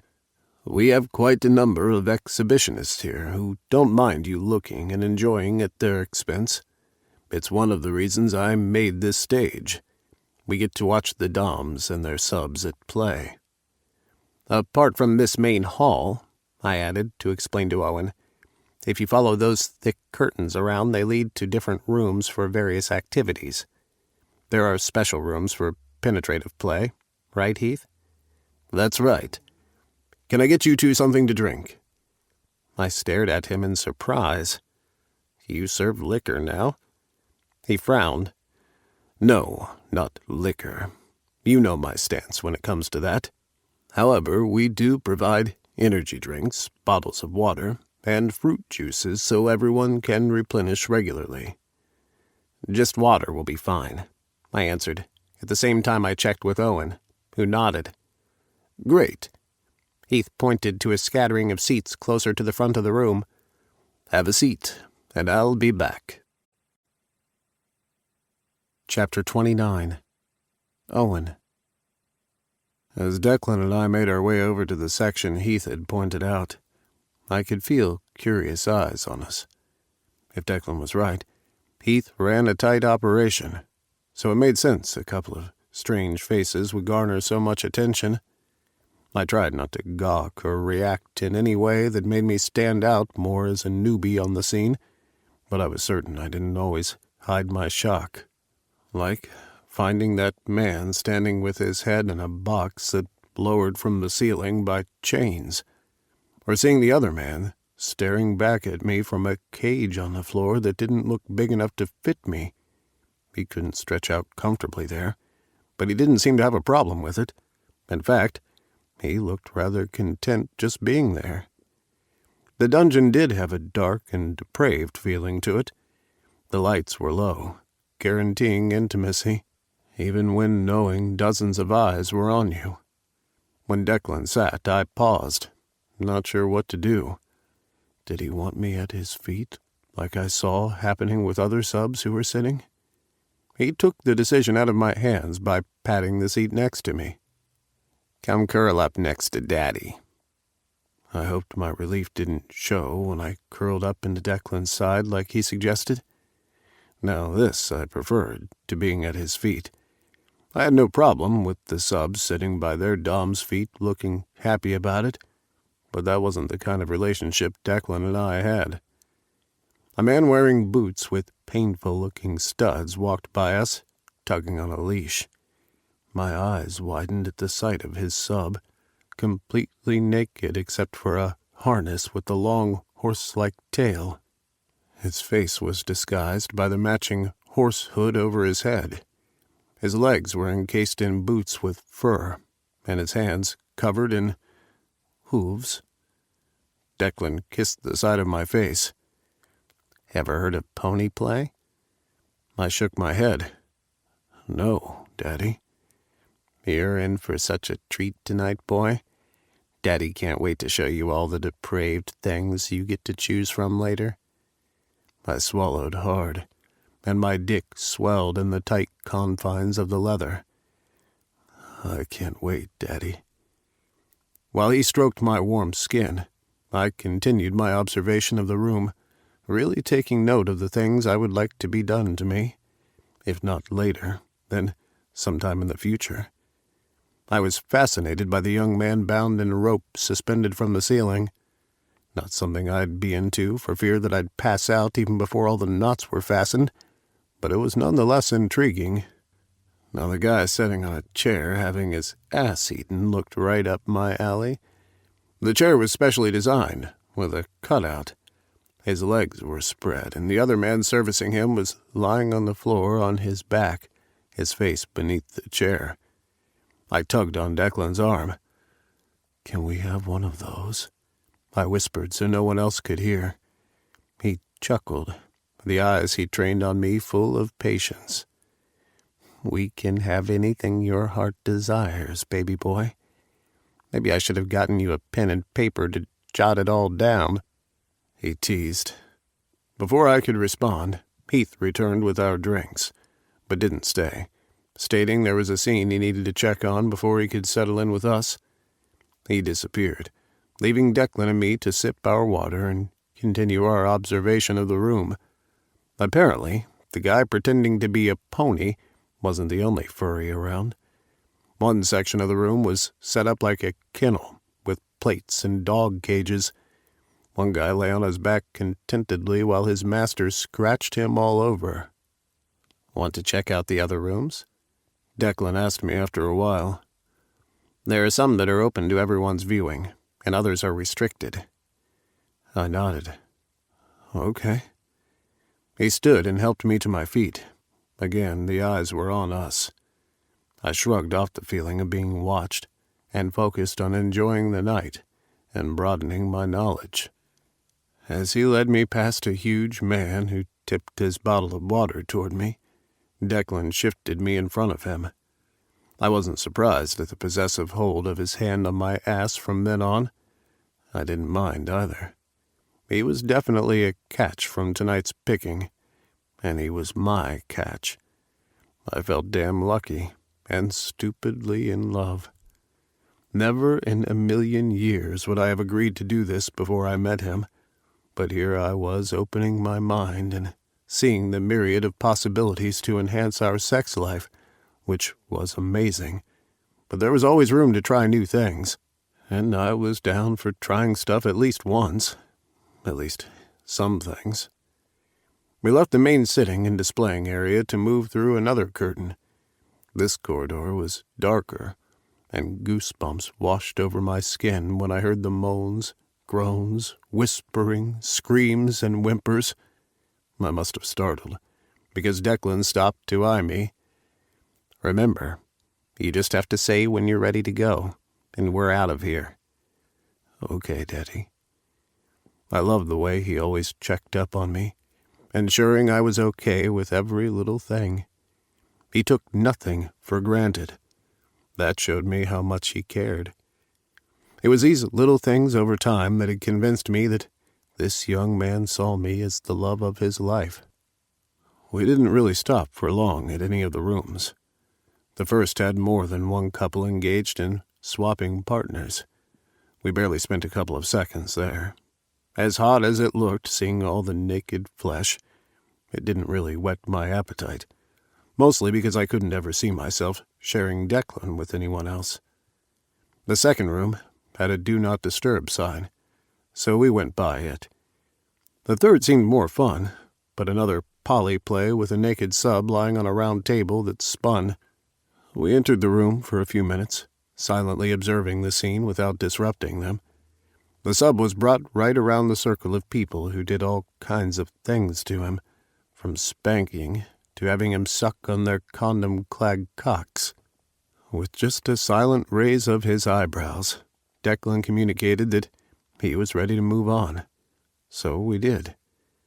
The door to the next room was already wide open, and another couple was inside watching the scene that was taking place.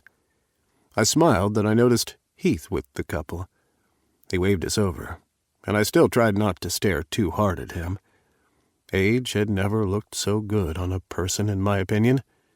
Heath was the epitome of what Declan had casually teased me about being, a silver fox. It wasn't hard to see the intelligence and experience in his eyes. "You may be interested in this," he said quietly. He'd been cheerful earlier when we'd met, but he had a grim look about him now. "He's been begging for this again, so I'm giving it to him." "Heath?" Declan started, staring at the sub, who was moaning as if in pain. He was spread out on a cross, his welted back to us. There was something familiar about him. "It has to be done," Heath returned. "But you don't have to watch," Declan replied. "I can't not watch. I have to ensure he's fine after."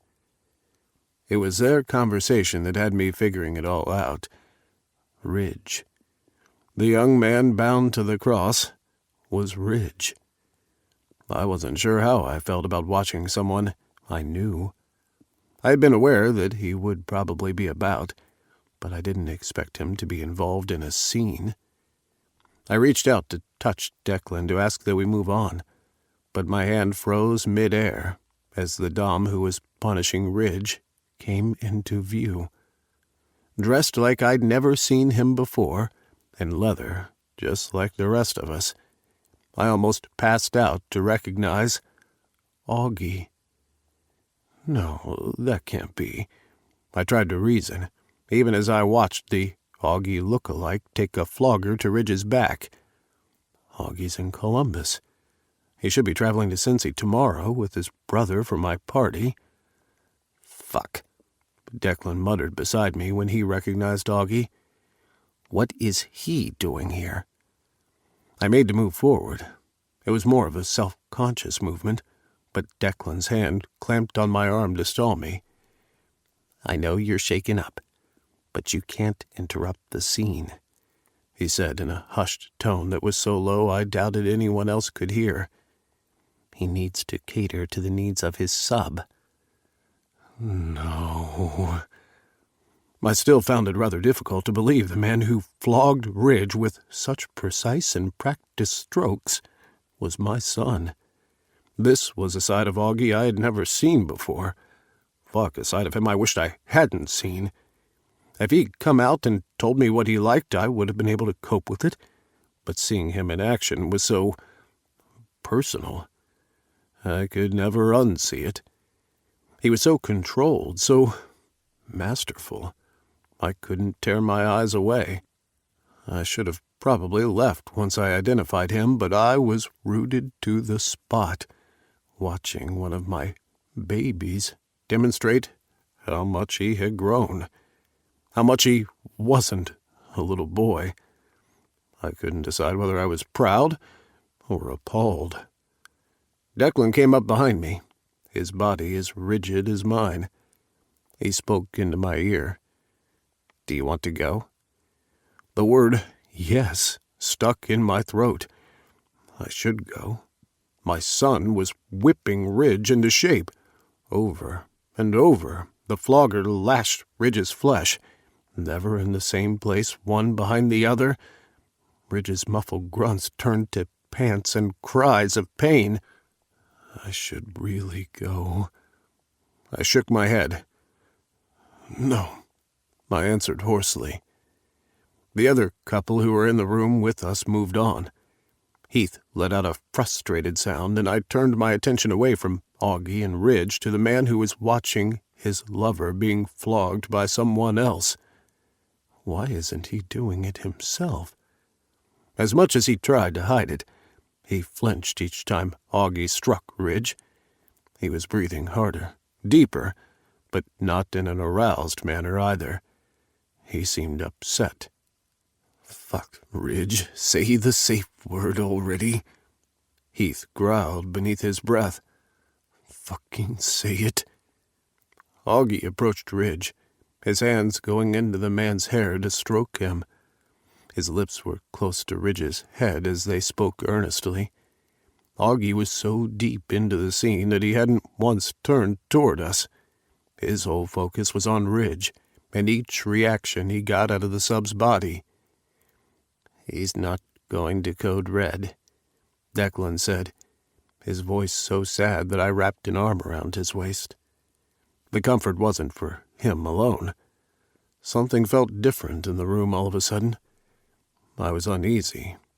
And it wasn't just me, either. I didn't think Augie pausing the scene to talk to Ridge was a part of the script. I didn't think the way Declan and Heath tried not to show their concern was usual. Something was off, and my son was involved. I wanted to go to him, but I also knew that would have been a big mistake. "He has to for Master August to stop," Heath remarked. "It's what he asked for, that no matter how bad it got, not to stop until he used the color code." Declan released me to grab Heath's arm as they backed out of the room.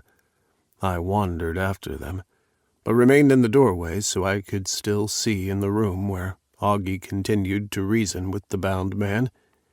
Ridge kept shaking his head, even as his back heaved. He was clearly in pain. "You listen to me, Heath," Declan replied. "Ridge fucked up when he walked out on you.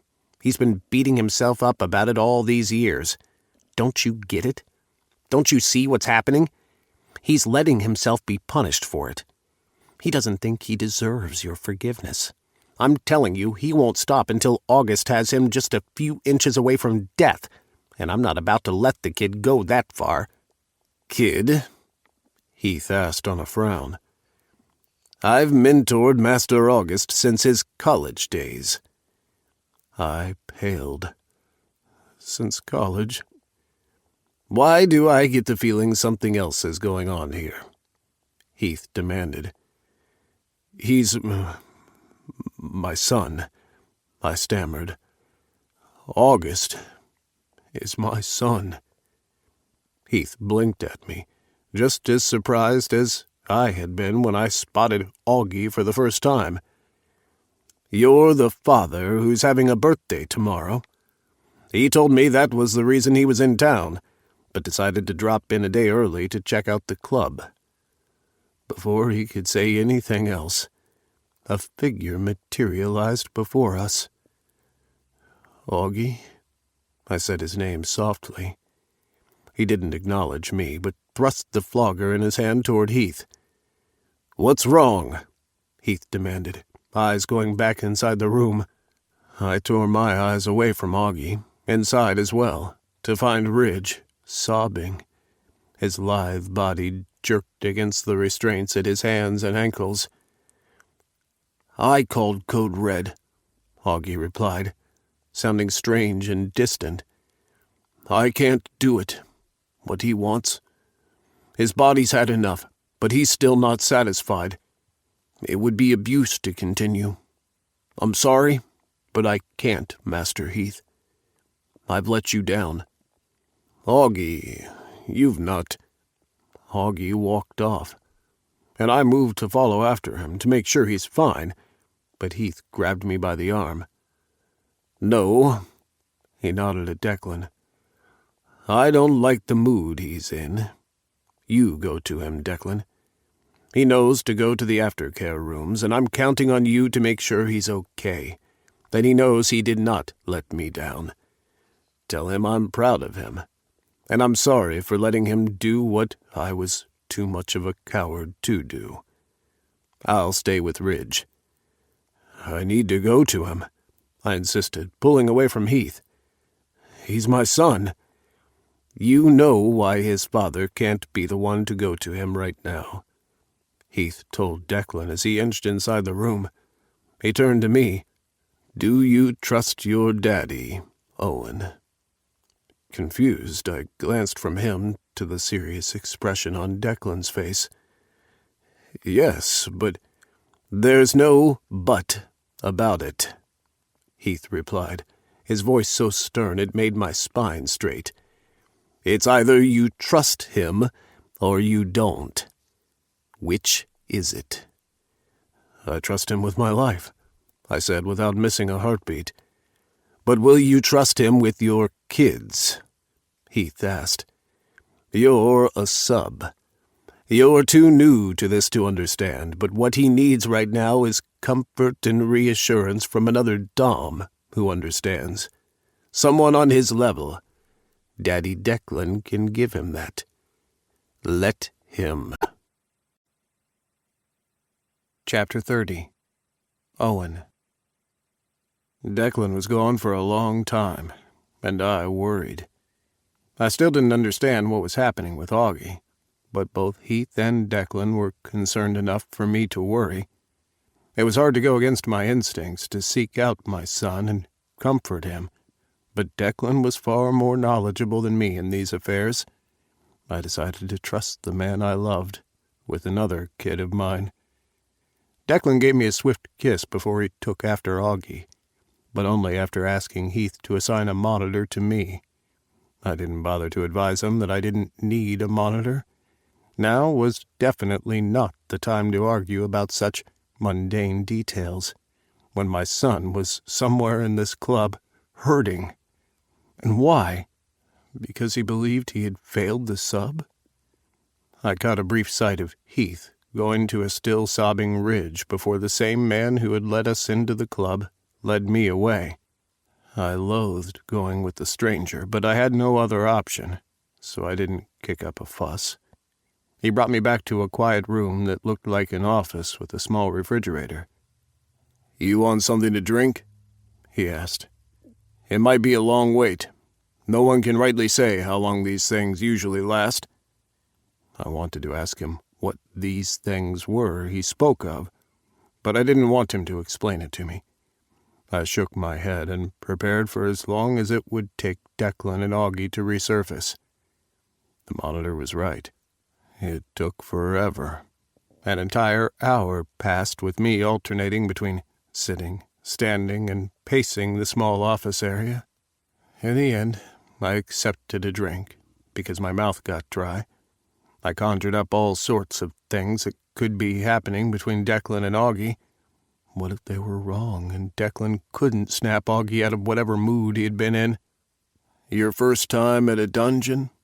the monitor guy asked me, his tone sympathetic enough that I believed he was striking up conversation just to be polite. I glanced up at him, sitting across from me. "What gave it away? The way I've been gawking and everything?" He chuckled. "A combination of a few things. I'm sorry the experience didn't go better, but this is a great dungeon for first-timers." "It was all going fine," I answered, "until I saw my son. I had no idea. He's never said anything before." He snorted. "It doesn't have to be weird, you know. My old man and I went to the same BDSM clubs until he found out I was gay and he disowned me. It didn't stop me from being involved in the leather community. I just started to frequent gay establishments." "Oh," I frowned at him. "I'm sorry about that. I don't talk to my parents either. They don't like that I'm gay, and my kids are also queer, so to make everyone comfortable, I took my kids out of that toxic surrounding." "That's good. You know the best thing you can do for your son is to be supportive," he remarked. "In this day and age, there are some people who still see us as a sick and twisted community the city should shut down. Don't make a big deal over it." We fell silent again, and time went by without me knowing how much. I was getting restless when Heath appeared, his face grim. I rose to my feet, expecting Declan and Augie to be behind him, but they weren't. "Where are they?" I demanded. "Are they okay?" "He will be fine," Heath answered. "It took some time, but your daddy's got it under control. He's at the car, and he's expecting you." He motioned to the monitor. "Fraser, walk him out and ensure he's safely delivered into his daddy's waiting arms, will you?" Fraser got to his feet to lead me out, but I paused and turned to Heath. "How's Ridge? Will he be okay?" He glanced over my shoulder, unwilling to meet my eyes. "I don't know. I keep thinking I'm doing what's best for him, but I'm not so sure now. He's really fucked up." But you'll take care of him. Declan will never forgive himself if anything happens to him." He gave me a tired smile. "Declan's a good friend, and a good daddy. He doesn't have to worry. I'm committed to seeing this through, to ensuring Ridge as well." I wished him a good night, then followed Fraser from the office. We took a different exit that spat us out at the back of the building, where Declan's car was parked. He was standing at the hood, waiting for me. When I saw him and the car, it took everything out of me not to run to him. Instead, I shook the dungeon monitor's hand and thanked him for sitting with me. Declan's arms opened when I was close enough to him. I walked into them, and he buried his face into my neck. I wrapped my arms around him, holding on to him tight. "Where is he?" I asked. "Is he okay?" "He's in the car," he answered. "We'll take him home and ensure he's okay throughout the night." I pulled away to peer into the car, and right as rain, Augie was in the back seat, bundled into a large towel. He was slumped as though sleeping, but his eyes were half-masked. "Can I go talk to him?" I asked. "We need to talk about that," he replied, cupping my chin. "Just the condensed version so we don't have to delay getting him home. Augie experienced what we call a top drop. I'll go into details later, but know that right now he's kind of feeling low from the pain he believes he inflicted on Ridge. We're going to take him home and give him a whole lot of love and care to turn around his mood." I couldn't lie that I wasn't scared about not understanding what was happening to Augie, but Declan said he would explain later, and it seemed urgent that we got Augie home. "Okay, let's do this." He kissed my forehead. "You're an amazing father, Owen. I'll sit in the back with Augie. I hope you're up to driving." I was still a little shaky from all that had happened tonight, but after all he and Augie had been through, I was determined to handle at least this. I could be competent at something. We climbed into the car with Declan and Augie in the back seat. I decided I didn't need to speak to Augie after all. Just having him in my sight was enough. I didn't know what to say to him anyway, when he was in this mood that I still didn't understand. He hadn't responded to me earlier when I had addressed him as a father did. At the same time, I couldn't bring myself to call my son Master August, as Heath had done. I decided to give Declan the lead on this one. He'd done a wonderful job with Summer, and she was even visiting tomorrow for my birthday. For the drive home, I was aware of Augie's hanging head, and the way Declan kept talking to him in hushed tones. I couldn't make out what was being said between them, even when I tried my damnedest to listen shamelessly. But when Augie laughed, even though the sound was restrained, I relaxed for the first time since I'd discovered him flogging Ridge. The drive home was uneventful. Declan had me leave him and Augie at the front door while I parked the car. "I'll be with you in a few," he told me. I watched them as they entered the house before I parked. My phone, which I had left in the car, rang. Oscar. "Hey, son. It's rather late to be calling, isn't it?" I asked him. "Is something wrong?" "I don't know," he answered, his tone worried. "I have this bad gut feeling. Augie went out tonight, and I can't get through to him. I'm afraid the feelings I have are in relation to him, but how will I know if he's not answering his phone?" I sighed. "You can drop the pretense, Oscar. I know Augie's right here in Cincy." I don't know what you're talking about." "I think you do," I replied. "Are you in Cincy already as well?" "Yeah, I kind of drove us here," he answered reluctantly. "I'm sorry, Dad, but he wanted to get here early for an engagement of his. The house is empty, so we decided to stay there." "And then pretend tomorrow that you only got into town?" I asked him. "I know. I'm sorry, but If we'd told you we were here already, you'd want to know why, and then we'd have to explain." "Are you one too?" I asked him. "A dom?" He groaned. "How'd you find out?" "It doesn't matter," I replied. "Augie is fine. He's spending the night with Deck and me. I have to say that I don't really appreciate all this lying from my kids, and we're going to have to talk about this tomorrow. You're all grown, and you can be straight with me even if you think I won't like it." "You're right. We should stop trying to protect you from things. It only makes matters worse, especially since you always find out anyway." "Exactly. So, no more lying going forward." "Okay, Dad. Have Augie call me when he can." "I'll see if he's up to it. See you tomorrow, Oscar." "You too, Dad. Night." Declan hadn't turned on the lights inside the house, just the one in the hall, which cast sufficient light on the stairs for me to make my way up the stairs. I suddenly felt so tired. I still didn't know what to make of the night. I'd definitely seen some interesting things, and I'd learned the little spanks Declan gave me were nothing in comparison to some other impact play like what Augie had done to Ridge.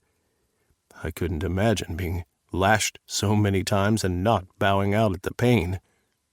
I had my hand on the doorknob when one of the guest bedroom doors opened, and Declan came out. "Everything okay?" I asked him as he advanced toward me. "Just hold me a minute, will you? I forgot how draining this can be." I hugged him, feeling the tension in his body slowly ease. "Is there anything I can do?"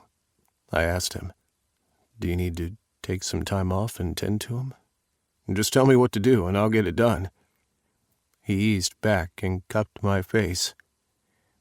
"I know how tough this is for you, me not allowing you access to him.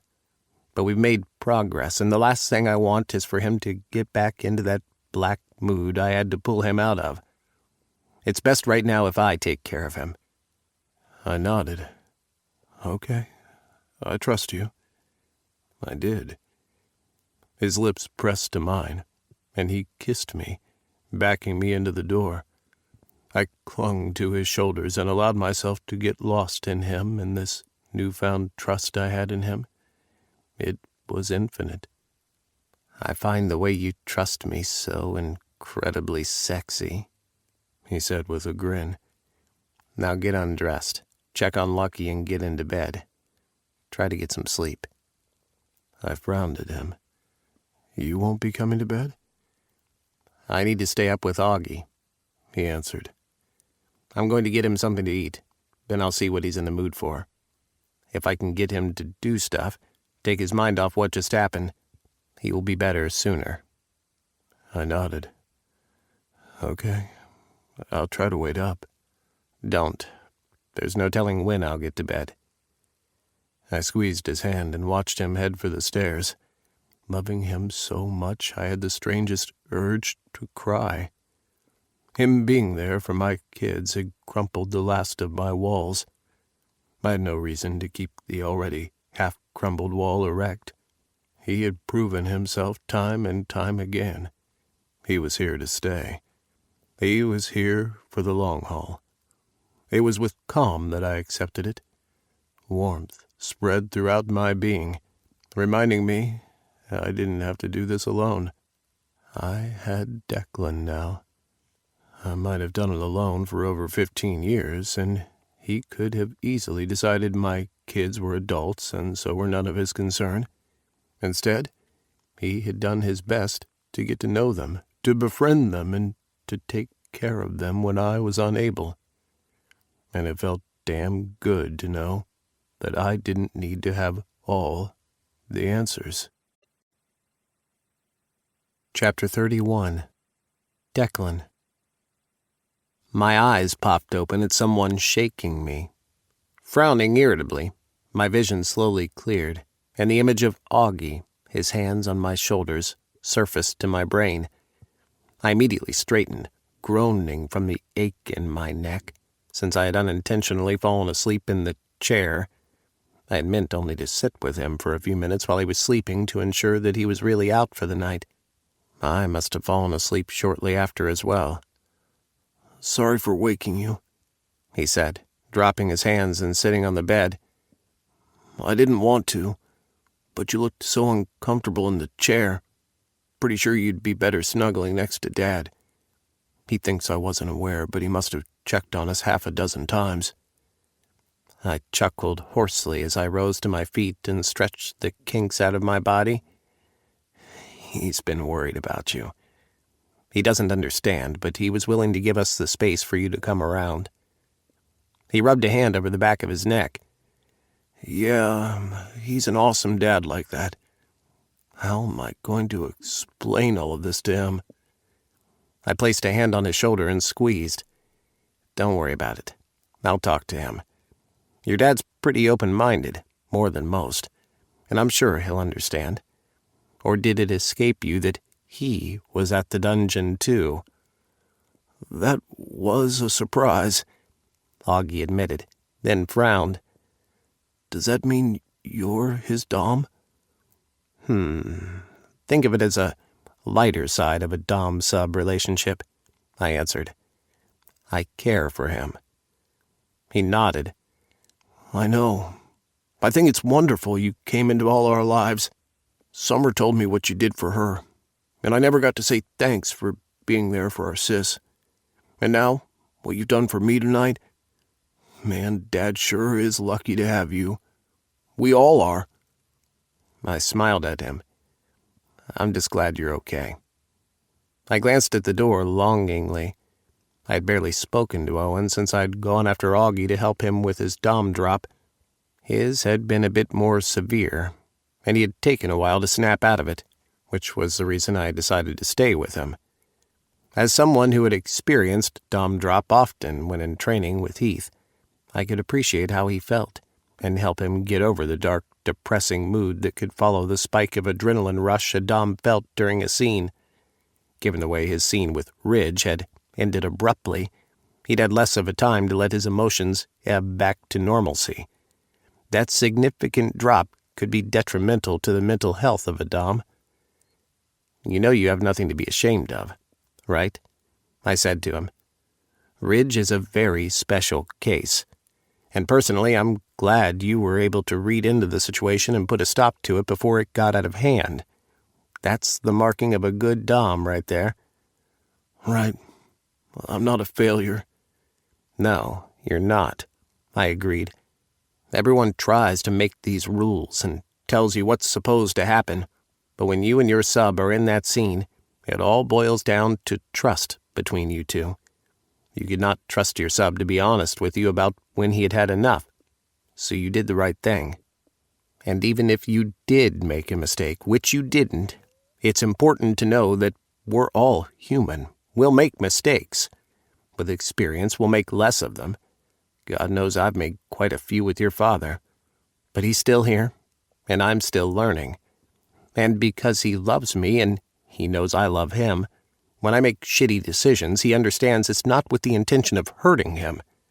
He forgives me, and we move on. The dynamic won't be the same for you and Ridge, because, really, Ridge belongs to Heath, as much as they're both skirting around it. When you do find that person, though, love, trust, and forgiveness will make the difference." He rubbed a hand over his face and gave a nervous laugh. "Damn.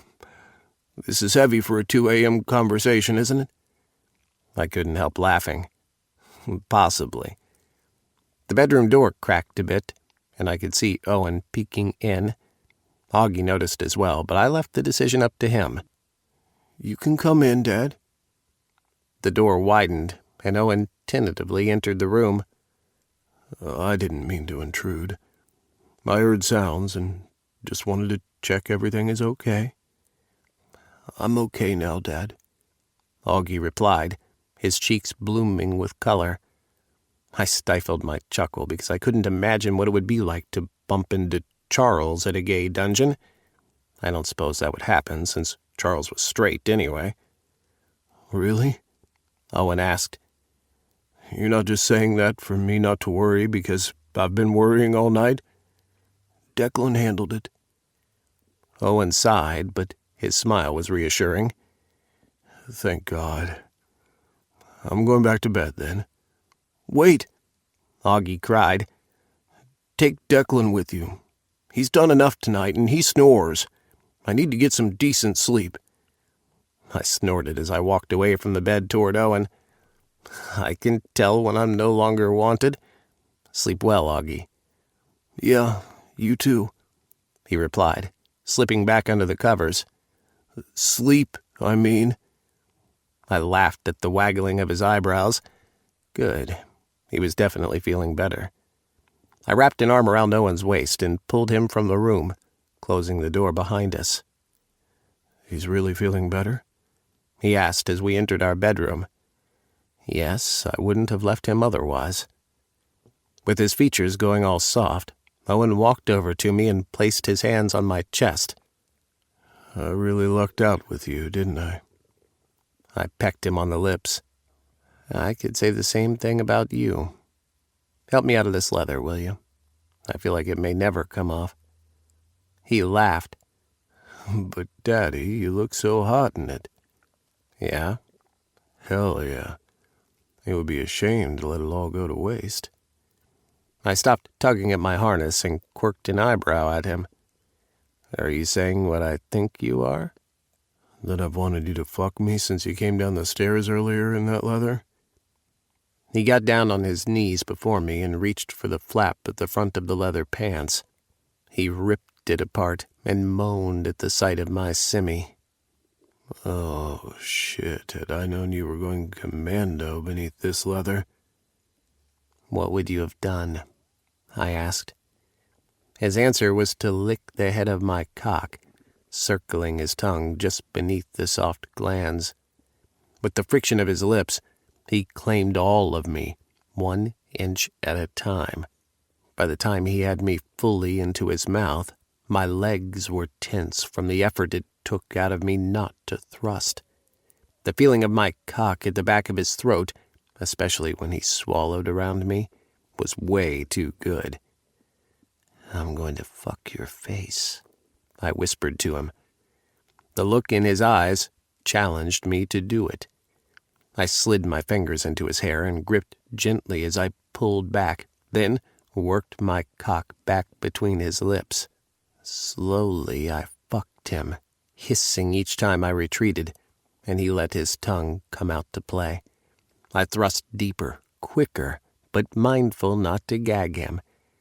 He kept up with me, never once backing away, and when I closed my eyes, completely basking in the moment, I could still see his face so full of fucking love.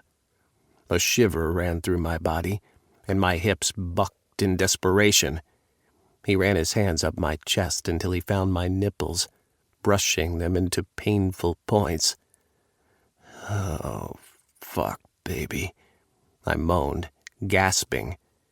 He squeezed my nipples, and I was done for. With a grunt, my eyes flew open, and I pulled out of his mouth. His lips opened in anticipation, his tongue thrust out to collect the dew he so desperately sought. I stroked from base to tip twice, and choked out a cry as ropes of cum hit his greedy tongue. Fuck, Owen. I wasn't nearly done. Another stripe landed on his cheek, and yet another dripped from his chin. When the last spasm left my body, I was depleted. He moaned. That was good. I grinned at him. But you missed a couple. I scooped the mess from his chin and cheek, feeding it to him. He latched onto my finger, moaning around it, and I smiled at him. It didn't actually taste as great as he was letting on, but his enthusiasm was endearing. I tilted his chin and leaned down to kiss him. Happy birthday, baby. His eyes widened. I suppose it is my birthday. You supposed right. I turned him toward the bathroom. Let's go to bed so we can wake up and start the day off right. I'd say we started it off right already. Why are you pushing me toward the bathroom? Because I intend to kiss you some more before I fall asleep, and my cum doesn't exactly taste like whipped cream. Don't know how you can stand the stuff, but, hey, I'm not complaining. Owen gave a burst of laughter, which he tempered down when Lucky raised his head and yipped at us in annoyance from his corner. We really ought to get him settled in another room of the house, since he was now doing so well. That dog had seen more than he probably should. It's not so bad, he said. Maybe it's an acquired taste, and I can say for sure I've gotten quite acquired to it. He disappeared into the bathroom, and I worked on getting the leather off my body. Sexy or not, it wasn't entirely the most comfortable outfit at all.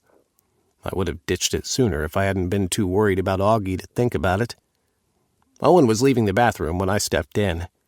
I copped a feel of his ass because, how could I resist?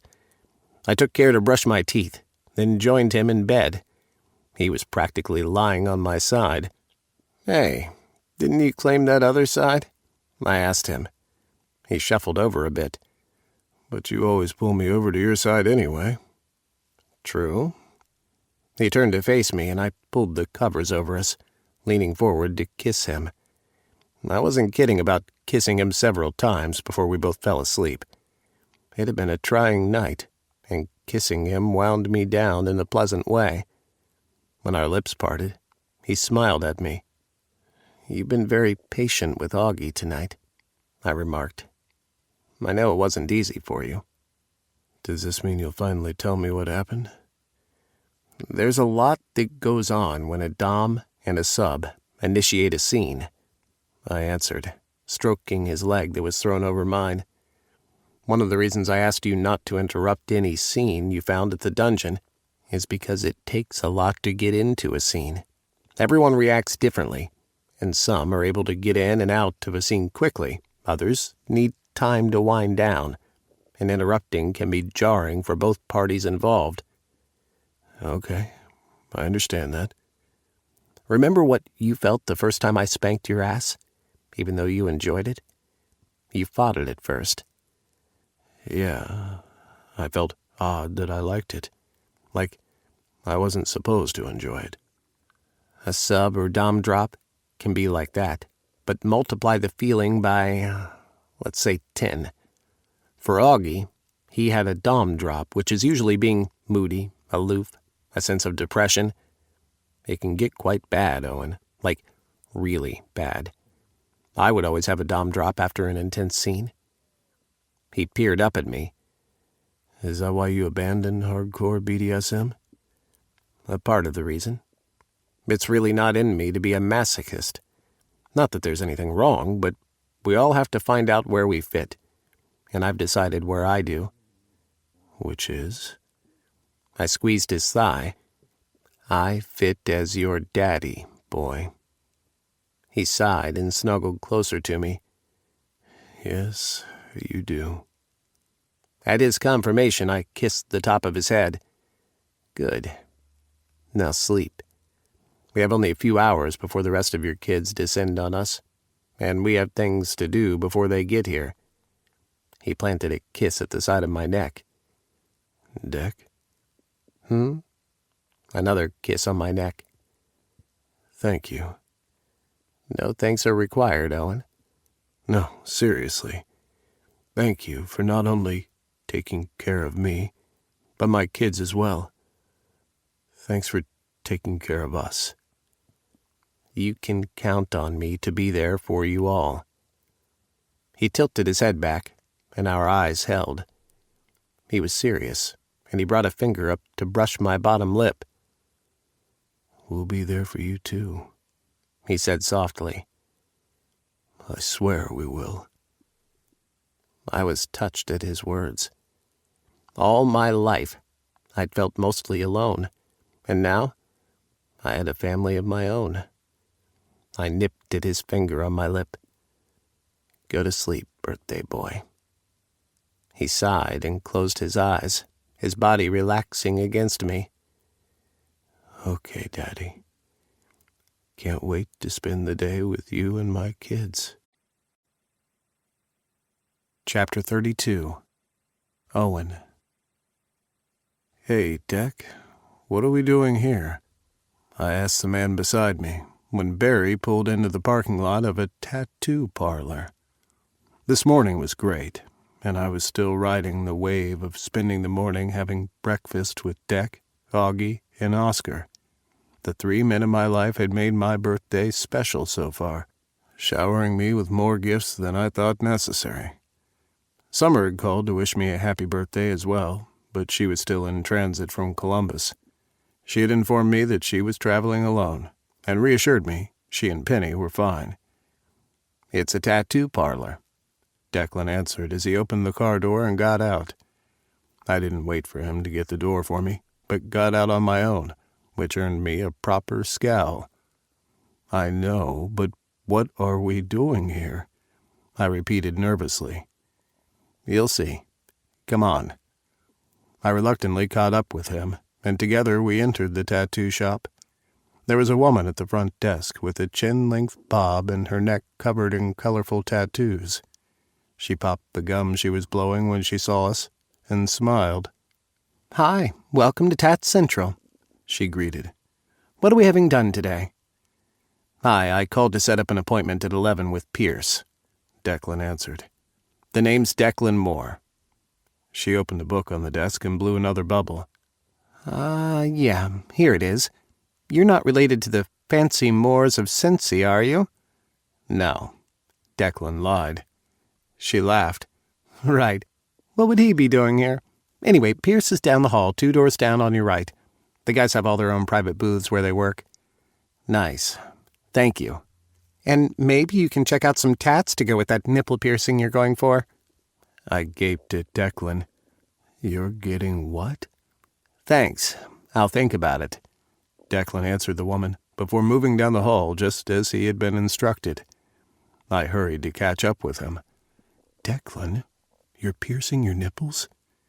He gave me a blank stare and pointed behind him with his thumb. "That's what she said."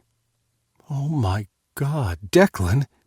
He paused at the second door, which was half opened. "This is what you wanted, isn't it? I remember you going on and on about how I should get my nipples pierced so you could have more fun with them that way. Well, happy birthday." "But you already gave me a birthday gift," I said in awe, thinking about the day passes the kids and I had to spend at Declan's country club.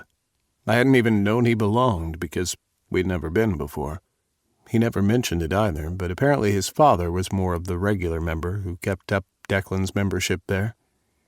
"And there's more to come," he teased. "This is one." I swallowed around the excitement that caused my mouth to go dry at the thought of Declan's pierced nipples.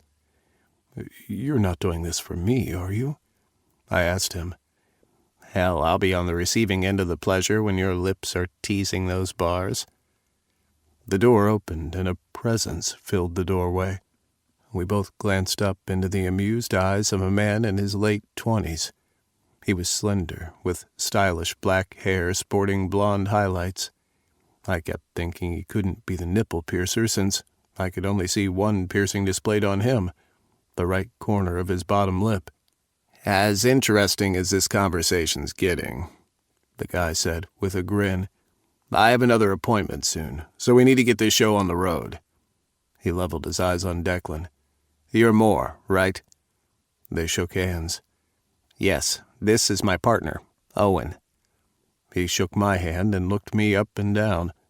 I blushed because Oscar had brought me a shirt with the graphic "Birthday Boy" and a cake on the front that he had begged me to wear. Now I wished I had on something a bit more grown-up. "I'm Pierce," the guy stated. "Come on in. I'll explain what's about to happen and give you a second to decide if you still want to go through with this." The room didn't look as scary as I thought it would. It was well lit, for one, with a nice, comfortable brown couch set on one side of the wall. The room consisted of a black reclining chair, a padded table much like what you'd find at the hospital, a showcase of jewelry, and a stainless steel counter with all sorts of equipment. The final piece was the standing mirror that was mounted on one wall.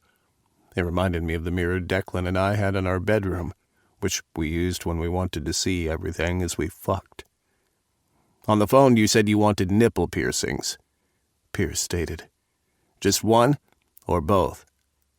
Declan glanced at me. It's your choice. My cheeks turned red as two pairs of eyes turned toward me. Both? I answered. Pierce grinned, clearly having too much fun with this. Awesome. And that will be all? Either of you interested in getting your dicks pierced or something? I gawked at him. You do that here? He laughed. Yeah, not often, but sure. If you want your partner here to get a Prince Albert, I can help with that. A what? Declan scowled at Pierce.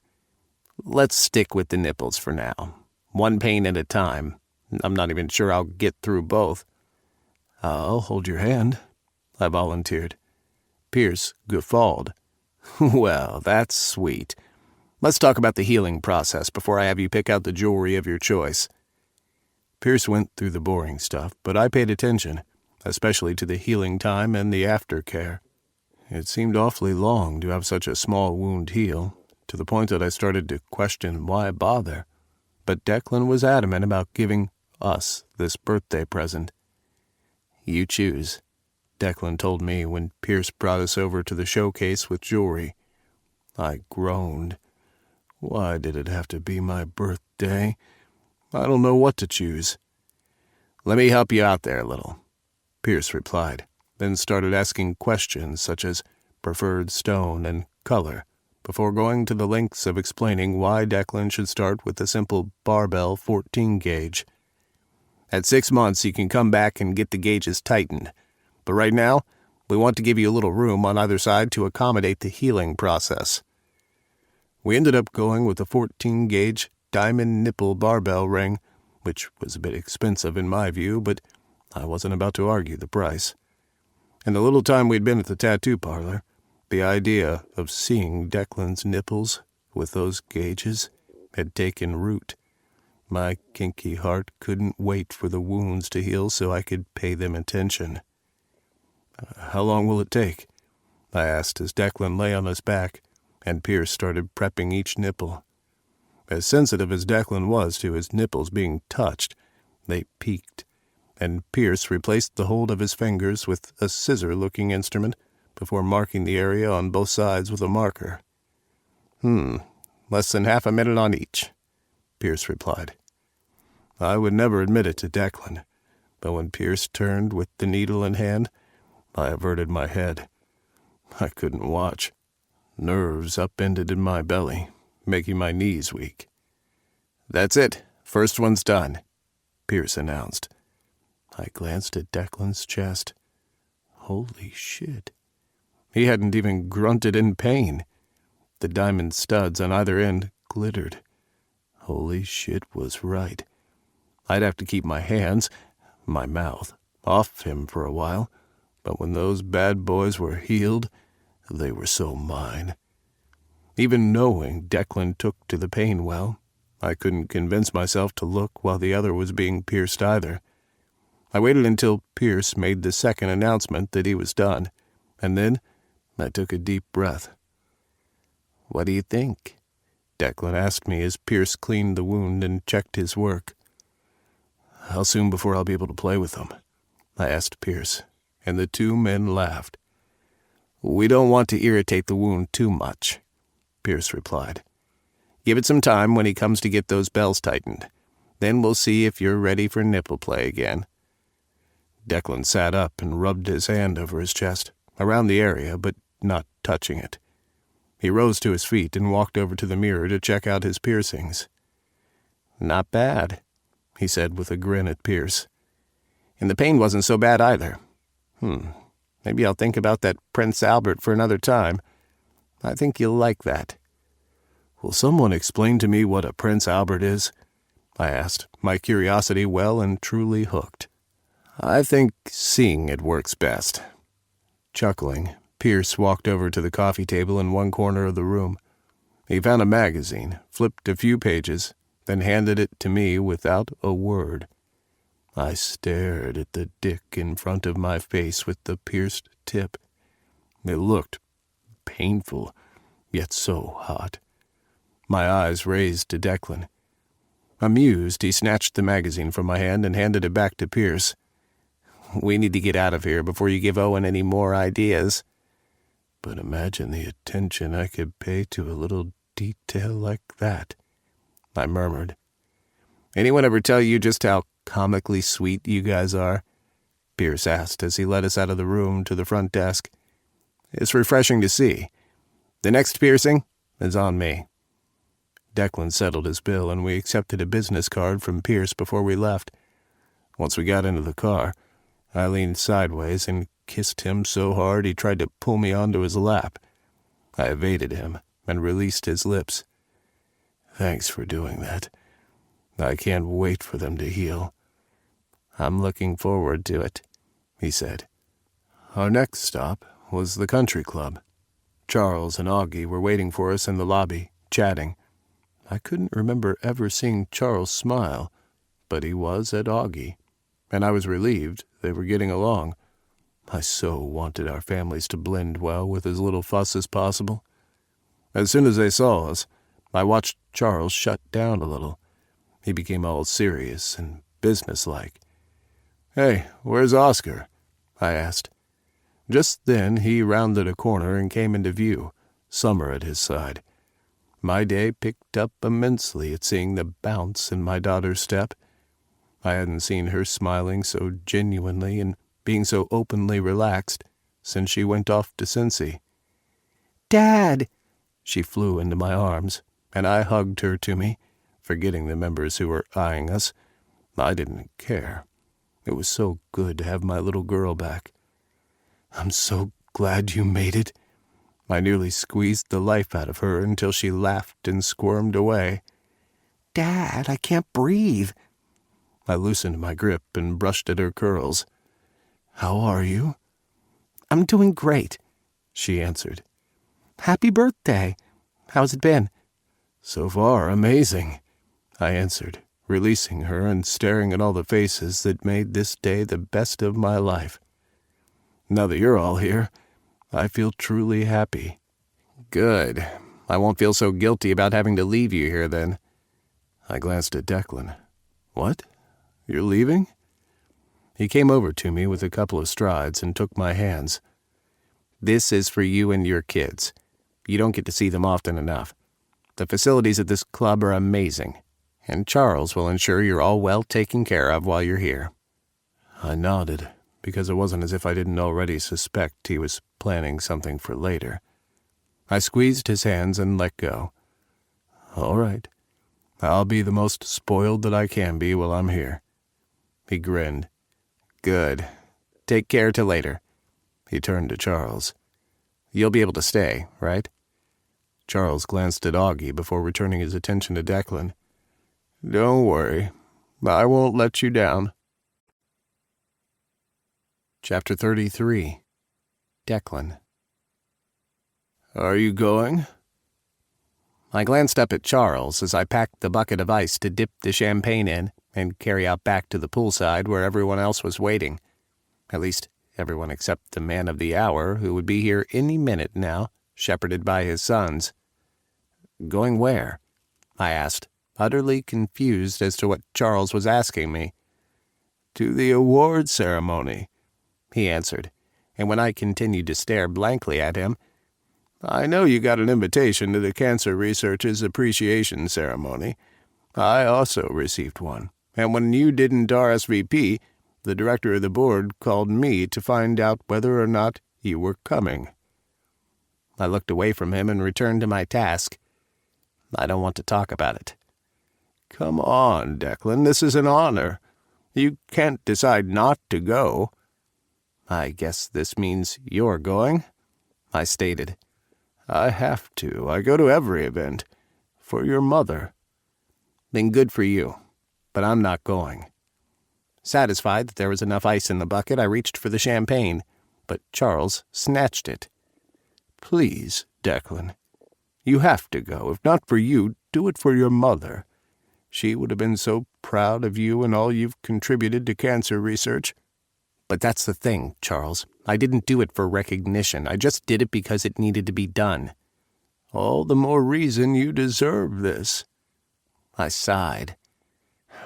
I know you mean well, but this is hardly the time to talk about it. Owen and his sons will be here any minute. This is his party, and I want everything to be perfect. Does he know about the letter? I didn't think it necessary to show him. Because you know he'll agree with me. Frustrated, I glared at Charles. Look, Dad, We both froze. I stared at him in horror. We didn't both speak, but stared at each other. I couldn't decide which of us was more shocked. I couldn't remember the last time I'd called Charles Dad, but the word slipped out now. All I could think of was Owen's kids calling him Dad while I was around, and the word just kind of got stuck. That was the only explanation I had. It couldn't be the way Charles seemed to be playing the dad role of late better than he'd ever done before. Today he'd carried out his part in my plans perfectly. He'd gotten Owen and his kids passes to the country club where they had spent the day relaxing, giving me the opportunity to get his party prepared for tonight. I'd spoken to Augie afterward, who confirmed Charles had ensured they had been well treated while they were there. Outsiders could sometimes be frowned upon, but Charles had connections, and his pockets were deep enough for him to hold enough sway there. I didn't mean to call you that, I said, but the apology felt wrong. I know how much you hate it. I don't hate it, he stated on a sigh. I just never thought I deserved the title. Every time you said it when you were younger, it felt like a mockery, reminding me how shitty I really was as a father. I didn't have to go through that when you called me Charles. I was about to respond, though I had no idea of the exact words I would say, when Summer appeared. She smiled, looking elegant in a short yellow wraparound dress that had made me frown when she had come down to help me with last-minute arrangements.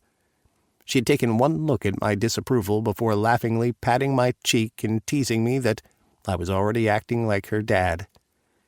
"I think you have guests at the door," she announced, looking from me to Charles. "Didn't you hear the doorbell ring?" Charles pushed away from the island before I could.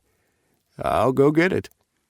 One of the members of the waitstaff, who came along with the catering company, appeared and retrieved the bucket with the champagne, leaving Summer and me alone.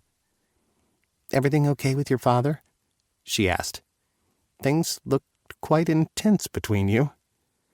"It's fine," I answered, then retrieved a bottle of wine from the fridge that Owen and I had pulled a few nights ago. "Want some?" I asked.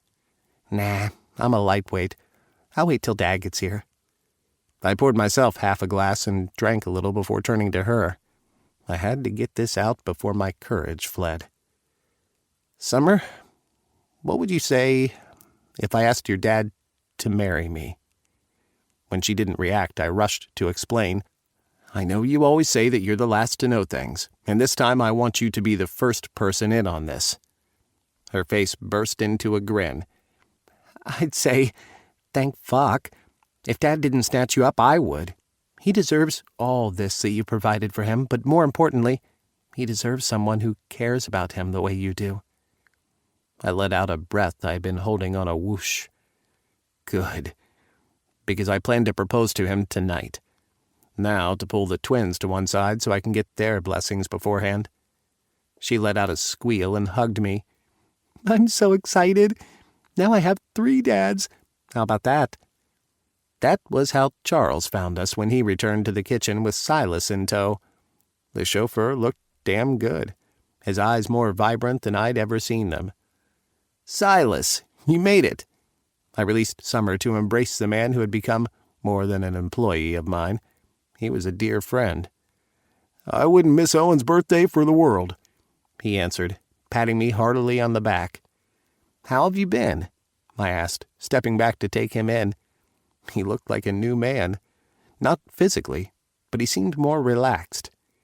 "Good," he answered, tight-lipped as usual when it came to his personal affairs. "You and Owen?"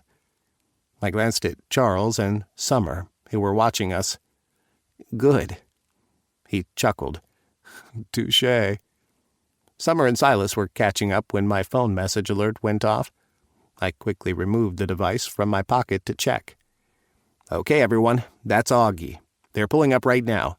Everyone around to the pool area. Charles and Silas turned to do just that, while Summer and I went to get the door.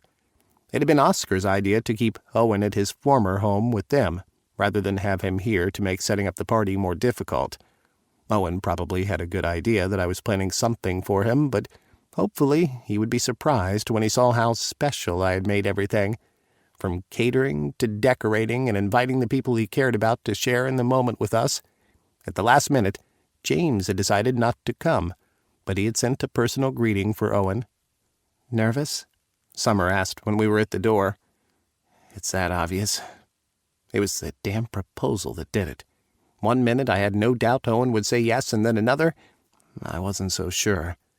What if he wanted to date some more? Yes. I don't even know why you're nervous. It's obvious Dad will say yes. 15 years, Declan, and I've never seen him like this with anyone else. I gave her a smile. Thank you. I opened the door, and we waited for Owen and the twins to join us. He smiled when he saw me, walking faster so he was ahead of his sons. Okay, you guys have made it super obvious you have something planned, he said with a smug smile. The twins went so far as to argue over what I should wear. What do you think? After his complete turn, showing off his slacks and new dress shirt, I tugged him toward me and kissed him hard. You look amazing, as usual. I hope you're hungry. We're going to have dinner at the poolside. All of us? Owen asked. I thought it would be nice for us all to spend the evening entertaining you. That's fine, right? He smiled. Sounds good. I mean, who else would I rather spend my birthday with? Oscar snickered, and as I led Owen into the house, I gave him a warning look. I didn't need to, because as I did, I witnessed Augie sticking him in the ribs with his elbow. Dad, you should tell Declan what we decided about the house, Augie remarked. Yes, please tell. As we walked toward the pool area, I listened to Owen explain that the boys wanted to keep the house. Augie was thinking of moving back to Cincy as the company he worked with was expanding here. It was more of a surprise that Oscar wasn't moving back with him, since they were so close. Moving back is a tough decision, I commented to Augie, wondering if his access to Heath's dungeon was a motivator. I think he's met someone here he might be interested in, Oscar answered. And the fact that I've asked and he's remained tight-lipped shows me how close to the truth I am. Both Owen and I regarded Augie with surprise. From the way he was scowling blackly at Oscar, I would say his twin was close to the truth. I glanced at Owen, and he shrugged, so he was just as clueless as me. The little conversation was a good distraction, but as we approached the glass sliding doors, there was no way I could hide what we had been up to. Owen gasped as he took in the transformation of the pool deck. David, who had taken charge of the event, to my delight, had outdone himself. Now I had no doubt that if, when Owen said yes, he would be planning our wedding. The external lights were off, and the pool area illuminated by candlelight, around the poolside, on top of the tables, and even the surface of the pool. The one lighted area was where the catering staff had set up, but otherwise there was nothing but the intimate glow of candlelight. This is... Owen struggled for words, and I slid open the glass doors, urging him to step out. When he did, our friends materialized, all singing, "For He's a Jolly Good Fellow." I watched Owen as he grew overwhelmed, laughing and crying at the same time. I was grateful to every single person who had accepted our invitation and made it to the party. We were only a handful, but there were people Owen would be thankful to share the experience with. I'd even managed to invite a couple of the guys he used to work with, who he always talked about favorably. I couldn't say that was all unselfish motives, though, as I had hoped to send a message to his former boss that Owen was happy and well taken care of. I hadn't made a fuss over Owen telling me why his boss had been nasty to him, but I didn't particularly like the way he had found out things. Right when he was in a relationship already was hardly the best time to talk to him about having a romantic interest in him. His neighbor was also there, and Pierce from the tattoo shop had left such a mark on me that I had asked him if he wanted to drop by too. He seemed outgoing, friendly, and he wasn't too much older than Owen's twins. I might have been trying my hand at matchmaking when I invited him. I'd thought he would suit for Augie, but if Oscar was to be believed, his twin already had his sights set on someone else. To round up the party were David and Barry. Then there was Charles, who smoothed his fingers through his hair when he saw us. For some reason, his color was higher than usual. Owen laughed when they sang the last line, clapping his hands to his mouth as he turned to me. "You told me this was just us," he stated before turning back to our guests. "Well, this is truly a surprise. I can't believe you all came. Thank you for the delightful surprise." Chapter 34. Owen.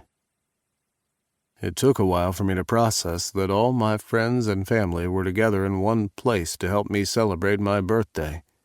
I'd truly been hoodwinked by my own children, who had led me to believe we were just having dinner together that night. Since Declan knew my aversion to big crowds, not that I knew many people anyway, I had believed him that he had kept the celebration to just us. Not that a dozen people were a lot, but still it was way more than I had imagined. I hadn't wanted to make a big deal about my birthday, because at this age, what was left to celebrate? They had proven me wrong.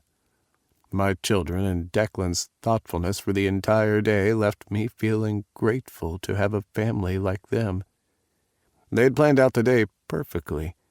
After dropping me off at the country club, Charles had ensured that we had access to the facilities. At first, I thought I would have been disappointed because Declan didn't spend the day with me, but what he'd done in the morning was enough to tide me over. Being with my kids all day had been good for all of us. Augie and I hadn't spoken about last night, and seeing him laughing and over his drop made my day. As usual, Oscar had all of us laughing, and seeing Summer's genuine smile, instead of that miserable look she usually had on her face lately, were perfect birthday gifts. But my partner was Declan Moore, and he always had something else up his sleeve. I got caught up interacting with one person after another, giving me insufficient time to properly thank Declan for organizing the event. Everyone seemed genuinely happy to be present, even the two guys from Cush, Gray and Lance, who were in attendance. Seeing them, everything fell into place, of Declan asking me one night casually, after sex, about the people I was closest to at that job.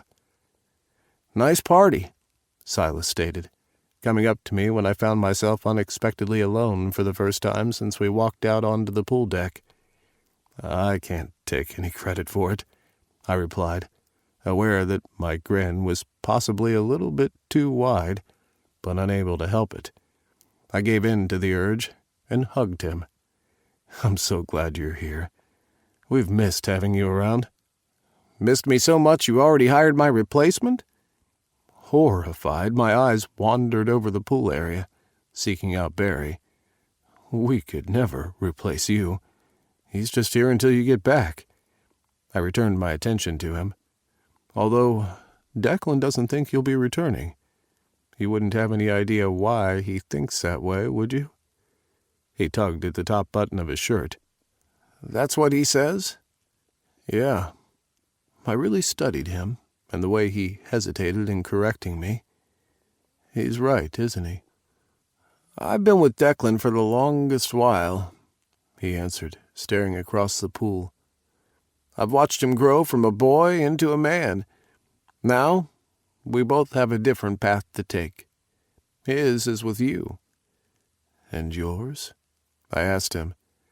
He gave me a smile I couldn't quite interpret. Wistful? "I'm still trying to find it. But if there's one thing I've learned from watching you letting down your guard with Declan, It said it's never too late for love. He placed an arm on my shoulder and steered me to a table to sit. It's your birthday. Let's change the subject. We snagged cocktails from the waitstaff, as well as the finger foods that were being served. We chatted for quite some time before I noticed Charles had stepped away to a little corner and was talking into his cell phone. He looked pissed, and his posture was the opposite of the relaxed man I had witnessed earlier. When his call ended, Charles punched the air aggressively and ran his fingers into his hair. I glanced around for Declan, hoping he would intervene to check on his father, but he wasn't anywhere around. I need to go check on Charles, I told Silas, rising to my feet. Something seems to have upset him, and he's been having such a good relationship with Declan of late, I don't want this to change things. Sure, go ahead. I'll be around. Charles spun toward the side of the house, and I followed, moving quickly to catch up with him. He was walking too fast, as though trying to get away. Hey, Charles, wait up, I called to him. He spun around and frowned at me. What? Is something wrong? I came to a halt before him. I don't know. That's why I'm here. I couldn't help noticing how upset you were at that call you received. You're not leaving upset, are you? It's fine, he said, although his tone was clipped and anything but. Go back to your party. Declan spent a lot of time getting everything perfect the way he thought you'd want it. This is your night, and I'm not going to ruin it. You're not ruining anything, Charles, I told him. We're a family. We look out for each other, and I don't like you driving when it's clear you're upset. If you don't want to talk about it, at least come back to the party until you cool down a little. I can call your driver for you, or even take you where you want to go. He scoffed. Declan would never forgive me for that. He groaned and ran his fingers through his hair again. What a fucking mess. I raised an eyebrow in his direction, challenging him to try me with his problem. It's Poppy, he continued. My wife. She's making everything difficult. I thought the divorce would be easy, but she's doing everything she can to hold up the process. In one breath, she's insisting the baby is mine, even though we both know the truth to that, but she's smearing my name. I refuse to be thought of as a negligent father for a second time. I wouldn't do that to a child again. I'm sure you have lawyers who can fight this thing. You can easily prove the child isn't yours. He lowered his head. The truth is that I'm still concerned about the baby. Poppy is so irresponsible. You're worried she might get rid of it? I asked in surprise. Why? Do you want the baby? No. Yes. Damn, I don't know. I don't know. Look, Charles, this is clearly something that's not going to change overnight. I'm not going to let you drive like this, so come on. You can even stay in one of the guest rooms if you want. Only after the words came from my lips did I realize, in horror, what I had done, inviting the man into a home he had shared with a wife and his child. It felt a bit presumptuous. It's okay if you don't want to, I hastened to add. But stay a while. Perhaps talk to Deck about the issue with Poppy. He always knows what to do. Charles chuckled despite his frustration. You caught on to that, huh? He always knew how to get me out of my predicaments. But I can't intrude. He has you in his life now. I frowned at him. Charles, you do know that even though I'm in his life, I can never replace you, right? Look at me. I love Declan something fierce, but my kids are still very much an active part of my life. You're no different. Charles shook his head. You see things so simply. I can't. We see things how we want to make them, I answered. He stared at me as seconds ticked by before he sighed. I'll stay a while. But there's something I should tell you. What is it? Side by side, we headed back toward the poolside, walking slowly across the lawn. "I started a foundation a couple of years after Declan's mother passed," he replied. "It was to aid in providing funds for cancer research. Declan took it over as soon as he was 18, and the foundation has thrived because of him. He doesn't need to do consultation work because he stands to inherit everything, but he takes that money and pumps it into the foundation. Not only that, it's a condition for the companies he works with. If they turn a profit after he's handled the business, the owners contribute a percentage to cancer research. Millions of dollars have been invested in stem cell research and the latest technologies to fight cancer as a result." Listening to Charles speak about Declan's generosity and commitment to cancer research made me so proud of him. He was an all-around nice guy. I wasn't even upset that he hadn't told me about the foundation. For something of this nature, he would want to keep quiet about it, wanting his contributions to go unnoticed.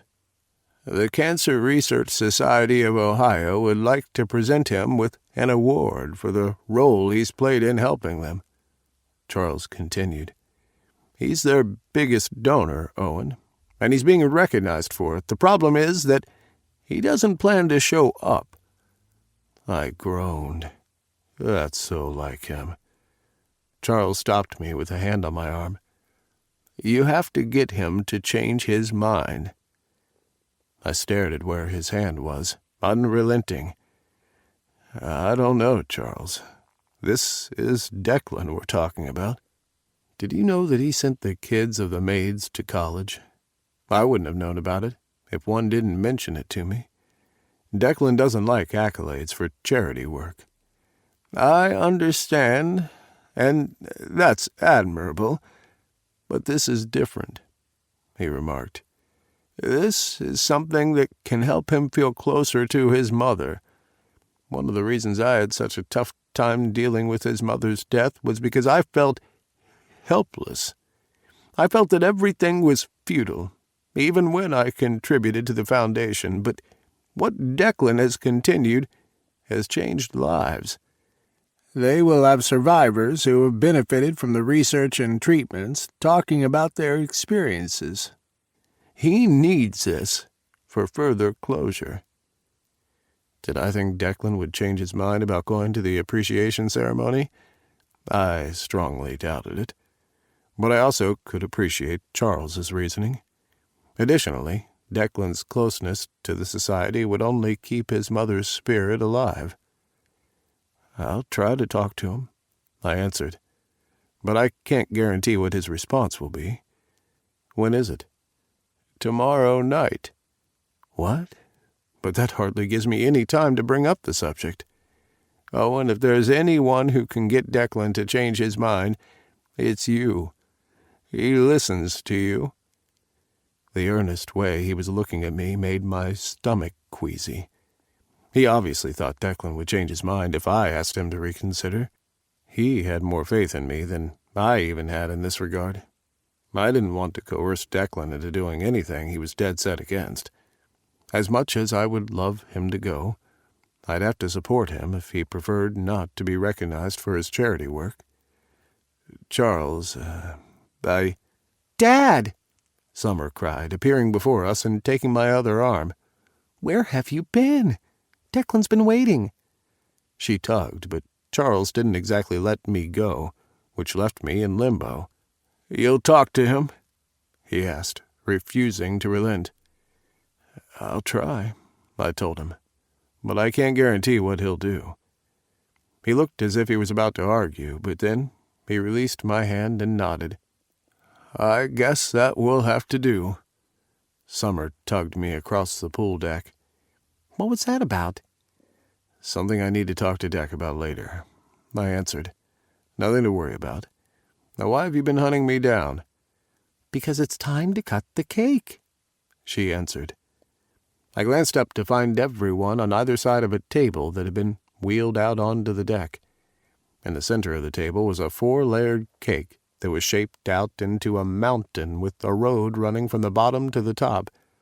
Instead of the top of the cake, The number 47 candle was halfway up the mountain road. The road sign at the bottom of the cake contained the customary, "Happy Birthday, Owen." "This looks fantastic." It did.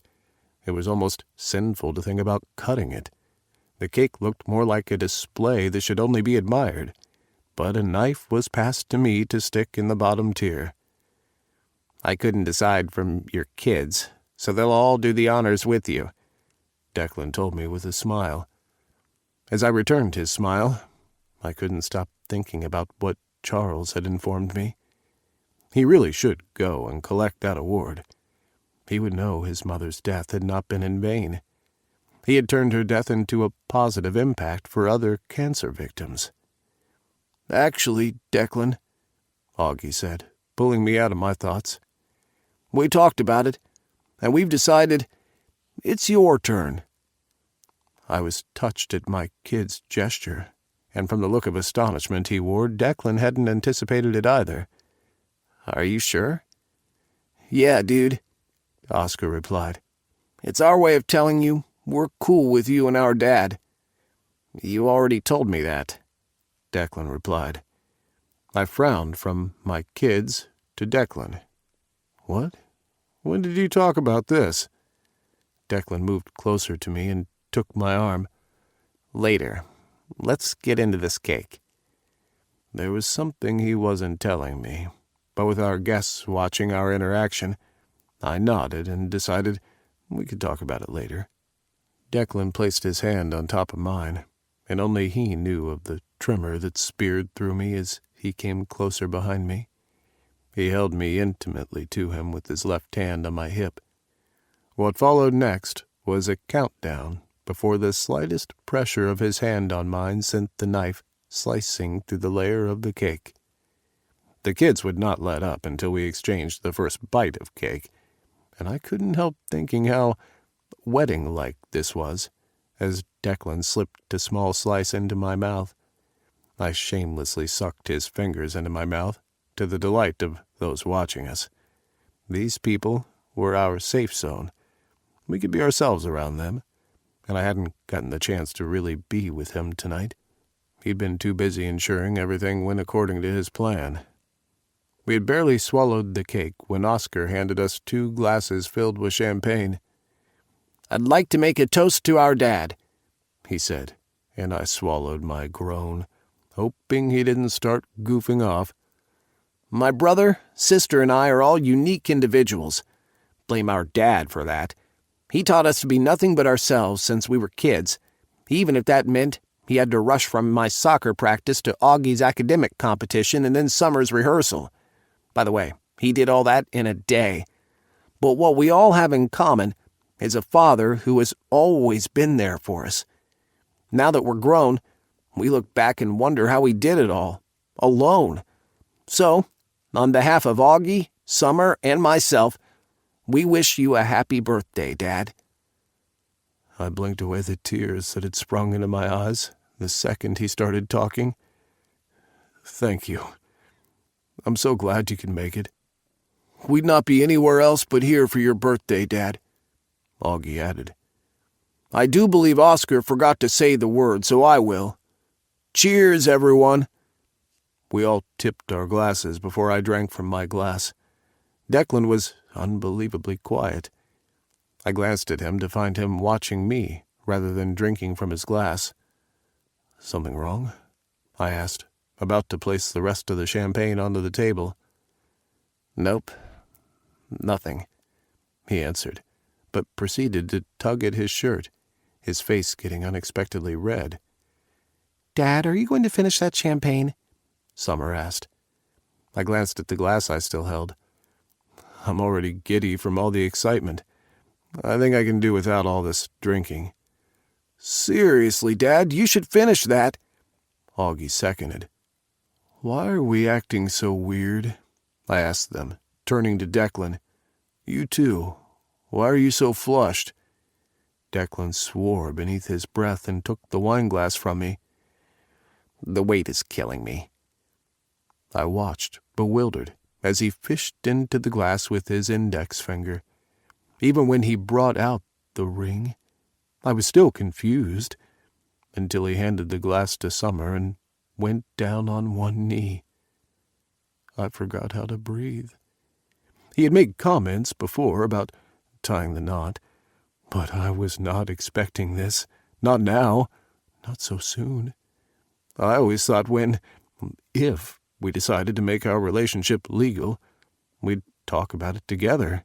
Yet here he was proposing before our friends and family. "Let me get any doubt out of the way first," he said, staring up at me, and I couldn't help thinking that kneeling right there on the pool deck was probably not very comfortable.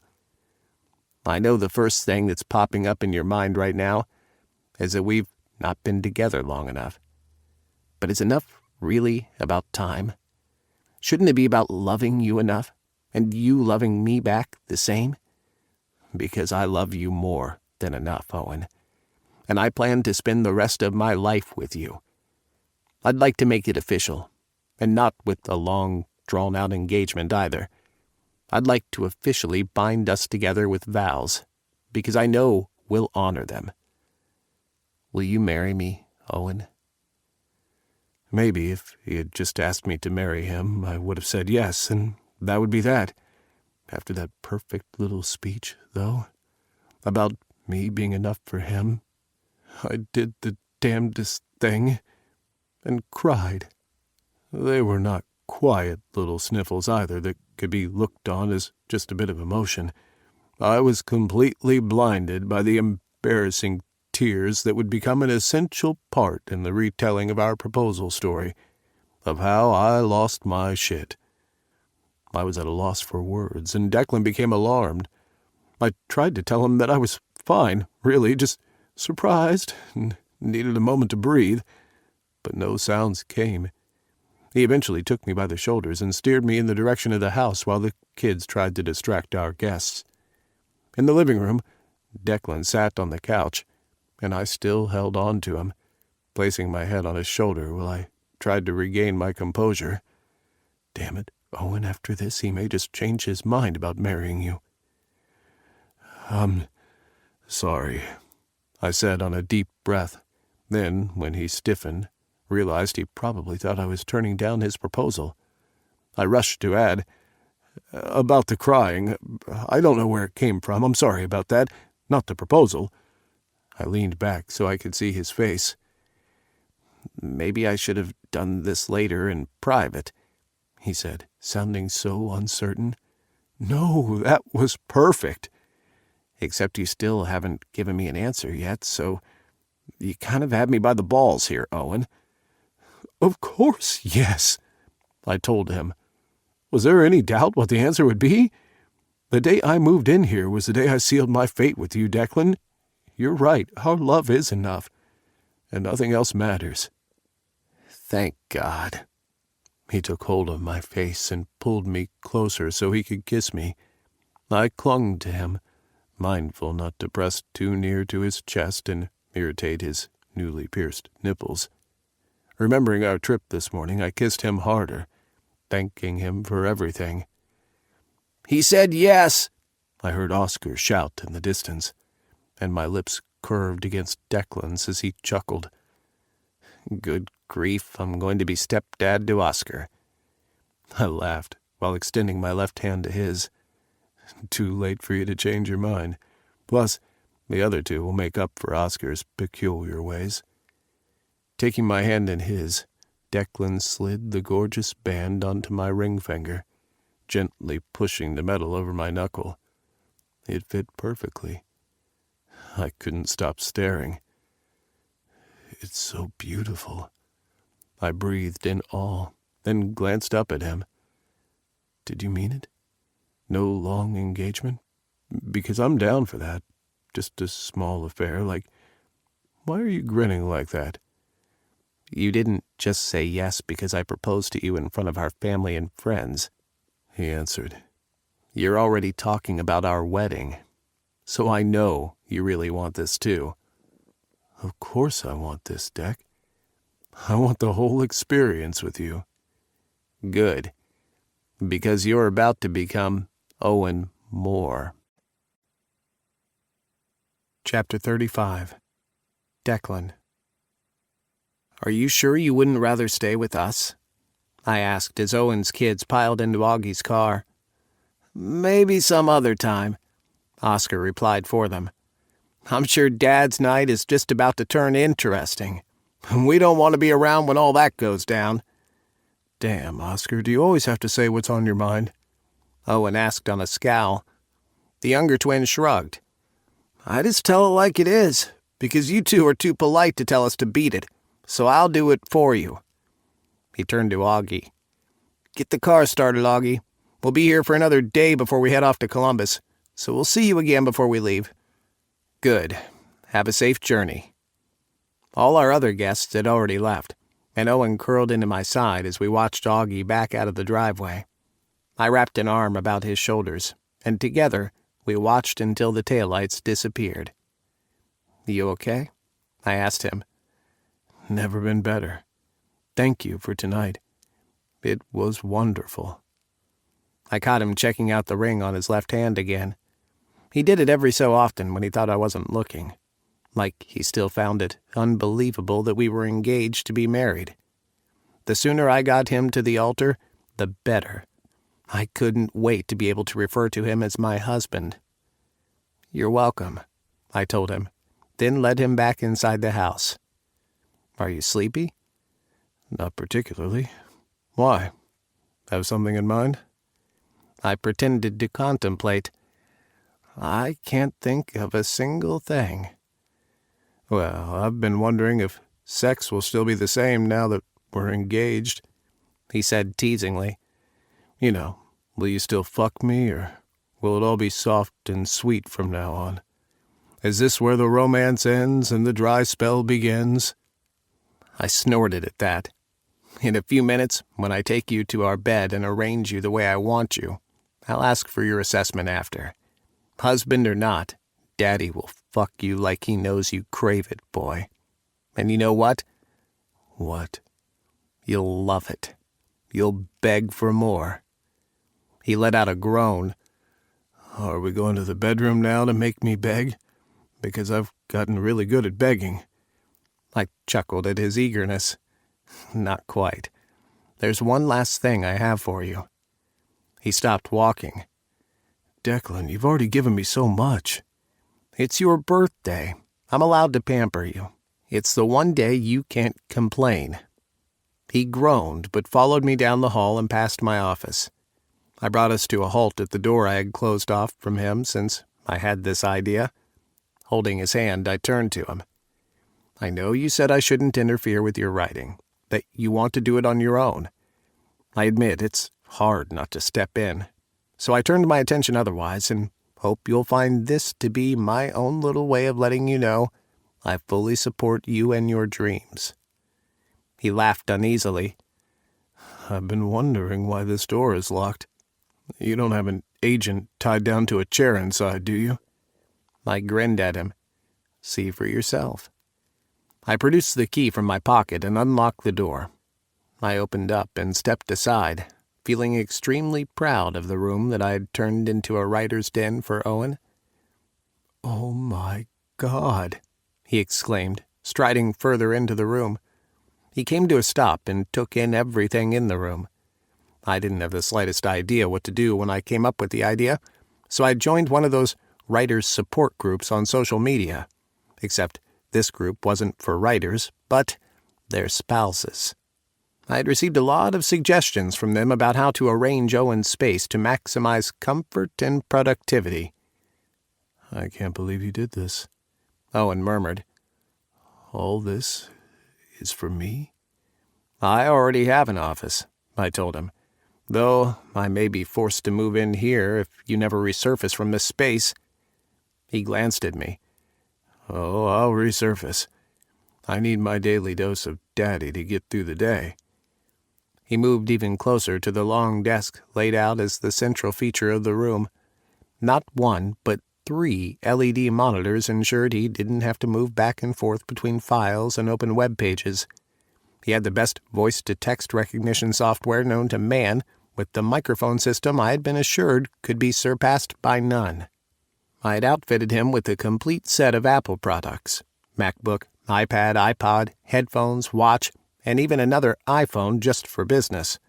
Because I was concerned about him forgetting to eat at times, he had a mini refrigerator so he could at least keep hydrated. Another side of the room was arranged as a sitting, relaxing corner.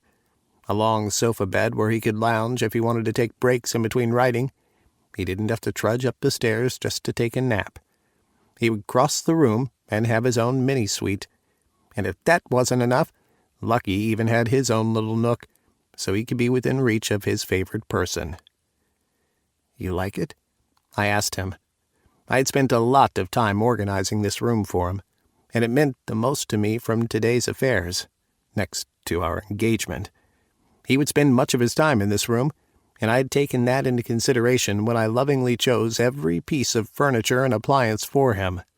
Everything was selected for his comfort. "Oh, Deck, this is too much." "There's nothing that's too much to give to you," I assured him. "I plan to encourage your dreams until you believe in you as much as I do." He sucked in a deep breath, and his eyes widened. His nostrils flared. "Oh, God, what if I'm in way over my head, Deck? You made all this so real. What if you're so successful you become wealthier than me?" I finished for him. His jaw dropped open. "I doubt that will happen, but that would be something, wouldn't it? You'd have no need to take care of me then." I walked over to him and wrapped my arms loosely around his waist. "Wrong. I'll still be taking care of you then. Get used to it." He leaned into me, turned his head, and kissed me. "Thank you for everything. Tonight surpassed anything I could have dreamed of." "And it's just about to get better. Now it's time for the begging you're so fond of. You can test out your new office tomorrow." Since we had already closed up for the night after the caterers left, Owen and I headed upstairs to our bedroom. I teased him just enough to whet his appetite, my hand cupping his shoulders, sliding down his back, feeling the play of muscles there before dipping to grab his ass. By the time we entered the room and I closed the door behind us, his heavy breathing was audible. "So, you wanted to know if the sex would change?" I hummed, backing him toward the bed. "Are you ready to find out?" "Oh, yeah," he answered. "I'm always ready when you are, Daddy." Good. I didn't come to a halt until he had no choice but to sit back hard onto the bed. "Because it's your birthday, you get a special treat." He blinked several times. "Yeah? What is it?" "You get to choose something from our assortment of toys to use tonight." I told him. "What do you crave? A, my hand against your naked ass. B, the shiny new butt plug I bought so you can keep my seed inside you longer. C, the fat dildo you picked out from that sex website. What is it going to be, boy?" I reached for his crotch to cup him, squeezing his erection hard. Dirty boy that he was, he hadn't even needed much to be turned on. "I choose D," he panted. I smiled at him, amused. "There's no D, boy." "Yes, there is. All of the above." "Declan," Owen said later as he settled back against me, and his voice was so serious that I opened my eyes. We had truly explored option D, and the experience had left us both mellow. After the rough rounds of sex, I now held him tenderly to me, stroking him affectionately. "Tonight was perfect in every way," he answered. "And I hope I'm not about to mess it up. But I promised your dad I'd at least talk to you." "Talk to me? About what?" No sooner than the words came out of my mouth than I figured out the direction this conversation was heading. "Owen, Charles and I already spoke about my feelings with regards to this. He pressed a hand to my shoulder. I know, and I don't want you to get upset about it, but having him explain why it meant so much to him, I really think you should go. Why? I demanded. To take credit for doing exactly what? Thousands of people are still being diagnosed with cancer and are dying from it every day. There's nothing for us to celebrate. He gasped and sat up in bed. Is that what you really think? Because that's not true. Yes, people are still being diagnosed and people are still dying from cancer at an alarming rate. But there are survivors. The technology is developing and lives have been saved. I know it looks grim from where we are standing, but if the help you've given has saved even one life, that's nothing to scoff at. One life out of thousands? Hundreds of thousands? Declan. He sighed my name and reached over to stroke my face. To someone, one person might mean the world. Think about it. If I was in that position and someone else's assistance made it possible for me to be a survivor, how would that make you feel? My kids. One survivor is still enough. And I'm sure there are more than just one. Your father says many aided by the treatment options now available to them through your funding will be there. Your mother's death was not in vain. I drew in a painful breath, seeing my mother's gaunt face clearly for the first time in a long while. I don't know, Owen. He shuffled down to lie beside me again, shifting on his side to observe what he could of my face in the room. What is it that you're really afraid of, Dak? Nothing, I replied quickly. Too quickly. Owen didn't respond, just lay there beside me, waiting. I could have pretended he had fallen asleep, or that I had, but when I'd opened my heart and home to this man, I'd given him access to everything. I've always donated, but never attended their events, I confessed, throat tightening as I sought to explain. When I took too long to continue, his hand searched for mine. He laced our fingers together, and feeling the metal of his engagement ring was what gave me the words. Humility only has a small part to play in it. Truth is that I'm not sure how I will react, being at a function that will bring back so many memories, seeing the survivors, and wondering why my mother couldn't be among them. Why did she have to be one of the unlucky ones? And that thinking would just be wrong, you know? He sighed and squeezed my hand. There's nothing wrong with the way you feel. It's a natural reaction, and it shouldn't stop you from growing. Declan, your mother would be so proud of you. You know that, don't you? I mean, I'm just your lover, and I am so damn proud of you. As Owen's words seeped into my consciousness, I believed them. They weren't words I heard often. I knew I'd had success in business, and I'd done a whole lot of good that no one else knew about. But I was rarely ever told those words. I'm proud of you. To hear them from Owen made me feel like I could brave going to this function. I could accept that award and give an acceptance speech about what it meant to me. I could, because he would be there with me. I don't want to force you to do anything you don't want to, he said softly. But I want you to give it some thought and decide again in the morning. He leaned forward and kissed me, missing my mouth and landing somewhere on my chin. I love you, Declan.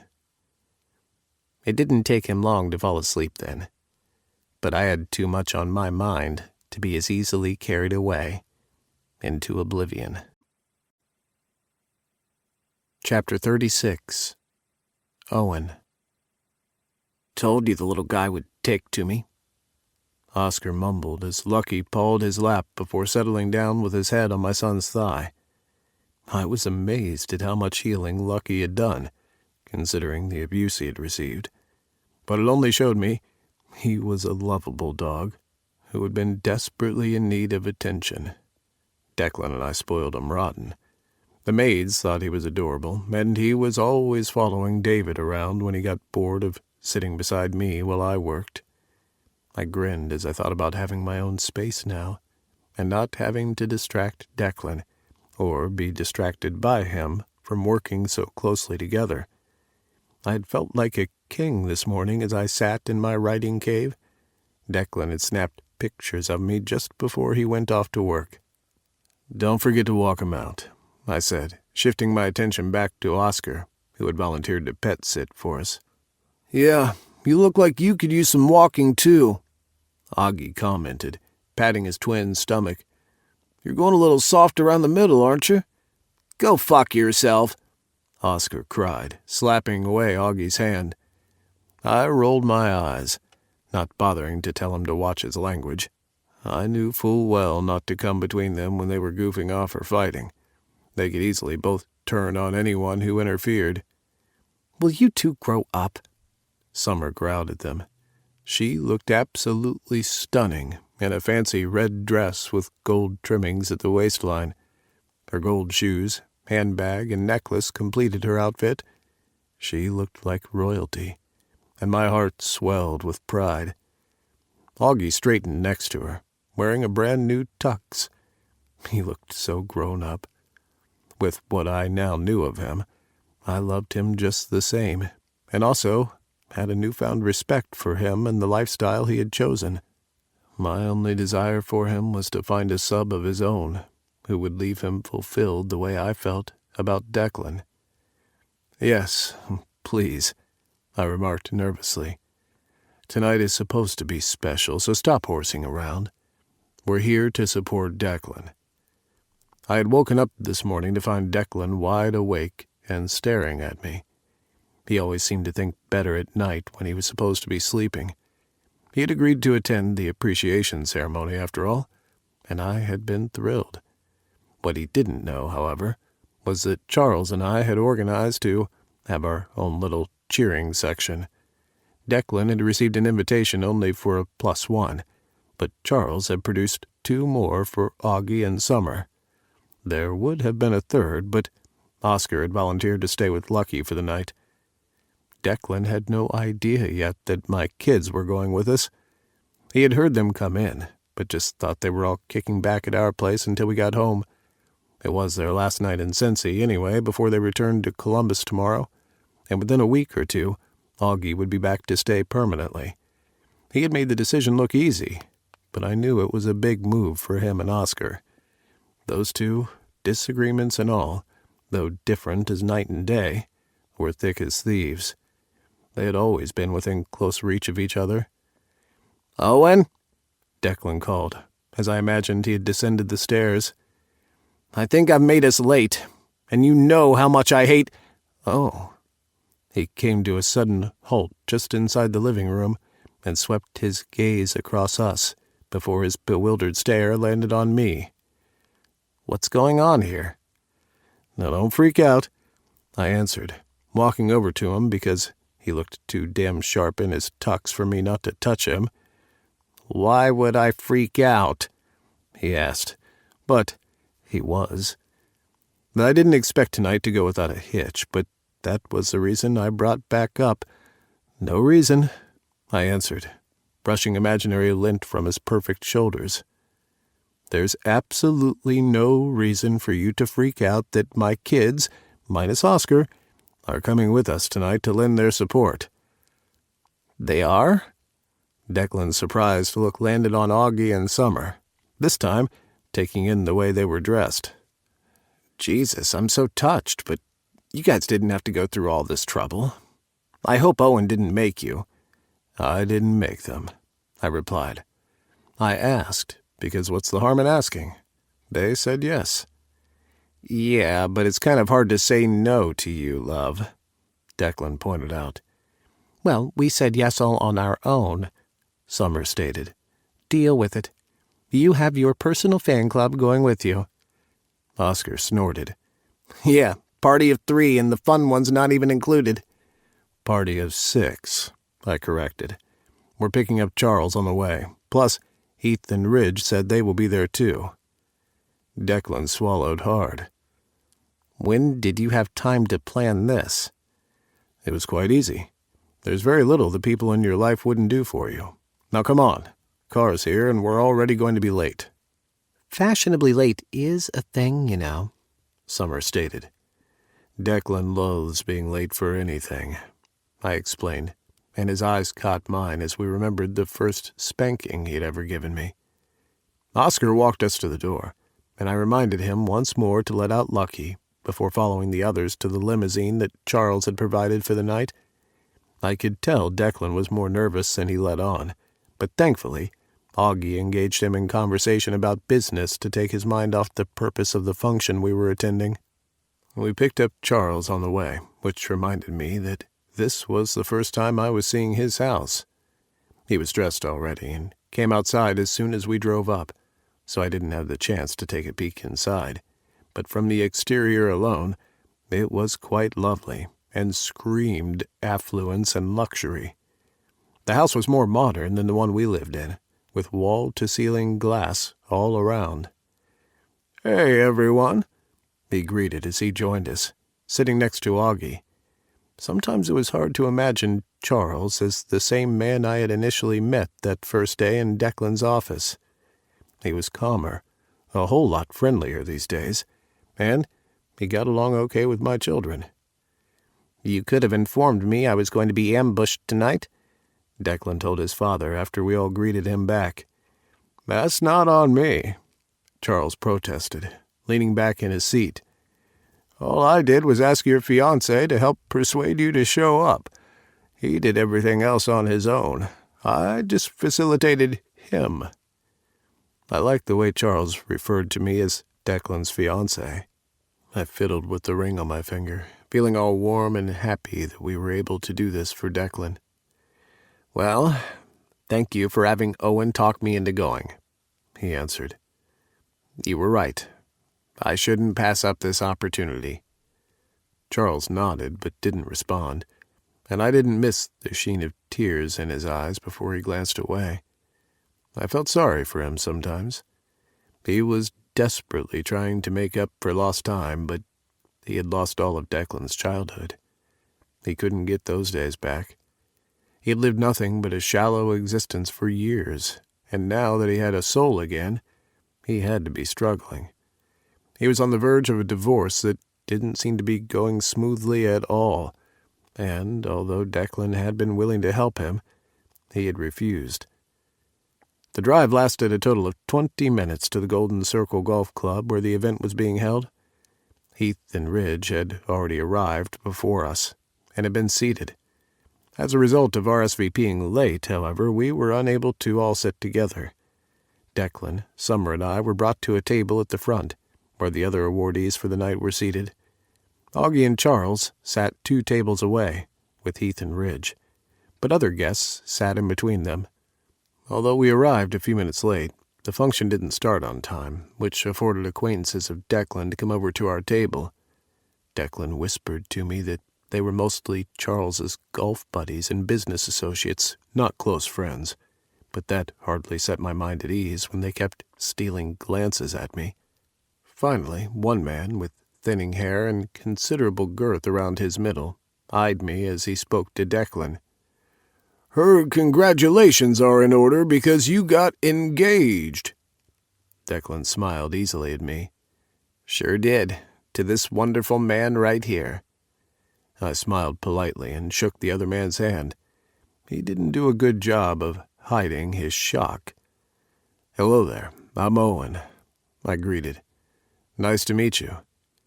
He mumbled something I didn't quite catch before he suddenly remembered he had something to do. "Jackass," Summer muttered, and I chuckled. "We're in polite company," I reminded her. Declan squeezed my thigh. "Now, I'm inclined to agree. Jackass." He leaned sideways and kissed my cheek. "Don't let them get to you tonight." These high society types can be full of themselves, but they're usually painfully polite. If anyone crosses the line with you, do let me know, so I can set them straight. I had no intention of doing anything of the sort, but I nodded. Thankfully, the event commenced shortly after. It started out as a long, drawn-out affair, with addresses by different sponsors of the event, in addition to the mayor, who was in attendance. The most fascinating parts were from a member of the Cancer Research Society, who gave a presentation on what they had been working on over the years, and the breakthroughs they had so far. Afterward, there was another slideshow presentation of cancer patients who the research had helped. I tried to keep in tune with Declan's emotions, taking his hand in mine as we watched the proceedings unfold. I was deeply humbled at the experience of being there and learning about the illness that had caused the love of my life to lose his mother. Eventually, he allowed himself to relax, which placed me at ease to enjoy the night's activities. At one point, I excused myself to use the restroom. I wasn't even gone that long, but by the time I returned to my seat, I was surprised to find Declan gone. Summer was looking toward the exit, her face full of worry. "Where is he?" I whispered. "He went through that door." She pointed to the door at the back of the room where the function was being held. "They were showing pictures of those who had succumbed to cancer this year, and he bolted. You have to get him back. He's up soon." I went after Declan, hoping he hadn't disappeared on me like he had done the night he had been terribly ill at my home. I wound my way through the tables until I reached the exit. I came to a halt out in the hall and breathed a sigh of relief when I spotted him pacing back and forth.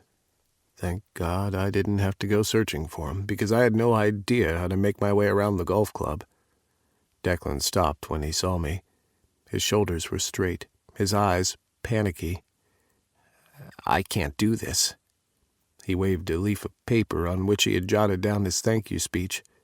I had scanned the speech for him, so I knew it was pretty good, short and to the point. "Declan," I said his name with empathy, approaching him, and when I was close enough, I drew him to me, not caring who saw us. We were engaged anyway, and even if we weren't, it was nobody's business. I pulled his head onto my shoulder, keeping him there with my hand at the back of his neck. He sighed into me, his right arm coming around my waist as he made use of my support. "It's confronting it all over again," he whispered hoarsely. "It's been so long, Owen. Why am I not over it yet?" "You lost your mother when you were young, Deck," I reminded him. "Nobody's going to hold it against you if you still miss her. You don't have to play tough in there. Just be you." "If I am myself right now, I'll not be strong enough to make it to the speech." "Do you want me to go up there for you?" I volunteered, even though I hated being the center of anyone's attention other than Declan's. "You'd do that?" he asked, raising his head. "Of course I would." That made him smile. "That's all right. I think I can manage it by myself. I'll be inside in a few. Just need a few minutes of fresh air." I nodded my understanding. "Okay, I'll be inside, waiting." Chapter 37. Declan. I watched fondly as Owen walked back into the room, the lighting setting off the gray in his hair. Since we were together, I had showered him with gifts, but none held as much significance of what he had done for me tonight. Not only had he persuaded me to be present at the event, but he had organized in such a short time to have my friends and our family here for support. He tried to make it seem like it wasn't a big deal, but I had some idea. For one, I doubted his kids had brought formal attire with them from Columbus, which meant they had spent the day trying to find something to wear to the function. Heath and Ridge had even left their kinky club to present themselves in polite company, and I knew Heath preferred his leather to the formal attire he was dressed in. I was just about to follow back inside when Charles stepped out of the room. He looked miserable, his eyes red as if he had been crying. He paused when he saw me, his throat working hard with each swallow. "You okay?" I asked him, breaking the silence. "Yeah, been thinking maybe I shouldn't have pushed you to come tonight," he answered. "I didn't expect it to be so tough. I come every year, and they've never done the acknowledgement of those who passed away the previous year." "It's okay. I'm still glad that I am here." "I know it was tough to watch," he stated. "God, I was so wrong for telling you before to get over it when I'm still living every day with the ache in my heart." "Do you suppose it will ever go away?" "It has gotten better," he replied. "It's just a slow process." I nodded, about to inform him that we should get back inside, when Augie appeared. He glanced between me and Charles, but his gaze quickly landed and settled back on Charles. "Declan, they just announced you," he told me. "You need some time?" "No, I'll be fine." The hum of chatter that had started in the room dwindled, and heads swiveled in my direction as I took to the side to walk up to the large stage where I would be required to collect an award that meant very little to me personally. "Ladies and gentlemen, as he makes his way to us, let's give a round of applause to Mr. Declan Moore." The MC announced my appearance. "Mr. Moore has been a staunch supporter of the Cancer Research Initiative for close to 7 years, donating millions of dollars each year toward research and also in the payment of treatment for cancer patients who are unable to afford the care needed.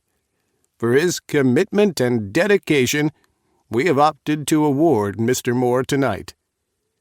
By this time I was on the stage, slowly walking toward the other man, who continued speaking. "I'm going to ask the mayor to assist us in making the presentation." I had been the subject of too many functions to be nervous about standing there before the 100 or so guests in attendance. I shook the mayor's hand, collected a glass pyramid-looking award with words inscribed on the front. The guests cheered, and I could swear I heard Summer's jubilant cry somewhere in there. A couple of pictures later, then came the hardest part. The speech. I wasn't sure that I would be in attendance tonight. I started as I took out the little speech I had written that Owen had gone over for me. He was good with words. I was good with numbers, so it only made sense. I glanced over the room of people, my eyes first landing on Owen's smiling face. He looked so proud, his attention completely riveted on me. Beside him, Summer leaned against her father, also smiling. At their table, Heath had an arm around Ridge, but for once, they weren't sucked into each other. And Augie and Charles were just as focused on the stage. Charles looked pale. His mouth was set in a grim line, and on top of the table, Augie had a hand covering his in support.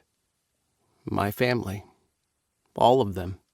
They gave me the courage, the peace of mind and comfort to be here tonight. Just be you. I folded up the paper of the carefully written words. I wrote some words that I thought would be safe. Words that touch on the surface and get the job done, but not the words that adequately express what this award means to me tonight. I'm not even certain that I deserve this award. When kindness is extended, it's not to be done with the expectation of receiving anything back. So I was hesitant in coming here today. But my wonderful fiancé reminded me of what all this truly means. I glanced at Owen, whose face turned a shade of red as heads swiveled, following my stare to land on him. Beside him, Summer beamed. God, she was gorgeous in the way she supported us. You see, when I was 5 years old, the most tragic thing happened to me. I continued, regaining their attention. This time I passed my gaze over the table where the cancer survivors in attendance were seated. I lost someone important to me to cancer. My mother. I expected the tightness in my chest, the stinging in my eyes and nostrils, but this time the symptoms of my grief didn't manifest itself. For a long time I was devastated, and as soon as I got the opportunity, there was no question about supporting the initiative of the Cancer Research Institute. I kept thinking that I'd do everything I could to help beat this ugly disease that rips our loved ones away from us way too soon. As my fiancé reminded me yesterday, that some good came out of my mother's death. The lives that have been saved because of the continuation of research and the funding of treatments for those who generally wouldn't be able to afford it. And it's in her memory that I continue to pledge my support for this worthy cause. And before I go, there's one individual who deserves a mention. I rested my gaze on Charles, who stared back at me.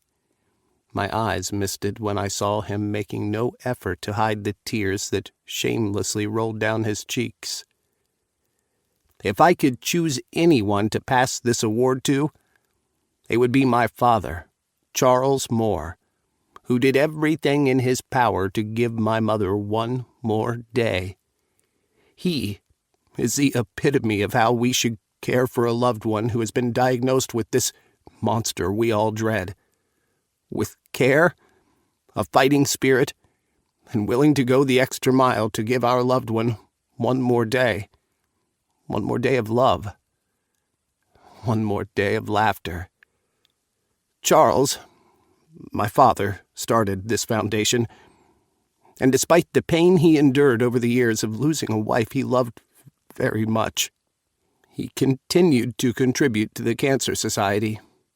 He did it silently and without fanfare, but that he did, paving the way for the man I am today, with a like-minded desire to see more cancer survivors and playing a part in giving others one more day.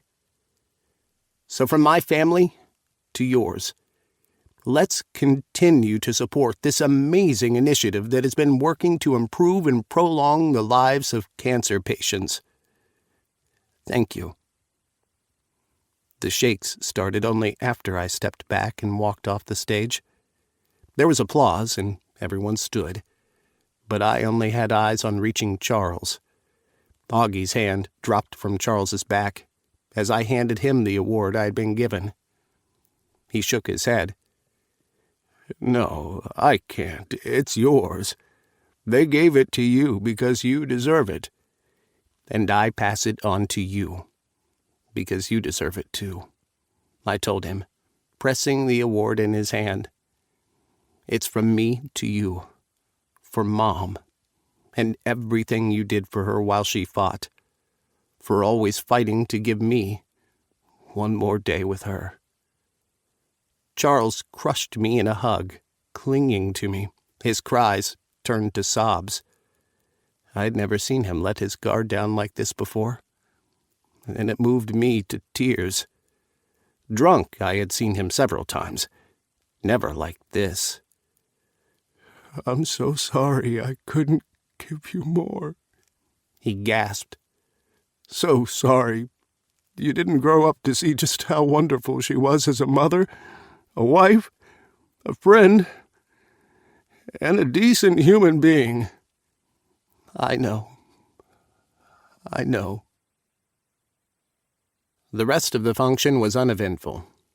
As soon as I sat back in my seat, Owen kissed me and told me how moved he was by my speech. At one point, Charles got up, still apparently distraught, and I made to go after him, but I didn't need to.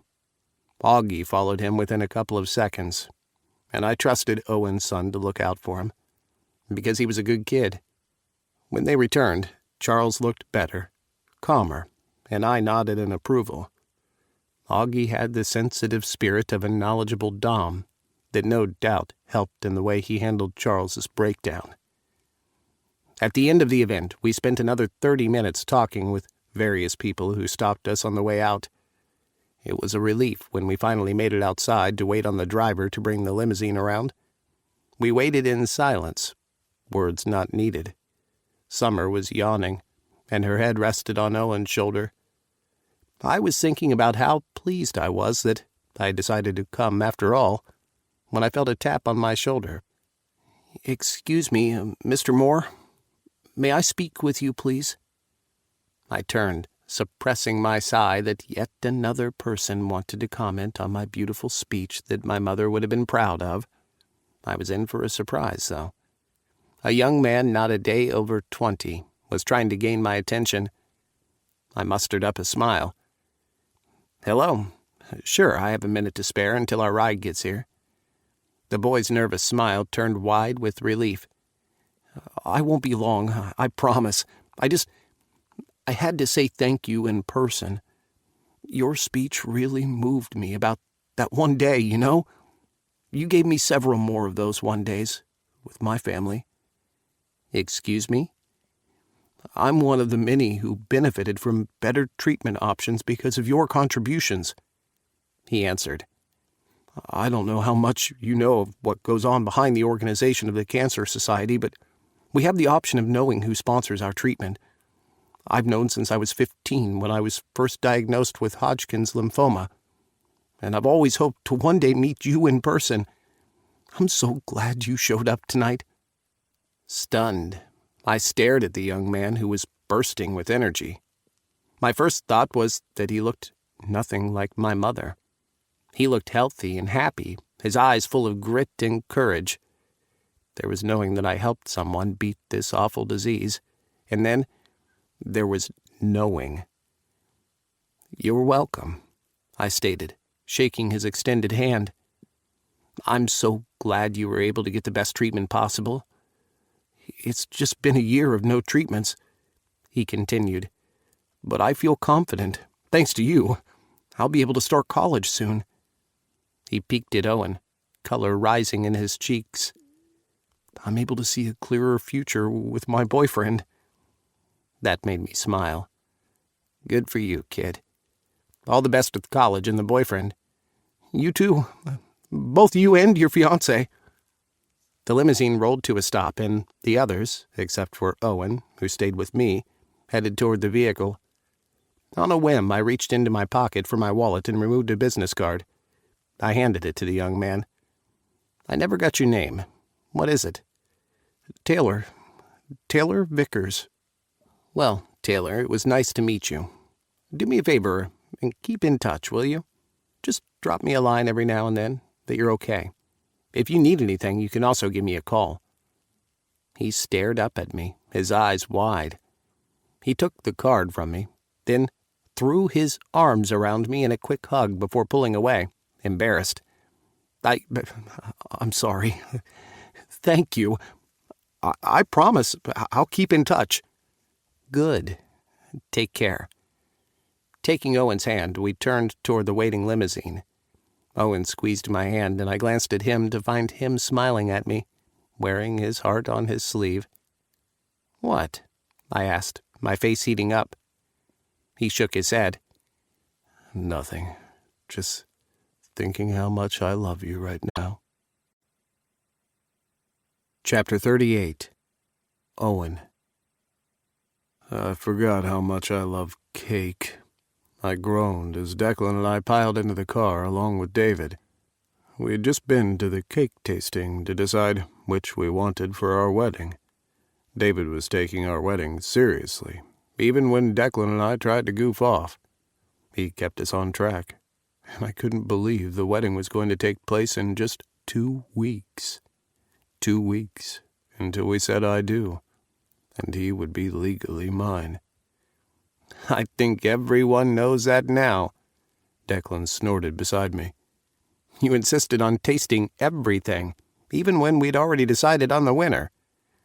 "I just had to make sure," I replied. But he was right. The maple, pecan, and pecan praline flavor and filling had been quite perfect. It had been an instant hit for all 3 of us. Declan apparently had more expertise in this than me because of his father's many weddings, and he was able to guide me into agreeing with an arrangement for our cake. A blue and white 3-tier cake, with each tier wrapped in a bow of the colors of the pride flag. The edible ink phrase, "All we need is love," topped off the finishing. The cake is just perfect, David added, flipping through the tablet he had on his lap. Declan had gifted his butler, our wedding planner, with the device to help him better organize our wedding, instead of the thick folder he had, which only got bigger and bigger. "And next up is," I asked. "Fitting your tuxes, but that's a couple of days away," David answered. "I'd say that we're pretty much on track. We should be closing our guest list any day now. There are just a few people who have not RSVP'd to confirm as yet." I fell silent because some of those people were my own family members. I had no idea why I had even bothered to send them invitations, because it wasn't like I anticipated them showing up. They had all made it clear before how they felt about my lifestyle and that of my kids. I had reached out to them once more, though, because this was their opportunity to show me that, over the years, they had changed. I should have known better. On the ride home, we decided on party favors for our guests, turned down the registry since we hardly needed anything, and went through our track list for the wedding reception. David had already taken care of the officiant, the floral arrangements, most things, really. I was amazed at how efficient he already was for a guy who hadn't finished his diploma in events planning. He definitely had a knack for it. "And since you decided not to recite the traditional vows," David told us as our driver parked before our home, "don't wait until the last minute to write your own." "We have to write the vows?" Declan asked. "Shouldn't we be able to speak freely on the spot?" "A wedding can be so overwhelming that the words don't come the way we'd want them. Picture Owen walking down the aisle, and all your thoughts have scattered because you're finally marrying the man of your dreams. Do you trust yourself to remember exactly what to say?" With that, David got out of the car and headed for the house. Declan turned to me with an amused expression. "I bet you didn't write vows for your first wedding, did you?" "Nope, we used traditional vows. You should listen to David and write yours. I do plan to rob you of speech that day." "If you do, I won't be able to read the speech anyway," he said on a small laugh. "I'm telling you, I don't need to write down my vows to you." "All right, then. It'll just be you and me and our 50 or so guests. I thought we'd have 25 max, but you and Charles know a lot of people." "And half of them haven't even made it on the guest list," he reminded me. "See, we're keeping it small and intimate, the way you wanted." I reached out a hand to tug at his tie a little. He was due back at work and had only taken a couple of hours off to go cake tasting with me. Even though I had told him I could do it on my own, he had insisted on being there. "What's that sound for?" he asked. "Are we doing something wrong with this wedding that you don't want?" "Oh, no, not that," I quickly assured him. "David is rather good at this, don't you think?" "He is. Now will you tell me what's wrong?" I sighed. "My parents haven't called to confirm whether they will be coming or not. I guess that's safe to say they aren't coming, isn't it?" His hand covered mine. "Give me the address, and I'll get them here." I chuckled. "That's not the way it works. You can't make them come." "Want to bet?" "Well, they should want to come. I don't want you coercing them." He squeezed my hand. "I'm sorry if they let you down." "Yeah, me too. I'm thinking of calling them, you know. I mean, why should they get to turn me down so easily by not responding?" "You think it's worth the trouble of getting hurt?" "It's going to stink either way. I might as well get it over with, rather than to wonder if the invitations got lost in the mail or something." Declan raised his eyebrows in disbelief. Yeah, I didn't believe that for a minute either. "Okay, just keep me posted." He kissed me swiftly. "I need to get back to work.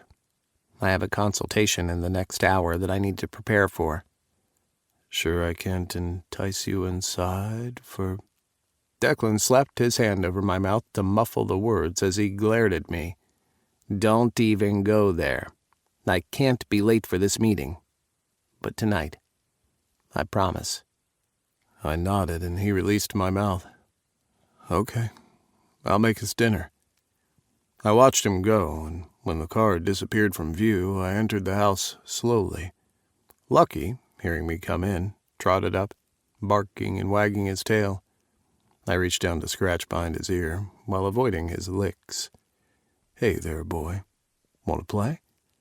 He yipped, chasing his tail, which made me laugh. He was such a comical dog, and we loved him to bits.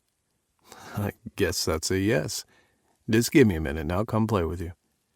I patted his head before heading for my writing cave, Lucky in step beside me. Once I entered the office, I took up my business phone, because the last thing I wanted was for Mother to recognize my number and deliberately not answer the call.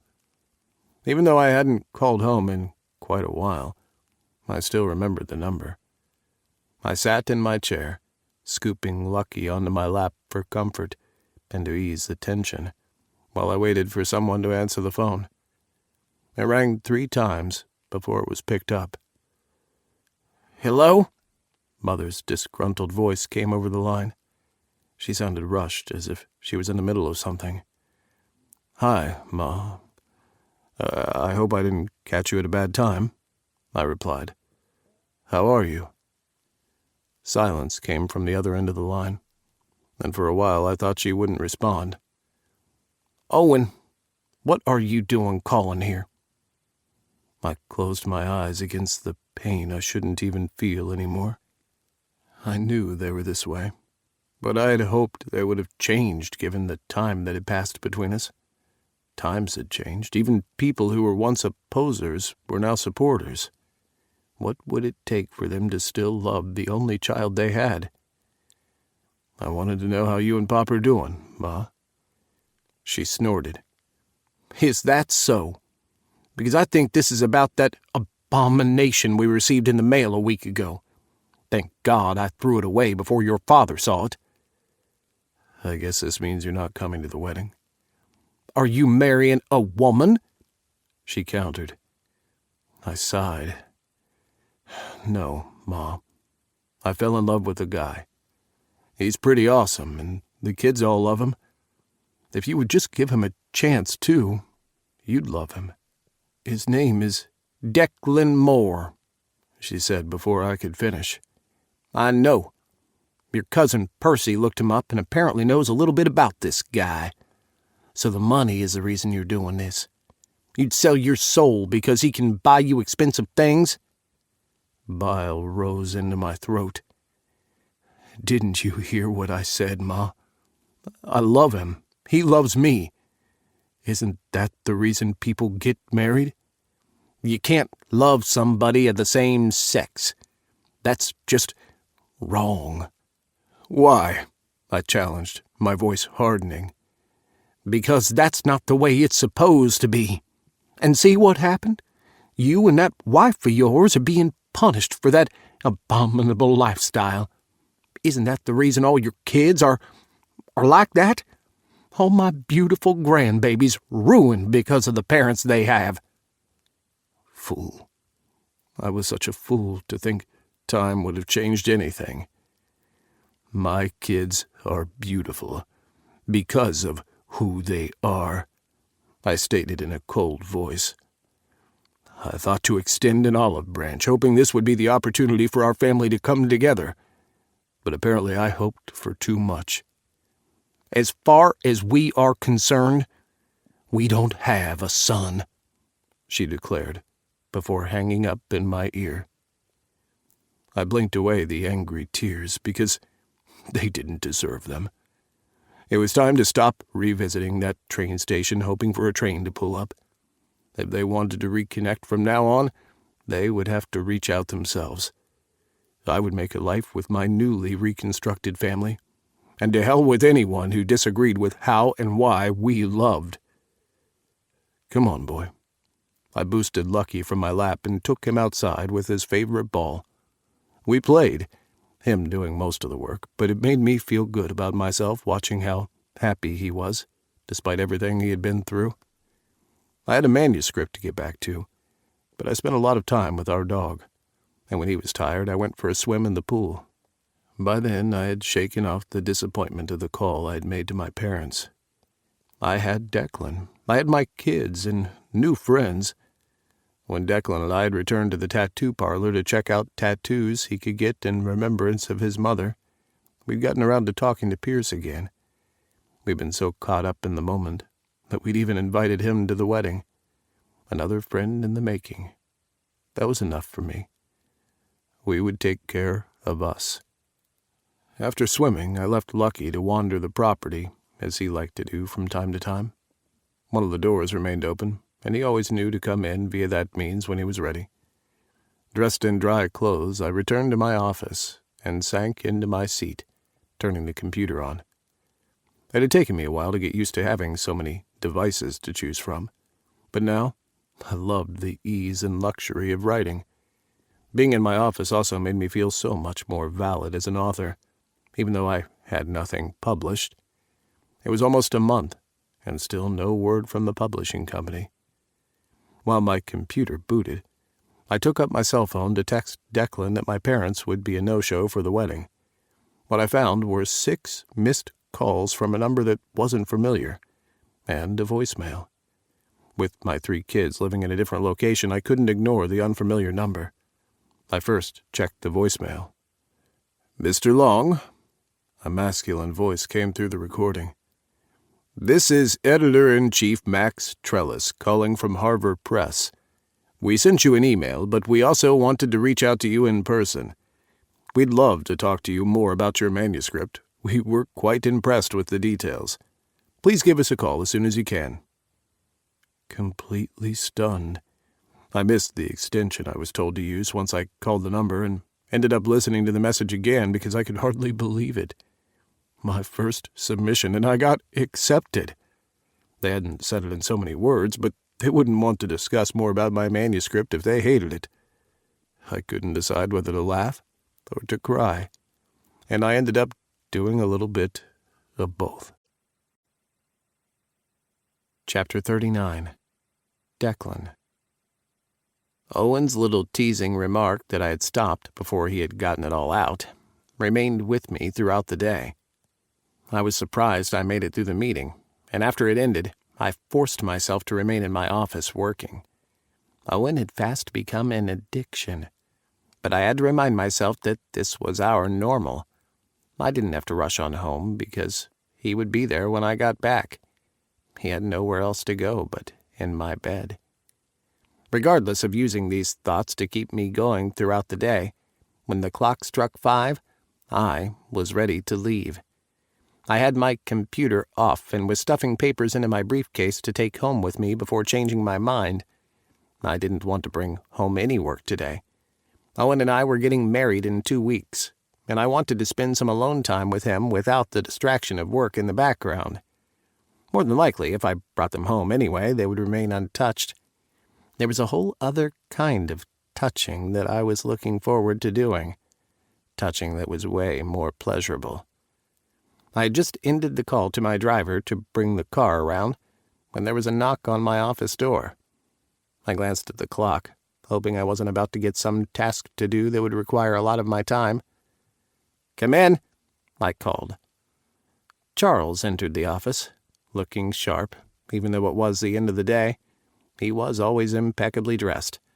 While his attitude had improved a lot, when it came to his appearance, he was quite anal about it. God forbid anyone saw him looking anything but at his best. Something about his appearance worried me, though. He had some confused bewilderment about him the last few days he had been to my office. He had assured me he was handling his divorce with Poppy, but I wasn't certain he was doing a good job of it. He looked wanner these days, more pensive and secretive. Charles wasn't usually the secretive type. He lived out his flamboyant affairs and laid-back lifestyle in the open for everyone to see, so this side of him had me concerned. "You're leaving," he stated without closing the door, and because I heard the disappointment in his tone, I stopped packing. "About to," I answered. "Is something wrong? Close the door, and let's talk. How's the divorce going?" He closed the door, his face set in a grimace as he came over to sit on the chair directly in front of my desk. He carefully arranged his jacket without even realizing what he was doing. "To be honest, the divorce is anything but smooth," he answered with a sigh. "And she's convinced the judge at the last hearing that she's in a fragile state and unable to handle a divorce at this stage, so they pushed back the hearing until after the baby has safely entered the world." Poor, unsuspecting child. I empathized. Nobody deserved a manipulating mother like that. What kind of life would that baby have? "She's definitely not fit to raise the child after carrying that baby girl into the world." "It's a girl?" I asked. He nodded with a smile. "She called me up a few days ago, asking me for help to take her to her appointment. She isn't supposed to be driving, and because I didn't want her to attempt it and endanger the baby, I took her." I frowned at the wistfulness in his tone. "Charles, you're not thinking about dropping the divorce and trying to make your relationship work with Poppy, are you? Because I'm telling you that you don't have to prove anything to me." "It's not that." "Then what is it?" He sighed and shook his head. "It's stupid." "Well, I've seen you do stupid things for a long time. I'm used to it. So tell me." "I want the child," he said, managing to shock me. "Now hear me out. I'm not going to do anything to claim her child. It's just how I've felt since she told me about the baby and tried to convince me it was mine. It didn't matter to me then, and it doesn't matter to me now. But I know if I make my interest known, she will constantly use the baby against me." "Yes," I agreed. "That she would." "And besides, with the way everything is going, what would I do with the child, anyway? I never had the touch your mother did." "I don't necessarily agree," I said. "I remember you being pretty damn good at being a father, up until everything fell apart." That got me a little smile from him. "Thanks for trying to make me feel better." "I'm not. It's just the truth." "Okay." He slid down in the chair and stared at his shoes. "That's not exactly why I came to talk to you." "No?" He pinched the bridge of his nose and stared at his shoes still. "No, it's just a delicate matter. I don't want to offend you. I'm just curious and a bit confused right now." I straightened up in my chair, preparing for whatever it was that I wasn't intended to like based on his tone. "Just tell me, and we'll decide how offended I am after." How did you know you were gay?" I blinked at him, then stared because his question took me by surprise. "What?" "It's a valid question," he said. "I mean, how could you be certain?" He sounded serious about the whole thing, so I pushed down my bewilderment at where the question was coming from and tried to answer. Well, I guess I pretty much knew it before I even knew it. I mean, girls never did anything at all for me. Sure, I could see when they were cute back then, but all I could think about was kissing some boy I liked back in middle school. I pretty much knew then." "Oh." His frown deepened. "I guess it's more complicated if you like both, right? I mean, how can you be sure?" "You don't have to choose," I replied. "I mean, Owen's bi. It's either you have feelings for men and women both, or you don't. But why are you asking me this now?" "I explored in college." He started to answer even before I finished the question.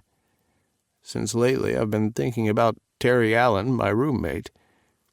Terry was gay." "It's okay, Dad. Many people experiment in college." "You don't understand. Back then, things were more complicated. We didn't have this support of equal rights as you do now. Terry wanted more. I backed off and chalked it down to experimenting. And I fell in love with your mom. I didn't want anyone else." After my mind went around in several circles, I believed I stumbled upon my father's dilemma. "Are you telling me that—" "I don't know," he answered. "That's why I ask, how do you know? There's this guy I've been having these weird feelings about, and nothing will come of it because I know how wrong it is, but the feelings are there." I frowned at him. "Dad, it's not wrong to have feelings for another man." "I know that. It's just that it would be so wrong to get involved with him. So wrong." "Why?" "Because—" He trailed off, then got to his feet. "It doesn't matter. Forget I said anything. I'm clearly out of it. Of course I'm not bisexual. I would have known by now." "Unless you've been in denial," I said gently. He grinned at me, but I saw the panic in his eyes. "Nope, no denial here. We know how much I love pussy, right?" I scowled at him. "What the fuck, Charles? You don't have to prove anything to me by deliberately being crude." He scrubbed at his face. "Shit, you're right, I know. Look, just drop this. Are you planning a bachelor party?" I didn't want to drop the subject, but for now, I agreed. I needed the time to think about what Charles had revealed today, and he needed more time to come to terms with his new self-discovery. "No, we don't want a bachelor's party. I've seen too many, remember?" "It doesn't have to include strippers," he replied. "You've held so many bachelor parties for me, I have to throw one for you." "We've already decided, Charles. No party. Owen and I will spend that time together. We'll have our rehearsal dinner, and that's enough." "Fine. Do you need me to help with anything for the wedding?" I snapped my briefcase shut. "Nope. David has everything taken care of. He's like a one-man show that can't be stopped." "I still think you should have hired a professional to plan your wedding." I didn't even take offense to him. "David is doing a great job. I bet after seeing ours, you'll want him to plan your next." Charles's scowl was priceless, and I laughed as we walked out of my office. "I'm never marrying again," he professed as I locked up. "Uh-huh. Let's see if that guy you don't want to mention feels the same." I felt the daggers of Charles's eyes boring into me as I headed for the elevator. It felt so good to tease him good-naturedly. It reminded me of the relationship Owen had with his children. The car was already parked at the front of the building. It was mostly a quiet drive home as usual, which had become my new normal. No more chatting like I did with Silas. I didn't mind, though, because the new driver was at least polite and did his job well. It wasn't his fault he couldn't morph into Silas. And from what I could tell of my former driver from Owen's birthday party, he was enjoying his vacation. I was quite positive he wouldn't be back any time soon. I found Lucky napping outside, and I tried to tiptoe by him so I didn't disturb his beauty sleep, but his nose twitched, his eyes opened, and then he was up on his 3 good legs. He crashed into me, barking, and I laughed. Our little guy had definitely brought color into our lives. He mouthed the ball Owen had left out and nudged it toward me. "At least let me get out of all these stuffy clothes first," I told him. He wasn't patient, though, and with a sigh I placed my briefcase on the paved ground and grasped the ball. "Okay, just a couple of rounds, then I must go smooch your master." The look on the dog's face was utter disgust, although that was probably my imagination.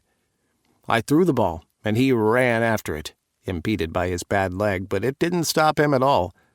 Owen and I were looking into the pros and cons of having him go through the surgery to correct the problem with his leg. I dropped to my haunches when he had the ball and patted my thighs. "Bring it here. Good boy." "You could at least change first," Owen said, walking toward us from the side door he would have left open for Lucky to come in and out of, as his heart pleased. I smiled at him walking toward me, wearing faded jeans and a tank top. I tried to bargain with him, I answered, throwing the ball. He wouldn't let me. While Lucky ran after the ball, Owen walked right into my arms for the customary greeting kiss we exchanged whenever I got home from work. It was the same kiss I dropped on his lips when I left home in the morning as well, and he was still sleeping. He had a tendency to sneak down to his office in the middle of the night and crawl back into bed late, which meant he was barely lucid when I went to work in the morning. After spanking him 3 days in a row for leaving our bed in the night, I'd given up and accepted he enjoyed working at night without me distracting him. I just asked him to come back to bed sooner, as I worried about him not getting enough sleep. Owen's hands curled into my shirt, and he brushed his thumbs lightly over my nipples. I moaned into his mouth. My nipples would still need more healing time, but they were less tender, and he had fun touching them every now and then. I couldn't wait for them to be completely healed so he could get to toying with them. I moaned in between his kisses. I like where this is going. He kissed me deeply. I have good news. Really, really good news. I eased back to peer into his face. His eyes were shining with excitement he could barely contain. Your parents are coming to our wedding? He shook his head, his smile failing just a tad. No, they're still not coming. My mother practically told me that they no longer have a son. So that's that. I cupped his face. I'm so sorry about that. It's honestly their loss. I have an amazing family in you guys. And if they can't accept that, then we don't need them anyway. I know, but it's still tough. Yeah, but you guys are my everything. That's all I really need. At the sudden silence around me, I realized we had been ignoring Lucky, who now walked away, affronted. What's your good news? I pressed. We're getting married tomorrow instead of waiting for 2 weeks? He slapped my stomach lightly. No, the wedding date stays. But I heard from the publishing company. Wow, that's quick. Congrats, babe. I didn't even say I got in. You don't need to say it. You look it. He laughed. Well, yeah. I can't believe I got in on the first try, but it's even better. They want to meet with me in person. Is that customary? No, but they said they wanted to talk to me about a future with their company. Sounds serious. And out of the ordinary, which made me immediately suspicious, but I didn't mention it to him. He hadn't asked for my opinion, and since he had asked me to stay out of this, he would be meeting this publisher alone. Exactly what I thought, he answered. It's a bit nerve-wracking. When and where do you have to go? I asked him. Over the weekend, he replied. Their headquarters is in New York City. They're paying for the hotel, airfare, and everything. Now that made me even more wary. And this company is legit, right? He nodded. As legit as they come. They're one of the big 6 publishing houses. Now you know why I'm so excited that they obviously thought so well of my story that they gave me a personal call. Then we should celebrate tonight. Despite my misgivings, I would support him just as he had asked, and hope the best for him. I kissed him hard. I'm so proud of you. And I was. I wouldn't have my overcritical mind try to pick holes into this publishing house and why their deal with them had to be done in person. Chapter 40. Owen. Pressing a hand to my knees to stop them from shaking, I sat out in the waiting area of the publisher's office building, waiting to be admitted to see my party.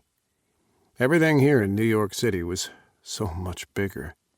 The people seemed larger than life, and even the building seemed to have taken a life of its own. I smiled as I remembered Declan lecturing me last night about the dangers that lurked in the Big Apple. He didn't care how old I was. I'd never been to New York City before, and he wanted to drill into my head that the city was different.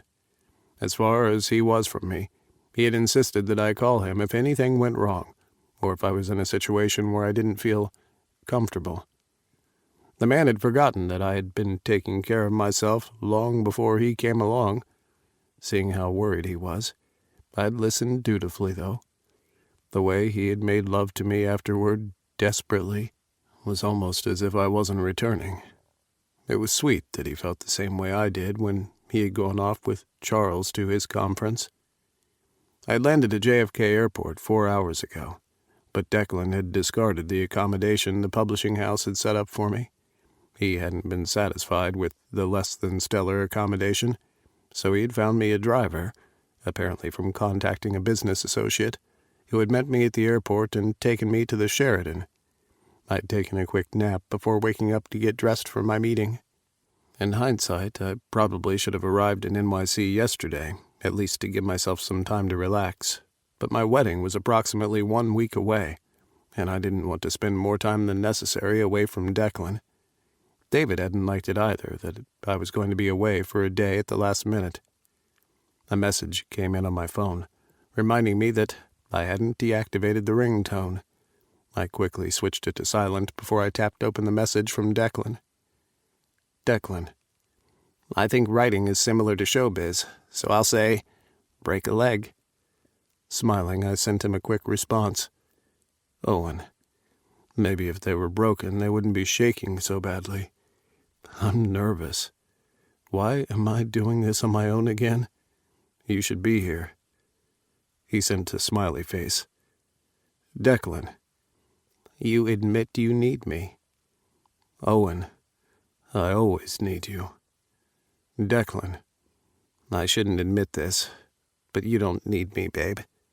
You got this. Call me with the good news once you're done. Owen. Okay, Daddy. I grinned at my last message, because his didn't come in right away like the others. I pictured him sitting there in his office getting all hot and bothered. Declan. Later I'll make you say Daddy while I watch you take care of yourself. How about that? Mr. Long, Mr. Trellis will see you now. I jumped at the unexpected voice and quickly exited the message application.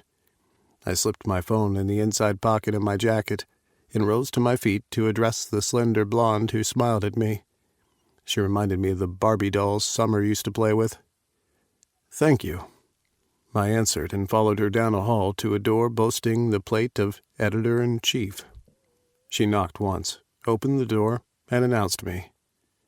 Come on in, came the same voice that had left me the voicemail. I'd listened to the voicemail so many times that I would have been able to pick out the voice anywhere. I entered the office, and the door was promptly closed behind me. I was surprised to find 3 pairs of eyes on me. 2 males, one closer in age to me, the other in his early 30s, and a woman with gray streaks in her hair. For a minute I felt myself panicking, because I wasn't prepared for this. How could I be? I was a chauffeur who thought he could write books. Mr. Long, the older of the 2 men said, rising to his feet with his hand extended. We spoke on the phone. I closed the distance between us and shook his hand. Right. You must be Max Trellis. That's right. I'm so pleased you were able to take us up on our offer to be present in person today, he stated, walking me over to the table in the room where the other 2 members of his team were. We have lots to discuss with you today, but first, allow me to introduce you to 2 of our team members here at the publishing house. This is Marie Snowden, one of our literary agents, and Glenn Forbes, our marketing manager. Nice to meet you. I shook their hands before taking the seat they indicated. The room felt lopsided with me on one side of the table, Max at the head, and Marie and Glenn on the other side. I suddenly wished I had brought Declan with me, but he was right. He trusted me to be able to make sound decisions where my writing career was concerned, and I would show him that I could. Max made small talk, asking me about my flight and my hotel. Was I comfortable here, and if there was anything they could do for me? Did I want a tour of the city before I returned to Cincinnati? As much as I appreciated the small talk, it only left me in suspension, confused as to why I really was here. Why wasn't an email good enough? Why would a publishing house spend money to pay for airfare and hotel just to see me, an unpublished author? "I'm sure you've been wondering why we asked you to come here," Max asked. "The question has crossed my mind," I replied honestly. Max chuckled. "We are very much interested in your story, Owen. May I call you Owen?" "Sure, Owen is fine." "Good, because I believe we're all about to become very good friends, Owen." It was at that point that I started to feel uneasy. I couldn't put my finger on it, but the niceties seemed overdone. As much as I didn't have any understanding of how publishing worked, the way these three were looking at me like I was under a microscope didn't sit well with me at all. For a very long time our publishing house has been a traditional one. This time it was Marie who spoke, her speech slow and even, as though she deliberately took the time to enunciate each word. We've been toying with the idea of venturing into a less traditional path, and your story caught our eyes.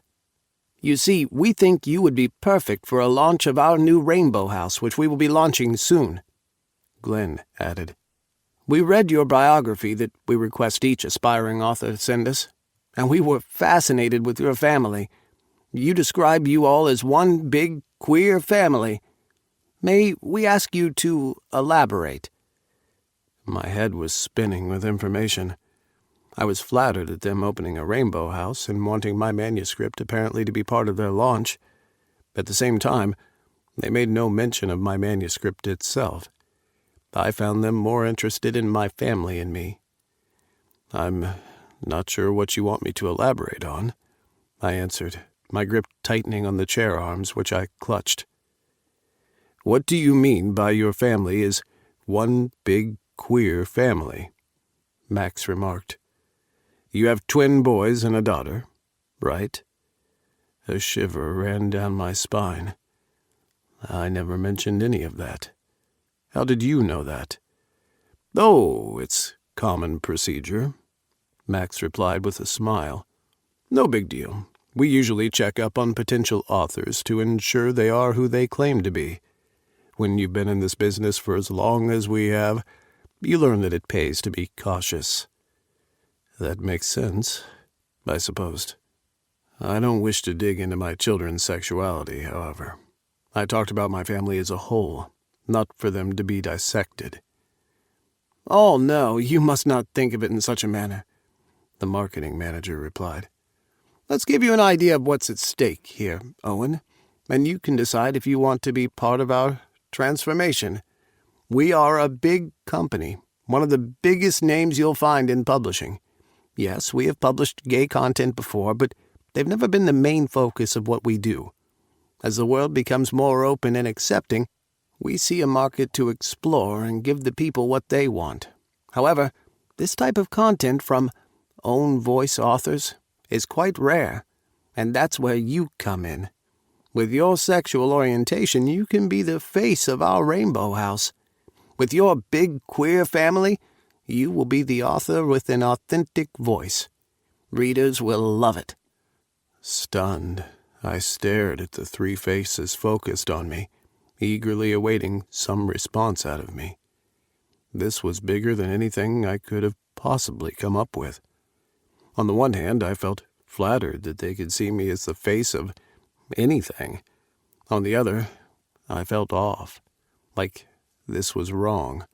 Or not necessarily wrong, but at least not moral. They didn't want me for my book. They wanted me because they thought I was gay and my family was queer. "Is that an engagement ring?" Marie asked, pointing at the ring on my left hand, and I didn't even realize before then that I'd placed both my hands on the table. "This is so exciting. When's the wedding? We would want to feature you and your prospective husband on our website. We'll get people talking about you long before your book is even launched. Now that's effective marketing." I'm not gay," I blurted out. It was the only thing that I could force out amongst their excited chatter of having a gay author to use to lure readers to their new gay literature line. "What?" Max asked. "Of course you're gay. You're engaged to a man, right?" "Yes, but I'm not gay. I'm bisexual," I answered. "My fiancé is gay, but I'm not. My sons, one is bisexual and the other is pan.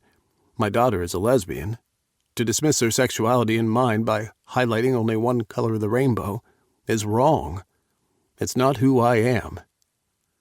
Silence filled the room, and I could hear my breathing, hot and heavy. My vision went dark for a few seconds as the enormity of what was happening here struck me. They just wanted to exploit who I was for financial gain. That was all. I could have understood if they had genuine interest in my book, and the fact that I was bisexual could be a selling factor. But when they were only interested in my sexuality, I had to call bullshit where I saw it. Marie recovered the fastest and gave a laugh that was brittle. Being gay or bisexual, what difference does it make since you're marrying a man? Surely it doesn't matter now to say you're bisexual. I gaped at her and how dense she was.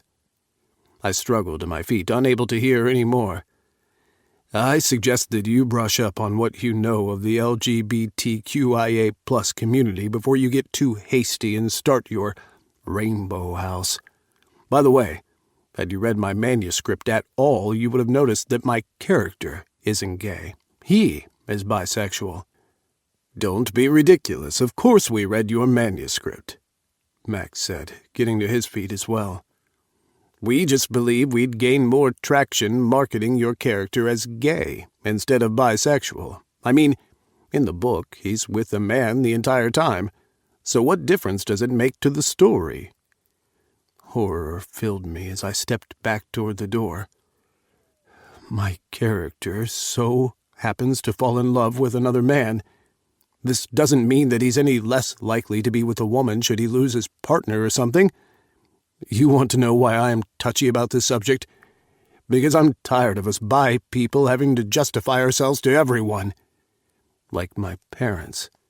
Maybe that was the reason I had written one of the guys as bi instead of gay.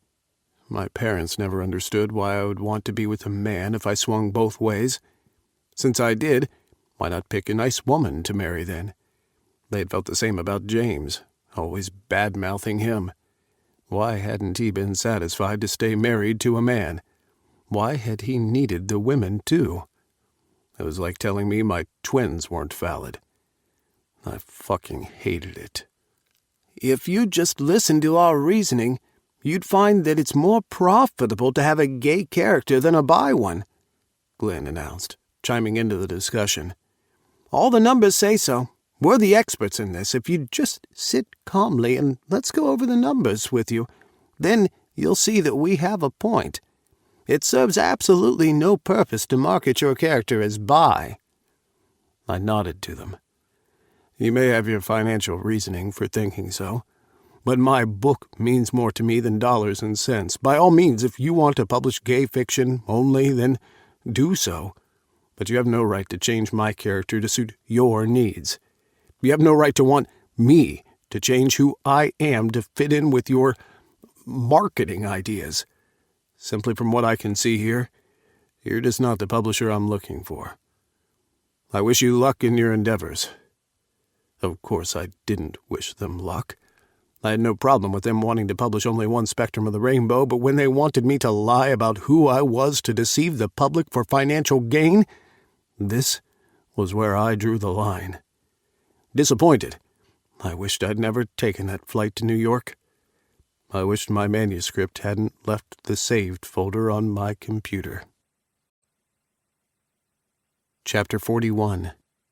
Declan. The sight of Owen's crestfallen face and drooping shoulders hurt more than it should have. Like whatever rejection he had received today had been aimed at me personally. He hadn't told me what was wrong when he'd called me earlier, and I had rushed out of an important meeting to get him home.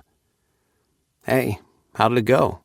I asked him, standing in my private office bathroom since I had excused myself from a web meeting the second I saw my phone ringing and Owen was on the other end of the line. He had called me way quicker than I'd expected, and I had no idea if that was a good or a bad thing. "It was horrible," he replied, talking so fast I didn't hear what he said after. "Baby, slow down. I can't understand a thing. What's wrong?" "I just want to come home," he replied, his tone so distraught that it alarmed me. "Do you want me to come for you?" I asked him. He let out a loud breath. "It's ridiculous to ask you to do that. I'll stay in my hotel room until my original flight is due tomorrow anyway. A few hours in the city won't change how horribly today went."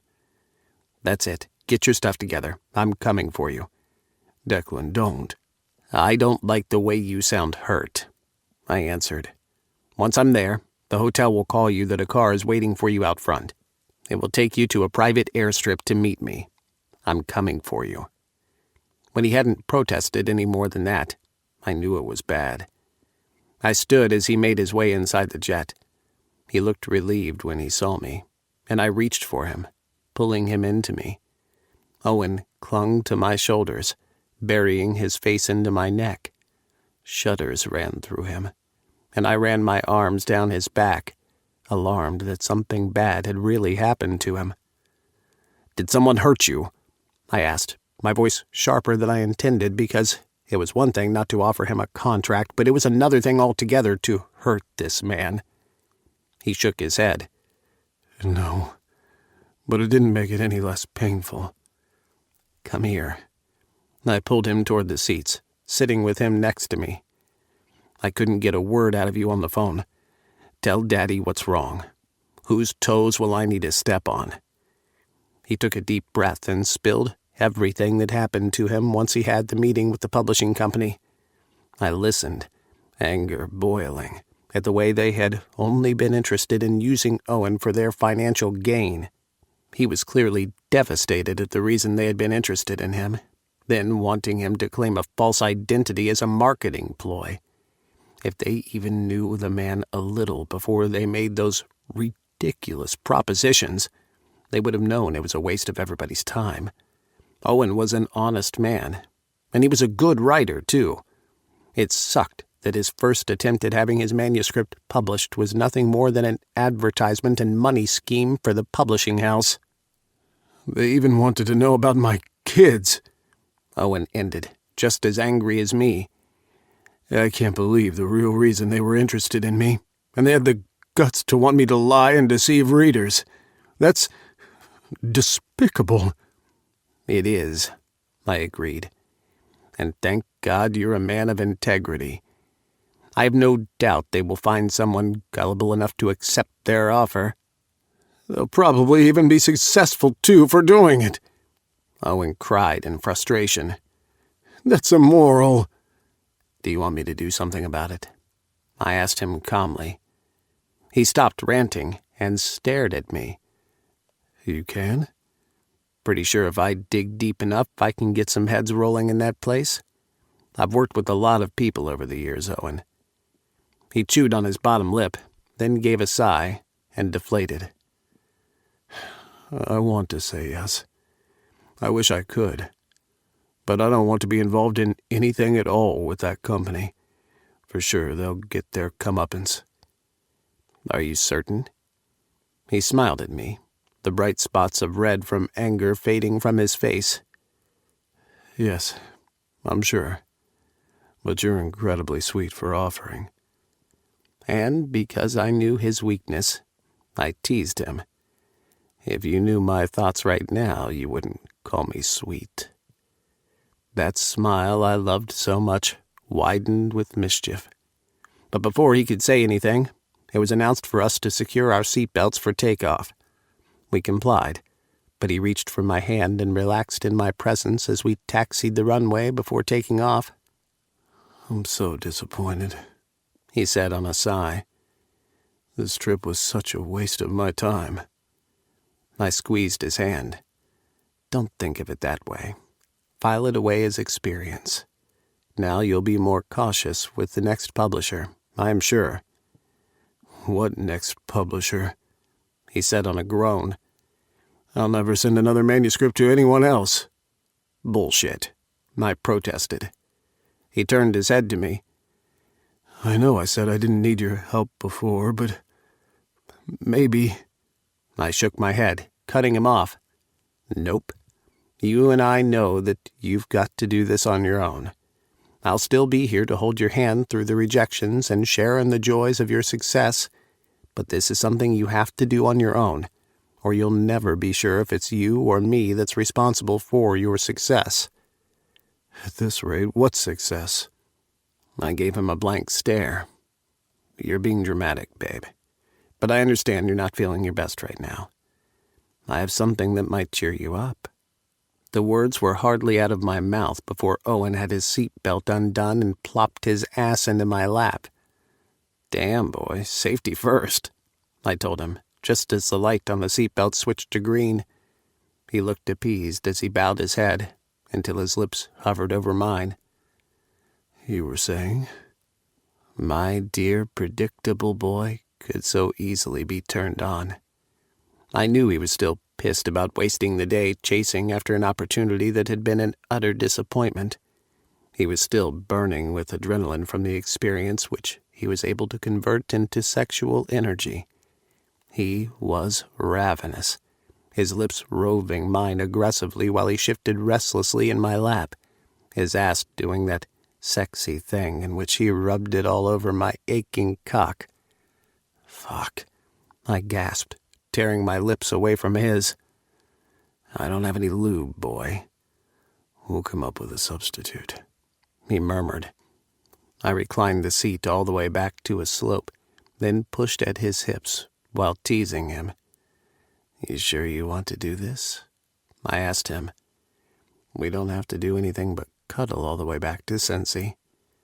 Sliding off me to his feet, Owen made quick work of his belt, undid his pants button, unzipped and tugged down his pants to show his erect cock, which he took in hand, massaging his length.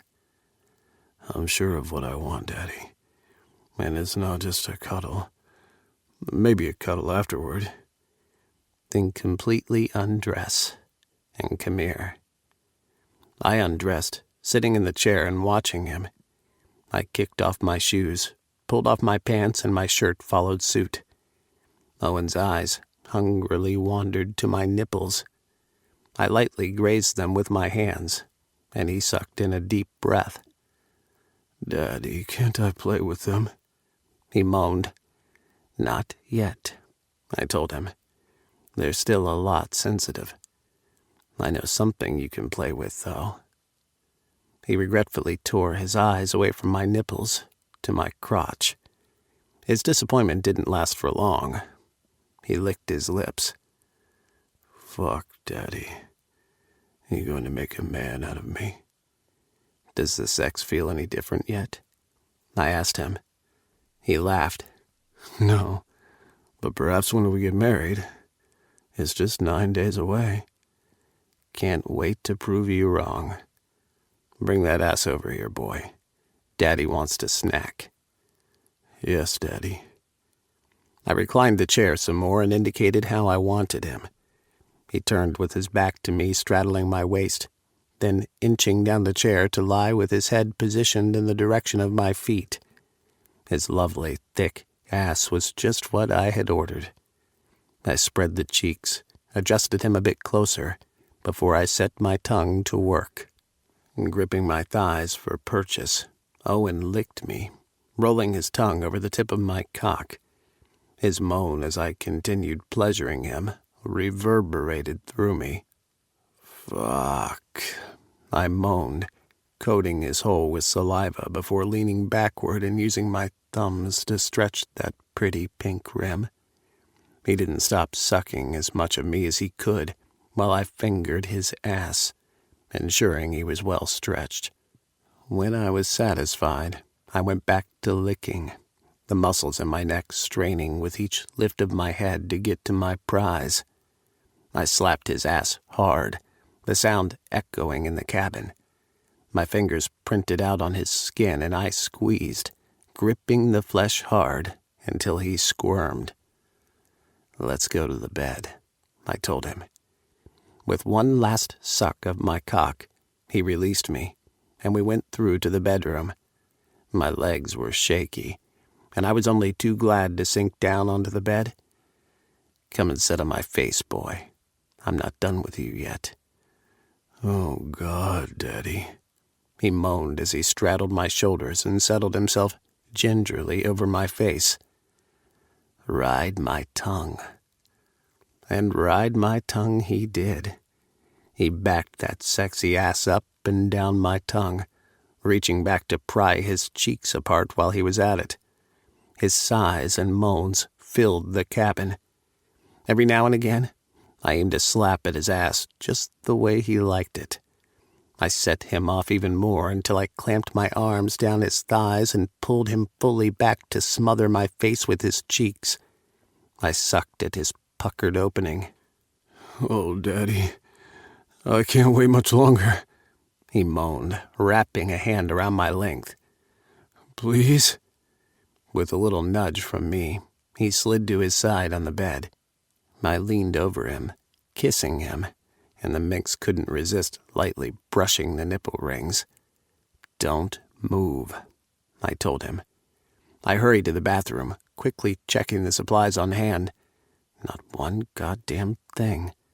The conditioner was the only thing I saw as suitable. I checked and found it was an organic brand. Good enough. I returned to Owen to find that he had moved. From the look on his face, he was begging for it. I dropped the conditioner to the bed. "Didn't I tell you not to move?" "I was getting impatient," he answered flippantly. I'd left him on his side, but he was on his abdomen, and as I watched him, his ass rose off the bed, begging for my hand. Usually I withheld the punishment when he demanded it, but I knew he probably needed it more right now. Something familiar that he could relate to after his disappointment earlier. "Come down to the edge of the bed," I instructed him. He shuffled down without arguing. "Like this, Daddy?" The bottom of his feet hung over the edge of the bed, and his ass was poised perfectly within the reach of my hands. I caressed his backside. Perfect. 8 hard spanks. I want you to count them aloud for me. Do you understand? "Please, 12, Daddy," he begged. I pinched his ass and 2 red spots formed. Now we're down to 6. You want to argue with Daddy? "No, Daddy," he moaned. "I'd like 6 spanks, please." He turned wide, innocent eyes toward me. 6 on each side. He was too good at this. Damn, he arched his back into the first slap. 1. The second slap echoed in the room, but he moaned, spreading his legs so wide to tempt me with his hole. 2. I gave him his heart's desire, because I couldn't resist him. 6 slaps on each cheek left his ass red with fingerprints. I soothed my hands over the flesh, and he whimpered into the sheets he had stuffed in his mouth. "Are you ready to take me inside now, boy?" I asked him. "Yes, Daddy," he answered. "Will you give it to me hard, Daddy? Punish me for disobeying you, please?" Damn, he is really into the scene today. I coated us both carefully with the conditioner and lined up with his puckered ass that spread so freely like a lotus when I entered him.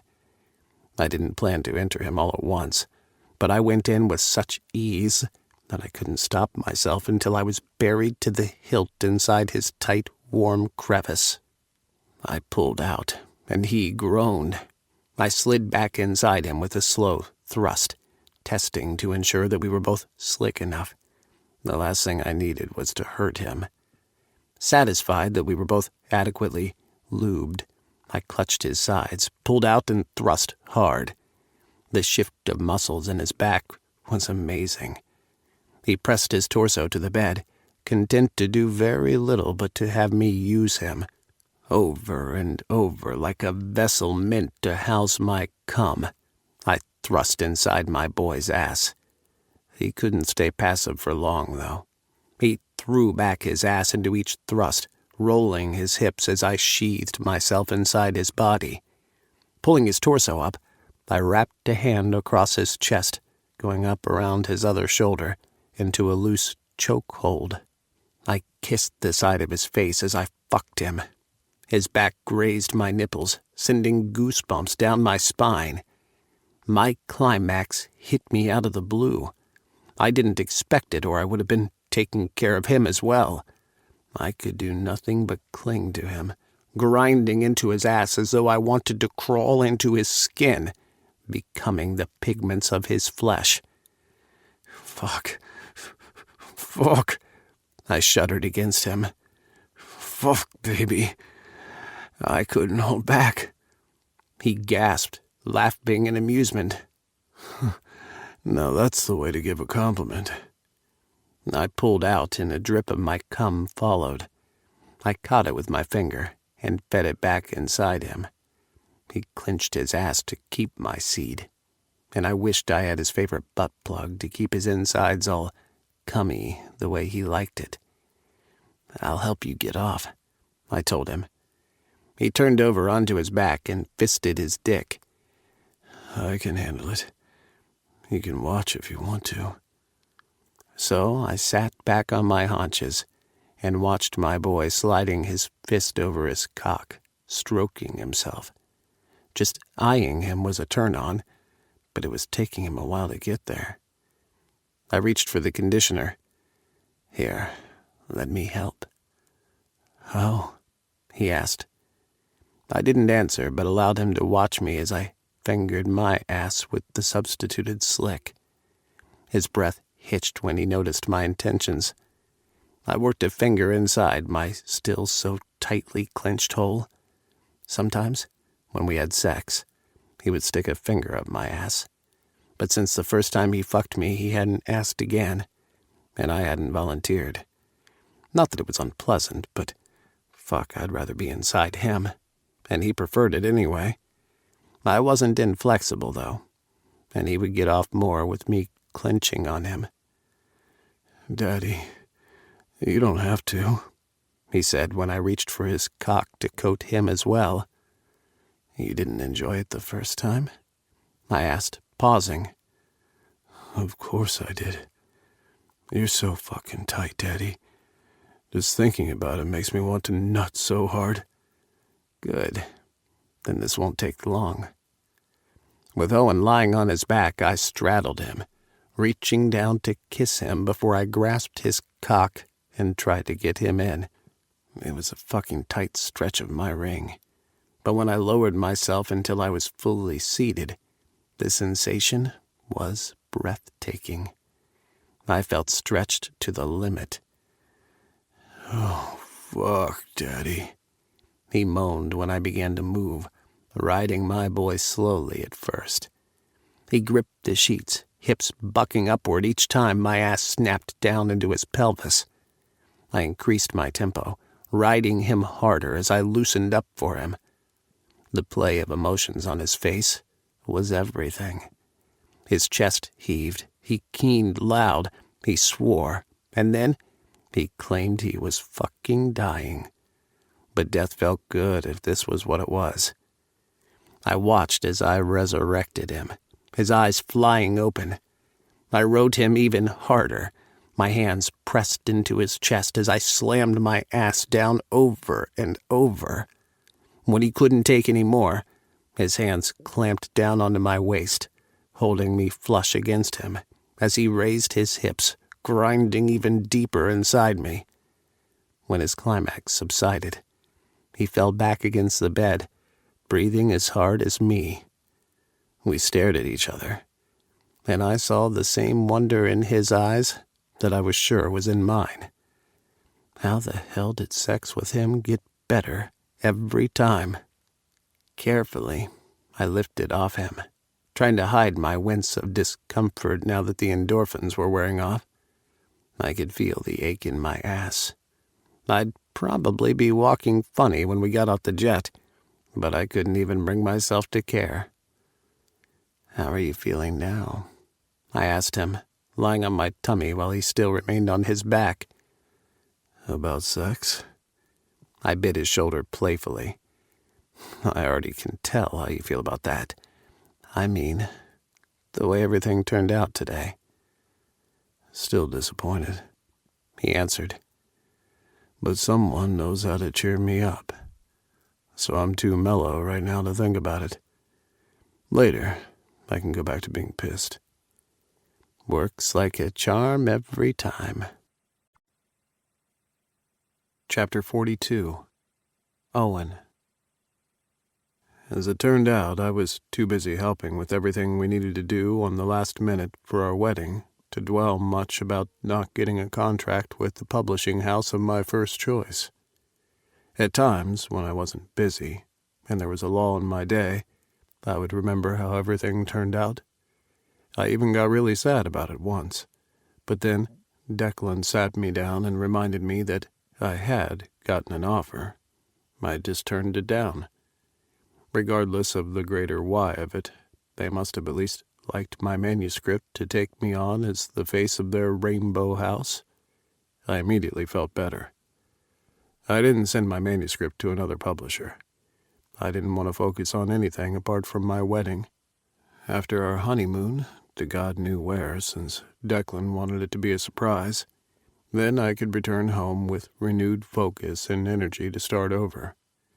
I reminded myself of the number of times some popular books had been turned down by publishers before being accepted. I was willing to wade through all the rejections to find the right publisher that fit with my style. Declan and I were late in taking our engagement photos, but made a day of it, and we loved the result.